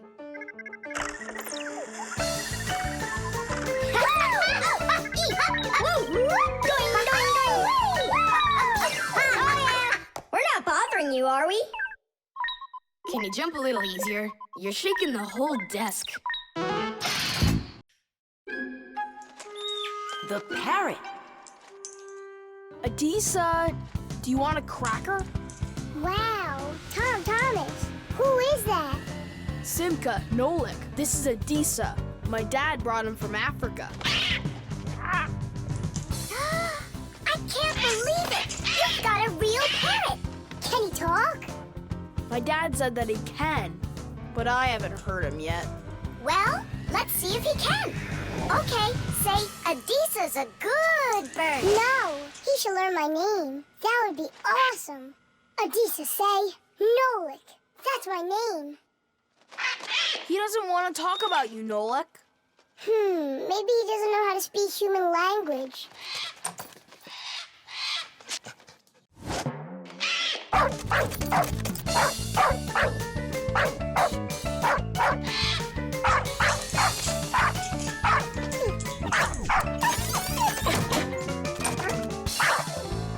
Check it out. It looks like he knows how to speak dog. No, Nolik. He doesn't know any languages at all. Then how can he talk? Parrots can repeat many of the different sounds that they hear. For instance, a dog's bark or the ring of the phone. Parrots can also mimic words or even whole sentences of human speech. But parrots don't understand the meaning of the words they are saying. They just repeat them like a music player. Hey, hello. Hey, hello. That's why you won't be able to have a real conversation with a parrot, even if it's the kind of parrot that can talk. All right, then let's have him repeat something. Hey, Adisa, Tadish, it's the Fixies special sign. Say it. Fixies have a special sign. Tadish. My dad is back. Let's hide, quickly. Hi there. Well, how's it going? You two talking to each other yet? I can't get him to say anything at all. You can't? Adisa, how are you? Adisa's a good parrot. He wouldn't say anything before. He's used to talking around me. Adisa's a good parrot. Nolik, that's my name.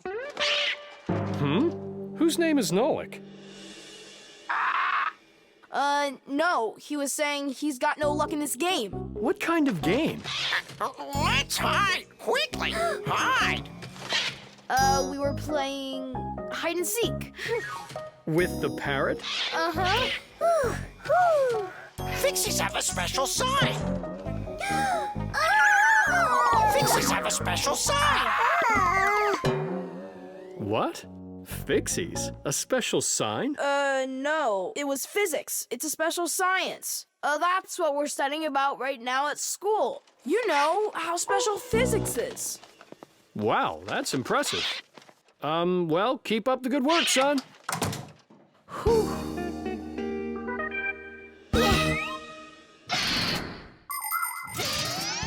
The ability to repeat what humans say is not something unique to only parrots. Crows, starlings, and other animals can do it too.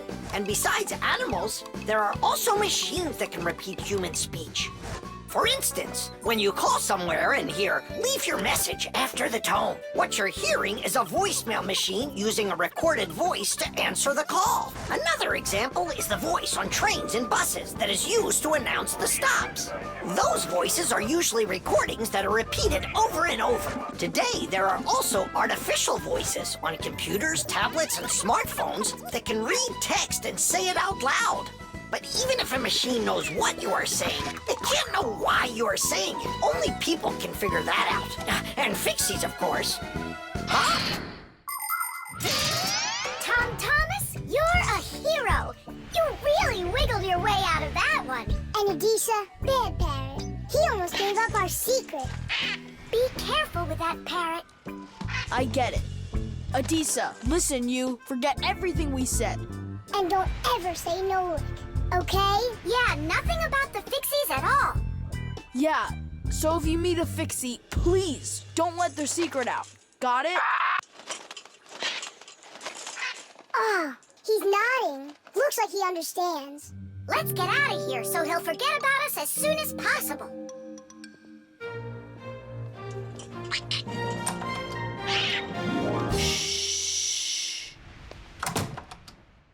So if you meet a Fixie, please, don't let their secret... Ow! Tadish, tadish, tadish! The globe. Ready? Set? Go!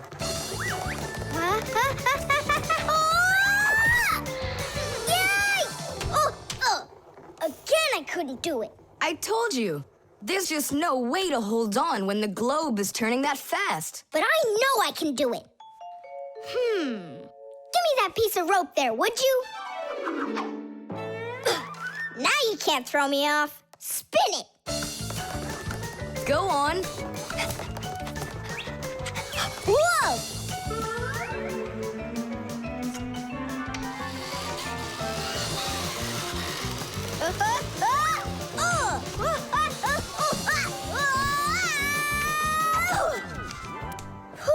What you doing?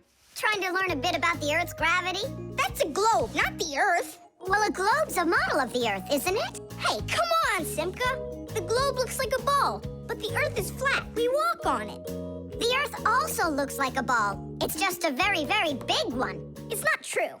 If the Earth is really round like you say, then it would throw people right off of it, like the globe does to me. No, it's just that the Earth pulls everyone towards it. Are you sure? The planet that we live on, the Earth, is a huge sphere. The Earth revolves around the sun, and the moon revolves around the Earth. Do you know why they don't fly away from each other? It's because of a force called gravity that pulls all objects towards each other. The heavier the object, the stronger its pull. That's why people, rocks, air, and water get pulled towards the Earth instead of floating up into space. Thanks to gravity, we are able to walk on the Earth. Then why doesn't the globe pull on me like the Earth does? Because this globe is very light. Compared to the Earth, this globe is like millions of billions of times lighter. Compared to the Earth, we're specks of dust. He's right. Look, a speck of dust. It sticks to the globe like we stick to the Earth. Oh, come on. It's just because no one's turning it. But the Earth's spinning and we stick to it. What? I just don't believe you. There's just no way the Earth is spinning. You've really got no idea how the days all turn into the nights, do you? Do too. It's because the sun goes up and then sets.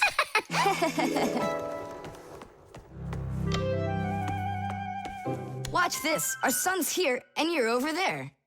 On Earth. Is it dark, Nolik? It's dark. Then it's nighttime on your side.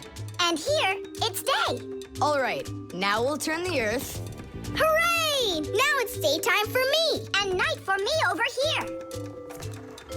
Ah, my side got dark again. And for me, it's a new day. All right, fine. You guys were right. I believe you. The Earth is spinning. The Earth goes round and round like a tilted spinning top. And as it spins, the sun shines its light on whichever half of the Earth is facing it. And as the Earth makes one full turn, we watch how the night becomes day and the day becomes night again. It takes 24 hours for the Earth to make one full turn.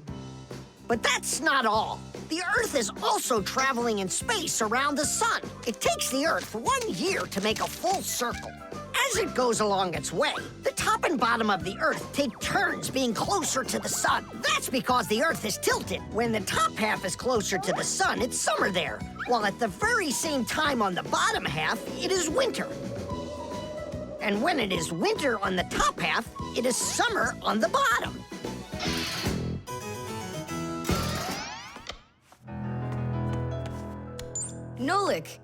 Nolik, where are you? I'm not sure. Somewhere in Kazakhstan. The force of gravity is super strong around here. So go on, spin it. You're gonna fall off, Nolik. Don't worry, just do it. Go ahead and tilt it if you feel like it. Told ya! Ha! And you were sure I was gonna fall off this globe. That's strange. Nolik, come on over here. What for? You'll see in a second. I don't want to. You really don't want or you can't. Tom Thomas, take a look. I get it. He stuck himself to the globe, didn't he? Yeah, with the chewing gum. Isn't it time to go? Uh-huh. And me! What about me? Hey! Ah! You gotta help me! Don't leave me! Should we help him?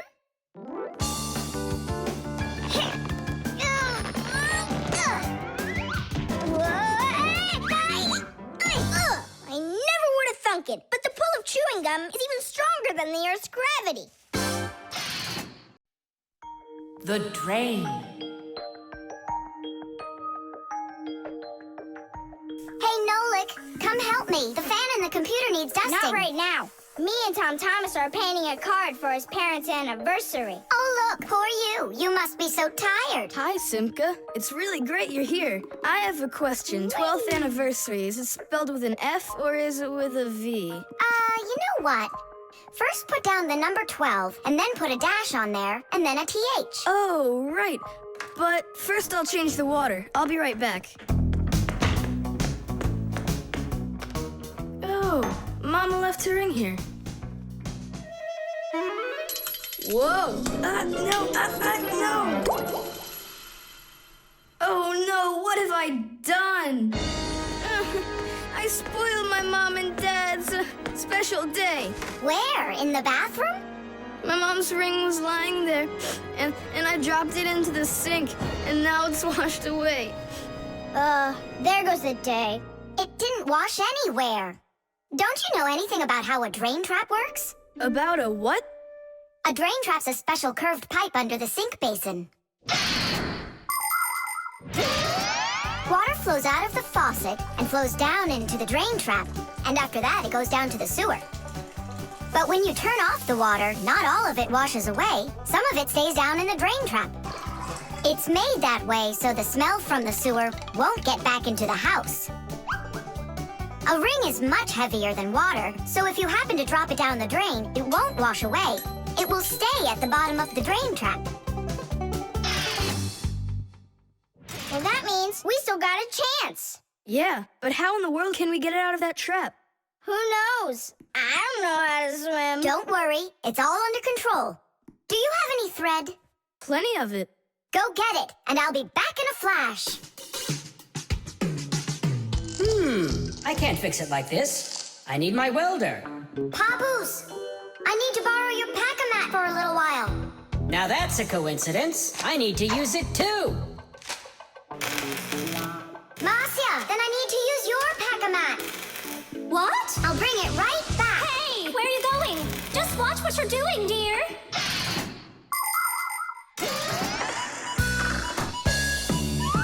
Just like the name says, Fixies live to help machines and appliances. But machines are very big and Fixies are very small, so they can't get by without tools. Long ago, Fixies worked with just about anything they could find. Little feathers, threads, pins, but now they have backpacks called pack-a-mats. Inside a pack-a-mat are all sorts of tools. Just push the button and the pack-a-mat spins around quickly, shooting out a hook or a magnet or even a parachute. Every adult Fixie has their own pack-a-mat. But before children can get them, they have to go to school and study hard and then pass an exam before they have the rights of a full-fledged Fixie. And it's only after all of that that young Fixies get their own pack-a-mats. And what? You're going down there with just that on? Not just like this.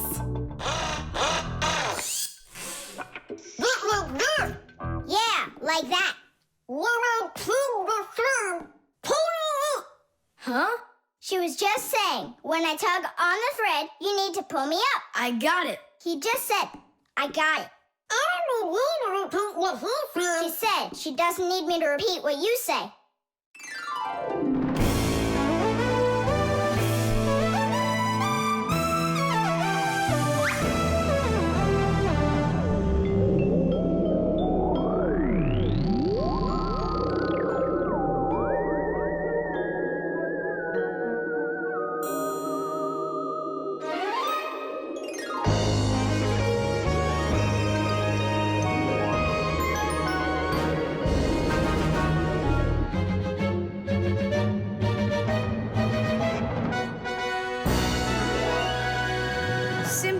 Nolik, thank you. You really saved the day.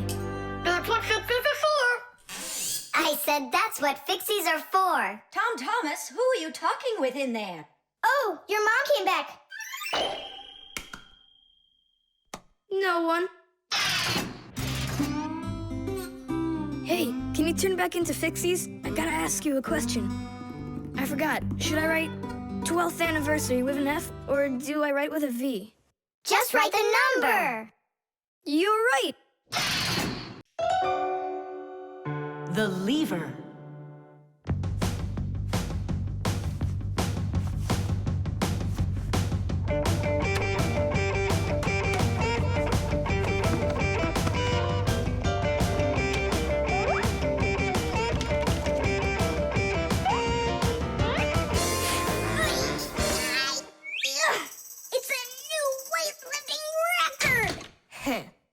You're so strong. That's so light I could lift it up with my finger. Oh my, but do you think you could lift up your nightstand? Don't know, never tried it. So then go on. No way! And you are so much bigger than that nightstand. But watch, I can lift this big pencil. And just look how much smaller I am. So, who's stronger, you or me? Well, I guess it's not me.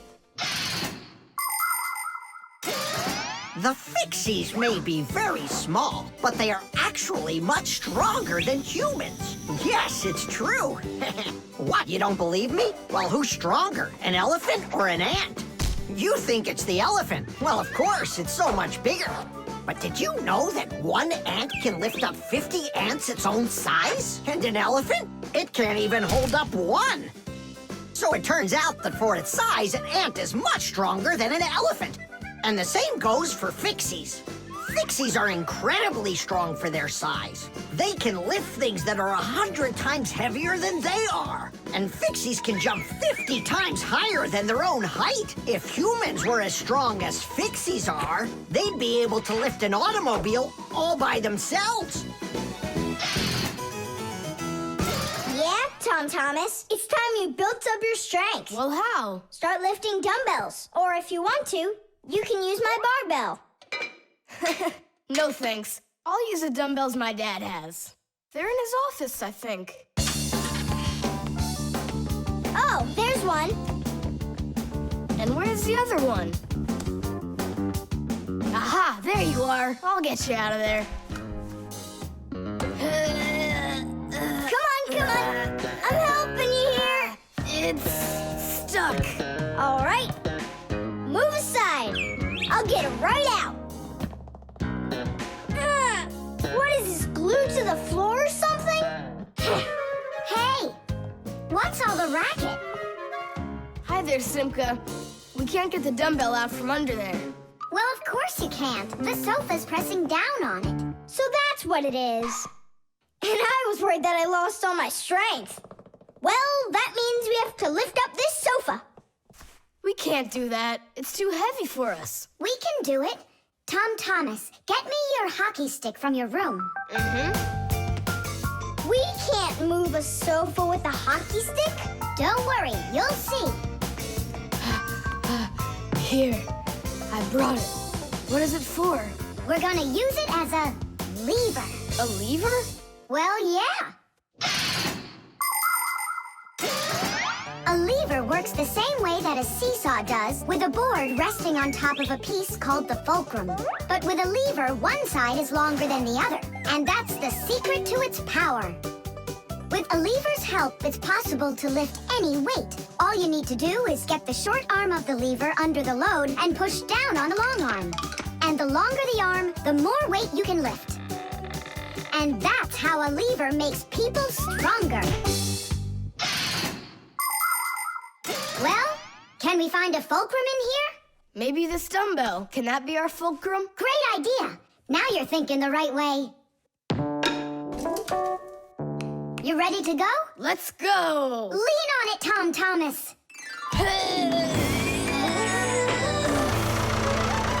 Yay! It's working!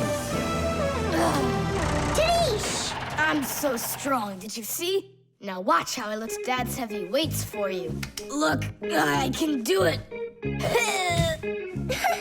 It's just like I told you. You'd be better off training with my weights. Didn't you just see me lift up the sofa? You didn't lift the sofa, the lever did. Did you ever hear the saying, knowledge is power? I've heard it. Although, some physical power won't hurt you either. So pick up your lever and go out and play some hockey. You know how built those hockey players are.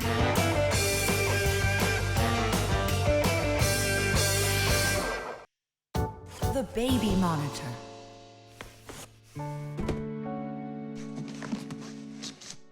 Oh, it's my old baby monitor. On. Check. Checking. 1, 2, 3. Checking. It's working. Why don't we give it to the Johnsons? They just had a baby the other day. This is mine, and I'm planning on using it. Aren't you a little too big for it? No, I'm not big at all. Well, I didn't realize that you're still a little boy. And a greedy one at that. They're never gonna notice this. Hey, Fixies, are you here?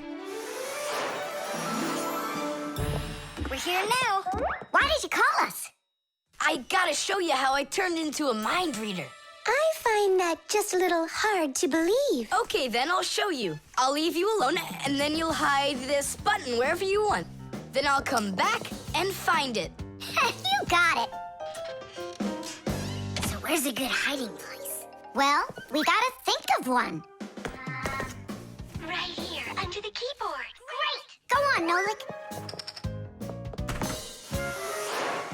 Come on in. We're ready for you. And now, I'm going to read your thoughts. Here I go. You hid the button here. Look. Ta-da! He really does read minds. Oh, that was a lucky guess. Bet you can't do it again. Well, I bet you I can. We're gonna have to be sneakier. Verda, she's the most beautiful girl in our class. She knows it, too, and doesn't hesitate to use it. She can even be a bit sneaky, like when she needs help with her homework. Then Digit suddenly becomes her best friend. But if she doesn't want to carry her pack-a-mat, she'll say, "Fire, please help me. You're just such a strong Fixie." But all us boys like her just the same. Digit does, and Nolik does, And I guess I do too. Although I really like Simka more. Or maybe Verda.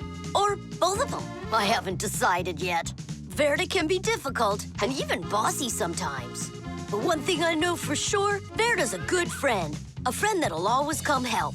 Well, that is if she's able to pry herself away from the mirror. I think that we should throw it down into this pencil cup. But then we concentrate on another place. That is good, but it won't work, Fixies. Come on in.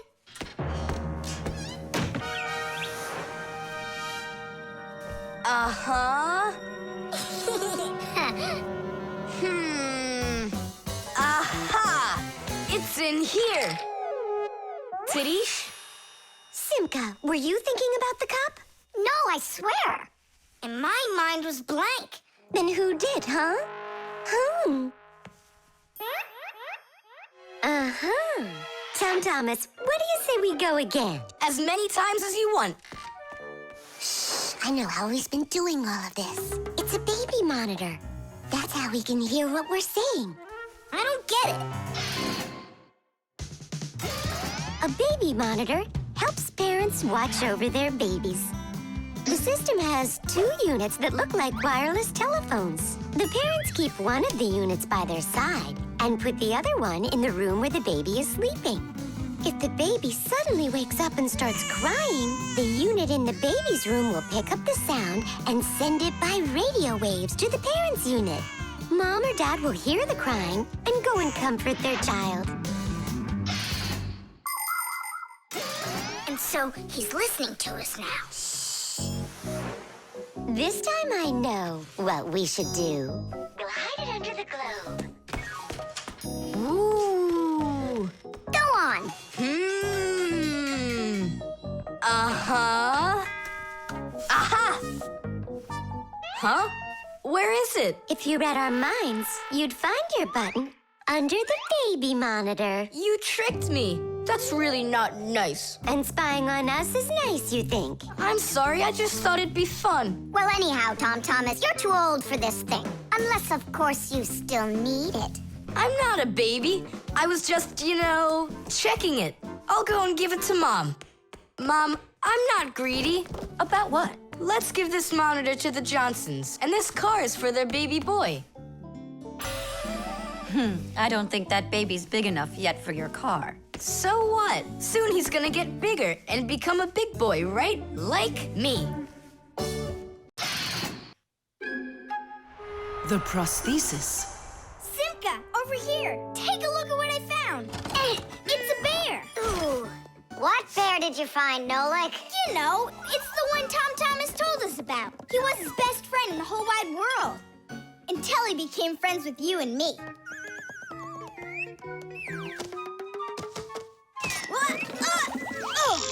Uh-huh. Let's try to wind him up.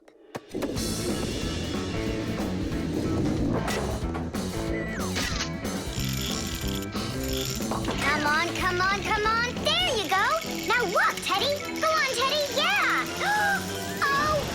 Oh no. Poor little teddy bear. They ripped his leg and didn't care. We didn't rip his leg. It was already broken. It's all clear. A compound fracture. Then why don't we fix him? Tom Thomas will be so happy. Wait, it's not going to be that easy to repair it. We'll need a prosthesis. The human body is built around a frame of bones and joints. And if you break one of the bones, it'll usually heal by itself. The broken bone will grow back together, and you'll be back to normal. But sometimes bones or joints can break so badly that it's impossible for them to heal. When this happens, they have to be replaced with an artificial part called a prosthesis. A prosthesis can replace more than a bone or a joint. It can be made to replace a whole arm or a leg. And where are we gonna get a prosthesis? I'm positive we can get it from Professor Eugenius. You're right. Help is on the way.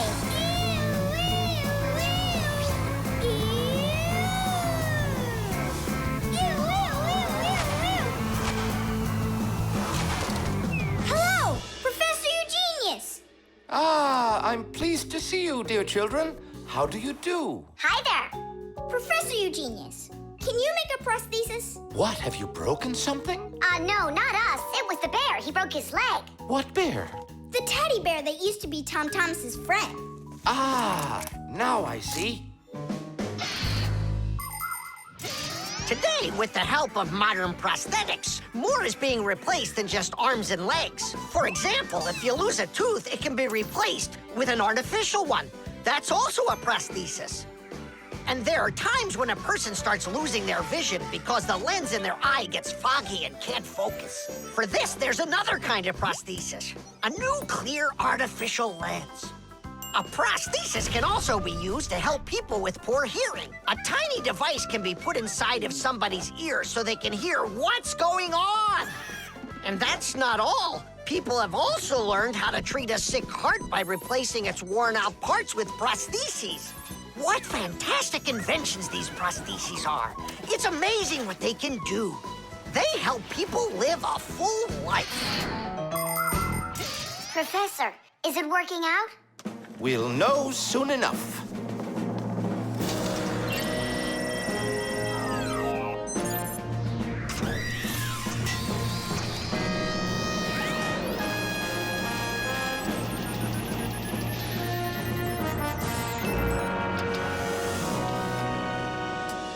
Done. Here you go. Thanks so much for your help, Professor Eugenius. Not at all. Take care, kids. In gadgets and devices, our work will never end. Appliances are fickle, they need a loyal friend. At morning, noon, and midnight of every single day. When there is an emergency, you know we're on our way. 1, 2, 3. Inside we'll be all day and night. We fix things right. Well, now this old friend of Tom Thomas's will be just like new, Nolik. Simka, if Tom Thomas makes friends with the bear, then what? Will he stop being friends with us? Hi, everybody. Hi there. Oh, my teddy bear. You found him for me. And you fixed him. Ah, thanks a lot.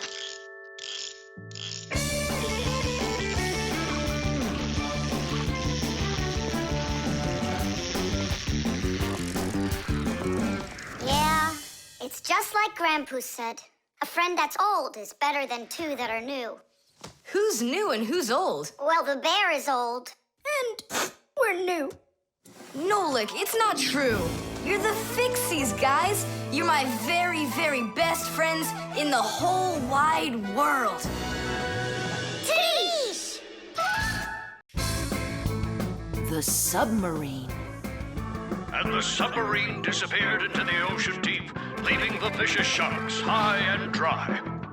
That cartoon was super. Class! Splendid. I wish we had a submarine too. What do you say we make one? But we don't know anything about building a submarine. What makes you say that?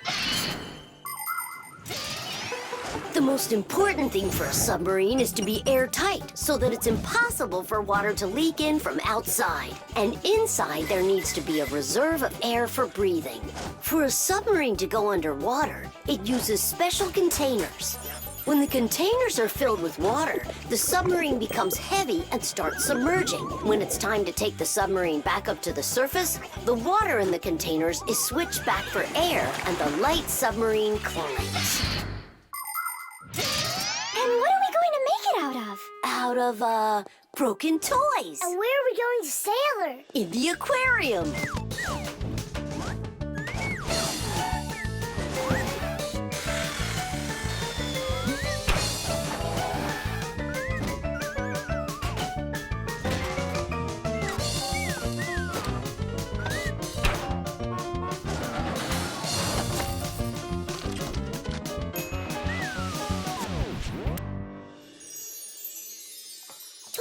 Aren't you going with us?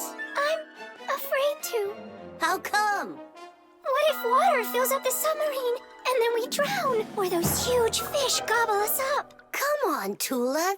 That's silly. Nolik's little and he's not scared of this. Yeah! Well, all right. Cast off the lines! The who? Unhook the rope it means. Ah! You should have just said that. Are you ready? Time to take her down. Hooray! We're sailing! It's just beautiful in here.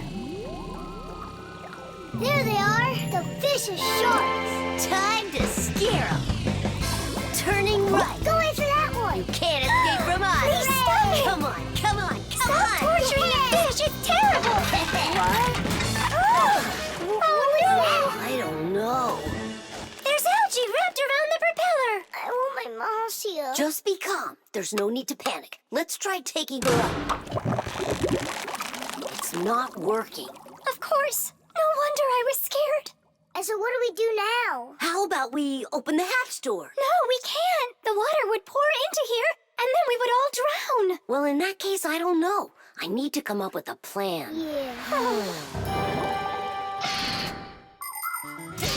The world's first practical submarine was built almost 400 years ago in England. It was made out of wood and couldn't dive very deep at all. Inside the vessel, rowers sat with oars, so it couldn't move very quickly either. About 200 years later, the oars were replaced with a propeller. But the propeller on that submarine could only be turned by hand, making it a slow submarine as well. Any good swimmer could easily outrace it. It was only with the appearance of electric motors that submarines started submerging to great depths and moving through the water at very high speeds. Today's modern military submarines use nuclear reactors for power. These submarines can stay underwater for months without resurfacing.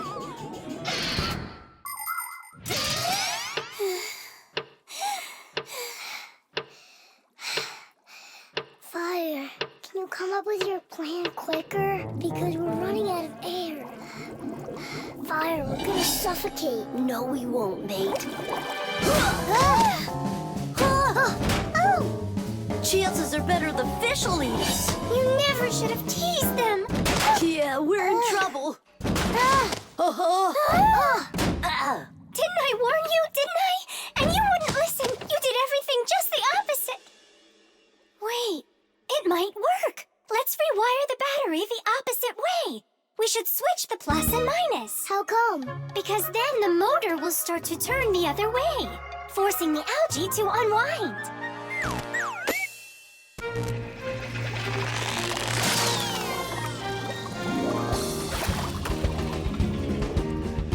Tish! Hey, quit it! We won't bother you anymore, all right? Peace. Thank you so much, Tula. You really saved us. It's just because I was the one that was most frightened. No, it's because when things got really scary, you kept your cool about you. Wouldn't it be splendid if next time we built a helicopter? The umbrella. Well, so why isn't it working? We'll figure it out, colleague. Let's start by disconnecting the hoist. Otherwise, you know... Ah, Tula, you're finally here. Where have you been? Looking for an umbrella. What? What do you need an umbrella for? Because it'll be pouring rain today. Where'd you get that idea? I heard it. You're leaving already? Yeah, I have to wash the car before I go in. Ah, then I'll take an umbrella to work. You know the omen, dear. Once you wash your car... It'll rain? Oh. Todd Thomas's mother was just joking. You don't joke with omens. It's going to be raining for sure, but it's no big deal if you've got an umbrella. Umbrellas are an ancient invention. They're almost 3,000 years old. In China and Egypt, umbrellas were made out of leaves, feathers, and paper. Servants carried them over their kings to protect them from the hot sun. When umbrellas became fashionable in Europe, people started using them as cover from rain. The most convenient are folding umbrellas. Their design is simple. The edge of the fabric is attached to ribs. When you open an umbrella, the ribs spread out in all directions and stretch the fabric over your head. Automatic umbrellas can open very quickly. Just press the button and it pops right open, keeping your clothes dry as if there was no rain at all. An unopened umbrella can be used as a cane. And if the umbrella's handle is also collapsible, then it can be stored in a bag when it isn't needed. Well, the contacts are normal. And all of the wires are in place. Then what's the problem? I don't know. We're gonna have to test it. Tula, put away your umbrella. But the omen calls for rain. Ah, one omen doesn't count. Manipulator, get me a screwdriver. Understood. Executing. Oh, the manipulator's joints are creaking. See? That's an omen of rain, too. It's an omen that it's time for a little oil. Wanna help me? Just a sec. I'll help you.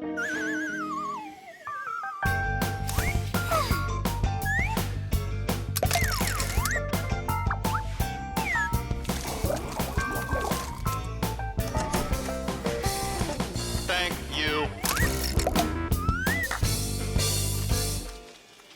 Well, so much for that omen. It's going to rain anyhow, I know it. Just take a look at those flowers drooping. Isn't that an omen? The reason that they're drooping is because Elisa is on vacation. And my colleague forgot to water that plant. Oh, yeah. We'll finish the repair and I'll water them, I promise. Ah! This is the reason that it broke. This damaged part has to be replaced. Come on and help me. I'll get a replacement from the warehouse. Yeah. Fire's flying low, isn't he? And what? When birds start flying really low to the ground. Fire isn't a bird. But he's flying low, didn't you see? Tula, give me a sledgehammer, would you? And put away the umbrella already. Look, there isn't a cloud in the sky. That's because it's morning. You have to know this, Owen. When there's no clouds in the morning, then in the afternoon, it's sure to... We're standing inside with a roof over our head. It can't rain.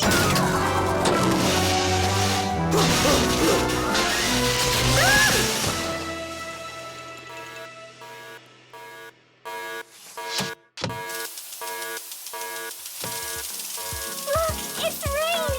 You see? I told you so, and you didn't believe me. Let's walk together, but how's the weather? Outside the rain keeps on falling down. But raindrops do not scare me, in fact they make me happy. With my umbrella, I'm free to walk the town. With my umbrella, my sweet umbrella, I pop it open and twirl it round. Umbrella, my sweet umbrella, without my friend, I can't be found. At least I won't need to water the plants. You're right about that. Let's walk together, but how's the weather?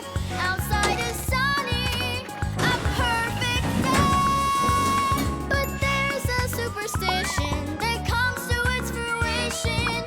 With no umbrella, the rain will start to spray. With my umbrella, my sweet umbrella, I pop it open and twirl it round. Umbrella, my sweet umbrella, a better friend I have. Fasteners. And of course, all of the appliance's parts must be fastened good and tight.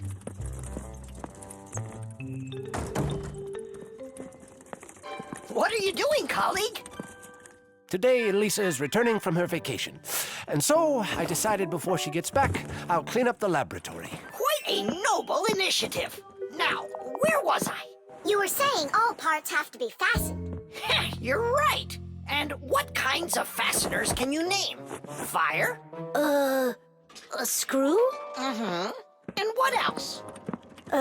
Another screw? That would make a total of 2 screws altogether. Simka? To fasten wood or plastic parts together, you can use nails. Nails are hammered in with a hammer. In metal or stone, you need to first drill holes for the screws. To help a screw hold better, it can be inserted into a special fastener called an anchor or wall plug. The difference between a machine screw and a wood screw is that wood screws have pointy ends. Machine screws go into holes that already have a thread, or into a nut.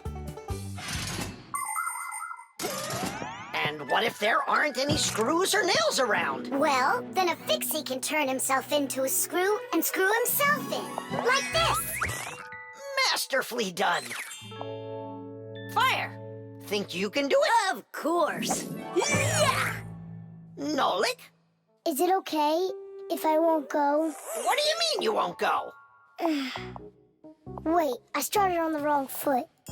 No, I guess it was the right one. Don't be scared. You've done this 1,000 times. Uh-huh. You're right. You had to make sure the appliance was turned off first. Yeah, I should have. This time it's not going to happen to you. It's all under control. Go on. I'm still scared to do it. How about you try again? And who came up with this dumb screw idea?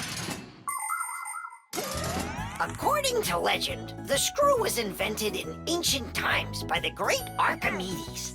Using his screw-type mechanism, Archimedes built a special machine for getting water out of a canal. In ancient Rome, people used wooden screws in presses to squeeze the olive oil out of olives. Screws were also used as parts of drills or as lifting jacks. But the use of screws as fasteners did not begin until the 15th century. Soon thereafter, screws became so popular that today it's almost impossible to find an appliance made without one. And if one of these little screws should fall out, we Fixies will come to the rescue. Because we don't just turn into screws when we need to hide from humans. We're always ready to do it when help is needed. Nolik, let's try it together. Don't be scared. We're here with you. Ready?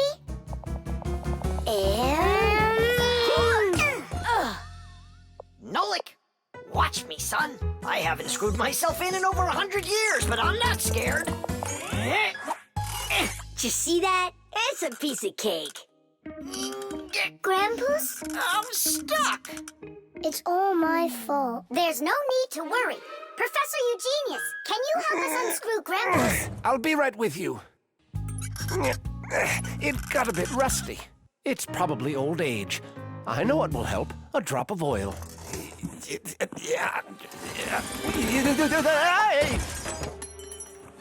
Ow! Oh. Professor Eugenius, are you okay? I'm okay. Thank you for asking. Look out, it's going to fall. We need to fasten the shelf to the wall. Nolik, help! We can't do this without you. Simka, I'm scared too. Nolik, save me!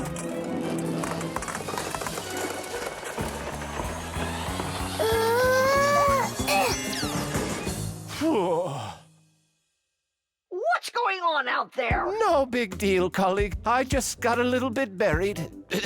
Will anyone unscrew me? I wish I could. And we're holding up the shelf. And Nolik? Me too! I did it! I screwed myself in! Well done, Nolik. I knew you could. And who's gonna help us now? Elisa will get here shortly. All right. We'll wait for Elisa. Yeah, just as long as her return flight isn't delayed.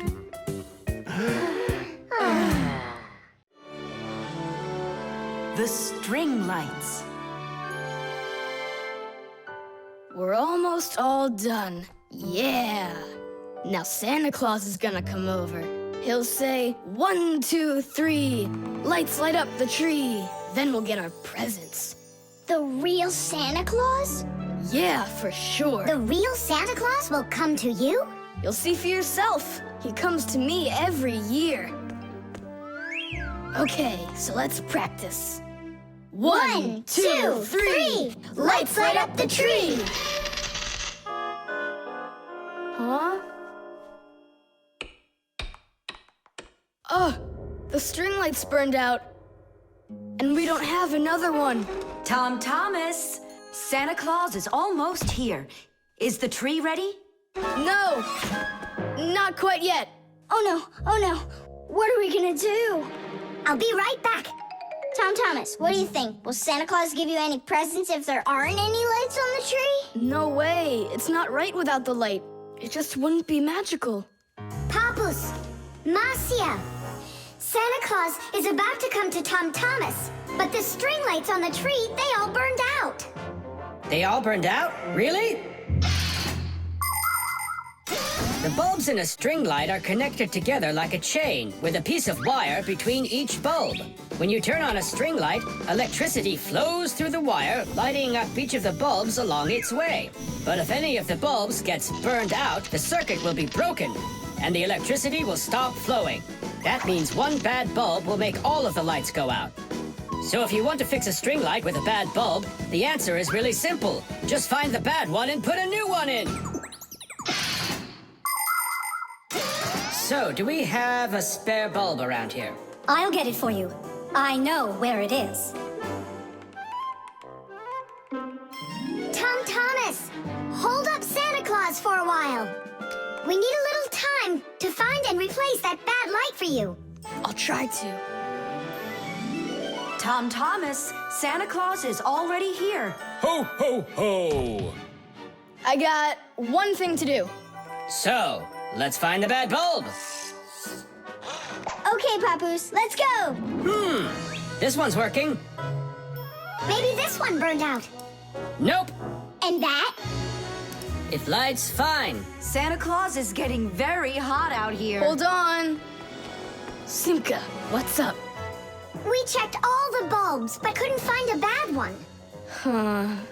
I guess this year won't be magical. Okay, Mom, just come on in. Ho, ho, ho! Hello there, Tom Thomas.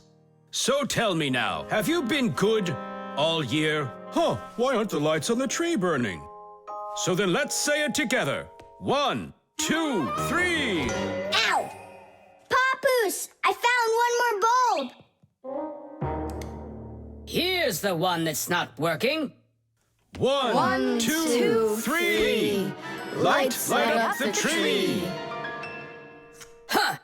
Now we need to replace this bulb with a new one. So where's Marcia? Show your light, O tree. Hooray! Ho, ho, ho, ho. Whew, that was really hard. I see you already got it shining. But where did you manage to find a new bulb? We got Papoose to act as the bulb. Tidish! Tidish! Ah, what a hero. Pull me up so we can put this bulb in. On Christmas Eve, on Christmas Eve, on Christmas Eve, our spirits light up. Whoa! And on the tree. Yeah! On Christmas Eve, nice box. the lights burn brighter. Every year when no one is expecting, from some place that no one could conceive, appears a little miracle before us. Every year on Christmas Eve, on Christmas Eve, on Christmas Eve, on Christmas Eve, on Christmas Eve, the clock it seems on Christmas Eve is ticking slower. And suddenly, on Christmas Eve, a miracle on Christmas Eve, no one believes on Christmas Eve comes out of nowhere. Every year when no one is expecting, from some place that no one could conceive, a little miracle before us. Every year on Christmas Eve, on Christmas Eve, the clock ticks slower. The Pack-A-Mat. Simka, can I have the Pack-A-Mat? I'd like to practice with it a little before the exam. Take it!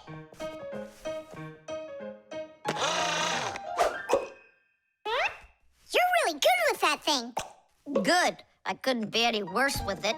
I wanted a vacuum cleaner. Actually, you were pretty close there. You did manage to get the hose at least. This is not at all funny. In order to get a tool out of a Pac-Man, a Fixie must not only press the button on his chest, but he must also clearly picture exactly the tool he needs. By the time they are adults, this is easy for Fixies to do. But while they're children, they must study hard to master this important skill. As Fixies learn about new tools, they take exams to prove they know how they work. And if they pass an exam, the new tool is added to their pack-a-mats. And there's no end to what you can find inside. Screwdrivers, hammers, ladders, vacuums, and even soldering irons. But many of the tools that Fixies use look quite different from the ones that humans have. And the reason for this is very simple. It's because Fixies have to fix appliances that are much bigger than they are. I just wish I knew which tool was gonna be on that exam. I got it! You just stay right here. Grandpoos! What? On the exam, which tool are you gonna ask about? It's a secret. It's too bad. But I'm sure you can keep a secret, right? Of course. Then I'll tell you. Today's exam is on pliers, you see? You won't tell anyone, will you? Not a chance. I'll never pass it. You will. He's gonna ask about pliers. Huh? How could you know that? It's a secret. Okay, Digit. See if you can get the pliers out of there. A pair of pliers is a great tool indeed. To grab and turn things, it's the tool that you need. Just be careful how you use them, or your fingers, you could bruise them. Pliers are a great tool indeed. Just be careful how you use them, or your fingers, you could bruise them. Pliers are a great tool indeed. Good going. You got it. Thanks a lot, Nolik. It's not really me you should be thanking. Grandpoos, thanks a lot. For what? The secret. What secret? About the pliers. Oh, that. You know, I picked a new topic. I decided that a hammer will be the tool. A hammer? Only it's a secret. I remember.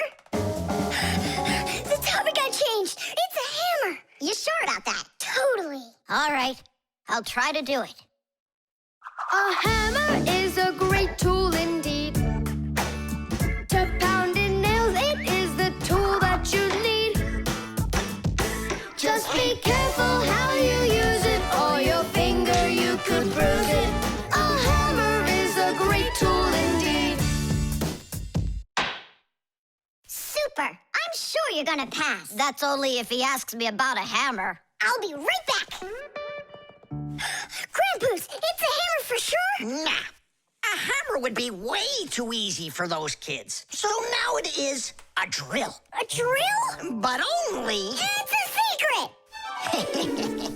Now I know. There's no doubt about it at all. It's a drill!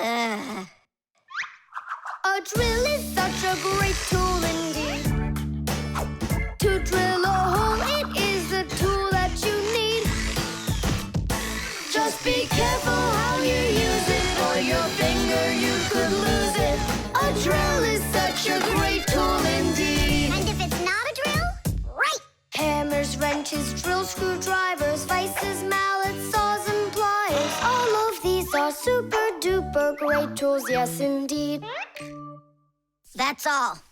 That's enough of this. I'll just go and take the exam. Yeah.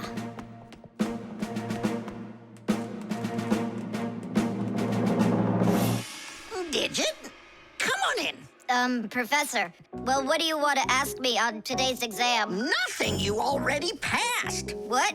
You mean you're not going to ask me anything at all? No need. You're excellent at getting tools out of a pack-a-mat. But how could you know that? That's a secret. And we Fixies sure know how to keep secrets. The pen. Not here either. Tom Thomas, are you looking for me? No, for a red pen. I need it right now. What do you need it for? Here, look what my teacher wrote in my assignment book. Bad behavior during the lesson, fidgeting, And talking. What are you gonna do with a red pen? Your teacher left something out? I thought maybe, I could fix it a bit. I hope I find that pen.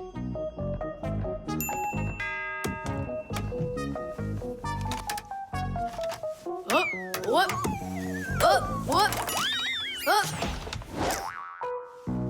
Oh, wow. Good catch.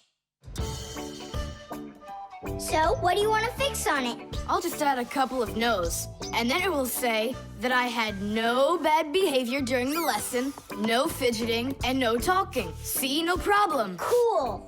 And then add this at the end. Tom Thomas is a perfect student. Nah, then they would guess I did it. What, is it clogged up? A little scribble will do it. That's not a pen, it's more like a penknife.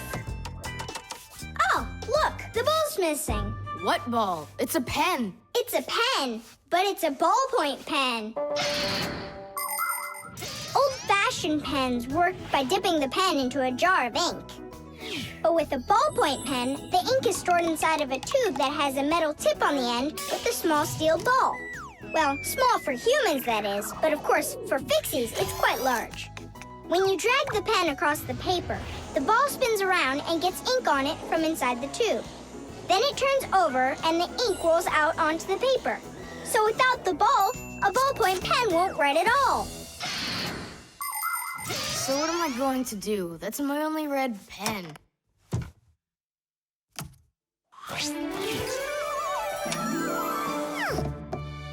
Hi, everybody. Why do you look so sad? We lost the ball from the tip of this pen. Where? It's here somewhere.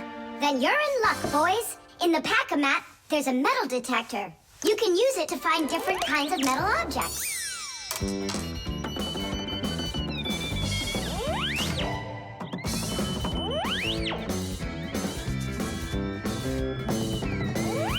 Nah, that's not it. I can see that myself. It's not on the table, Nolik. Until not that long ago, humans used pens that had to be dipped over and over again into an inkwell. This was quite inconvenient, and so to make writing easier, the fountain pen was invented. A fountain pen could be filled up with ink, so it could write for a much longer time. But fountain pens would often leak, leaving blots of ink on the paper. This problem was solved with the invention of the ballpoint pen. Ballpoint pens are simple, handy, and reliable, except that you can't write with them on a wall or upside down for a long time. That's because the ball uses up the ink on it, and the ink can't flow up to the tip. But even this problem has been solved. There are now special ballpoint pens that can be used by astronauts floating in space.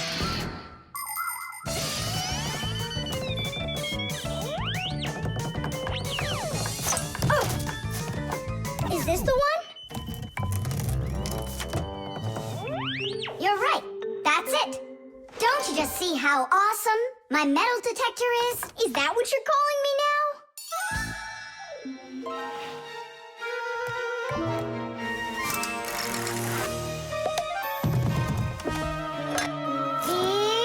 Yeah! Tom Thomas, help us.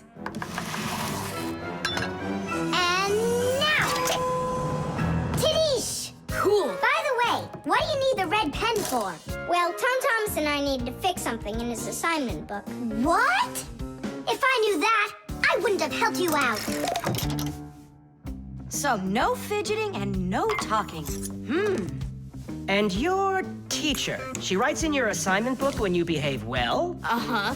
Whenever we behave well, she writes a note in our books right away. Ah.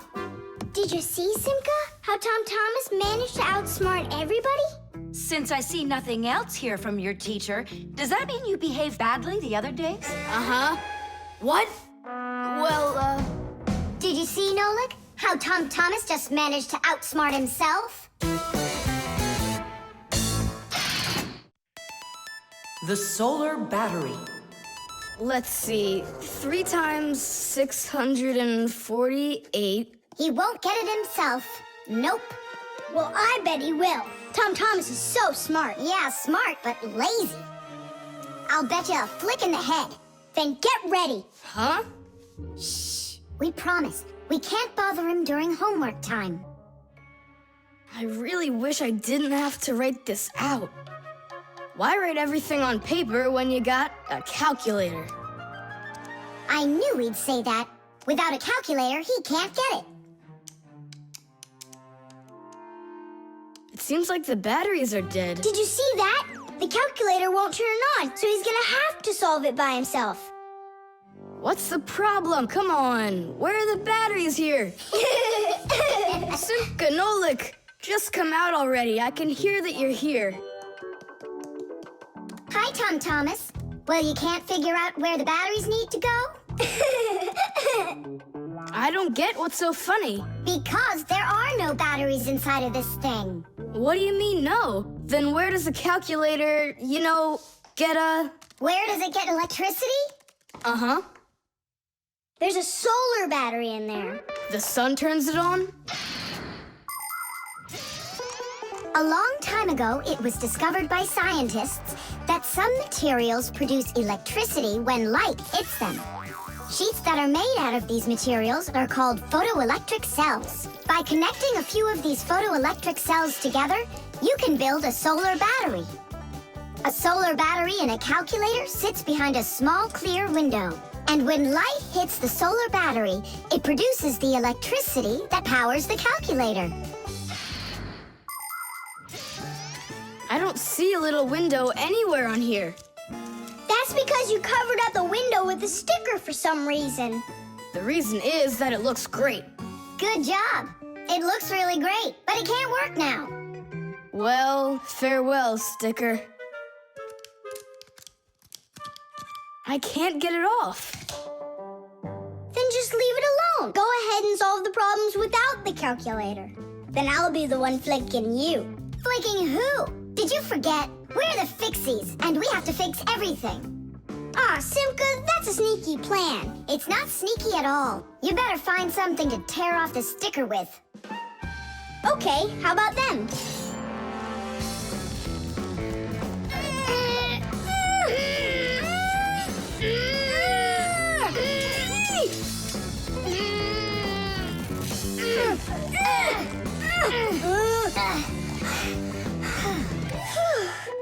It'll take forever doing it this way. Yeah, I got an idea. Let's use this paper clip. And what's next? I'll just stick the end to the paper clip and then wrap it around. Tidish! With the help of solar batteries, we can produce electricity without burning any oil or coal. Unfortunately, these batteries aren't very powerful. A calculator can get enough energy from a small little battery. But in order to power a whole city with solar energy, you need to have power plants with huge fields full of solar batteries. And of course, it's best to build these plants where the sun shines bright and long, like out in the desert. By the way, in outer space, the sun shines very brightly, and it's never blocked by clouds. That's why all of the vehicles and satellites in space use solar energy for power, including the International Space Station, where astronauts from different countries work together. Tom Thomas! What, you guys all done? Uh-huh. Now you can go solve your problems on the calculator. But I already solved them on paper before you peeled off the sticker. Hooray! I'm the winner! Ow! That's totally unfair. If it wasn't for the sticker, you would have lost. What's going on? Nothing. Never mind. That's nothing to you? Well done, Tom Thomas. You got them all right. Now it's working. Look, a picture of our Nolik. Where? Right there on the calculator. Oh, I got it. 0 means no, Nolik.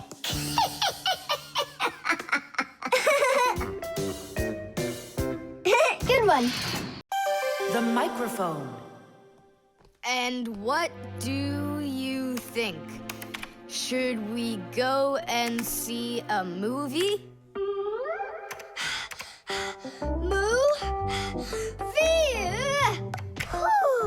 Hey, you didn't type everything that I said. You should listen more carefully. And you should try using less words.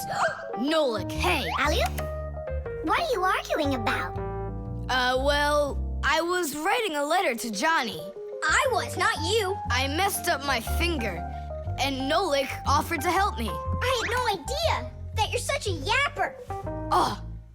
Now I see. Tom Thomas. Didn't you know that you can call Johnny straight from your computer? You sure? You see that picture of the phone?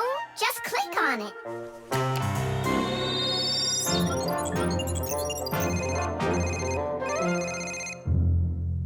Hi. So what movie do you want to go see? Hey there. I don't care. Just not pirates and those robots. Hey, Tom Thomas. Why aren't you answering me? I am answering you. Hello? Hello? Talking to the microphone. I don't have a microphone. There you go. End of conversation. All right, then talk right into there. Simka, come on. You use headphones to listen. It's a joke. It's no joke. We talk into microphones and listen through headphones. But both of these devices use a special membrane to do their job. The membrane inside of a microphone is used to capture sound that is then sent through wires as an electrical signal. And inside a pair of headphones, a membrane helps turn that electrical signal back into sound. So it turns out that a microphone and headphones are built in a very similar way, even though they are used quite differently. And so I talk right into here? Johnny, hello? Just wait a second. First, we need to plug your headphones into the hole where the microphone gets plugged in.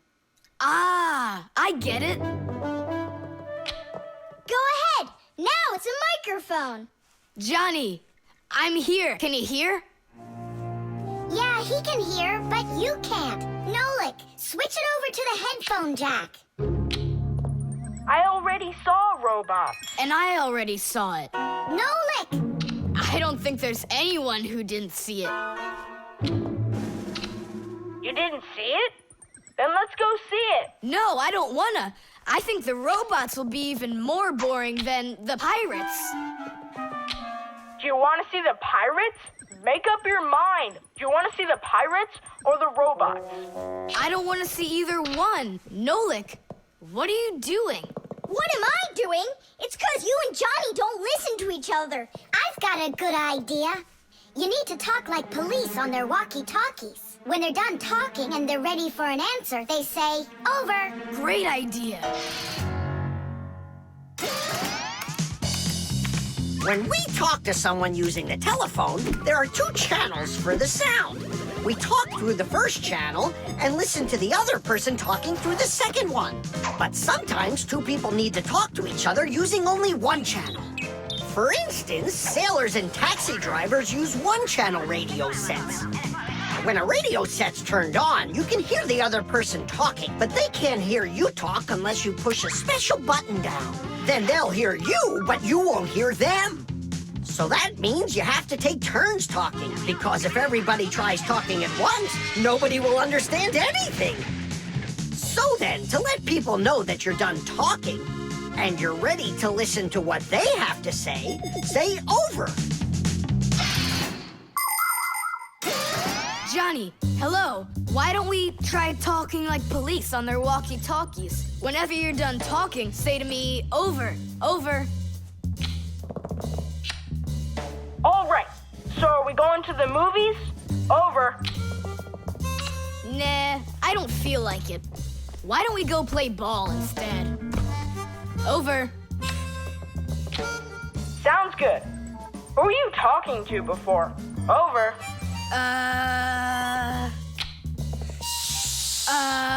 I can't tell you that. It's classified.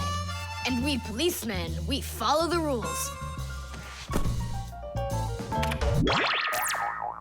Wow, that worked out great. You two are the best. Over. Oops. We try our best. Over. We do. Especially Especially me. I'm completely over. The camera.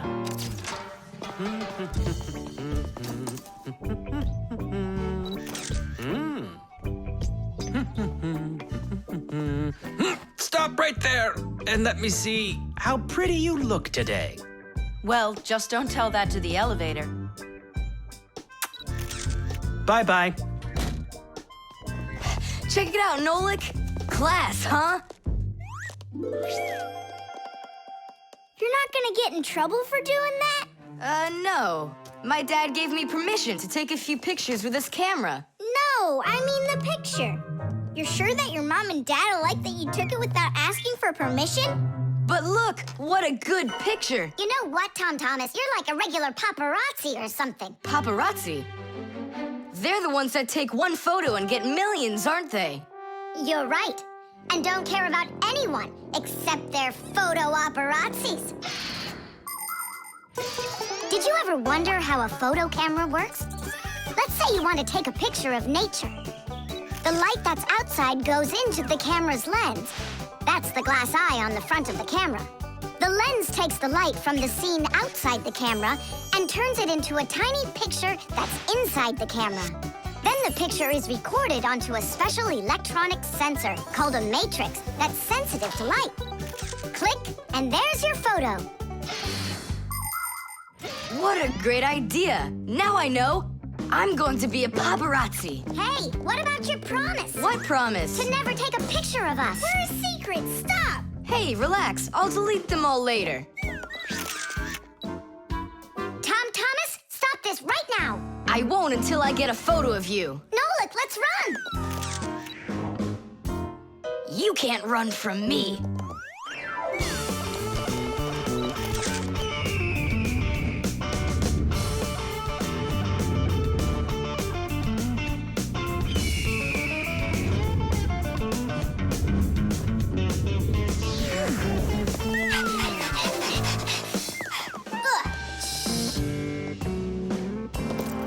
Chusaka? Aha! I've gotcha! The story of the century. The monster and its prey.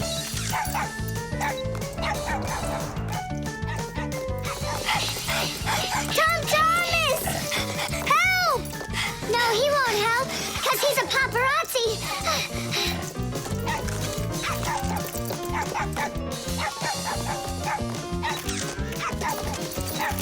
Yes! I got it! That's my best photo yet! What's all this noise about? Awesome shot! The first cameras were invented almost 200 years ago, but they worked very slowly. If you wanted to have your portrait taken, you'd have to sit still for a whole hour.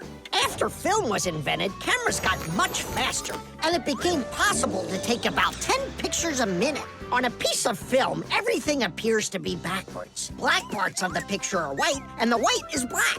It doesn't look normal until the picture is transferred from the film to a piece of photographic paper. Now people shoot pictures with digital cameras that work without any film at all. You can look at what you shot instantly on a screen to see if you like it.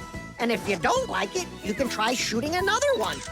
And today, you don't even need a separate camera to take pictures. Almost every mobile phone has one.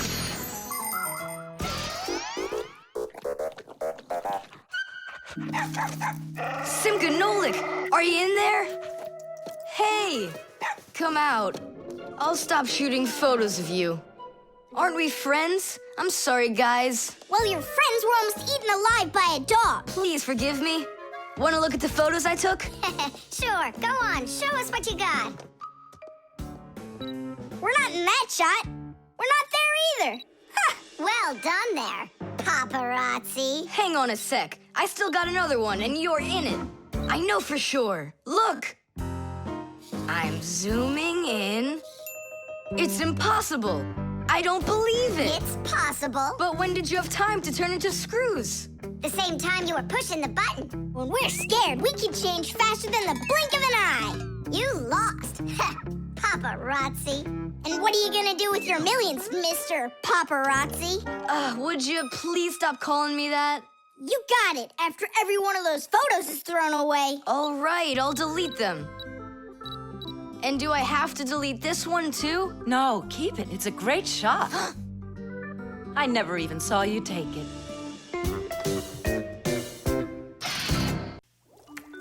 The Keycard. Well, Professor Eugenius, your kennel's back in action. Tiddy! Ah, why, thank you. I've been longing for a cup of tea. Yes. There's no tea left in here. Then I'll go ask Lisa if she has some. Look, Professor Eugenius, you forgot the key. The key! Don't close the door! Simka, you must be joking. That's a key. This is nothing but a plastic card. But it is a key. A special kind. It's called a key card.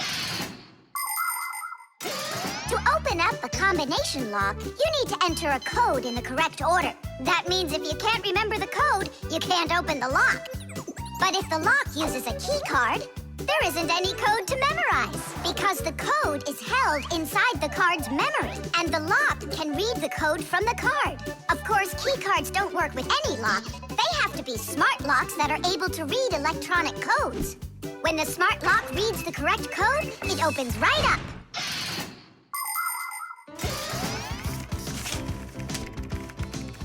Lisa, do we have any tea here? Of course, Professor Eugenius. Wonderful. I'll take one bag then.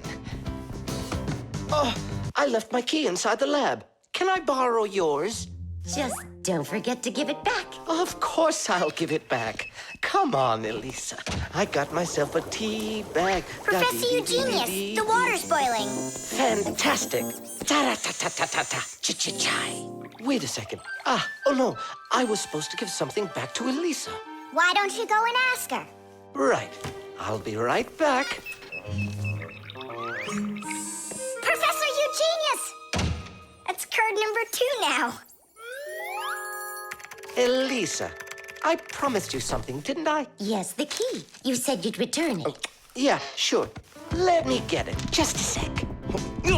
Oh, I locked it in the lab. It's terrible. How will you ever get back into the laboratory now? You see, there is one way, but it's a secret. Would you mind leaving for a couple of minutes? Colleague, Professor, can you do me a little favor? The key. I think I left it on the table. Yeah, right. It's true. So how do we solve this? I need to think about it. What's there to think about? We just have to go and push it under the door. You think you can do it? Yeah! It's time to get to work. Hey, what's going on?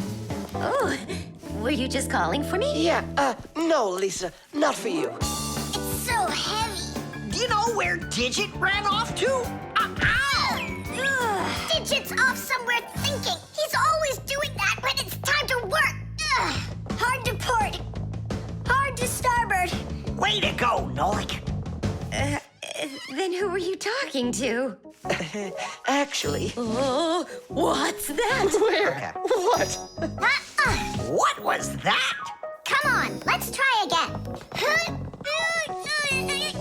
Look, do you see that? It's telekinesis.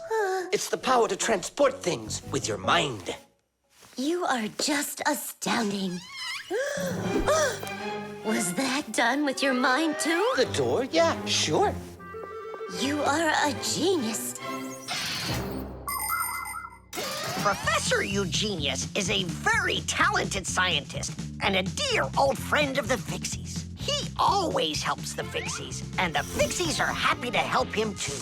Professor Eugenius let the Fixies set up their school right here at his laboratory. It's hard to imagine a better place for a Fixie school. People from all over the city bring all sorts of things to the laboratory to be tested, from computers, phones, and furniture to food and toys. Professor Eugenius uses his expertise to check the quality of all these different things. To help him carry out his experiment, his laboratory is filled with a variety of tools and machines. Yes, Professor Eugenius is a very smart man, but he can be absent-minded. Lucky for him, he's got us Fixies around. Thanks for everything. the keycard under the door? That was Simka's awesome idea. But the door opened wide while the card was still on the floor. That's strange. There's nothing strange about it. I'm the one who opened it. How? I climbed in the lock, that's all. Figured out how it worked, and Tadish. Very clever. That's a real Tadish. I guess that thinking before you go and fix something ought to be what we all study next. The gramophone. And that's a photograph of my mom when she was little. She sure looked happy, didn't she? Because parents were all happy when they were children. But then they grow up and start getting all gloomy and as boring as can be. Oh, what's this, do you know? A song about a screw? It's total nonsense. Nonsense? It's about a screw, which means it's practically about Fixies. Why don't we listen to it and find out? If it's good, we can all dance together. How do you listen to this thing? Like this? Why don't we try to use the player? We won't fit in there. Look, right here it says gramophone record. See? So we need to find a gramophone player. Find what? Let's go to Grandpoos. Grandpoos, we found a song about a screw we want to hear. We're looking for a player for a gramophone record. Ah, I understand. What you need is a gramophone. A gramophone is an old appliance that was made for playing back sound that was recorded onto records. If you want to turn on a gramophone, you need to turn the handle to wind up its spring. The spring makes the record spin. Then, a needle is placed on top of the record, and as it moves through the groove on the record, it shakes a little, which makes a diaphragm, a sort of mini drum skin, start to vibrate. The big horn of the gramophone then makes the sound louder, and we hear a voice or music. The most amazing thing is that a gramophone doesn't have an electric motor or any electronics. That's right. You don't need electricity for a gramophone to play back the sound that's recorded on a record. That's because a gramophone is an entirely mechanical wonder. If you want to know, there is a gramophone in the office of Tom Thomas's dad. It's on the desk. Great, let's go. Thanks would be nice.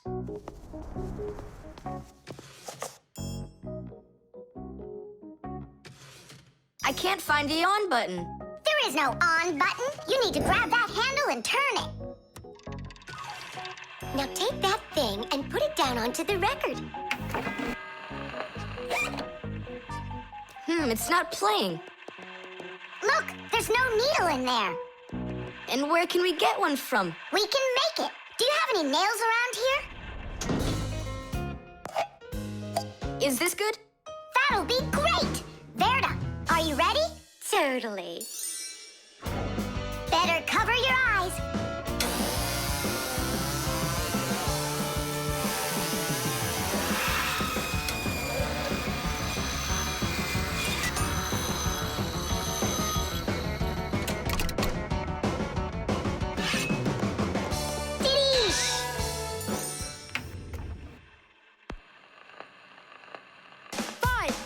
It's working, listen. A little screw went for a run, and now without this little part, everything just falls apart. If you think a screw is nothing, take it out, but just beware. Everything will break without them, with no little screws in there. The bulldozer was a strong one, until there was a thud. And then the mighty giant fell straight into the mud.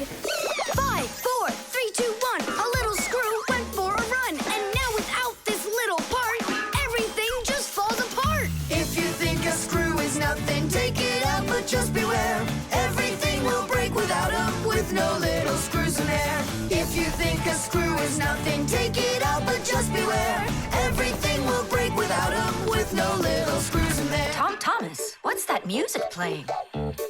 It's a gramophone record. Gramophone? I thought it was broken. We fixed this old... not we. I fixed this thing. Really? What a wonderful boy I've got. Other kids are breaking things and you fix them. What do you say we play that record once more? I used to love it so much when I was little. The mighty crane was working until there was a pop. And then the mighty giant gave out and lost its top. 5, 4, 3, 2, 1. A little screw went for a run. And now without this little part, everything just falls apart. If you think a screw is nothing, take it out, but just beware. Everything will break without 'em, with no little screws in there. If you think a screw is nothing, take it out, but just beware. Everything will break without 'em, with no little screws in there. Tom Thomas's mom really dances super. Yeah, she knows how to have a good time, even though she's a grown-up. If you think a screw is... The antenna.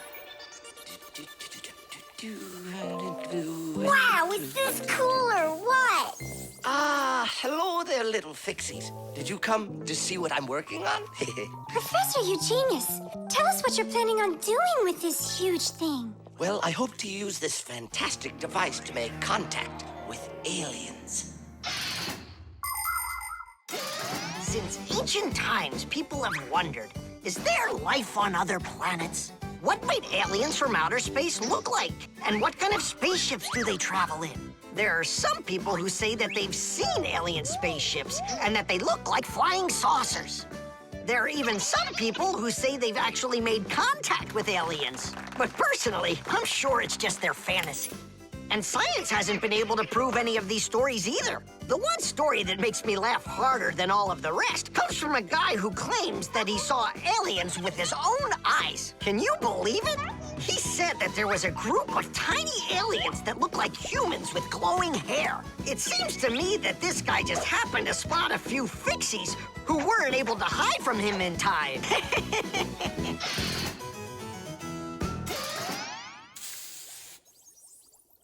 It's ready.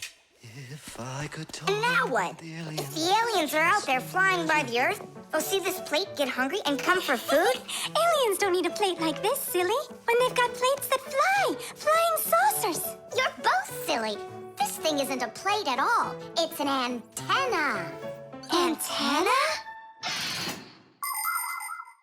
Antennas help people receive radio signals. They come in all sorts of shapes and sizes, like this, or this, to pick up a signal that's very weak.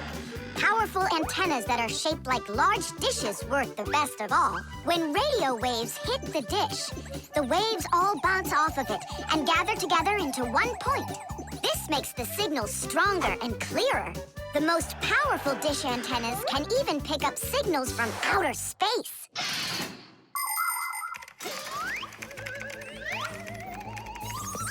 Nolik, stop! You'll burn yourself. Don't treat me like a baby boy, okay? Ah, interesting. I wonder what's inside of there. Do you know? Why don't we go and take a look? I was only trying to help him out. No need, Nolik. The soldering iron is way too hot, and I'm practically all done here. Then let's start looking for those aliens in outer space. Just 1 second, Nolik. There. Uh-oh. And now,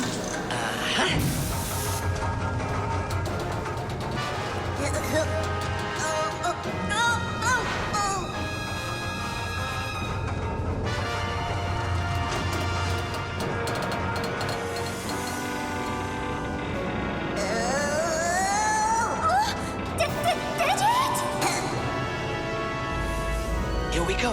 Nolik, Simka, let's see if we can pick up signals from outer space. What do you think? Is it night right now, where the aliens live? What if they're sleeping? Quit bothering the professor with your nonsense. Let us out right now. Can't you hear us? Please let us out! I'm afraid there's no way they can hear us from this far away. I can't hear any signals. It just sounds like static. Be patient, you guys, and keep listening. Digit, we all know how clever you are. Can't you think of a way out of here? I think I got it, Tula. You stay there.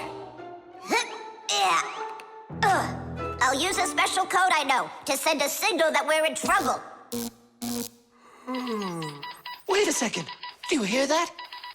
Could it be a signal from the aliens? Hooray! This is sensational. It means that somewhere in the cosmos are intelligent forms of life.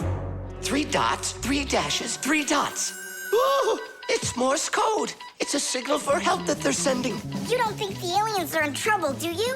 Yeah, I think so. And who do you think they learned Morse code from out there? Yeah, that's strange. There are hardly any Fixies that know that code. Digit does.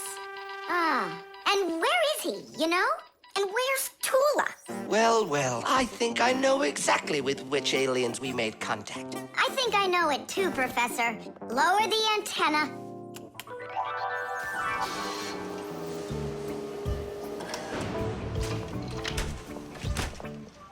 Greetings to you, oh extraterrestrial visitors. Hi there. It's good to be back. What a shame. I was really hoping that we'd find intelligent life forms out there. It's all right. At least we found two unintelligent ones. The bird feeder.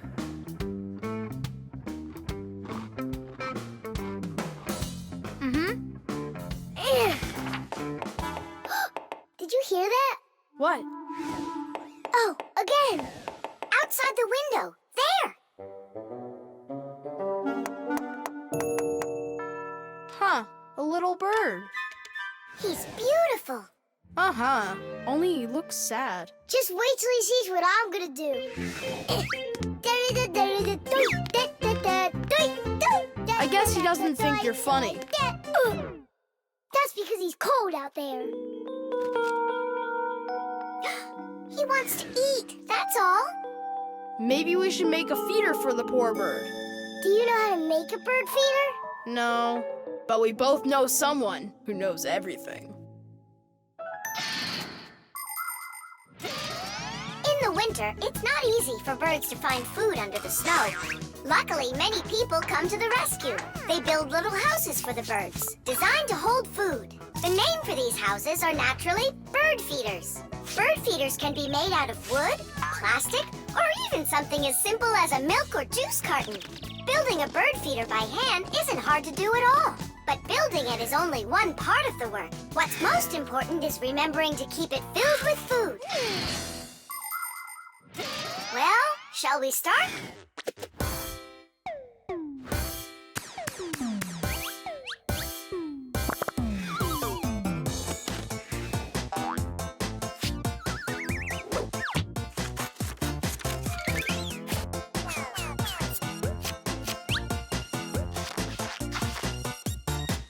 The bird feeder is ready! And what are we gonna put in it? I got an idea.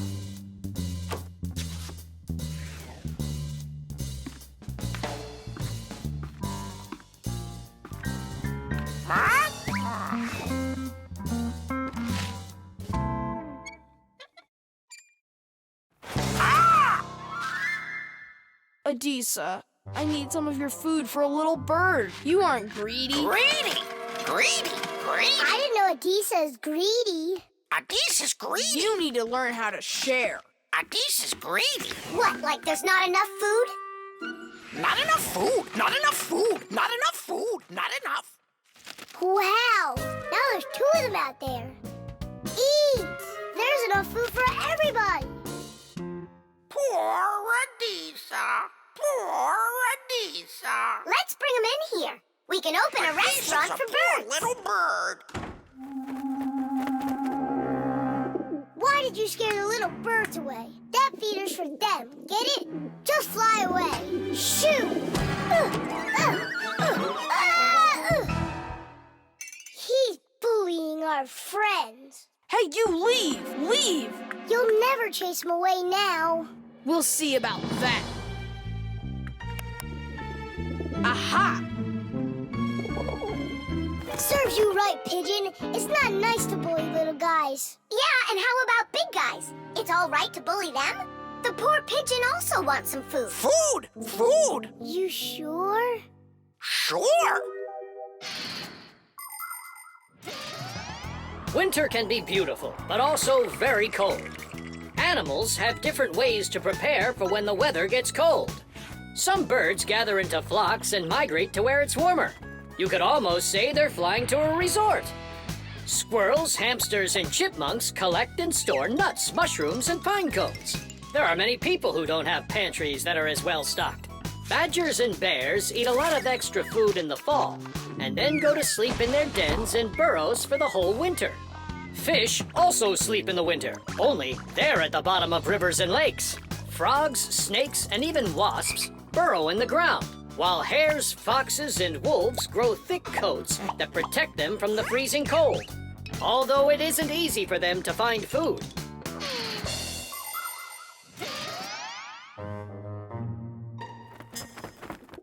So that will be your feeder, and that new one will be for the little birds. Hey, are you taking their food again? There you go.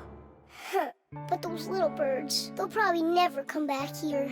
Look, Nolik! They came back!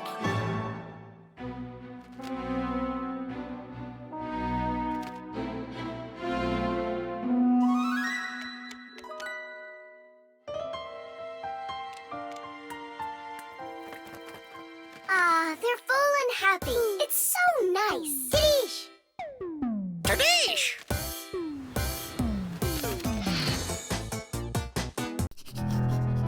The dog.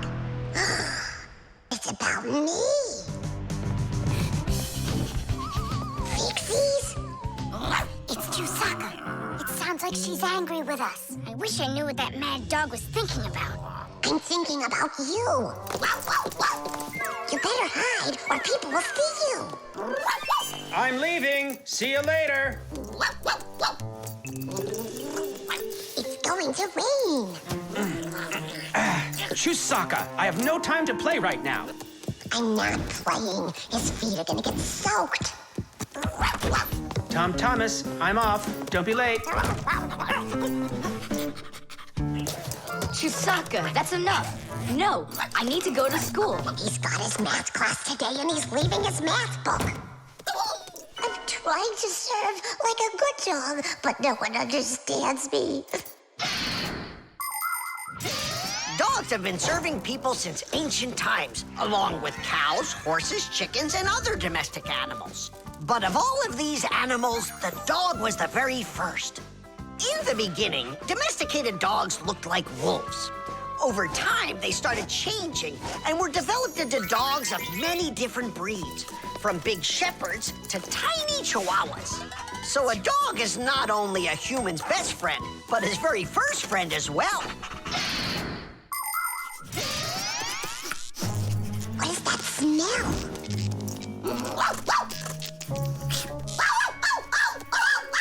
Simka, come on out. I see you. Nolik, jump down. Oh no, we're trapped in here. Alert, something's burning over there. Why won't they listen? I think she's going to eat us. Together with the box.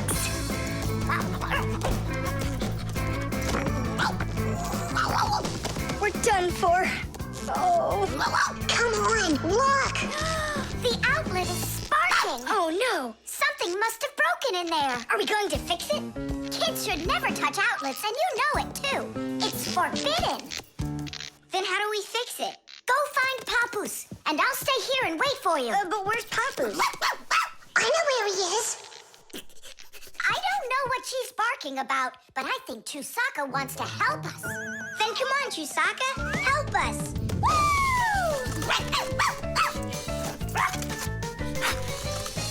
He's in there. Papoose, Papoose. Nolik, is that you?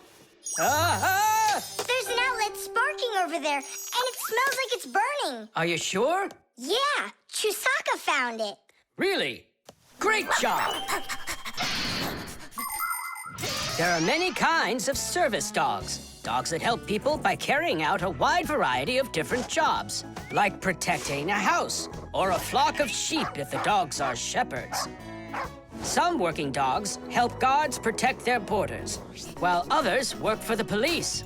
There are sled dogs that transport people and loads in the north, where there's only snow and no roads. Some service dogs help blind people by helping them get to the places they need to go. And there are dogs that save people trapped on mountains. And that's not all. Dogs went up into space before humans.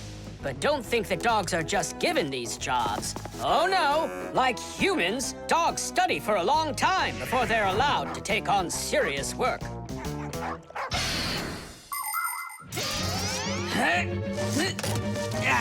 That's all. There won't be a fire. Not today. Hooray! Well done, Chusaka. You're a real service dog, no doubt about it. Yeah, I'm working. I'm a real service dog. Chusaka, go away. I've had enough of you already today. Don't say that, because this working dog just saved your house from burning down. What do you mean? She smelled smoke coming from the outlet. It could be that Chusaka means well and wants to do the right thing, but nobody understands her.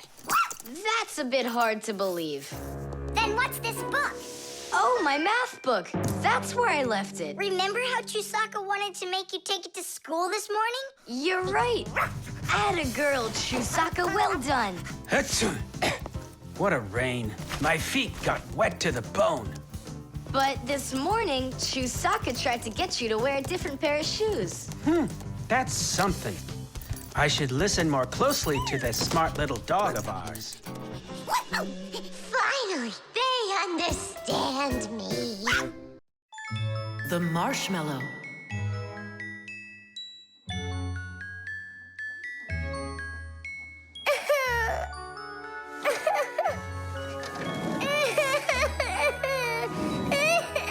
Fixies, why are you so sad? Christmas is just around the corner. Maybe it'll be a lot of fun for you, but not for us. Why's that? Marcia and Papoose had a quarrel. Over what?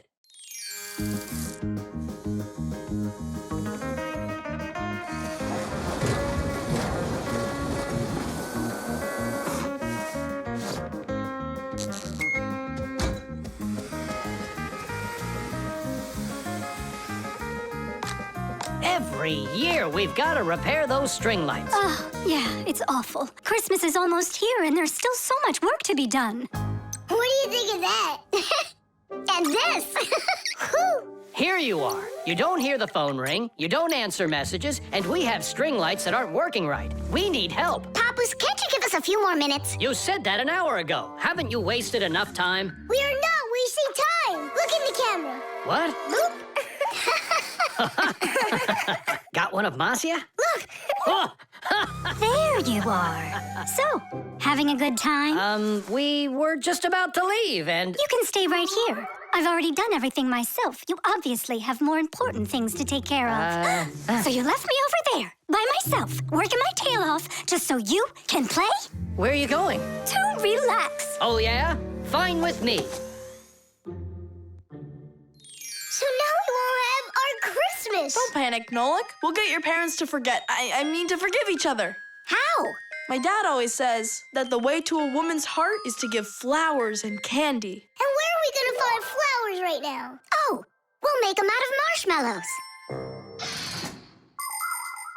People are always trying to improve recipes. The French used an ancient Egyptian mallow root recipe to create the marshmallow, a fluffy dessert that can decorate a cake or be roasted on an open fire. In Russia, pureed fruit and berries were mixed with egg whites and sugar and then whipped together to create their own fluffy dessert, zefir. Some ingredients have changed over the years, but these old desserts are still popular. What will they think of next?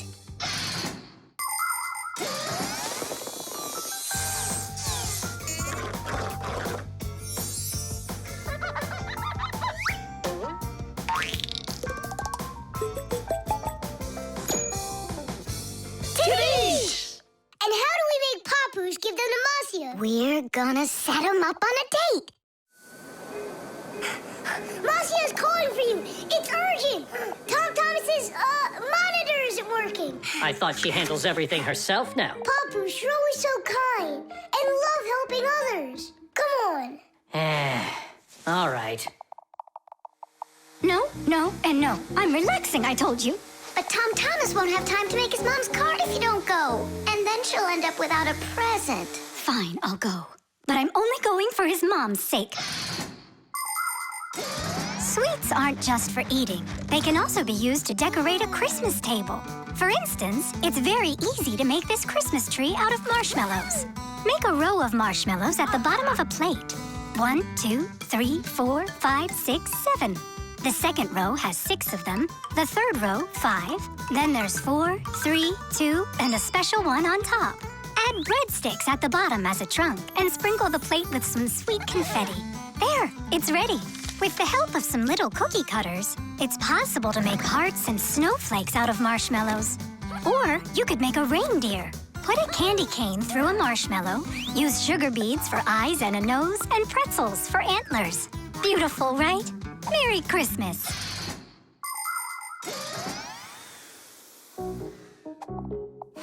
I don't get what's going on. The monitor's working. What did you call me for? I didn't call. And you've got nothing for me to do here. No. Ah, then I guess you came to apologize? No. You know what? I have had enough. Well... Huh? What's it say? For Masya? For me? Yeah, for you. That's so sweet. I hope you can forgive me for yelling at you. I'm just tired. No, I should apologize. It was bad of me to leave you alone. And where are the children? It's almost Christmas. There you are. Come here. Papu, Masya! Oh, my sweetie. Yeah! Hooray! Merry Christmas! The Piggy Bank.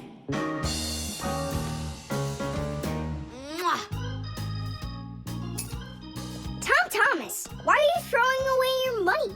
That's not what I'm doing. I'm storing it. This is a piggy bank. Oh, here's another coin. I don't like its snout. That's one very suspicious-looking pig. Are you positive your money's safe with her? Don't worry.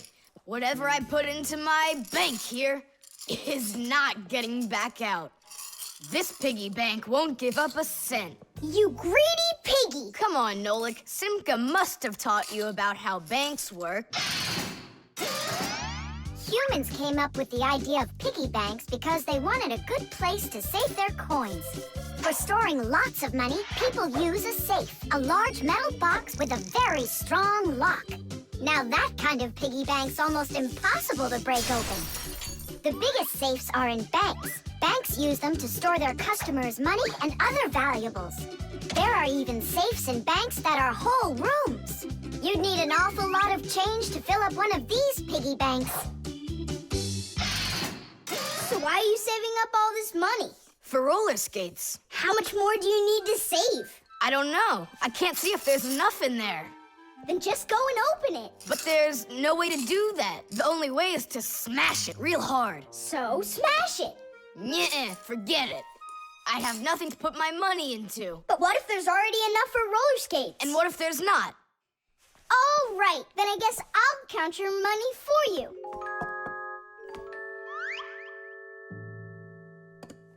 Tadish! Oh, whoa! Tom Thomas, you've got a fortune in here! There are many different kinds of money, and they're not just coins either. Long ago, people paid each other with shells and squirrel skins and even parrot feathers. And of course, metal coins are more convenient than any of those things. And paper money is even more convenient than coins. One piece of paper can be worth as much as 100 coins, or even 1,000. All that needs to be done is to print more zeros on it, and that's all. Today, humans can pay for almost anything without paper money or coins whatsoever. If you have enough money in the bank, you can just walk into a store, give the cashier your bank card, and take your purchase home with you without handing over any money. The bank knows how much money you spend, and they pay the store for you later. It's so convenient. So, will you count them? Here we go. 1 coin and 2 coins. Wait, Nolik, what 1 coin, 2 coins? What are you counting? You have to add together all of the different numbers. Huh. You should have told me that before. I never learned how to. Yeah, that's what I figured. Come on out.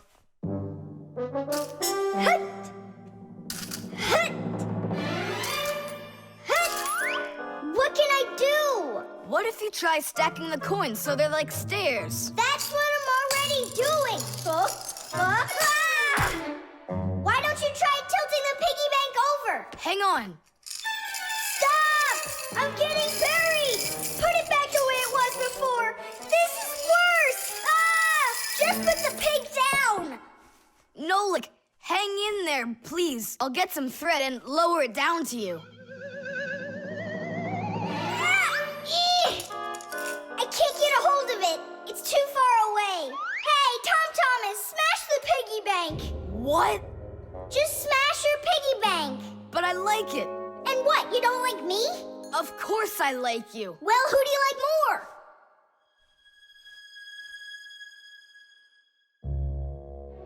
You're my friend, aren't you? Of course. Then smash the piggy bank, will you? Okay, Nolik. I'm gonna do it.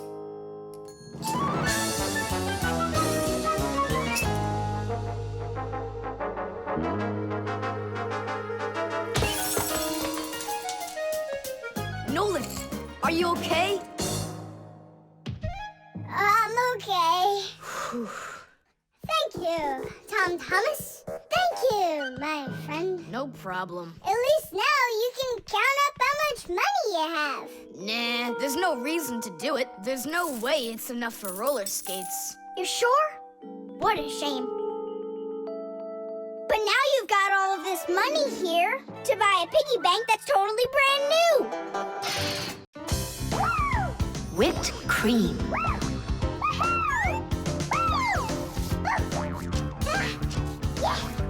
Nolik, please stop your jumping. Your head's gonna fall off. Don't worry, it won't fall off. That sounds good. Okay, I'll see you in a bit. Are you going somewhere, Tom Thomas? Me? Nowhere. Katya's coming over, so we can do our homework. I need some strawberries. Is she gonna bring the strawberries with her? You got it. And my job's to supply the whipped cream. They're so good together. Whipped cream, do you have any? I'll go and check. Wait, for me! Simka, what do they make cream from?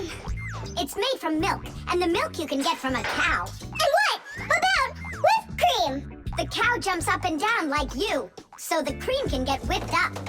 Really? I'm joking, Nolik. I looked everywhere. We've got regular cream, but there isn't whipped cream. No problem. We can whip some up right now. Cream is thick milk with a lot of fat. If you want to make whipped cream, you need to cool down the cream, add some sugar, and then beat this mixture very well. This adds tiny air bubbles that turn the cream into a delicious, white, fluffy foam. But it's important not to overdo it. Or instead of getting fluffy, the cream will start getting thicker and thicker until it turns into rich, creamy butter.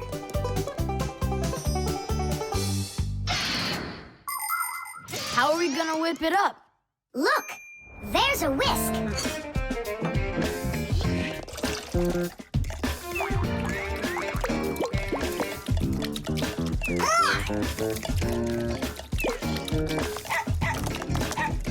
No! Hold on! How's that? It's not working. Maybe we need to use a different bowl or something. Do you think that a bottle would work? That's a really good idea. Now I don't have to worry about spilling this cream anymore.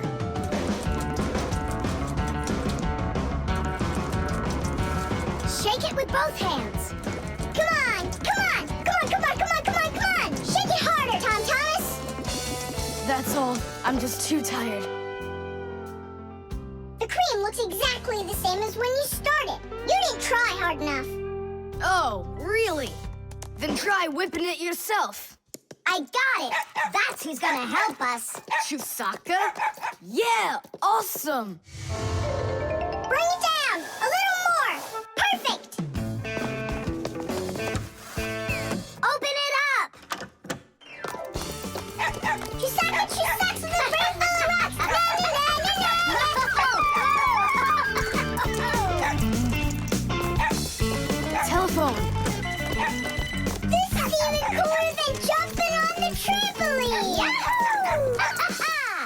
Yeah? But why can't you? What a shame. It's fine. Come on over anyway. You can't reach us. You can't reach us. Whew.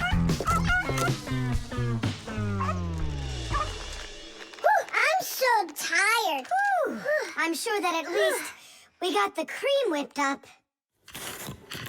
Oh, see that, Simka? There's no cream left. Just some yellow stuff. It's butter, I'm sure.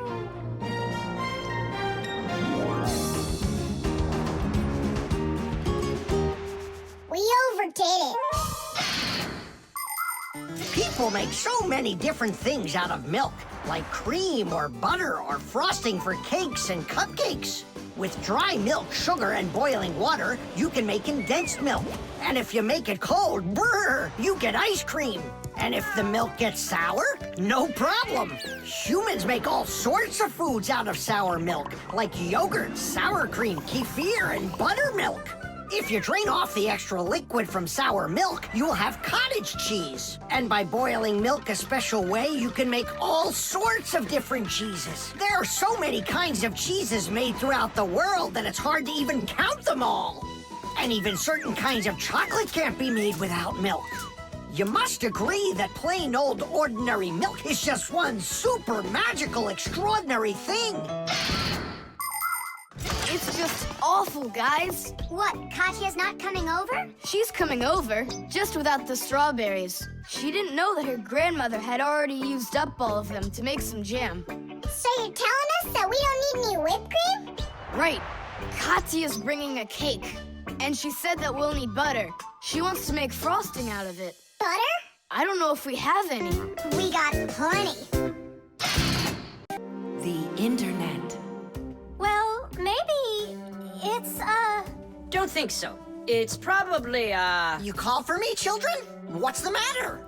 Take a look. I've never seen anything like it.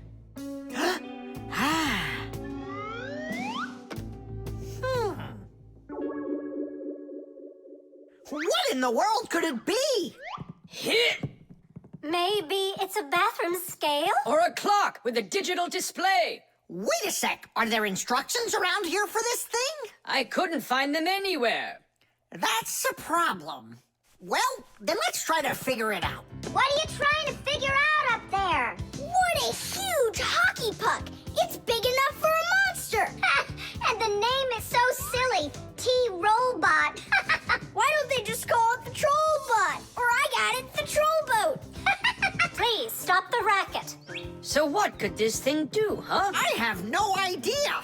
We could try finding it on the internet. Where? Just run along, you two. We don't need any internets. We can handle this. Go on, go. Don't interrupt us. Sure, whatever you say. Come, Nolik. We'll find it out by ourselves. Yeah! How? So, you remember what it was called? A trollboat. Nah, a trollbot. You're right. Hop to it.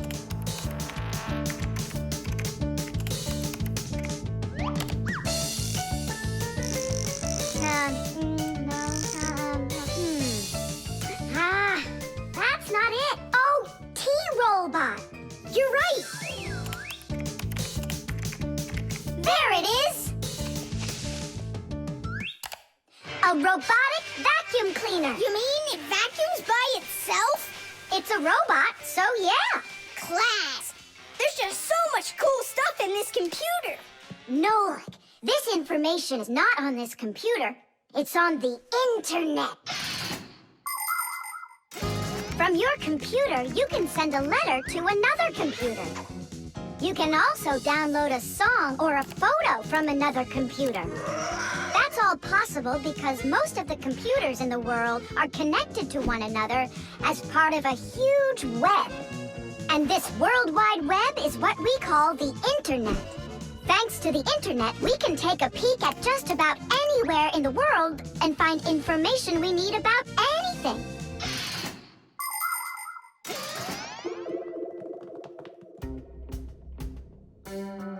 It's an electronic vegetable vegetable slicer. No, it's a printer for round sheets of paper. There's no way. Grandpoos, we found out what they do with it. You're back again? You mustn't interrupt the adult. Just wait a second. Nolik, turn it on. Turn what on? Don't you turn on anything. Ready, set, jump!